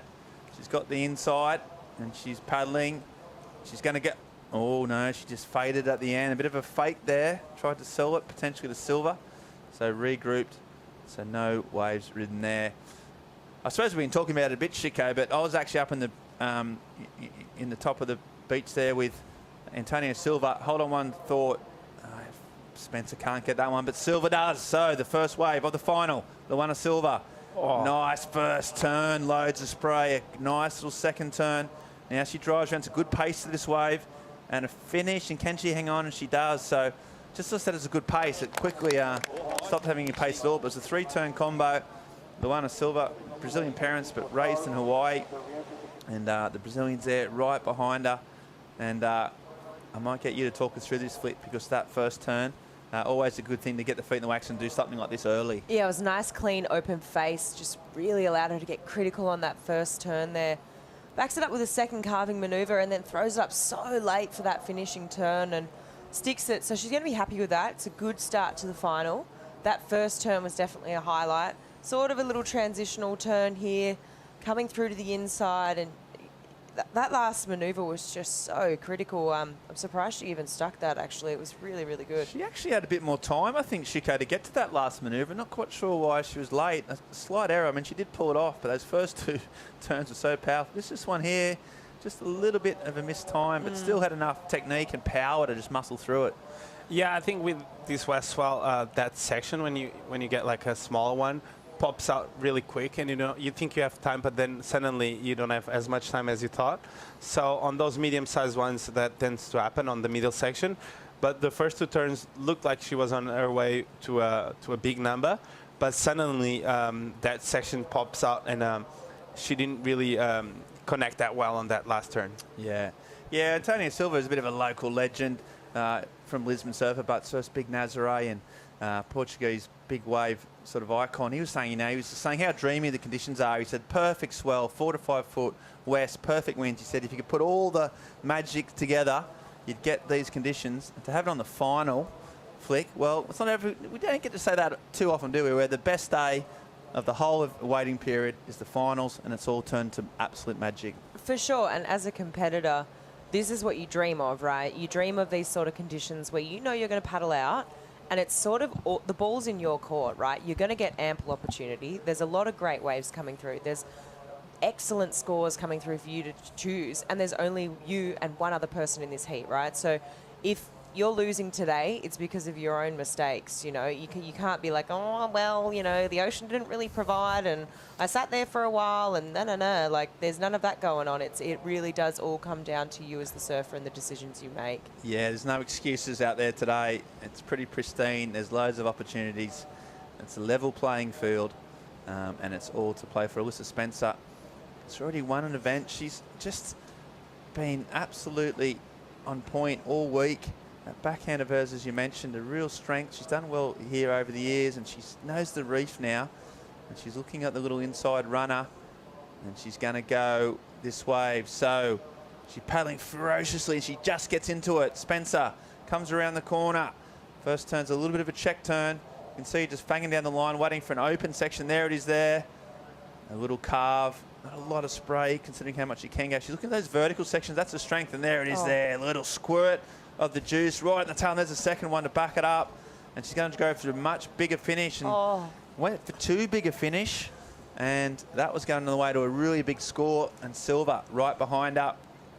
Different contrast in styles. Luana, a little carve back to the power source there. Now starts to put on the gas. Looking for a section. Fanging down the line. It's going to be trying a big one here if she can. A big closeout, and she goes for it. And she's got that in a locker. She's got a big closeout belt. She doesn't need, you know, she's grown up surfing Sunset, Haleiwa. She knows how to deal with really, really juicy sections. And that is what she's just done there. So we're going to go through these replays. Which way do you want to talk to, Flick? I'll give the option of Alyssa's or Luana's. It's up to you. Well, here we go. I think I get Luana. Thank you. So it takes off out the back. Nice sort of setup carve here. Lining up this inside section. She's got so much speed here. She eyes off this end section, releases the fins, spins the board into reverse, and absolutely makes it this angle right here. Look at how she hits that section with so much speed and power. That was unbelievable. But I'm going to say best turn of the event for the women so far. Yeah, well, that's a good call, Flick. I think that last turn was massive. And a bit of a contrast here on the Alyssa's wave. She had to run a bit down the line. She gets a snap, nice carving snap here. And I like this one. This one was money. Bang off the top. And a bit of a mistake here. With a fall at the end, she was on her way to a really good number. And, well, making... I was speaking to Matt Myers just before the final, and he told me she hasn't fall yet. The whole event, and she did like this on wood. Like she touched wood. That's yeah, touched wood 3 times, and she has the fall. So yeah, a bit of a mistake there, and let's see how she resets from that. Yeah, and you mentioned how that west swell comes in, and it, you know, we just talked about how it's a little bit quicker than you expect. So all the other days, you know, you take your time, but this time had to rush it, and just as it came here, a bit quick. She's going again though, live action. Oh, nice big first turn. Waits around, drives through the soup with ease. Puts the foot on the brakes and then goes again. Nice bit of spray. Now she's looking for a finish here. Cracks it, and this time she rides out strong. Wow. So Spencer, she learned a lesson. There's Matt Myers there. He likes it. The coach of the crew. And Cole Hauschman there, he likes it. And he's really pumped on that surfing from Spencer. So, yeah, washed off that mistake pretty quickly, and no better way to go out and get a set wave. Still waiting on the scores, but Flick, this is a big wave too. Yeah, it was a big wave. That first turn was really well timed. This turn here, she kind of gets a little hung, and it's the only thing that sort of leaves a question mark in my brain, but the rest of this wave surfed really, really well. That finishing maneuver timed really well. It wasn't an easy section to hit, that last one, with all that foam in the face of the wave.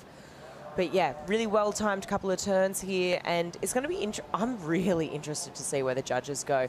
Just got to take it back to Luana's sort of, well, it was like that carving maneuver straight into that crazy single turn we saw. But because this is 3 big belts on a bigger set wave. Yeah, and I'll tell you who's interested in the score as well is Matty Myers, the coach of Alyssa Spencer, who's down on the beach with Joanna Garnell. Yeah, that's right. Hey, how does this wave fit Alyssa's kind of style of surfing? Oh, I believe this wave fits her surfing perfectly. Her tempo, her timing, how patient she is as a goofy foot, and she's really able to place her board in the really critical spots on the wave. Are you happy with that last wave? What did you see? Yeah, it was the first time I've seen anyone take off that wide, but with this west swell and the dropping tide, she was able to really produce, I think, a pretty big number from where she took off. And she's really been working on that critical end turn, as you know, down on the rocks, and there's a lot of value there, so I'm very proud of her. And what other kind of preparation have you been putting into this final? Well, luckily, I've known Alyssa for a long time, maybe 7 or 8 years. And we've been working together really closely for the last 2, and she's pretty much prepared for every moment. You know, coming top 10 on the Challenger Series 3 years in a row. She's just ready for that breakthrough to make the CT. Well, good luck. Thank you so much. Okay, thanks, Matt. You nailed that interview under pressure. You had one eye on Luana Silva's wave because she's a coach. She's got to have everything. And he'll be pretty happy that Luana fell off on her wave as well.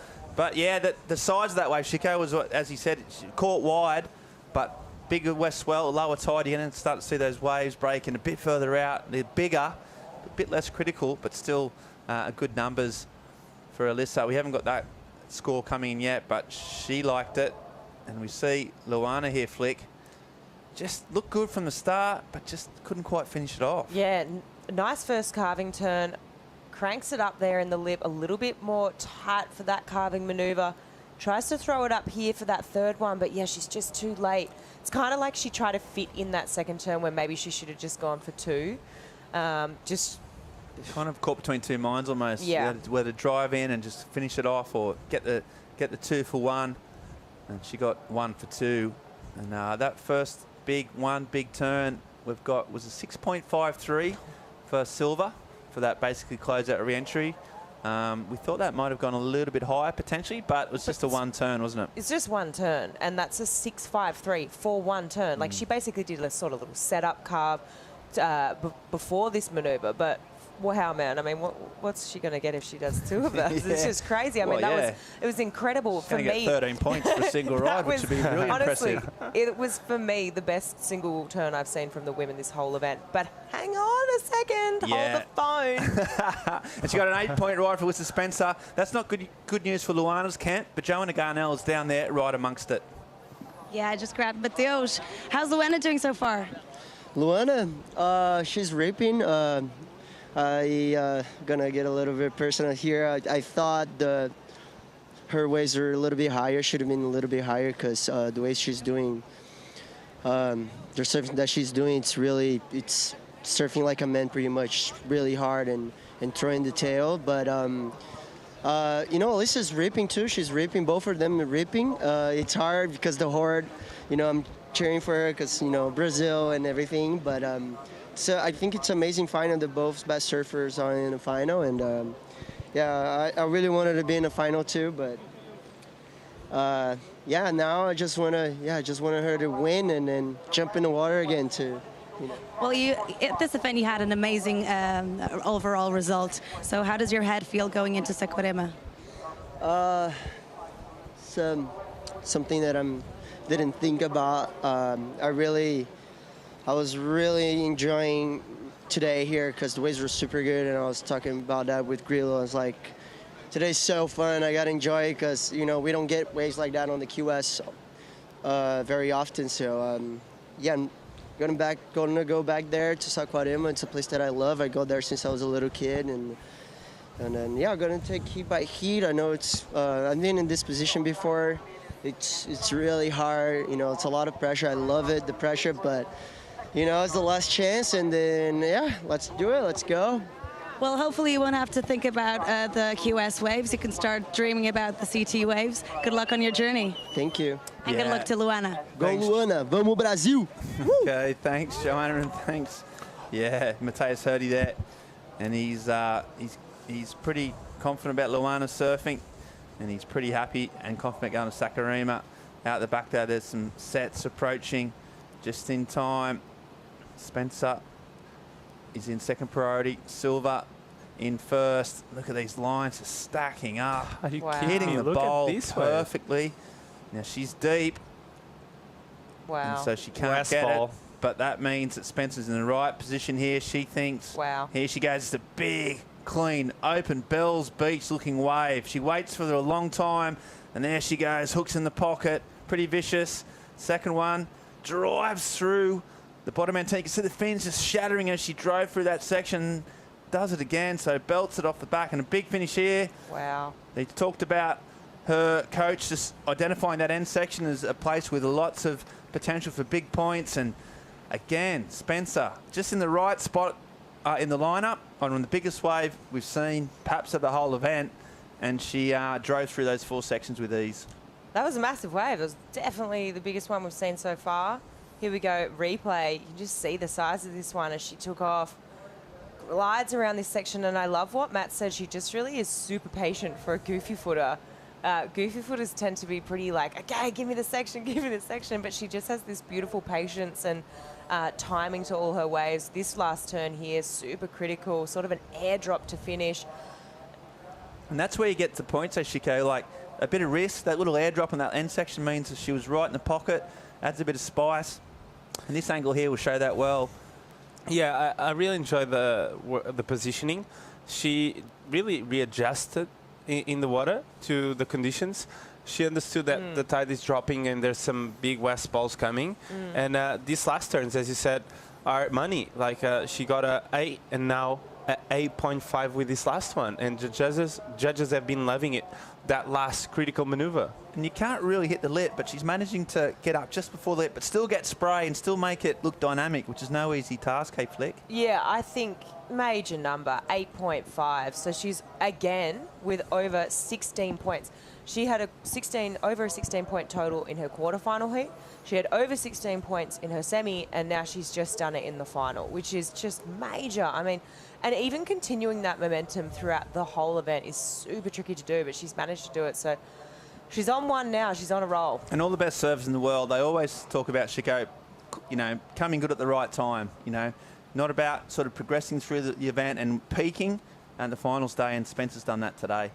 Yeah, I just feel like she was on a roll since the first round. And when you start to get that mojo going your way and you feel so connected to a place, it's hard to beat that. So coming into this finals day with the best conditions we've seen all week, she's feeling great. Yeah, and this wave looks great. Look, a long, stretched out wall, not as big, but we'll see what Silva can do. Nice and patient at the first, goes through one of those boils, cut back to the source, looking for a steeper section here. Engage the rail again. Nice cut back, a bit of rebound for a bit of action there. It's a steeper section. Nice carve in the pockets, so smooth surfing. Another similar turn. And now she sees a little steeper inside bit. There's a classic Silva, nice wrap. And another. Now she'll be looking down the line for a finish. And this time she does complete it just on the rocks. So again, they like it because that was just really, really well linked. I think the flow was great. And I tell you what, she put on the line on the rocks at the end as well. So Silva fighting back, needs almost a combination score. She's going to improve the score massively here and get back in the game. Tell me what you liked about this flick. What I liked is what you said, the flow and just the transitions between turns. She got super critical on the inside. However, this roundhouse, that was money. I loved a roundhouse. I feel like they're really underrated. There's such a beautiful turn to watch. She got really busy on this inside section and finished this wave off with a pretty dynamic carve, surfing with a lot of speed here. So that was great to watch. But I just don't know how it's going to stack up to the size of Alyssa Spencer's. I mean, I look at Alyssa's waves and they were almost double the size of Luana's. And I think positioning is a major thing to do with that. Shiko, you spoke about it, but Alyssa was positioned so much wider in the takeoff zone. You know, Luana still sitting quite deep up the peak when she took off on this one. So just a different sort of wave. She surfed it really, really well. And these two women are the two informed women of this event. Beautiful surfing. Yeah, and it had so much bowl to it, didn't that wave, Shiko? It had that real steep section. So as opposed to big, wider turns of Spencer's, it was just that cupping lip, and she just attacked it all the way down, and she's got the score, got a score, a really good number, 7.73. So she's back in with a fighting chance. That's a big number. Not as big as the two that Alyssa Spencer's got, but it means that she's just chipped away at that lead, and now she's still back in the game. We're pretty much around the halfway mark. Going to have to go for a little short break soon if there's no waves. It's been pretty continuous. These surfers going paddling back out, resetting. It's really well set right now. 16-point heat total for Spencer. Silva with a 14.26. We'll get on a short commercial break and come back and find out who wins the EDP Vissla Ericeira Pro right after this.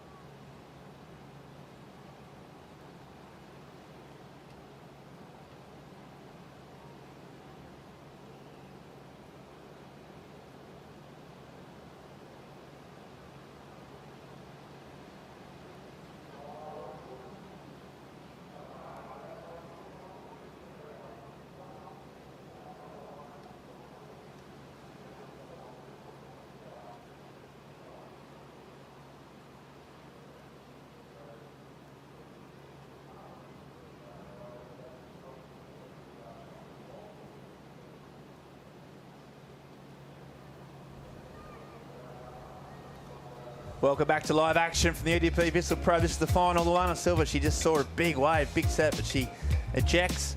No opportunity on that wave, so instead of fanging down the line, she just kicked out early. We'll see if that's a potential issue.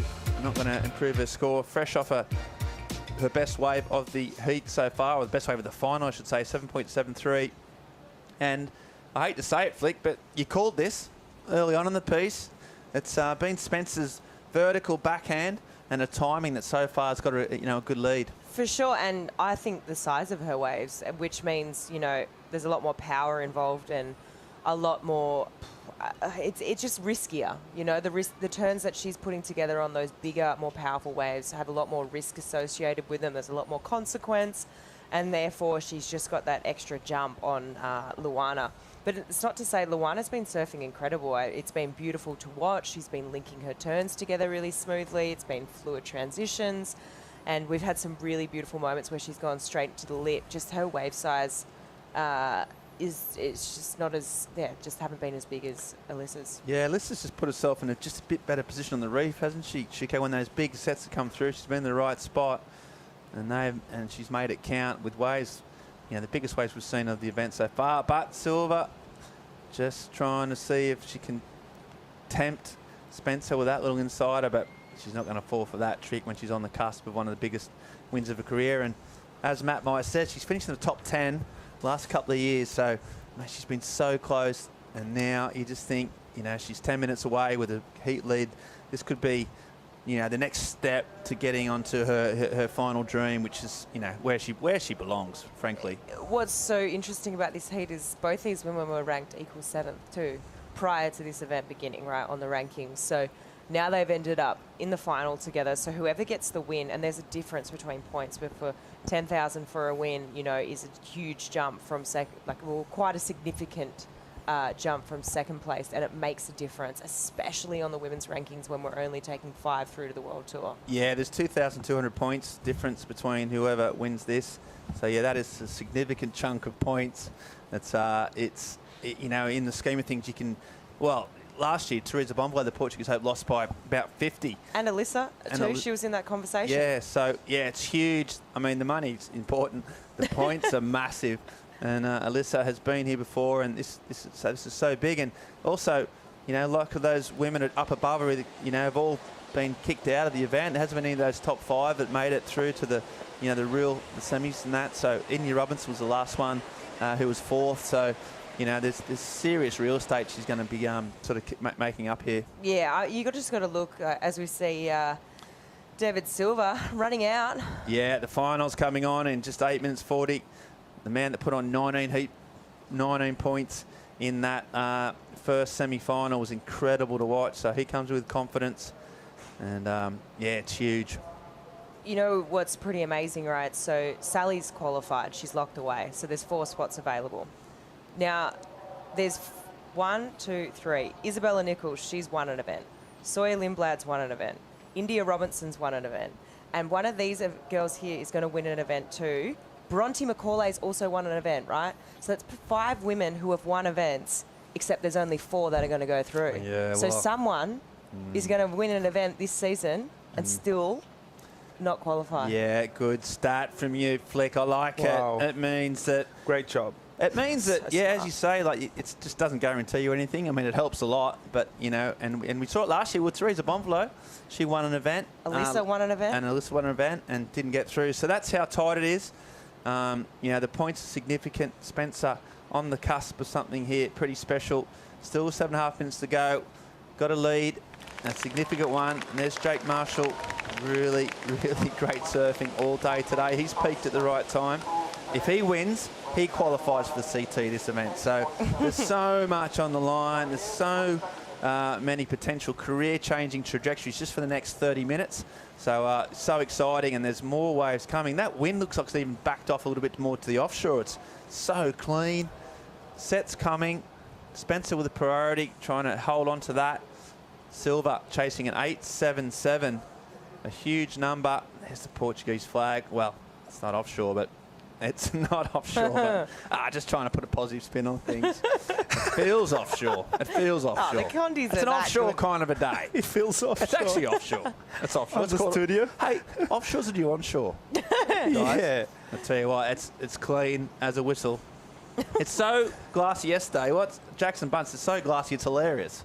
And here we go, though. So Silva without priority, and she gets pretty close to her opponent there. And Spencer goes first. Nice first turn. There's that patience we're talking about. Just sort of shatters the ball down and get this next section. Comes around the corner. A nice little turn, but no wave there. So potential, not an error. She kind of had to go. Silva pushed it all the way, and it just didn't pay out. So Shiko just does hand a little bit of the advantage back to her opponent at not a good time. Hold that thought, because she is up and riding. Silva needing a massive number. Nice little carve and wrap. It's got a nice pace to it as well. Here she goes. Can she hit the lip? Oh, she doesn't. So much spray. And then a nice little cut down. Comes down the steeper inside section. Fangs it around. Wow. Gets the tail out, and she's still got one more section. Another. And she's got one more. The rocks are close, but she finishes it off. And she can't finish off because she lands on dry rocks. But really, really well surfed from Luana. The crowd like it. Commitment. Clutch. And we'll see where it goes. She's down there getting pulled on the shore. Just gets through that. So a lot to unpick. I don't know what that sign means from their coach. We'll have to find out. But yeah, Flick, I'm going to let you talk me through this replay. There's a lot to it, a lot of ground covered as well. She needs an 8.77, so it's a big score, right? It would be the highest score of the heat. The question is this the highest score of the heat? That turn right there, money. It was beautiful. This next couple of carving maneuvers, sort of transitional. She's getting down the line here, looking for a bit more of a lip to hit. Beautiful surfing. Unfortunately, with not making this finish as well, in my mind, it's definitely not the highest wave of the heat.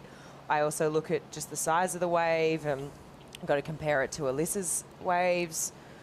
For me, it's a no, and the job's going to be a lot harder for Luana right now. I mean, she's got 4 minutes 20 on the clock. She's got to get back out the back, but Alyssa Spencer's got priority. So it's going to be pretty hard. Not impossible, but hard. Yeah, and Shiko, it didn't have that kind of wow factor. Some of Alyssa's waves, we sort of took an intake of breath on some of the turns, just involuntary, and that's when you know it's good. I mean, the surfing is highly, impressive, but just that only one of those big sections that she really had opened up. Well, I think it was different approaches. I really enjoyed this bottom turn and the attack Luana had there. And that last carving maneuver was really good too. So I'm going to be, I'm not going to be surprised if we see a close score on that one. And this is Alyssa's score wave. Nice bit of a just a kick out snap. Tried to avoid seeing Loana on that perfect right-hander, but Loana got the wave behind it. And yeah, I wouldn't be surprised, because if you compare to that 7.73, I think this one is going to be around that mark too. Okay, all right. She needs an 8.77. Shuko thinks it's maybe a little bit better than her high-scoring wave. Flick's not convinced, only because it's such a huge number, isn't it? It's going to be the best wave of the heat. Yeah. That's what I'm thinking. Yeah, well, that's why you're here, because you're the expert. And we value your judgment, and we'll see what it comes in. The number's starting to drop, and yet again, Flick's on the money, a 7.50. So again, a really solid score. Oh. In any other kind of final, if you logged a 7.73 and a 7.5, you'd be pretty happy. But this isn't any other final. For sure, you know, and sometimes I feel hypercritical when I sit and say that, but you know, Luana, these two women are the two best women of this event. That's why they're in the final, and a 7.5 is an amazing number. Luana's been stringing together beautiful turns, as we see Alyssa just beelining for Luana right now with 2.5 minutes left on the clock. You've got to be thinking she's going to be sticking to her like glue, but I just think like Luana has been so in form, and she's had this ability on her forehand that we haven't seen from a lot of the other regular foot women to really make these super tight critical turns in the pocket, right? Oh my gosh, this is pretty interesting right now. Yeah, Just it's a big paddle. Alyssa. Alyssa's on her. Luana needs an 8.77. The highest wave of the whole event's been an 8.33. So to win this event, she's going to have to get her best wave of the entire week. She's going to have to do it in the last 2 minutes of a final, and she's going to have to do it without priority. So all those, I don't know, I mean, when you put it like that, it's a hard task. But, you know, surfing's a strange old game. But, yeah, she's really, really up against it. It's going to have to be one of the career-defining waves. That's going to be very, very tricky. Look at Spencer's. For sure. I mean, it's tricky, right? But then you see examples of that throughout the week where Emrod had priority. He paddled for a wave. He didn't surf it, or he missed it or something like that. And then Mateus took off out the back. However, his requirement was a little bit lower. It was a 6. It was a high 6, but he took off and he put it on the line. He got it. Yeah. So it is possible. Yeah, we've seen it before, for sure, but it's not looking possible with no waves really looking like they're on the way. Could be wrong. A minute to go. They've paddled a fair way up the reef as well, so you think if a big section comes in, they might be a little bit out of position, but still, they're waiting it out. There's the crew. Spencer's crew, they're nervous. They just know it's 50 seconds on the clock. That's not long. They'll really go absolutely insane if she does win this. So well deserved. Matt, her coach, saying she's always prepared. She puts in the hard work. She puts in the hard yards. She does it with grace and style, and no small amount of personality. And she's 30 seconds away from all that work and all that time paying off in a big, big way. One of the biggest wins of her career. There doesn't seem to be much out there at the moment. It's, you know, it's these little waves, they're sets, they look fun, but they're not big enough. And you think that Luana Silva, well, she's won here before, now she's got a final, she's seeded victory, so she gives her friend a hug. Good sportsmanship from Luana Silva. We love to see that. You can see, I mean, Spencer's smile's pretty much plastered there 24/7 anyway, but it's particularly bright at the moment. And there's the crew. They love that stuff. They know how much it means to her and how much hard work's gone into it. And so we have a new champion for 2023 of the EDP Vissla Pro, presented by Estrella Galicia, and that is that woman there, Alyssa Spencer. And she is super stoked. Incredible performance. Massive numbers. As you said, Flick, 3 16-point heat totals on finals day. It doesn't get much better than that. No, it's an amazing performance. And to continue that momentum and just keep going from strength to strength, it's going to be a really cool moment here. Yeah, she's coming to the beach. She's going to get cheered up by her mates. They got the Estrella Galicias in their hands. Don't worry about that. Wait. Let's get her in. She's just paddling. It's probably as fast she's paddled all day to get in to see her mates. And that must be an incredible feeling to have your close friends and competitors all there to raise a beer for you and celebrate with you. Incredible surfing from Spencer. She loves this wave, and it's paid off. Coach first on the scene. They work so hard together. That dynamic is so important. And they've got the beers, they've scanned and sprayed, and they are absolutely stoked for that young lady. And they're going to get her up on the sand. We're going to hoist her up. No shortage of guys and girls to take her up the beach. There's a hug from Nolan Raposa, Maddie Myers, all the team. I'll be getting on Cole Houseman's shoulders. Get maximum coverage for those stickers, way up above. And, but she's there. So incredible scenes down here on the beach. As we see the new champion, Spencer. Maybe some of those cables will get shorted out by the wet. Lost a bit of sound, but there's Spencer just getting carried up the beach, a surfing tradition. And she is absolutely wrapped, as well she should be. And Luana Silva, well, surfed well. Second place, another massive result for her. She'll go up the rankings as well. She doesn't know whether to laugh or cry, I think. And she gets through this packed beach. Not easy getting through that. The throngs of Portuguese surf fans. And there she is, getting all the way up to the podium. So David Silva and Jake Marshall are in the water as we speak. The men's final has commenced. But right now it's time to soak up. You're a savage. This is, this is dominating day. You're a savage. That's cool. I like that. Let's see if that sticks. Spencer the Savage. Yeah, Alyssa Savage. She is. She's been steely. She's been dynamic. And she's been impressive from start to finish. And a really, really well surf final on two of the biggest waves we've seen all week as well. So it all come together. It's all come together. As we see her drop her down at the podium with Joanna Garnell is close by. We'll see if we can get that pretty fast.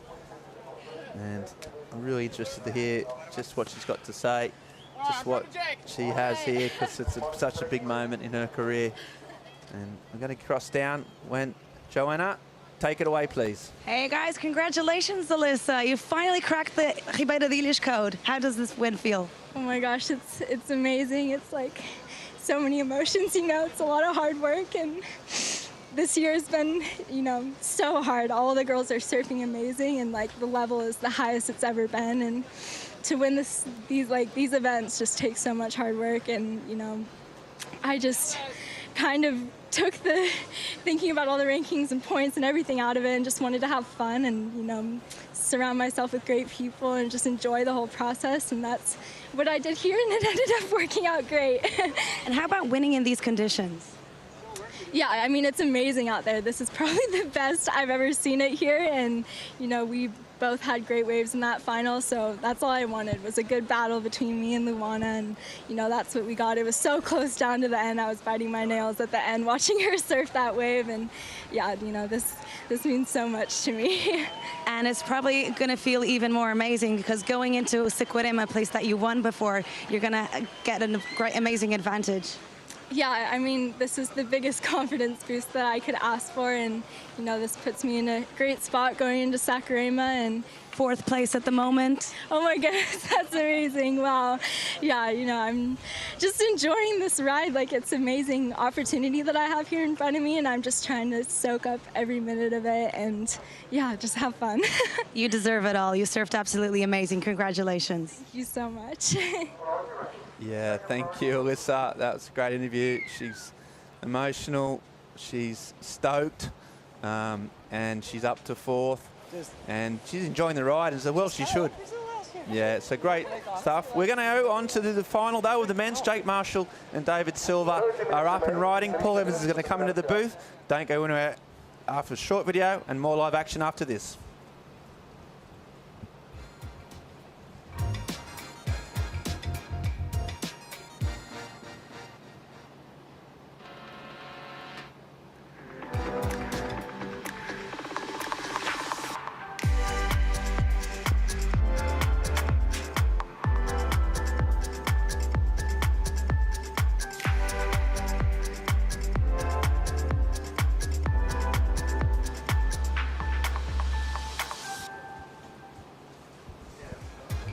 Welcome back to our final heat of the event. It is the men's final of the EDP Vissla Ericeira Pro, presented by Estrella Galicia, a packed beach, a scorching Sunday afternoon, and two of the outstanding surfers from this event.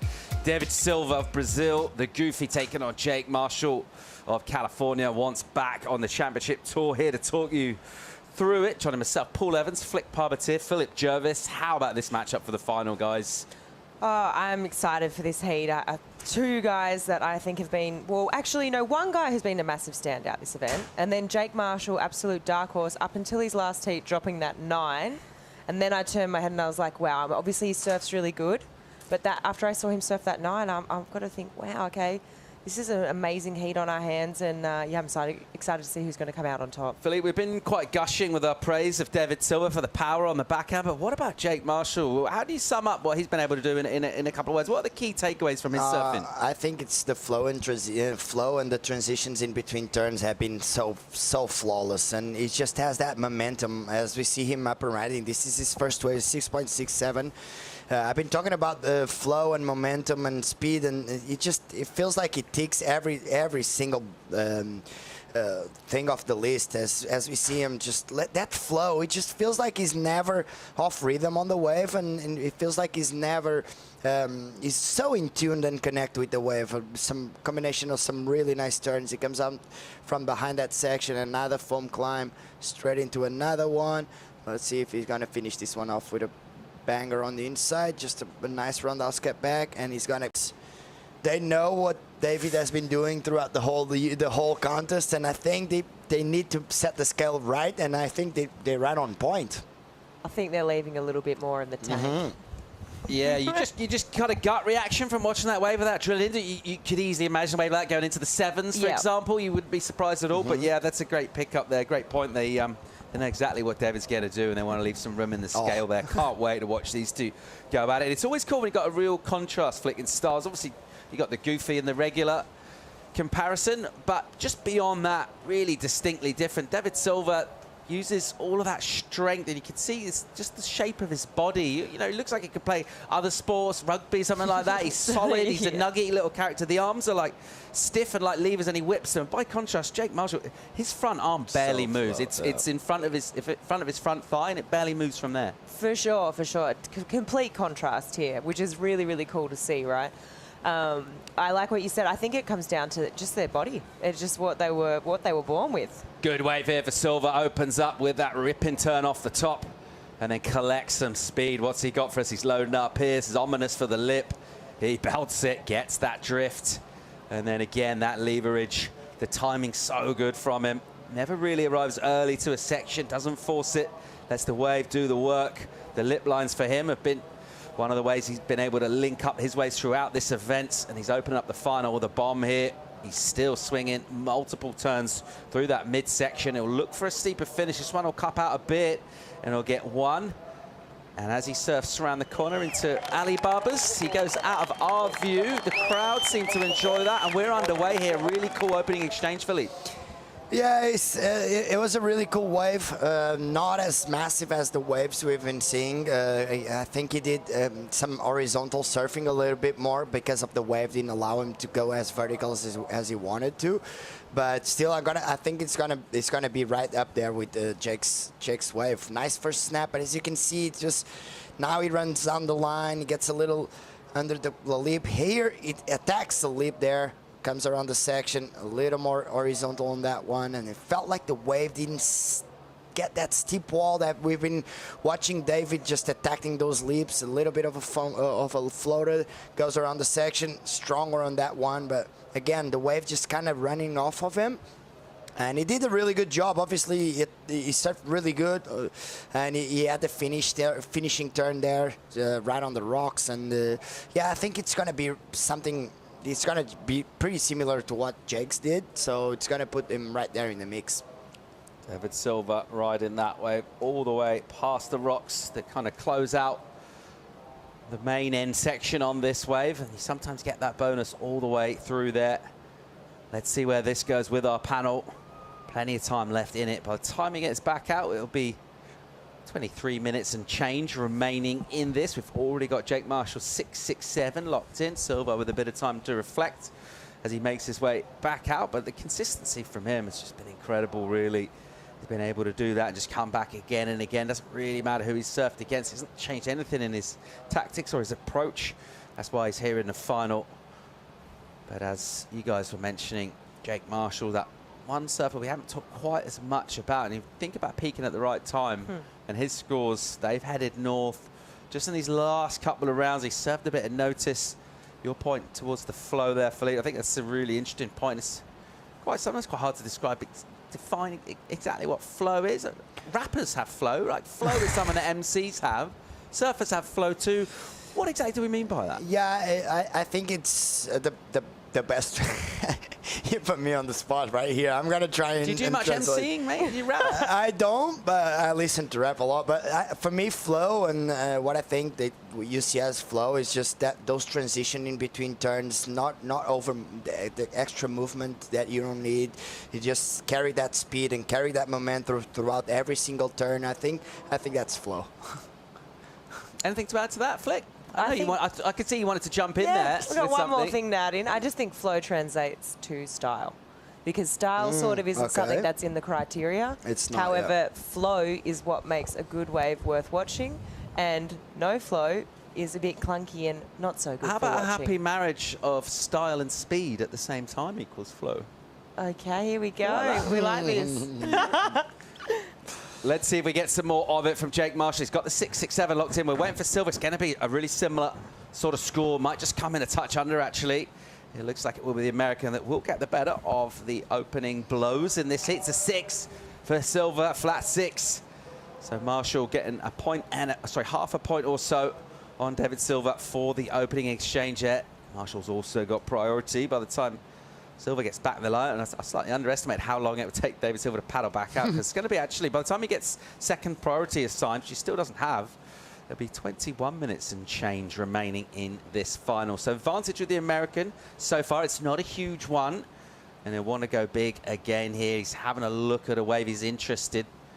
Here we go. Jake Marshall, second wave for him. Pumps off the bottom. First turn is a figure 8 wrap. Just right in the pocket, nice and tight. Then he opens up a bit more and commits and displaces more water with that turn. And then just flings one through the lip with a re-entry. And then a layback, pushing on the tail. And how costly could that prove to be? There's a little collective intake of breath from his squad. Didn't quite nail the finishing turn, Flick. Yeah, that was pretty unfortunate. What I noticed there was the two American squads sort of joining together there in support of Jake, which is cool. I saw Cole, because you've got the San Clemente kids, and then Jake sort of comes from more that San Diego area. So that's really cool to see everyone just coming together to support our fellow countrymen as we have a look at David Silva out the back. Silva with a concerted paddle, and he really had to give it arms then, and he eventually gets it. Here we go. First turn is vicious.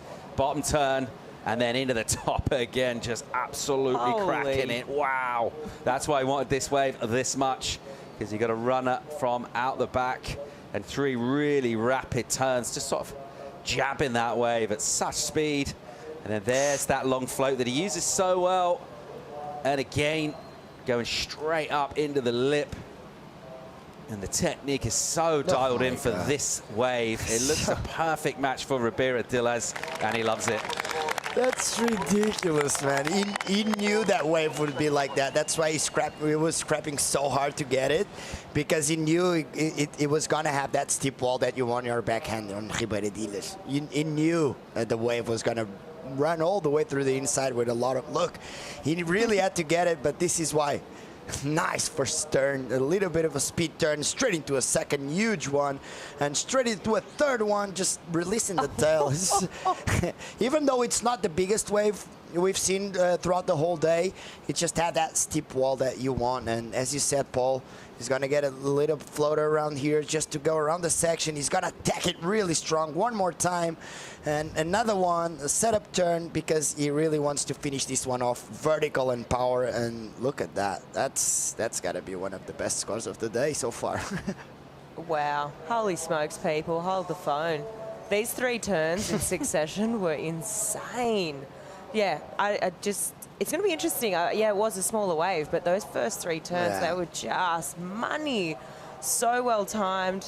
A little bit of bouncing around to get to this inside section, but once again, lip line float and gets a finish. So super impressive surfing. I think he's definitely going to be applying some pressure to Jake Marshall.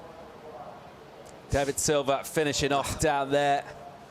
with some That's authority in ridiculous. front of those rocks. And we're just admiring this technique. If you're a goofy foot surfer and a right-hander, here's Check your this out. textbook right This here. is flow, guys. It doesn't put extra movement on the board. Every time he comes from a turn, it just keeps on going on the same line, straight into a second one, straight into a third one, straight into a fourth one.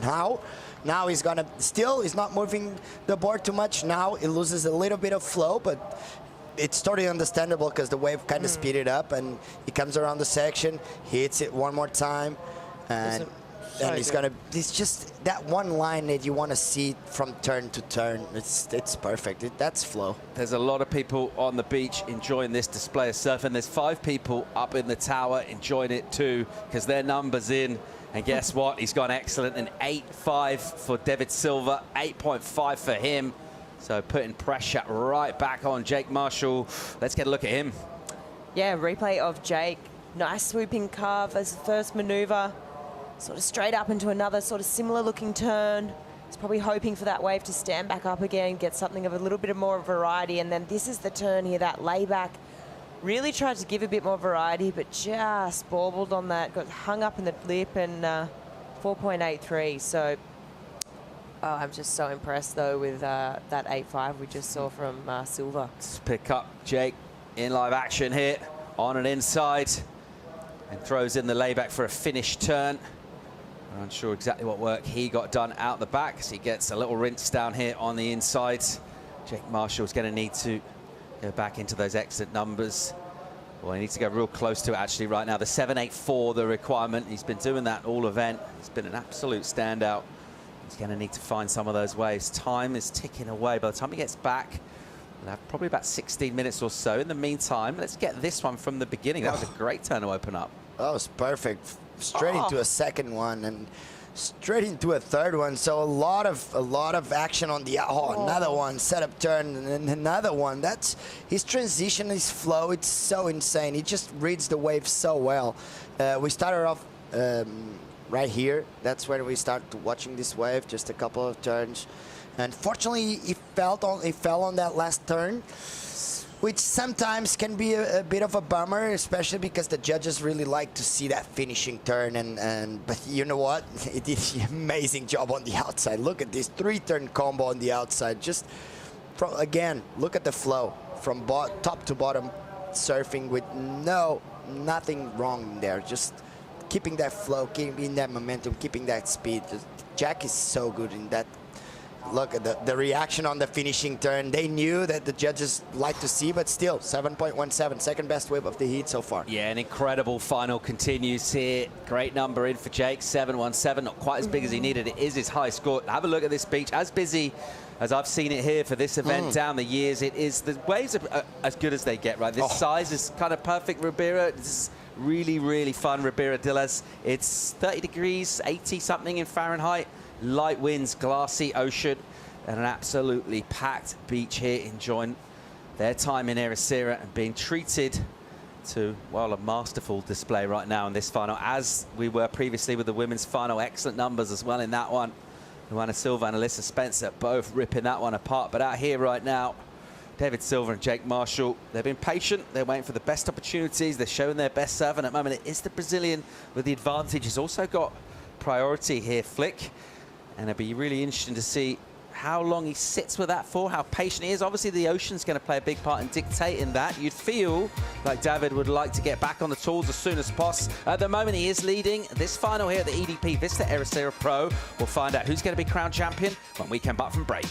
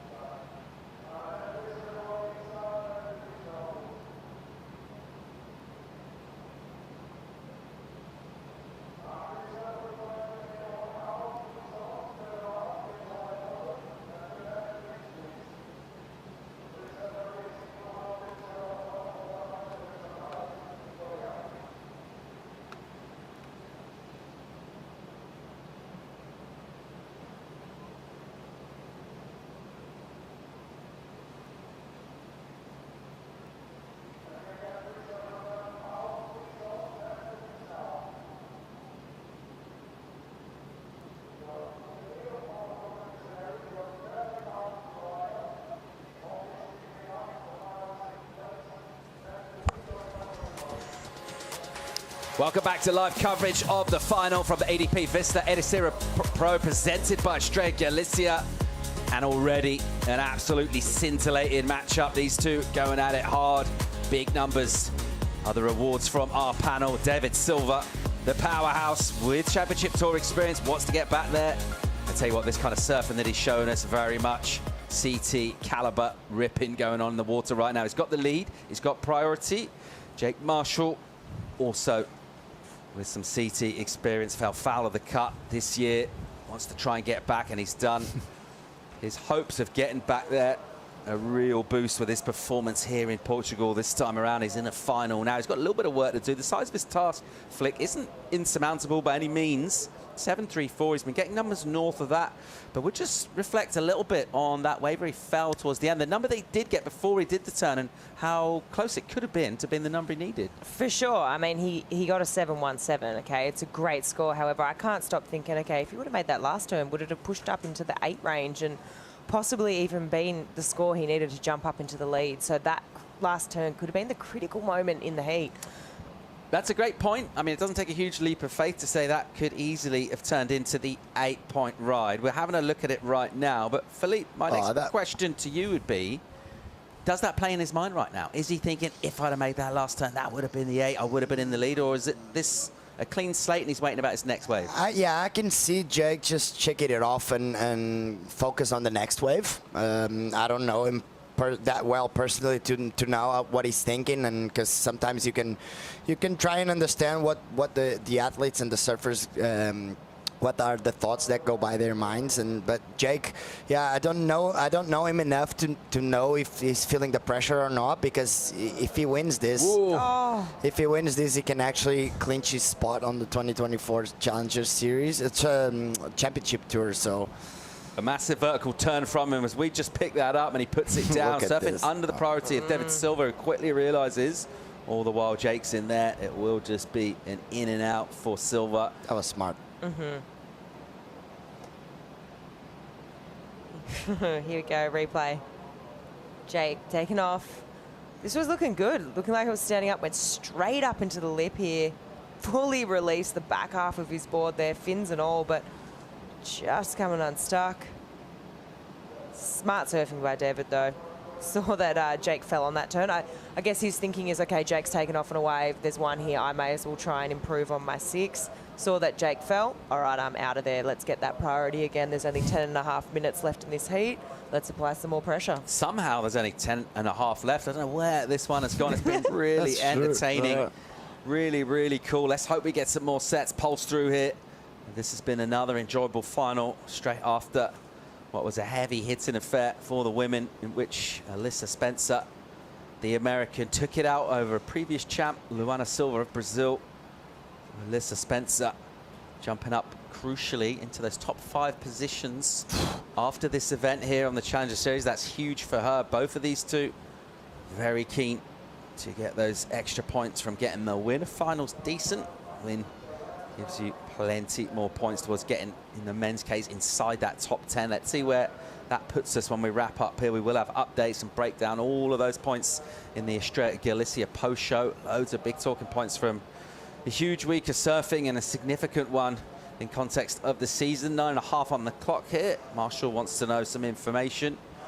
Well, the nuts and bolts of it are he needs a 7.34. He's got second priority and he's got 9 minutes and 20 seconds to do it. David Silva, the relentlessness from him, the backhand attack that we've been just sort of gushing in our praise about. It just doesn't let up, and he doesn't look to get tired either. I saw his warm-up pretty vigorous on the stationary bikes, getting those big legs, getting some blood into them, and he uses them to such great effect on these waves. He'll use priority 2 here. Here he goes, Silva into the takeoff bolt and then off the bottom, and a first whipping turn off the rail. Bit more sting in that one. It was a bit of a steeper face. He'll set himself up again into the lip, and then no time wasted as he goes down the line just over that section. A massive backhand hanger and a huge bottom turn. Another ridiculous backhand maneuver from David Silva, and he's absolutely tearing this wave apart here. That mid part of the ride The timing was so good. And he'll get a finish on the inside. He's already got an 8-5 locked in. Absolute scenes from the Brazilian crew here. Oh my God. Where does this go numbers-wise? Oh, I really want to see the replay again because there were some really gnarly turns. The wave was so good. He just chose us so well. And you know what? He has been the best surfer of this contest, and it looks like he's on the roll to a really good score. Look at this. It just comes off the bottom. Pushes really strong on that one, but it's just a bit of a setup turn again. But every time he hits the leap, it's going to be tons of spray. And I think this is the part where, after this floater, check this out. Coming around the section, wow, a lot of water coming out, and even he dug a little right in there, but he just managed to regroup himself and just attack the leap still. And when you thought like there's nothing else he can do here, he just puts 2 huge finishing turns. Look at that! It's ridiculous, guys. It's so well surfed. Very. Congratulations to David, because he has been. It's just his connection with this wave is pretty impressive. He actually did a 3rd spot on the World Juniors here back in the day. He lost to Vasco Ribeiro, who ended up being World Junior champion. And you can see he definitely has the skill and also the connectivity with this wave, because it's not an easy wave to surf, especially on your backhand. But it looks like he has no problems at all. Look at that. Judges having a good look at this. The 8-5 is his high number. Let's see how it compares to that when we do see their score. But just a little bit of variety in these turns as well. He changes them up. The rhythm is so deadly. Flick the spray. I mean, like, again, spray isn't necessarily something that's in the criteria as such, but when you throw lots of it, it always looks impressive. And David just looks great from any angle here. For sure. I think when you throw lots of spray, it means the turn is well timed as well, and obviously power. But I mean, this is going to be really, really hard to beat. I'm going to say he's obviously improving on that 6. No, he is. He's making this job a lot harder for Jake. And it's looking like this wave is suiting a Goofy today. I mean, we just saw Alyssa. Here we go.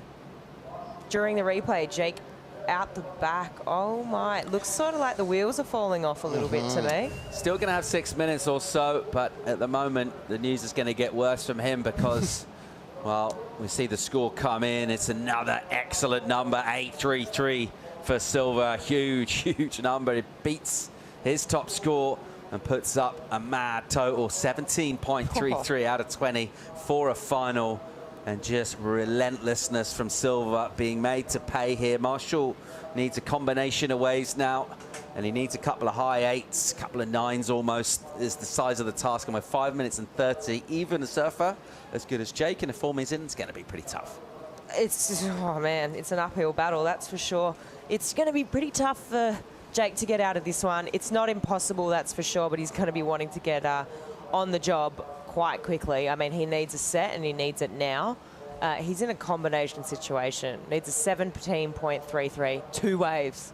The other point as well is, we talked at the start of this final, and we saw that wave coming from Jake. It was a 6.67, and we were, sort of speculating maybe you could see sometimes in other heats that going a little higher. This is the point you made, Flick. That's why as well, because we knew that they're going to need that scale because the sort of surfing that David Silva's going to do multiple times as well. It catches a lot of waves, and that's why they left the scale open there. For sure, it was great surfing, but when you just...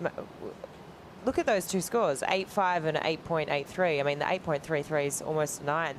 A couple of the judges did go 9, and above. So it's just so hard to beat. 2 informed surfers of the event. We just saw, wow, mega lines out the back with 4 minutes 20 on the clock. Look at this set standing up here. It's absolutely pumping here. Ribeira Dillis. Jake Marshall is motoring for the outside here. He's way out the back. He's got priority. And what he wants is positioning here because he's worried on this outgoing tide and a building swell. Just about being in the right place to get this wave. Let's see if he can get himself in position. He's going wide now. He is going to get... It looks like in the spot, he'll spin and go. Here we go. Jake Marshall looking to get out of combo on an absolute bomb here. Here he goes with tons of speed. Loads up for the first turn. It's a wrap into the pocket. And then a little patient. That one just pushes a bit wider of the reef because it was such a solid wave. And then uses loads of rail to just knife that one back into a big bit of powerful white water. And then that wave, after forcing him to fade, will just run away from him. an absolute bomb, but kind of sums up in some ways. He's been a little bit out of the rhythm here in this final. Yeah, for sure. For sure he's been out of rhythm. And the wave selection, I guess David's waves have just been that bit bigger, that bit more consequent. Actually, his 8.5, the first one, sorry, that wasn't actually a big wave. It was just really 3 really well-timed scores. You can see David right now throwing his arms up in the air, and he wants to know the scores. Now, we were talking about this before. Is this a sort of a thing like, okay, let's just, here we go, replay of this big bomb that Jake just took off on. Really big wave, but like you said, Paul, just sort of stretched out into the bay, maybe not quite hitting the reef quite properly. Yeah, because you know what, this is kind of oversized for Ribeiro already, because it just kind of misses that little inside reef, and it's hard to attack the lip on those bigger waves. And as you can see, a lot of wall on it, a lot of water moving, but you just completely misses out on and see the reaction, see the body language. He's so frustrated, and because you don't want the smaller ones, you want the medium-sized ones, especially with this size, because it's a growing swell, and you want those medium-sized ones with a little bit more wall and not as wide as Jake's wave. Jack Silva here is in position. He's got priority, and he's such a good competitor as well as a surfer. He knows how significant that is. Even with the opponent comboed, he'll just not even look at these waves and hang on. You see them feeling the bottom and gurgling. That's that long period swell, feeling the refit, a couple of boils on the way out. That's what happens when it gets solid out here. And we have been treated to an absolute classic of a final. Jake Marshall right now won't be feeling that this one's gone so well from his point of view, but overall, I think if he does end up not in first place in this, which looks certainly like the way it's going to be. Couple of 9s with 90 seconds is tough, but I think when he reflects, it's been a brilliant event for him, and he's absolutely shown why he feels that he's of CT pedigree, and he's gone quite a long way to getting back there. We'll just stick with this as he has a little paddle up the top of the point. Silva is very much unmoved, getting down to the final minutes here, and expect some noise from the Brazilian crew, because they've supported their boy and they've supported him well, and they've seen an absolute masterclass from him down here. Very much deserve his plaudits in this event and the points that are coming his way. So he's heading out here and just looking to cover Jake Marshall. Jake is going to go. Even if Jake gets a 10 on this, he'll still lose this final by quite a lot of points. And nevertheless, Silva is going to go. So using that priority for a wave final 50 seconds and a massive hammer out the back. Wow, another one. Doesn't push quite as hard on the second turn. And then just clips the lip again. And you feel like he could just do this sort of stuff all until sort of sunset down here, all through the night, and still be doing it tomorrow morning. He's so locked in rhythm right now. And he is having some fun out there as well. He might. It's been an incredible victory for David Silva. An outstanding performance from him. And you have to say as well, just when you mentioned he was here in the juniors. I mean, his English has come on quite a way since then, but he's so humble in his interviews as well. He doesn't get ahead of himself. He's always bigging up his opponent, and like, a lot of respect for them. And Jake Marshall, his opponent in the final, has been amazing this event, but it's just gone a little bit tricky for him in this final. Jake will bring this one in, just showing us the kind of smooth and seamless surfing that's got him into this final in the event, but just didn't really go his way. His total, certainly no disgrace, 13.84. He's got a 7 and a high 6, but he's just come up against someone who's just been on an absolute tear in this. Aww. And it will sink in now, and this will be an emotional moment. He is an emotional character, and it means so much to him.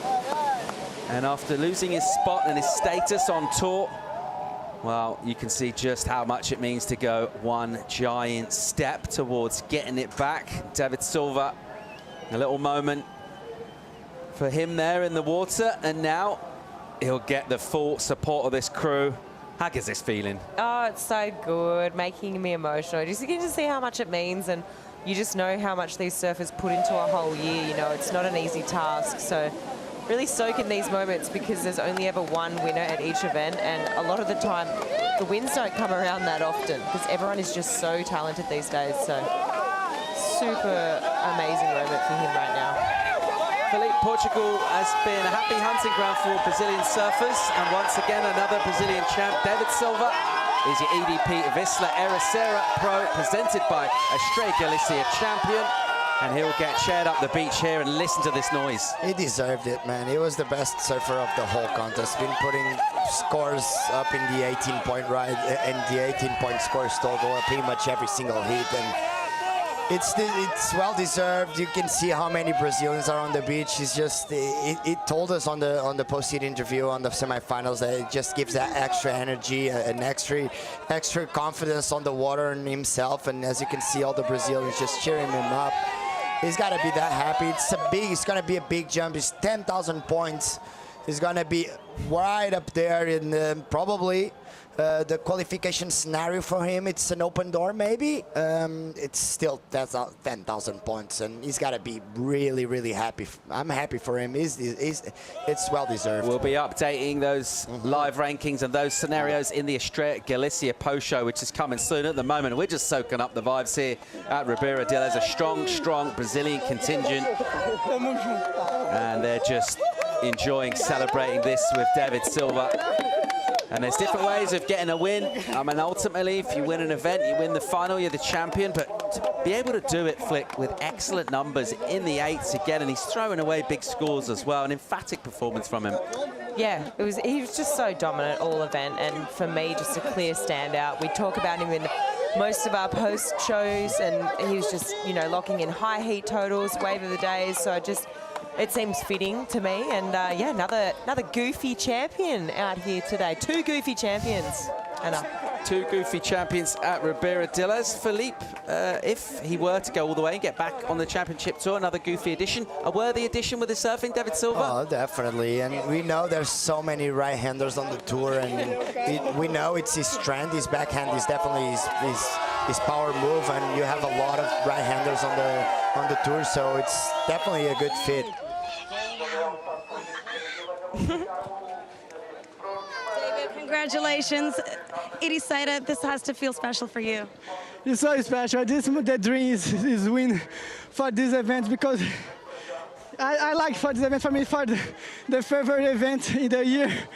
And yeah, I'm very happy to win for this event. And then the point is very important to come to the tour again. And yeah, I go to Saquaremas in the Focus again, and then, oh my God, I'm so happy. How does it feel to get the support from the crowd here on the beach? The support is crazy. These guys is amazing, guys. I put energy in the waves for these guys, and I'm very happy. For these guys and for yourself, you're in an amazing position right now. Do you want to say a few words in Portuguese? Yeah, muito obrigado. Cara, só tenho a agradecer a Deus por tudo que Ele tem feito na minha vida. A minha esposa que está em casa, minhas filhas. Cara, acho que com certeza um dos melhores momentos da minha vida agora. Estava passando por um momento muito difícil. Mas é isso, eu acho que Deus tem tudo preparado de uma forma certa. É difícil a gente poder esperar, mas, cara, eu estou muito feliz, muito mesmo. Foram pontos importantes agora para poder passar com a Arema um pouco mais focado, um pouco mais de garra também. Quero agradecer a toda a galera que está aqui na praia torcendo, que foi uma energia incrível para poder fazer uma bela bateria também. Muitos parabéns, David. Obrigado. Valeu, galera. David Silva, your champion here in Ericeira. He's jumped up 20 spots on the Challenger Series into 5th. That'll be just one of many talking points in the Estrella Galicia post show. That's coming right up as we wrap up a beautiful week of surfing here in Portugal. Estrella Galicia post show on the other side of the break.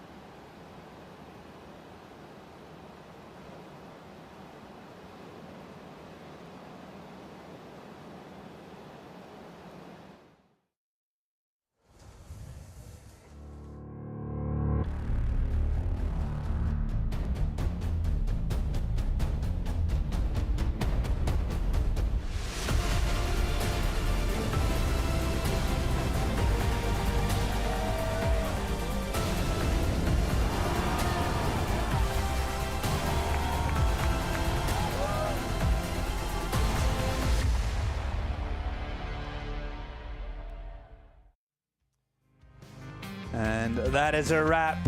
Estrella Galicia post-show is on the EDP Vissla Ericeira Pro.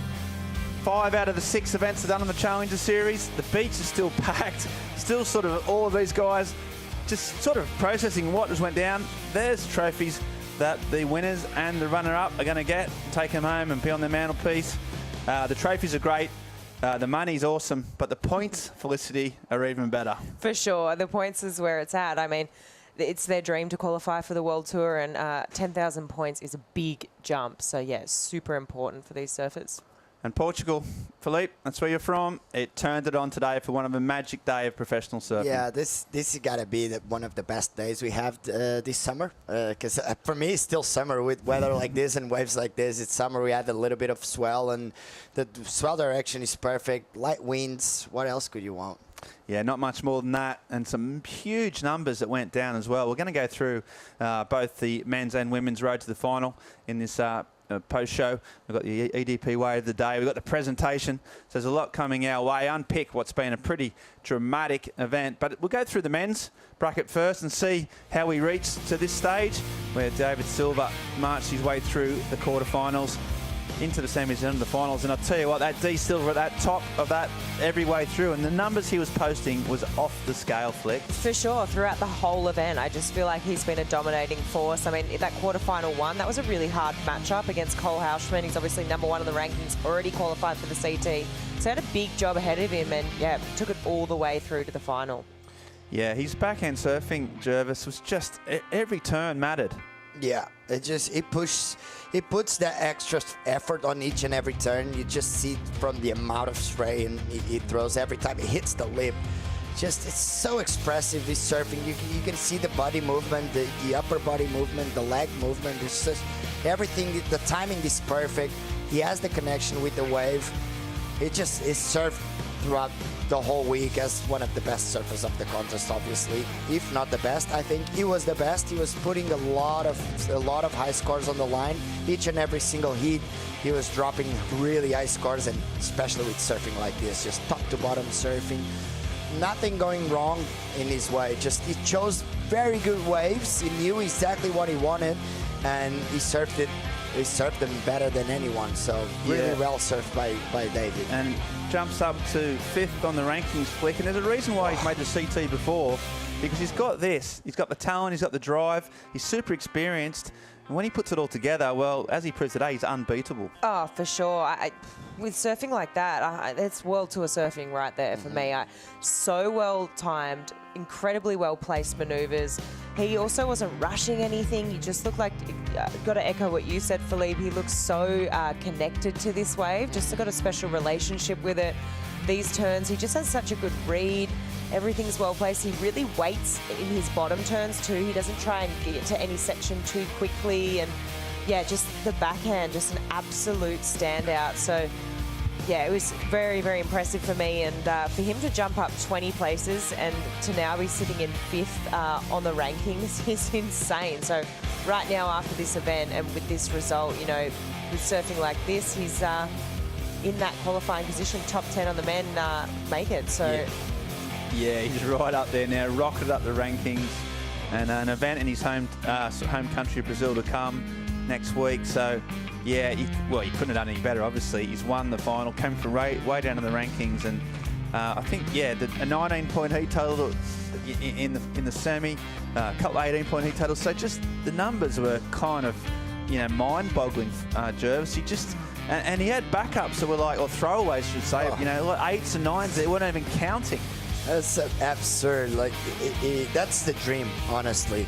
Just to be throwing away 8s and 7s, that's a dream for any competitor. That just means how high his level is and how strong he is right now. And I think this might shift his mind a little bit to Saquarema, because now he really has a chance to qualify. And I think he's going to shift his mindset and put all the effort in qualifying for the World Tour, because you know what? 10,000 points is a lot of points, and just put him up there on the rankings, and it's going to be interesting to see how he's going to do on the last stop of the Challenger Series. We had 8 excellent waves ridden this week, Flick. So, I mean, that's what, 1 a day? Let's call it 1 a day. I mean, and so when you're posting those numbers consistently, you're at a new gear. You've gone up to a new level, and that's what he's done. For sure. So impressive, so dominant all event. Yeah, really impressive. Even the seagulls loved it. And a beautiful day of waves. The waves just absolutely delivered. And those two finalists put on a show. Speaking of putting on a show, Paul Evans is going to put on a show. He's down there on the presentation stage right now. All yours, Paul Evans. Good afternoon and welcome everybody to the awards presentation for the EDP Vissla Pro Ericeira, presented by Estrella Galicia. Whew. What a week of surfing, unbelievable. Finals day today, it's been absolutely crazy. The best conditions of the whole week, and our surfers have put on an absolute show. First of all, though, I'd just like to thank you guys, all the fans, all the spectators, the locals who have given up their wave. You guys make some noise, give yourselves a round of applause. You've been awesome. This event, a key one in the season, of course, the time of year that it comes with all the talk of qualification and all that sort of stuff, but the key ingredient has been the excellent surf we've had this week, and the performances from our athletes have been absolutely incredible. Lots of people working hard behind the scenes in this event, but we wouldn't be here at all without our partners, so it's big thanks to EDP Vissla, Estrella Galicia, and I'd like to welcome on stage, in order to hand over our trophies, from Mafra City Council, Pedro Silva Carmo, from Tourism of Portugal, Lydia Monteiro, from EDP, Catarina Baradas, and from Vissla, Adrian Waller. Come up to the stage, you guys, welcome. Big thanks to our other event partners, Tourism Portugal, Mafra City Council, Mayo, Millennium Bank, Joaquim Chaves Soj, Hertz, You and the Sea, and Yeti. And thanks once again to the local community here in Ericeira. Thank you.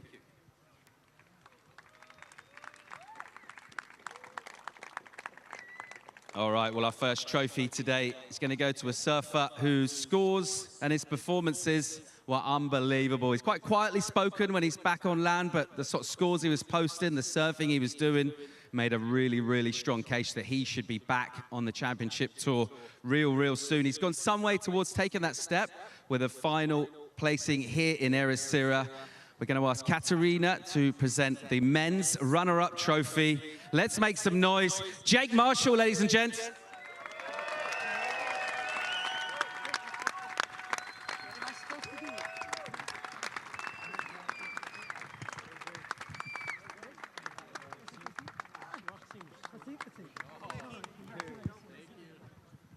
Hey, let's get a quick word with you, Jake. Obviously going all the way to the final, it's an incredible feeling. We'd love to go for the win, but your performance even in the final was solid, and you must reflect, you've jumped up the ratings. This has been a great week in Portugal. Oh yeah, this has been an amazing event for me. It's been definitely my best one of the year. So I just want to thank everyone over here in Portugal. This is always one of my favorite places to visit every year, and I just love spending time over here, and it's fitting that this has been my best event. So. All right, mate. Ladies and gentlemen, once again, Jake Marshall.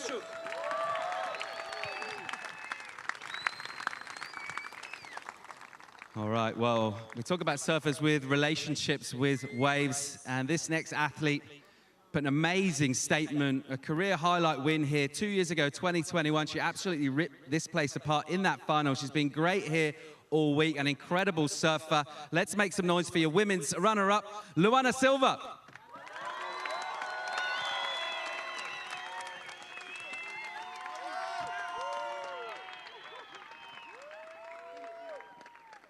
Adrian Waller from Vissla, handing over the trophy to Luana. Let's get a quick word with you. You talked about how much you love being here in Portugal, how fond you are of the place. A final result, that's awesome for you. You've jumped up in the ratings. Tell us how you feel. Yeah, I always enjoy coming back to Portugal. It's an amazing place. I love this place. 2 years ago, I had my first final win here, so great result for me, and I'm ready for the last event. All right, well done. Once again, Luana Silva, ladies and gents.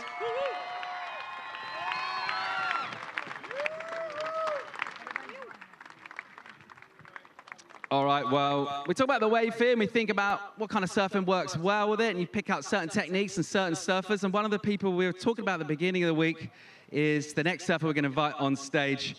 His backhand attack on this wave has been absolutely ridiculous, almost kind of running out of words to describe how hard he's hitting the lip. He's a humble character. He's an amazing surfer. He's an emotional man. Make some noise for your men's champion from Brazil, David Silva.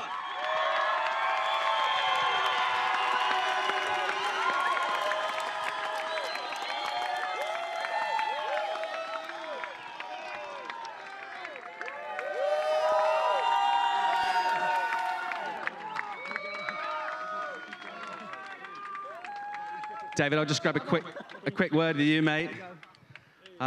Mate, the performances you've been putting in here this week, the scores you've been getting, to be able to do it in the final as well, and how important that is with you with jumping up those ratings, you must feel pretty good right now. Thanks so much. And the waves is incredible, the perfect waves. I put in my mind for the semi for the Mexican in the second place. And then thanks so much, guys, for the energy in the beach. And thanks so much. All right, he's your people's champion, David Silva, ladies and gents.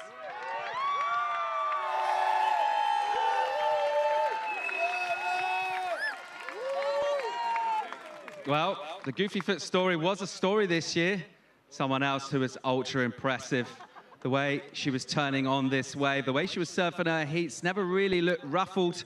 She's been amazing throughout the week, crucially in the final as well. Posted huge numbers, going excellent again. Let's make some noise for your women's champion, Alyssa Spencer.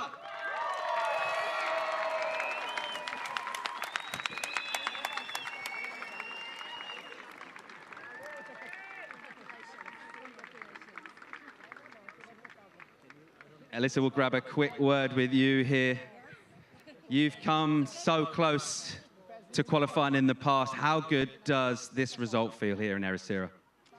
Yeah, this result is amazing. It's a dream come true, and you know, it puts me in a great spot going into the last event of the year, and I'm just so grateful to be here. And yeah, I have so many people to thank, you know.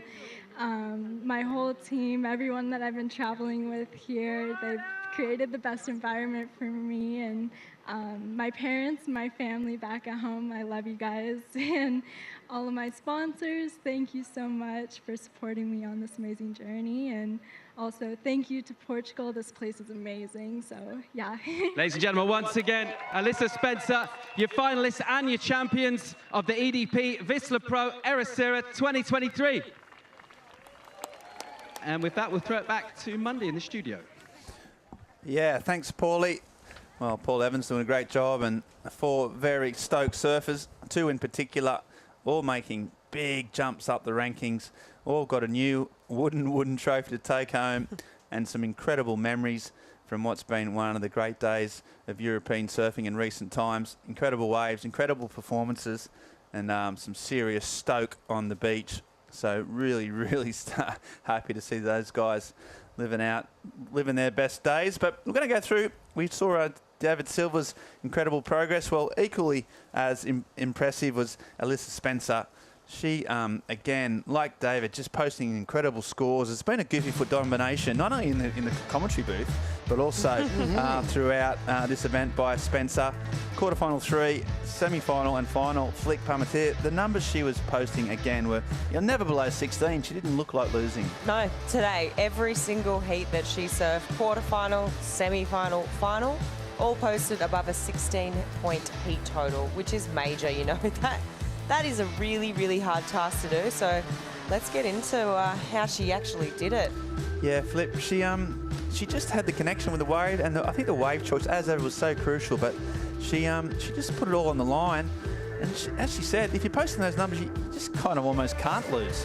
Yeah, that's true. If you go out in the ocean and in every single hit you throw out 16 points of score, you're gonna make a lot of hits. That's for sure. And just like a little bit of a similarity with David, they both have different styles, obviously, but it feels like they have been on the best waves throughout the whole week, and they have the best connection of all surfers. Both of them have Alyssa got the best connection with the wave on the women's side, and David had the best connection with the wave on the men's side, and that's worth. And you know what? they're worthy winners, both of them, because they've been on a tear since day one, and it's really cool to see because they've been from smaller waves to bigger waves, and they still manage to adapt every single condition. Yeah, huge. They identified Alyssa's done her homework, which she does all the time, Flick, and she said that end section was particularly important, and God, she made that homework count. For sure. I was just actually about to say that. I just think the difference is that her last turns were just super critical. We heard her coach on the beach also say Myers was like, she's putting a lot of pressure and a lot of emphasis on that last turn. It's a real exclamation mark.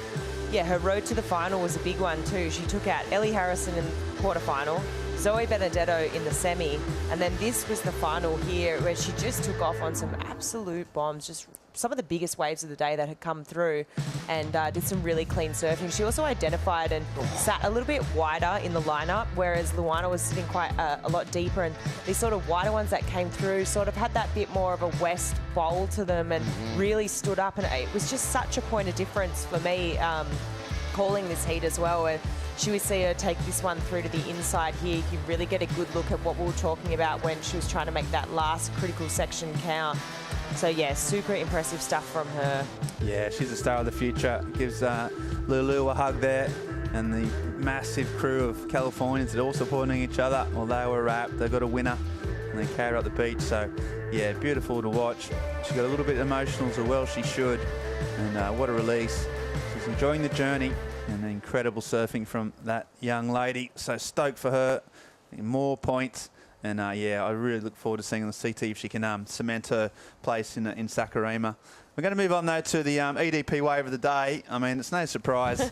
Yeah, it should be called maybe the EDP Waves of the Day, because David Silva just was absolutely on fire. And his 977, which is his first wave of the heat, I think, from memory, was absolutely incredible.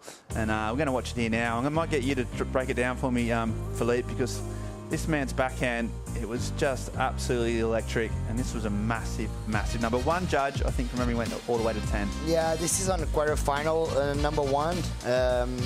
Look at this. Straight up top, perfect top to bottom surfing. Nice first turn, straight into a second one. A little stuck in there, but straight into a third one. Just pushing that back foot on in that one, just straight into another one. Just top to bottom surfing again, just pushing really hard. Then he finishes off with a big floater. I can only imagine if he finish it off with a hit or something bigger other than a floater, that could have been a 10 probably. Yeah, and that was caught in the first, I think, couple minutes of the heat as well. Yeah. So that was the opening wave. So suddenly he was on fire, and he never, once he got that wave, he never let it go. So incredible surfing from David, and he's got the EDP Wave of the Day. Okay, we're going to go straight into the men's rankings based on today's results. So much movement on these rankings because so many great surfers on the top rankings fell away early on. So, you know, these numbers here, we're seeing those guys out in front. So you can see Hauschman maintains his lead and a solid one. Willcox had a good result. Jake Marshall, that is a massive jump. Up from 15th to 3rd on the rankings one. That's one that stands out. Oh my gosh, massive jump on the rankings here. Frederico kind of sitting there, equal third. David Silva, big jump, but surprising Crosby, and he might drop down a couple of places. So did Eli. Remember, Eli came off the back of a win at the US Open, but Mateus Hurdy, big jump. Yeah, he's a big jumper. And, you know, Frederico Morais, we thought he had a bad competition in terms of, you know, well, you know, he wanted to do a lot more. He was at home, especially in these conditions. If he got through to this, he could have been different. God. But he's still sitting equal third on the rankings, so it's actually a keeper result for Fred. I had dinner with him last night. He was kind of bummed. Mate. Let's drop a few names there. And he was bummed, obviously, because he knew how good he was today, how good he was going to be today, and these conditions would be suiting him perfectly. But he's still happy being in third place. Yeah. He's happy with that. I think he'd had a chance to qualify. I guess that was what is the moment, you know? Yeah, absolutely. And I thought we were supposed to go for dinner, Jervis. But anyway, we'll talk about that after the post show. That's for another time, that discussion. We're going to go through the women's rankings here. Again, some movers and shakers here. And of course, well, big news for that person at the top of the rankings, a woman you know very well, Flick. Sally Fitzgibbons has qualified for the CT. One of the icons and legends in the sport. She's back. Yeah, she's back and stronger than ever and more inspired than ever, I would definitely say. Alyssa Spencer, big jump. Remember, she was in equal 7th with Luana. Luana's gone up 1 spot, but Alyssa with the win. And this just goes to show how important a win is with those 10,000 points. She's actually jumped up into a qualifying position as it stands. Isabella Nichols dropped down into 5th spot. She was in 2nd. We've had Vahine Fierro. She dropped down. She was in 6th. And Ellie Harrison jumping up as well. Bronte falling out of the top 5, jumping down to 7th place. So much movement on the women's side as well. Yeah, and they're so grouped, aren't they? You look at from Bronte, 9 or 20,000 points. So tight. Up to India's only 5,000 points between 4 or 5 serves. And 5, I don't know if you know much about maths, but 10 doesn't go into 5, Well, I don't know you much can make about a fraction. But anyway, it is so tight and it's so committed. And, yeah, it's good to see those girls. And they're going to fight it out in Saquarema. So that's where we're headed next. We've had 6 Challenger Series events. We've done 5, 1 to go. We're moving on to Brazil pretty soon. And I'll tell you what, Saquarema, it's a great Brazil surf capital. It's incredible waves. I mean, what are you most looking forward to about that event, Flick? What floats your boat? For me, when I think of Saquarema, I think that you can't just pick one surfer that you're going to be like, yep, they're gonna do really well there, because it's such a mixed bag. You don't really know what you're going to get or what kind of conditions. It can be big, it can be chunky, it can be small, it can be grovelly.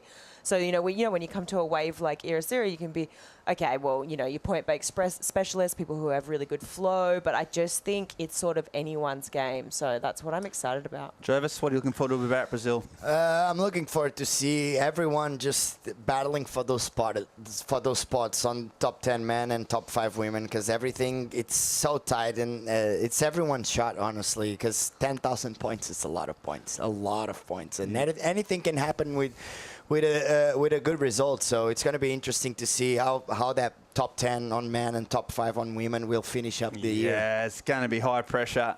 So much points are up for grabs. And, yeah, end of the dream. One more chance. So Brazil's coming our way. Make sure you stick around and watch that World Surf League. We're going to watch the top 5 now. And it's been an incredible day of professional surfing here in Portugal. And here's the top 5 moments. Pretty hard to sort of narrow it down, to be honest. There were so many incredible waves ridden, but also some of the emotional kind of factors here. And this woman we just talked about, Sally Fitzgibbons, qualifying for the CT was huge. Oh, major moment. And she's so back where she belongs. She actually lost her heat earlier this morning, but it was with India advancing and Bronte getting knocked out that solidified Sally's position for the 2024 Championship Tour. So I'm just so looking forward to seeing her back where she belongs, and I'm really proud of the way that she rallied this year to be inspired to keep up with the best on the Challenger Series. Yeah, she was emotional, but she was so stoked, and it still meant a lot. Number 4, also at this event, Jacob Willcox. Very different story to Sally. Philippe, he's just struggled away for 6-7 years on this tour, and he's finally cracked it, and he surfed so good this event as well. Finally, we're going to see Jacob on the World Tour, and finally we're going to see Jacob Willcox surfing really good waves, because sometimes you need to grind out those challengers. Sometimes the waves are kind of weird, and we know how good Jacob is on perfect waves. And look at this, look at the size of that wave, and he's just belted all the way through the inside. That was one of the highest scores of the day yesterday, and it's going to be really cool to see Jacob. He's such a complete surfer. He surfs big waves, small waves, big barrels, left hand, right hand. He's so complete. It's going to be interesting to see him. Yeah, Chippo's on the CT, and then moving on to number 3, Jake Marshall. We put on a show, all right. I mean, this might have been the 9.57 off the bat, and he's put the world on notice. He's ready. He's back ready for the CT. For sure, and he's moments away from qualifying. I mean, it was almost in his wheelhouse today. If he won this event, he would have made it official. He's definitely improved on that situation. Of course, he's jumped up a lot in the rankings. But I loved what I saw from him today. He was sort of a bit of a dark horse throughout the whole event, and then today just came firing out of the gate. So. Yeah, he was kind of, I said he was underrated. He's, hasn't had a lot of big results, hovering around that 15 mark. He's got to be consistent, but not really, putting on a show until today. And, he just went from excellent surfing to mind-bogglingly good in a day. And Jake Marshall, well, yeah, he's right at the top of those ratings now. He's got Saquarema to come, and it's getting closer and closer to his dream of getting back on the CT. Okay, it's number 2. Really, really incredible from the finalist. And then, well, we come back to David Silva, Jervis. I mean, it's hard to stay away from this guy. Yeah. And, he's got so many waves to choose from, but yeah, it was a, he said he had the best heat of his life, and he surfed a lot of heats. You could have an highlight reel just of these waves for today, because it was that good. He was just putting on a show and absolutely smashing. It just, once again, he caught some of the best waves of the day, and that makes a difference, especially on a spot like Ribeira de Ilhas. You need to be on those good waves. You need to make sure you have the connection with the wave, as we see him just top to. That's city surfing for me. That's some of the best surfing I've ever seen in Ribeira de Ilhas, to be honest. And I've been here for almost 20 years, and it just showed how good he is, and he's ready to be back on the world tour, because surfing like that, honestly, is going to be a menace. Yeah, he's going to be a menace, all right. And he's going to be dangerous. He's got experience. He's been there before, and he looks as fit and focused as ever in his career. And yeah, to get him in some of those right-hand points in particular, he's going to be so dangerous. So yeah, David Silva. And that leads us to this here, the final #1 moment of the event. And this is Alyssa Spencer. She's the 2023 EDP Vissla Ericeira Pro Champion. And yeah, so deserved. It's ridiculous. Oh, it is. You just got to think, you know, when we had her in the booth for that heat, we had the pleasure of talking to her, and she said, despite not qualifying last year, she had one of her best years competitively so far, and she was so excited to take everything she'd learnt from last year into this year. And for me, this was just, she put pen to paper in it today, you know. 3 heats she surfed: quarterfinal, semi-final, final, all 16-point and above totals, and just her backhand was impeccable. I can't fault it. It was so amazing and so critical, and yeah, I'm super inspired and super proud of her for getting the win today. Yeah, incredible action, and yeah, we're looking at someone that could make a serious dent in this thing called professional surfing for the next 5 to 10 years if she keeps going on this trajectory. So incredible performance, incredible waves. Philippe, I'm going to go to you just for a final sort of takedown of this place. Ericeira has delivered. We've been here for just over a week. On every level, this is one of the great surf towns. And how do you feel, mate? Oh, it is. I'm so happy. We had some grindy conditions at a certain point. The forecast looked kind of tricky throughout the whole week, and yeah, we closed with a banger. It was absolutely perfect out there, and it was exactly what we thought it would be. And yeah, it's the best way, because look at the weather, look at the crowds. It's the best way to come to finish. Yeah, mate. If this is a tricky forecast, yes, yeah, exactly. I'm pretty happy with the way things have turned out. So incredible surfing here. But we march on. We go to Brazil. The Corona Saquarema Pro, presented by Banco de Brazil. That's coming our way next week. So there's so much surfing. We're going to finalise the CT rankings. We're going to know who's on the 2024 roster. So please check that out before we go. Now I'm going to say thanks to you, Flick Parmentier. You've been an absolute pleasure to work with. Oh. Searing insights, plenty of smiles, good times. Jervis, thanks for having us, as always. Thank you so much. Chico Alves, I got a big thanks to the big fella. He's been on point. He's been good on the job, and he's been awesome to hang around. I wish I could say the same for Paul Evans, but he's he's turned up and he's done his bit. Joanna Garnell doing all the hard yards down on the beach. We really appreciate all the hard work. Not only their hard work, but the whole team. This is a massive endeavour from everyone, from the people that put the trucks on to us in the booth to the surface. So thank you all for your hard work. We're going to go to the highlights. Really appreciate your support at home. Enjoy the highlights, and we'll see you next year. And welcome back to the beautiful scenes and finals day here in Ericeira. The beach is packed, the sun is shining, the wind is offshore, the swell is pumping, and the world's best surfers have to show them what they can do. Now it's steeper through the inside. Most of the scores came from these 2 turns here.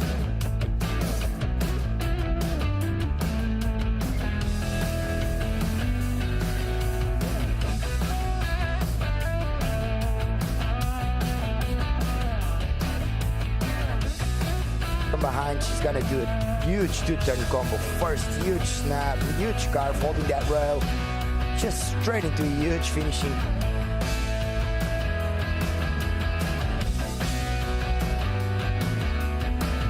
such beautiful lines, and everything starts nice first snap, drifting the tail on that one, and this is my favorite turn ever.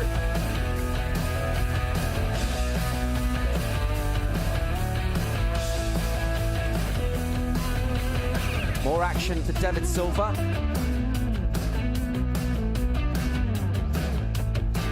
Called it so perfectly, Les. Keeping that board lively.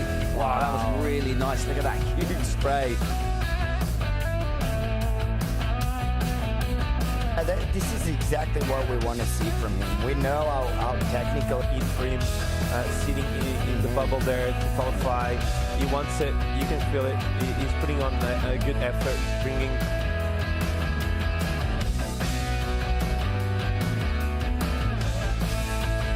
I mean, one of the judges even threw a 9.8. It was close to being a 10, so well-deserved claim there to you, Jake. I don't blame you. Nah, yeah, we can give him that one.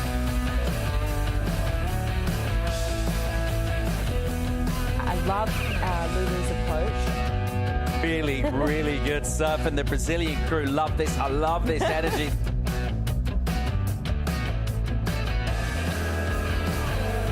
Cap now. She's locked in a 7.63 and just with her, and then cracks it up for one last maneuver there. That was super late.